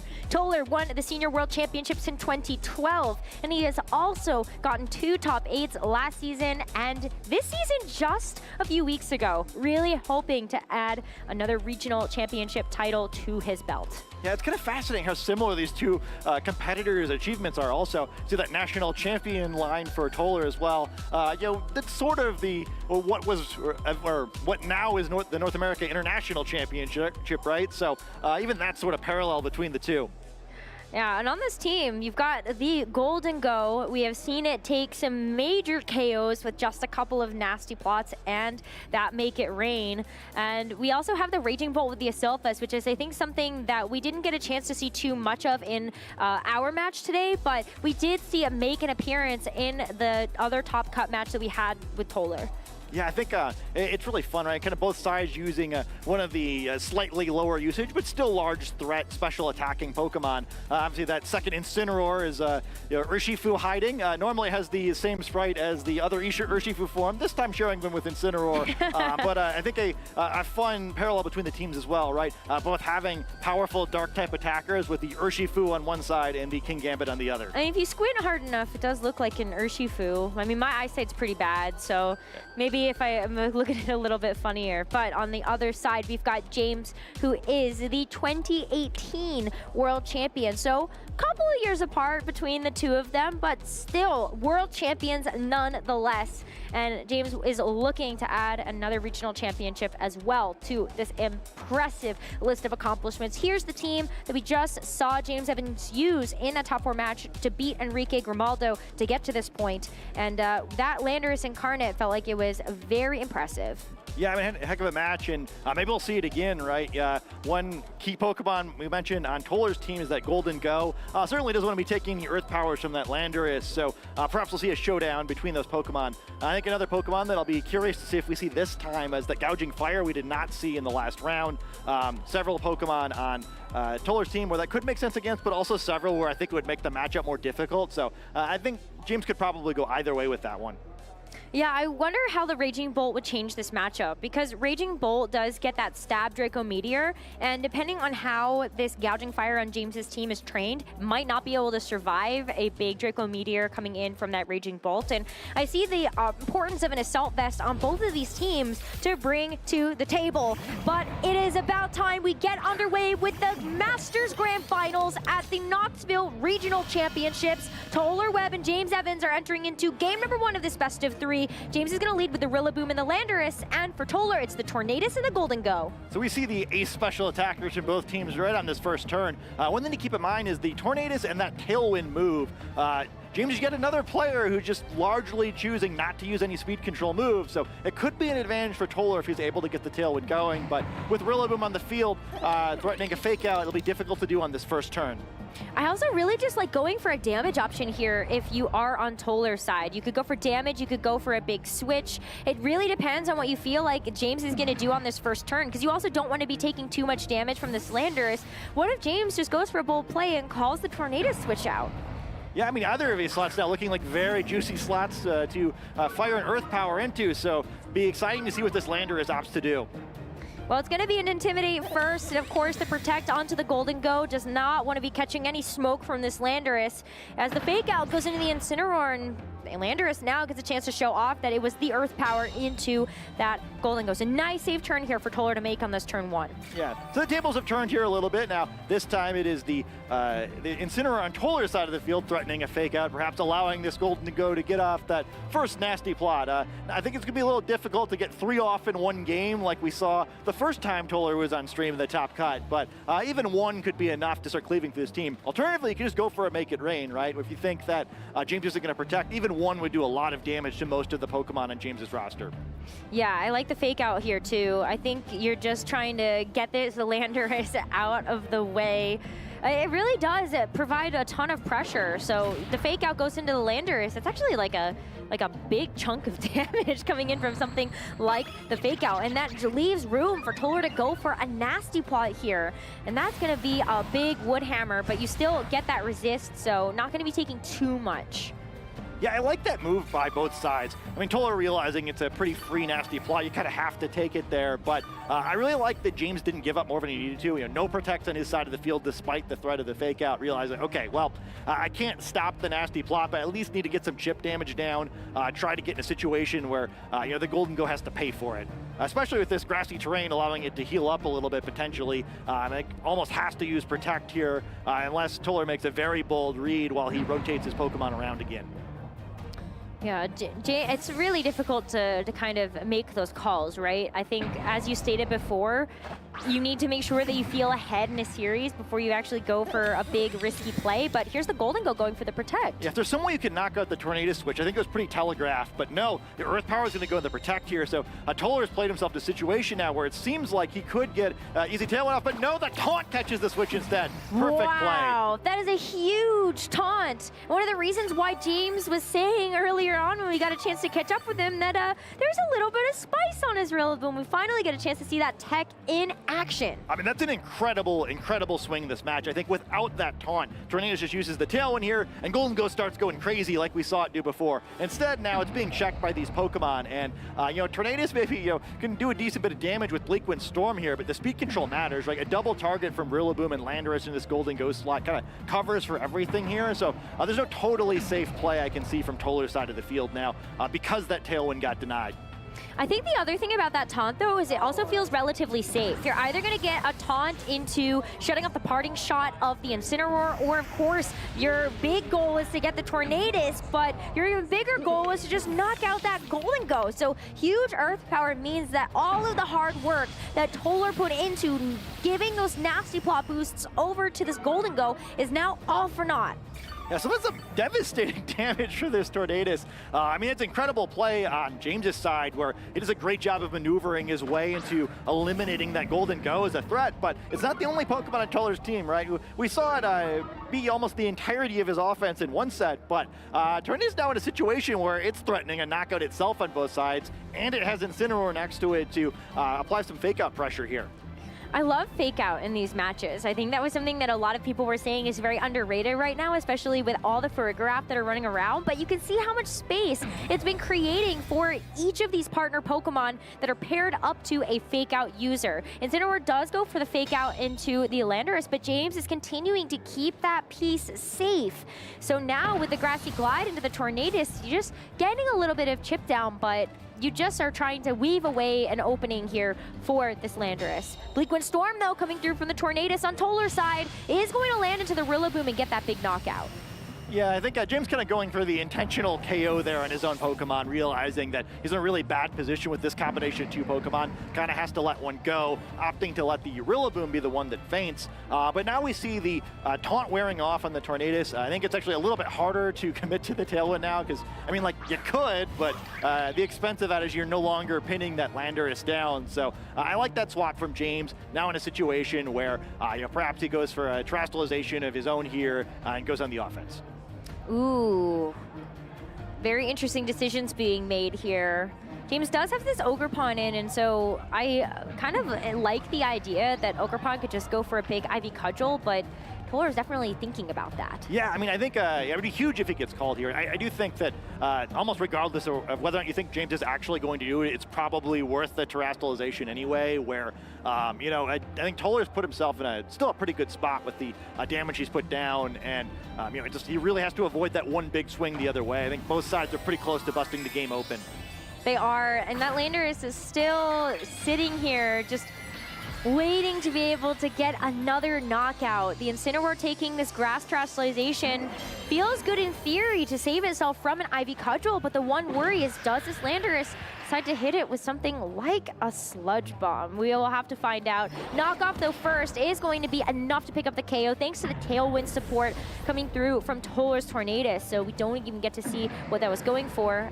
We do get a confirmation of the Life Orb, of course, but it's really about this Ivy Cudgel. That doesn't even go into the Incineroar. It's just going to be a big hit onto the Tornadus. I think it's a really nice move there, kind of just playing around the potential for what happened. Like, all right, well, I don't think there's any real chance that I'm going to get the chance to swing at this Incineroar, so not even going to try. Going to get some damage onto this Tornadus, who is still pretty threatening here, right?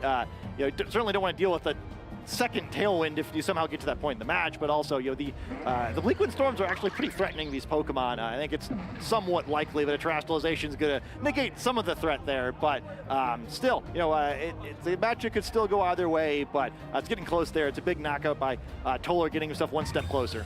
I know, James has to go for the Protect here, because while we might look at Incineroar as sort of a big support Pokemon, can also be a hefty damage dealer with something like that Stab Flare Blitz.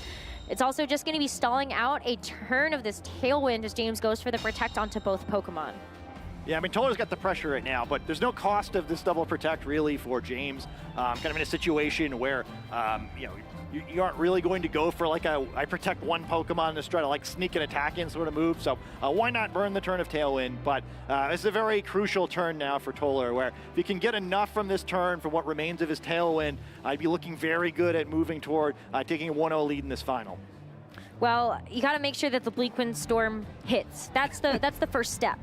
There is a chance that it doesn't connect, but based on just having that move pressure, you can get that double damage. Yeah. Meanwhile, I'd be surprised if we don't see a Terastallization the other direction, where this Incineroar might be a Grass-type Pokemon, but it doesn't know any Grass-type moves. A fully Water-type Ogerpon will be looking very good here, potentially redirecting any attacks away, and with the Focus Sash on that Flutter Mane, it would ensure that it gets through this turn.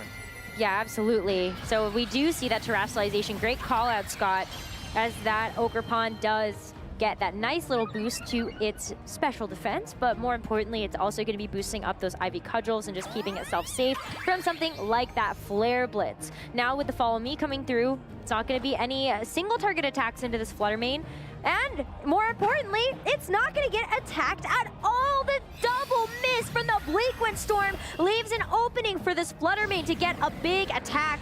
So it's going to be half HP taken from this Incineroar and the Flare Blitz into that Ogerpon. No burn. Yeah, that is a very unfortunate attack for the Tornadus there, where it really changes how things play out here. Not only you lose the damage, but also the chance for the speed drop, which could have been a big swing the other direction.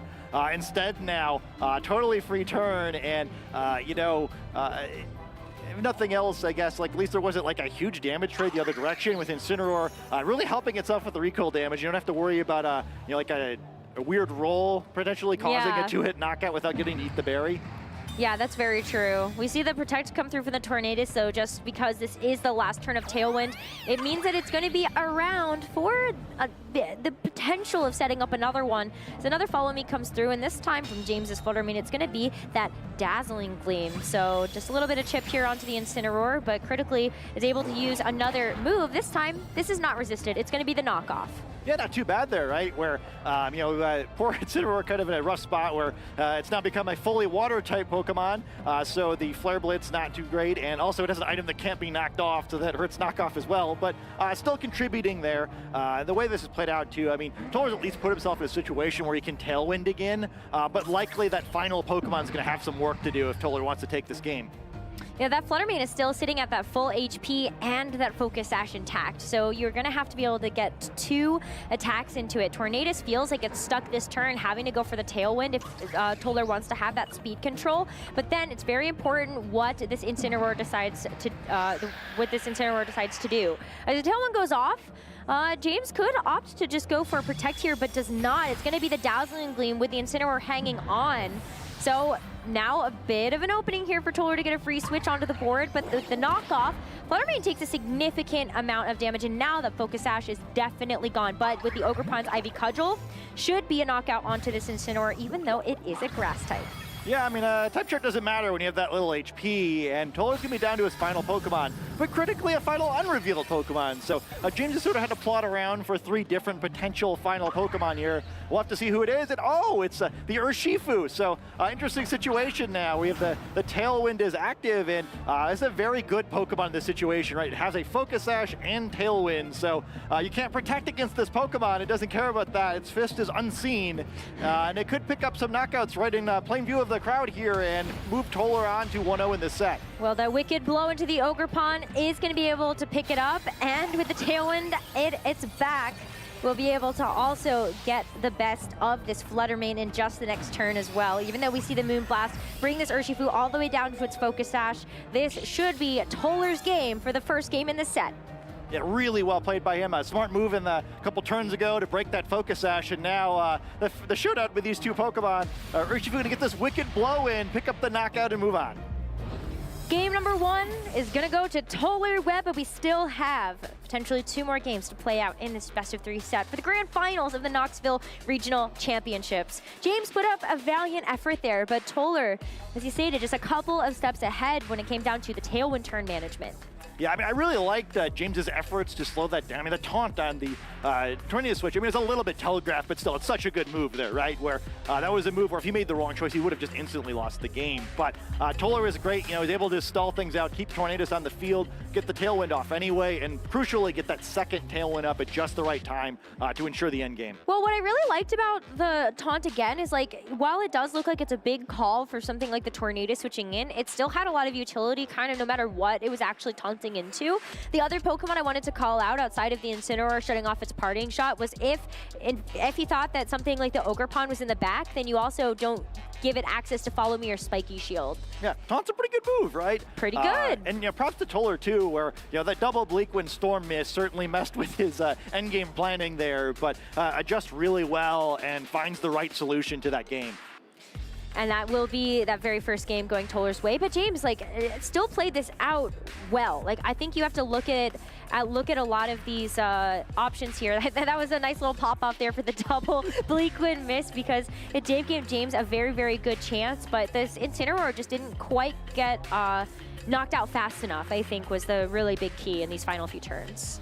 Yeah, I think so too. And I think another thing that's kind of fun about this game is, kind of props to Toler, where it looked like he let the Golden go a little bit easily.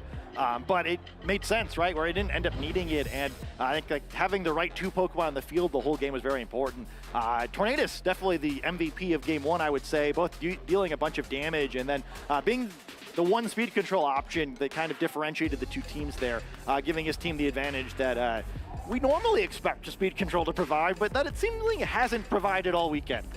Yeah, we got a good example of that coming through from Toler's Tornadus. But I wonder now, James didn't bring the King Gambit or the Gouging Fire. What do you feel like might be holding James back from bringing that combo to this match? I think it's definitely an option. I mean, I think the one thing about the Kingambit, if Tornadus is going to be such a critical player, you know, it's always fun to try to switch Kingambit into a Bleak Windstorm, hope you get the speed drop, and then make it pay for it. I think there's several Pokemon on the other side of the field that make that really challenging, though. While Kingambit would be great into the Golden Go as well, certainly not as much fun taking attacks from Incineroar, or especially that Urshifu, which I guess was already the problem. Yeah, the Urshifu was a bit of a problem, especially being kept as a little bit of a secret until the very, very end. And we've seen Focus Sash just come into play so many times to buy your Pokemon an extra turn. And especially when you're the only one and you also have that speed in your favor. Really, really great stuff from Toler to be able to lock up that game number 1. As we head into this game number 2, Toler is up 1-0 in this best of 3. So if he secures a win here, he will become the regional champion. James is gonna have to work his way back into this one. And we're about ready to get it underway. Pressure's on for both of these trainers. I think this matchup can flip so easily with one mistake. So tense moments even for these very experienced, very successful trainers. Heading into this game number 2, James is going to be leading with the Landorus and the Rillaboom, and Toler with the switch up. It's time for the Raging Bolt next to this Ogerpon. I love Raging Bolt, but I don't know if I love the position it finds itself in on this first turn.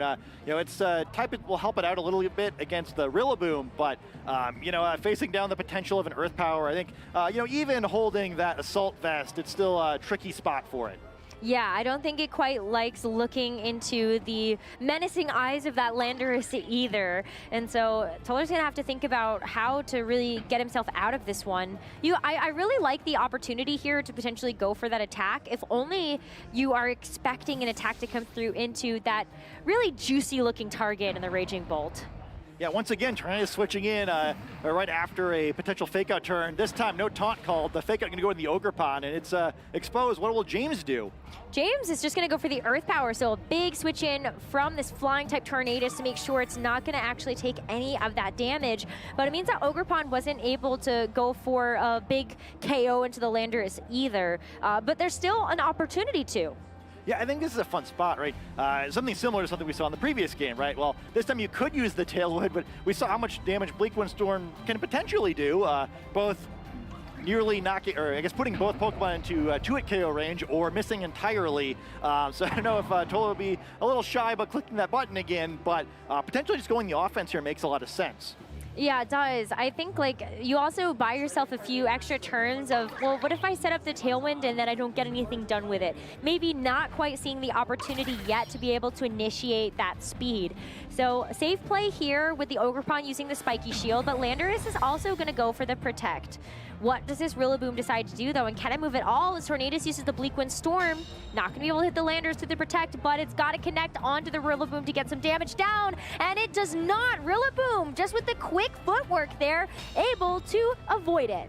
Yeah, it's this is the Tornadus that we all know, love, and hate to love, where, you know, it's great when it's great, and it is terrible when it's terrible. Toler's gonna have to ride the highs and lows with it, but, I mean, still doesn't really end up in too bad of a spot, right?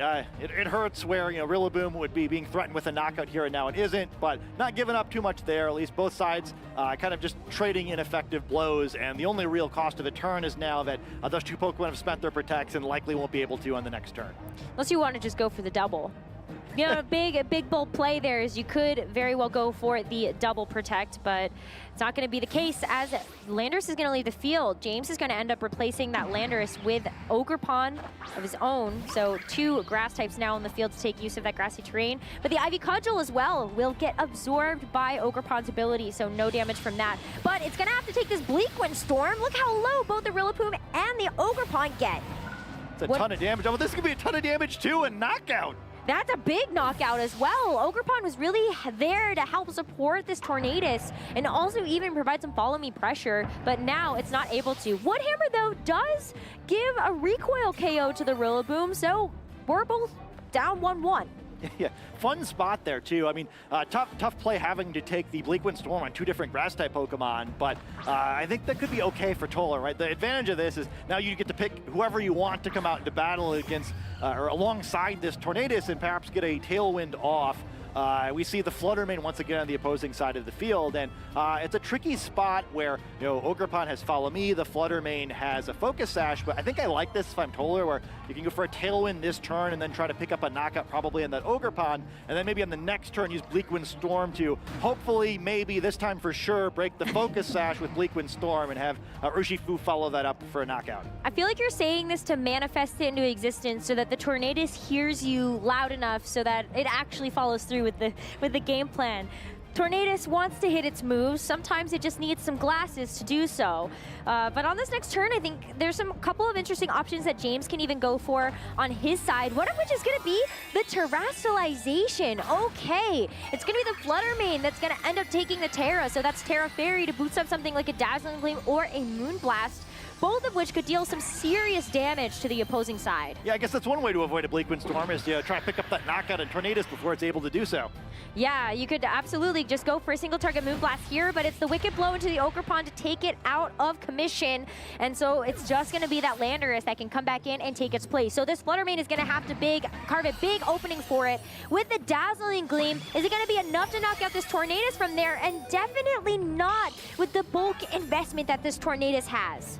Oh, that's big too. But we do kind of have an interesting situation with the remaining Pokemon, right? Like I said, the temptation to me on this turn is like, all right, you go for the knockout on the Fluttermane and then you're good. Except maybe you're not good, right? Ending up in a situation where you have Raging Bolt against Landorus would be kind of messy. Certainly not a very advantageous type matchup. So that makes things a little bit more complicated here for Toler. I think you just have to leave the Flutter alone. What's really tough about this is yes, you have the opportunity to hit it with a Wicked Blow, but because it terastallized to that Fairy type, it's going to be taking way less damage now because that is going to be not very effective. So with that type resist, I think you just have to try to go after this Landorus. This is going to be a protect onto Toler's Tornadus, keep it safe for a little bit longer, but the Landorus is going to go for the protect too. Very risky to do that in front of something like an Urshifu that has that Unseen Fist ability, so that protect is all for naught. That critical hit is going to bring that Landorus down to about a quarter, but this Terra Fairy Dazzling Gleam from this Flutter is going to be able to pick up the KO onto this Urshifu. Yeah, so I think still a great turn for James there, where you kind of have to take that damage. No attack that Landorus used would have mattered there, although, you know, I guess as it turns out, you probably get away with the substitute. I think it's just healthy enough, or it could have. You don't want to get with a Bleakwind Storm, right? That would have looked very silly if Tornadus had chosen to attack instead. But I ended up with a 2-on-2 here that I think could go either way. Raging Bolt. Fortunately for Toler, he still has the Terastallization available, doesn't have to deal with what would otherwise be a just awful type disadvantage. Well, he could just lock up the game here. You still have the Terastallization, as you said. Go give that Terra Fairy over to the Raging Bolt, and it helps be able to keep it safe from all the super effective attacks on James's side. But it also has the Assault Vest. It also has the Snarl. Great ways to be able to keep this special attack in check, but also just might be able to get the job done. Landorus gets the double protect though, and that's big. It stalls out yet another turn of this Tailwind and buys some space for this Fluttermane to get some meaningful damage down onto this Raging Bolt. The Bleakwind Storm does connect though, so Fluttermane is going to be taking about a third of its HP. Does not get the drop though, and Snarl does it connect to help with the special attack. It does. All right, that's big. I mean, this Fluttermane's still looking very intimidating. You know, still one of the strongest special attacking Pokemon around. This Moonblast is going to come down. How much damage will it do? Well, it's going to be into the Tornadus, which barely doesn't do enough. A huge survival there, but it does get that special attack drop. Yeah, I think I see Raging Bolt winking there, where it just saves its buddy Tornadus with that special attack drop from the Snarl, and that's a big deal. I mean, the special attack drop could be too, though. This Bleakwind Storm not going to do the damage it would do, and Landorus also hangs on. Landorus is going to hang on, but now you're risking it with the Draco Meteor, but even though it's not completely accurate, it's still able to find its mark. The Landorus goes down. Raging Bolt does get a special attack drop for its troubles, but this Fluttermane only has one opportunity here, the Dazzling Gleam into both. Tornadus, of course, gets picked up by this, and it's a 1v1 between the Raging Bolt and the Flutter, but Raging Bolt's got priority. Yeah, I don't know if this Raging Bolt cares, right? I mean, that little damage it just took from that Dazzling Gleam. Yeah, Fluttermane protecting, it's scared, doesn't want to be hit by that Thunderclap, but Raging Bolt is fantastic here, right? I mean, it's got the Assault Vest, it's reduced the special attack of this Fluttermane. We're seeing a Terra Fairy Fluttermane, the threat of this format that's been so high usage for so long, they just can't do anything to this Pokemon. You can do the single target Moonblast. It's still going to be a little bit of damage. It brings it down, though, by not nearly enough, as the Thunderbolt, even at -2, is enough to pick up the Flutter with that crit. And Toler Webb wins the Knoxville Regional Championships. What a fantastic run by him. Great to see a great player pick up that regional championship. And a great run by both of these trainers. We saw how good they were throughout the top cut. A very deserving winner, and we're all lucky to get to watch these great trainers face off. That was a great matchup, but you could tell just how much both of them wanted that win, but also how difficult that matchup was for both of them. It was pretty neutral. You had to weave out as many opportunities to get ahead as you could, and Toler was just able to find a couple more of those doors. Yeah, I think it ended up being a big deal. You know, the Tornadus and the speed control it provided, and also the damage it provided, except for those times where it didn't. Just so critical in that matchup. And I love how he played the Raging Bolt, too, right? Doesn't bring it all that first game, and then it's his win con in game 2. Really tough to play best of 3 against someone who mixes things up that well. Just a really fantastic set by him, and a fantastic top cut. I think the whole way through, he was basically perfect. He was. Like, that was just, like, expert performance. Take some notes. Toler was able to showcase one of the reasons, again, why Tornadus, while it did drop out of some of those usage stats, still a huge force to be reckoned with, even if you do have to ride the roller coaster of emotions that Bleak Windstorm provides. Yeah, I mean, I guess it both showing why it should be used more and why it's been used less, right? Where, yeah. But I think the way he played is probably a great example of how you get through it, though, right? Where it didn't get him when he missed some attacks, right? He had some margins. Even that last Bleak Windstorm, it didn't matter if it missed because he covered it with the Draco Meteor, right? Just kind of a bonus that he actually got the damage off. I thought that was very smart. I think another thing that you're trying to watch this match and learn from it, I gotta say, I love how well both players defended their focus sashes throughout this set. I think a lot of newer players kind of just like lead the focus sash, like, well, I can just trade attacks willy-nilly now because I know I'm going to survive that one attack, where I think both of them leaving it in the back throughout the games really made it difficult to finish off those Pokemon. Did make it very difficult, and I think the other thing that Toler did amazing in that second game was the preservation of the Terra. You lead the Raging Bolt, and right away you're looking at the board state and you go, oh no, I don't really want to be here in front of either of these Pokemon, but able to preserve that Raging Bolt long enough alongside that Terra to make sure that this Raging Bolt was going to be in the perfect position for that endgame.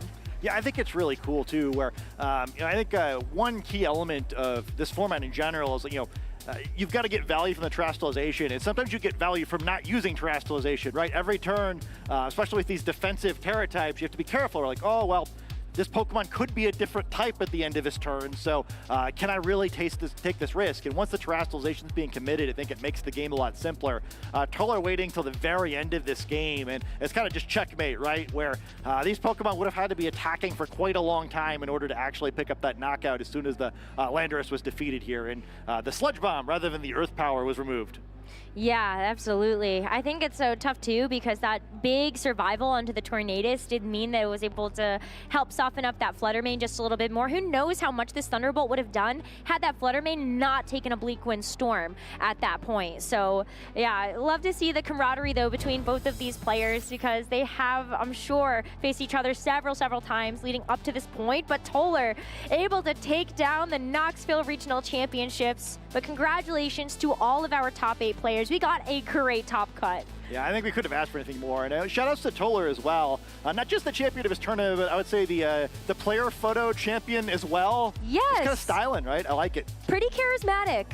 Yeah, I think so. But I think I'm really looking at that Golden Go right there as just a really unique Pokemon to have brought into this tournament. A lot of people were not really putting Golden Go on their radar. I think that was a Pokemon that absolutely took a backseat, especially seeing how much of that Landorus actually did come to this tournament. Still, though, able to work through those matchups and find a way to be able to win this regional. Yeah, I think it's going to be yet another regional championship that really sends players back to the drawing board a little bit for what they think the metagame is.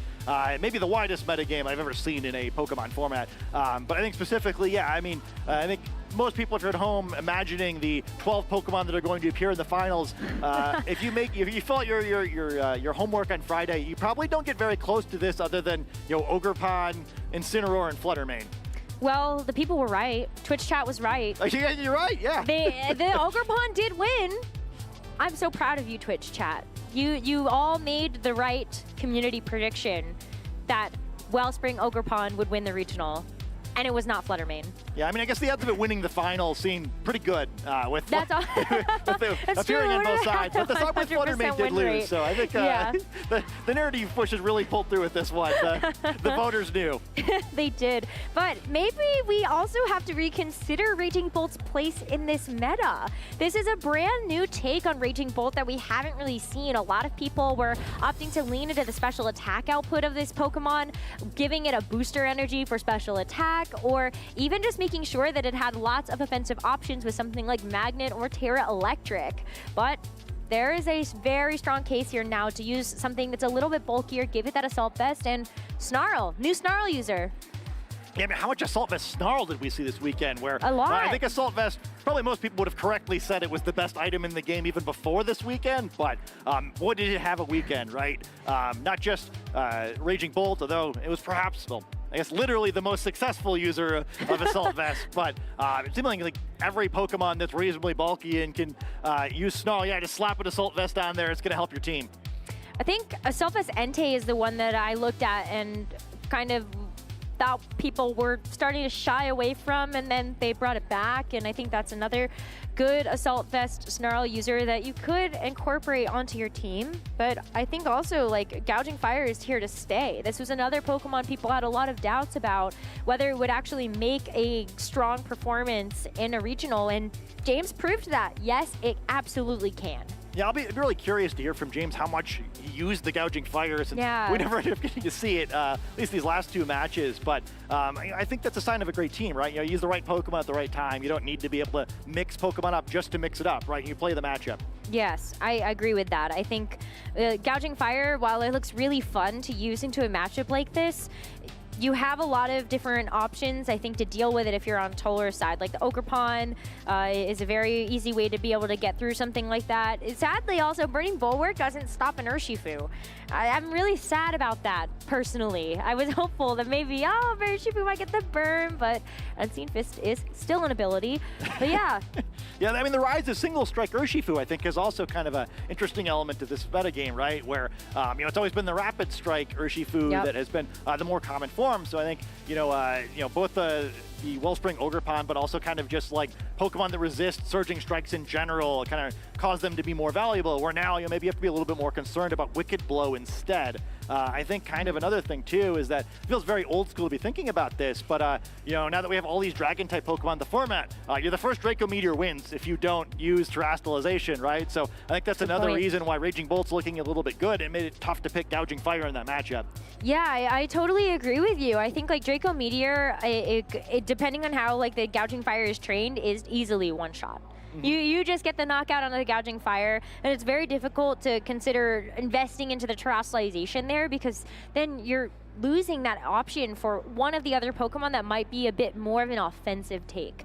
So I love the way that both of these players did approach that Grand Finals matchup, and there are definitely a lot of takeaways from these two teams, as well as all of our teams in the top 8 for where the metagame is going to move from here. We do have Dortmund next week. So all of the things that we've seen from Portland to Charlotte to Liverpool to here in Knoxville, what happened over in Australia and Melbourne, and now we have to go look at Dortmund to see where they're going to take the metagame next. I don't know where. Yeah, I think it'll be fun, right? It never stops. Seems like, there's so many different ways you can win in this format, and, maybe just team comfort's a big deal, right? I think James have been using this same group of Pokemon for a while. I'm not sure about Toler, but it felt like a very Toler team. So, I guess just play the best. Yeah, Toler did use the Iron Crown and Indeedee and Charlotte, but James did use the exact same team. Definitely some comfort, though, across the board, I think, when it comes down to play styles. But let's go celebrate our finalists at the Knoxville Regional Championship. Over with Dewey on the stage. Thank you so much, Rosemary. Thank you so much, Scott. It's been a grueling 2 days of battles here at the Knoxville Pokemon Regional Championships. We are down to our final 2 players. Of course, the finals have already happened. Let's go ahead and give it up for your Master Division finalist, James Evans.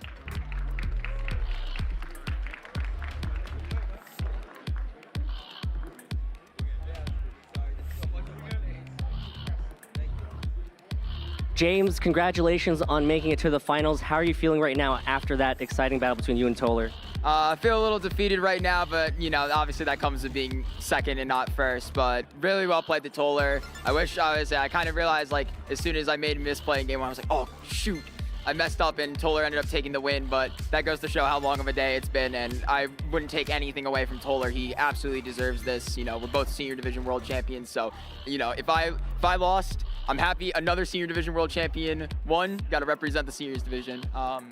Yeah, just congratulations again once to him. Does getting second place here make you more motivated to do well at future events that you go to? Absolutely. I say, if you know me, I've been chasing this regional win for, what is it, like 5 years now in Masters. I have gotten close twice, both actually in Scarlet and Violet. And I know, sometimes it's just not your time to win, but I know eventually it's gonna happen, and I hope everyone's there for it. Second place is still nothing to scoff at.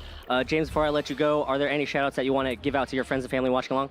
Absolutely. I couldn't do this without my family. Mom, Dad, I love you so much. My sister, my grandmother, just all of my friends. Thank you very much, so much for helping me through everything. I don't think I would have ran this team if I wasn't confident or if they didn't give me the confidence to do it. And to my grandfather, I hope you're watching, and I hope you're proud of the person I'm becoming and I'm trying to be. Thank you so much, James. Congratulations on second place. Congratulations again. Give it up for James Evans, everybody.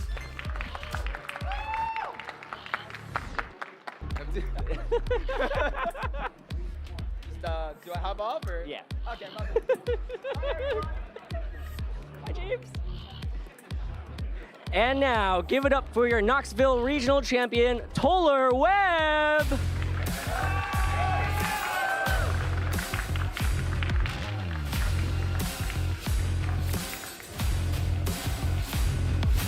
Toler, congratulations on this regional championship. How are you feeling right now? I don't know. I did not think this would actually happen. I had no expectation of it happening. My preparation was kind of mediocre. I didn't get to prep matchups. I didn't think none of this was what I expected it to be, I guess. But you're here now. You've won this regional championship. Congratulations. Can you give us a little thought process into that matchup going against James Evans? It was really hard. He beat me soundly in Swiss. There was no contest, aside from the Shadow Ball crit on Golden Go. Golden Go, I'm sorry. But he crushed me in Swiss, and I was sitting there thinking while I was watching his top 4 match, like, man, what do I even do against this guy? And I tried for all those tricks that you saw in game 1, and I saw the lead with Rillaboom Landorus, and I had my Golden Go, and I was thinking, oh, the plan was he'd let Flutter Lando. I was going to Tailwind, make it rain, get Chip, win with Water Pond, or win with Dark Ursh. But it was Rillaboom Lando, which changed everything. I was like, oh, surely now I can switch an instant, get a fake out, get a plot, switch back in toward, get a Tailwind. And I calculated 3 turns out, but I missed the 4th turn where he was going to go for taunt to stop Parting Shot, and walked into it. So that was a big mistake, and I got a little fortunate in the end game that Incineroar got a chance to knock off the Flutter Main. Can I ask you a quick question about a sequence of events that happened in game 1? Sure. You had set up your Golden Go to get the nasty plot, and then you were kind of in prime position to allow that Golden Go to try to start making it rain, but then again, that Rillaboom taunt landed in that corner spot before you could Tailwind. How did that impact the rest of your strategy, and how did you recover mentally from that? Well, yeah, it's awkward to run into a situation where you just miscalculate so egregiously right away, turn 1 of finals. And you think you're on your game and you mess up like that. What my mantra has been through this entire tournament and through actually Charlotte as well, like if I'm backed into a corner, I gotta fight. So I'm not gonna quit just because I make one mistake. And the way that I saw it was, look, he's bringing 4 Pokemon that get hit by Bleak Windstorm. I'm gonna start gambling. We're gonna throw out the Bleak Windstorms, and lo and behold, I missed a bunch of Bleak Windstorms. But that's why you don't run Tornadus. But I think actually my Torn missed more Bleak Winds than it hit this tournament. But I've been telling a lot of my friends who play Tornadus, like, you play for the distribution. You don't play for the individual moments, and you should always prepare for it to miss. And I maybe should have lost that game, but I had odds if my opponent misplayed a little bit, and I got a little lucky after I'd missed the Bleak Windstorm. So, it was just, it happened, I messed up, keep going. One of the goals that you set that I talked to you about in our interview backstage was you just want to play beautiful Pokemon. Do you feel like at this regional championship you played beautiful Pokemon? Game 2 against James, I was extremely happy about. Game 2 against James, I was extremely happy about. Game 1, I was disappointed by. I think there's some, as implied by the fact that I keep talking about it, right? I think against Luca, I was extremely happy. In Game 2, the cudgels, as long as I'm hitting one of the Bleak Winds in those circumstances, I know I'm going back to top 4, this is probably weird for stream, but as long as I'm hitting one of the Bleak Winds against this Ogerpon, right, like the cudgels are free, even if you follow Mies. So it was one of those situations where I saw 4 or 5 turns out, okay, this is what has to happen, and if I get, you know, the average of Bleak Wind hits, I'm going to win anyway. He can't Horn Leech and follow me in the same turn, right? So recognizing that felt very satisfying, and I was really happy to show that for stream. Thank you so much for sharing that with us, Toler. One last time, any shout outs to the family or friends watching along right now? As always, my mom, my girlfriend Casey. Yeah, you're laughing, but I wouldn't be doing this without her. She encouraged me when I was ready to quit the game in like 2013, 2014, 2015. She kept pushing me. So I have a lot of gratitude to my mom, a lot of gratitude to my girlfriend Casey, who's really like fought with me through all of my downturns and my negative attitudes and my fears for myself and my anxiety. This is a win for her as much or more as it is for me, in my opinion. I apologize. That laugh was more of a reminder of myself when you said that you forgot to thank your mom in the previous interview. So that's what it was. Toler, thank you so much. Congratulations again on this regional championship. You played exceptionally well this weekend. That about does it for us here in Knoxville. Let's go ahead and throw it over to the lounge for the wrap-up. Take it away, Sierra. What a great interview, and honestly, what a great finals it was here in Knoxville. I also love the fact that we have back-to-back regional champions here in NA who were world champions. Kind of like if you win the world championships, you might be pretty good at the game. Just a little. I mean, it's like maybe a good indicator. I'd say so. Yeah, yeah, pretty good. It's really nice too being able to see through these tournaments and stuff just how much the community and how much that support means. Even both players here that made it to the finals, talking about the people and the support that they've had along the way. I feel like that's really special about this game and something that's kind of unique when you see these runs. Of course, I don't think anyone gets to where they are in BGC without a little bit of help, without a little bit of, you know, practicing, team building partners, even just the community aspect, the camaraderie between players. Even if that's all you get from being at this tournament, it's certainly worth it. I feel like we got a chance to see so many amazing group photos on all of the X posts that we featured on stream. Just all of the words of encouragement that we got for our players that were going through those top 4 matches really does speak volumes to the type of community that we have here. It's special. It's a lot of fun, so definitely grateful for that. But of course, it was a competition, and looking back at the top Pokemon that were paving their way through that competition here on day 2, I mean, hey, we got to see that Raging Bolt. I know it's definitely been the talk of the weekend, as it has been for a couple of events now, but hey, it's doing pretty A-okay. We got most of these top 12 actually in that grand finals match. We're only missing a couple of them, but we did end up seeing the Ogerpon, the Fluttermane, Incineroar, Single Striker, Shifu, Raging Bolt, yeah, actually, just they're almost all there. And I will admit, I was not a Raging Bolt believer back in Portland when it was first legal, but I know it's won 2 of 3 North American regionals now, so I will admit Raging Bolt seems to be quite strong. I've always believed it's been S tier. I've always believed it's been S tier design. I've still been holding out on the rest of it, and looking at our caster predictions, you can kind of see the trends in that. I feel like, too, we are at a point where there is some wacky stuff that is still going around. Do not get me wrong. Got to specifically call out Len there with that Garchomp, but I think we're kind of stabilizing with a lot of the things that we're seeing, as evident by the top 12 and the Pokemon that were making it. Though I do have to say, Gouging Fire, even though that has also been the talk, it's all the prehistoric paradoxes that are the talk of the town here, but it definitely did have a very good showing and runs here in day 2. For the most part, I actually feel like we all kind of fudged our predictions. Actually, like I feel like we were all going with some of the more out-of-the-box picks than we would have expected to see after the last couple of regionals, but it really felt like things kind of strayed away from maybe those expectations. Like, I don't know, for me, Blood Moon or Ursaluna felt a little bit lackluster in particular, and then, yeah, Ting-Lu and Porygon 2 didn't quite pop off as much as I would think that they would. It made top 8. Yeah, we had one in top 8. That's so good.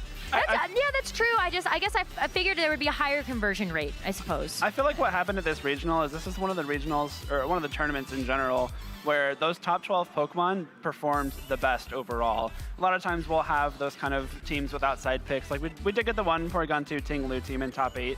But for the most part, those top 12 Pokemon just dominated top 8 and the rest of the tournament. And talking of those top 12 Pokemon, when we have our community prediction bracket, it was pretty funny because my issue with this bracket is Fluttermane's on the graphic. It's always going to win. And not only did Fluttermane lose, it also did lose in that day 2 usage, that top 1 spot to that Wellspring Ogerpon. And honestly, what we've gotten to see from the competition today for the Wellspring Ogerpon, that was definitely a deserved victory.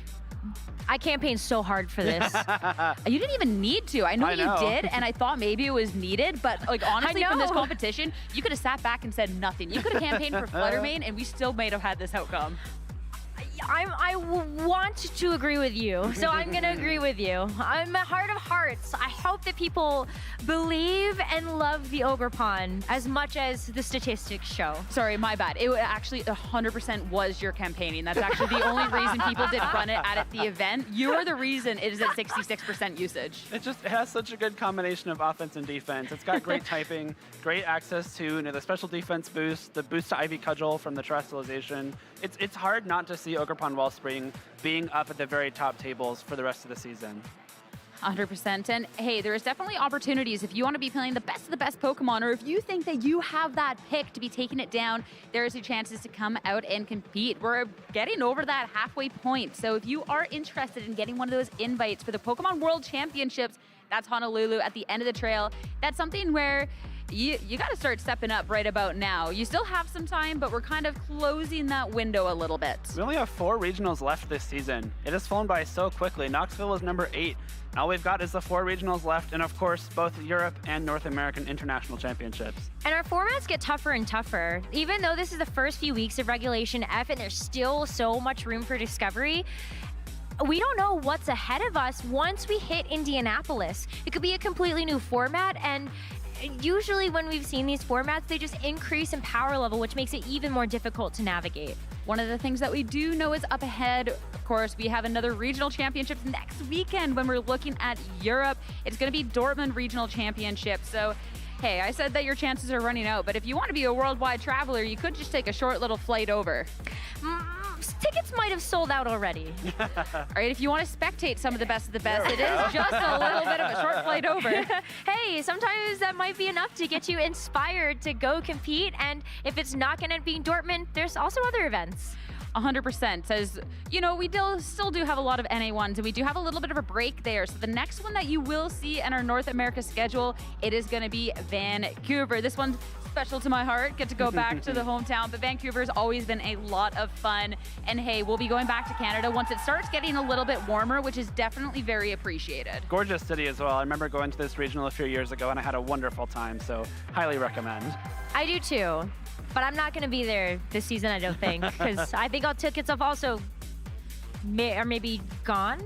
I don't know. I don't remember, but you should follow our channels so that you don't miss those tickets. There's a lot of places you can follow the channel as well, of course. Not just for where you might be able to find those tickets, but specifically, too, if you're looking out for the broadcast and other news that Pokemon has, you can follow on a variety of platforms. And, of course, #PlayPokemon when you are watching the regional championships, and you can have your posts featured. Let us know if you're competing, anything else. And make sure to be following on Twitch and YouTube so that you are notified to all of the upcoming broadcasts so you can be tuning into Dortmund next weekend. But that's about it for us. Any final thoughts on the day?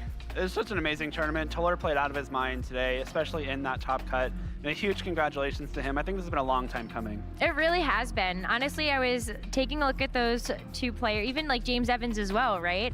I'm like, oh, both of them. Oh, surely, like, no problem. They've already had regional championships probably several times over at this point because they're that good. And I think that grand finals really showcased that. And we had a very, very strong top 8 this weekend. Congratulations, of course, to those competitors, and most congratulations for Toler, not just for winning, but also unlocking a new player pose that we'll be able to see on our next championship graphic. But that is for us today. Thank you so much for watching on behalf of me, all the casters, and all the production, and we'll see you real soon.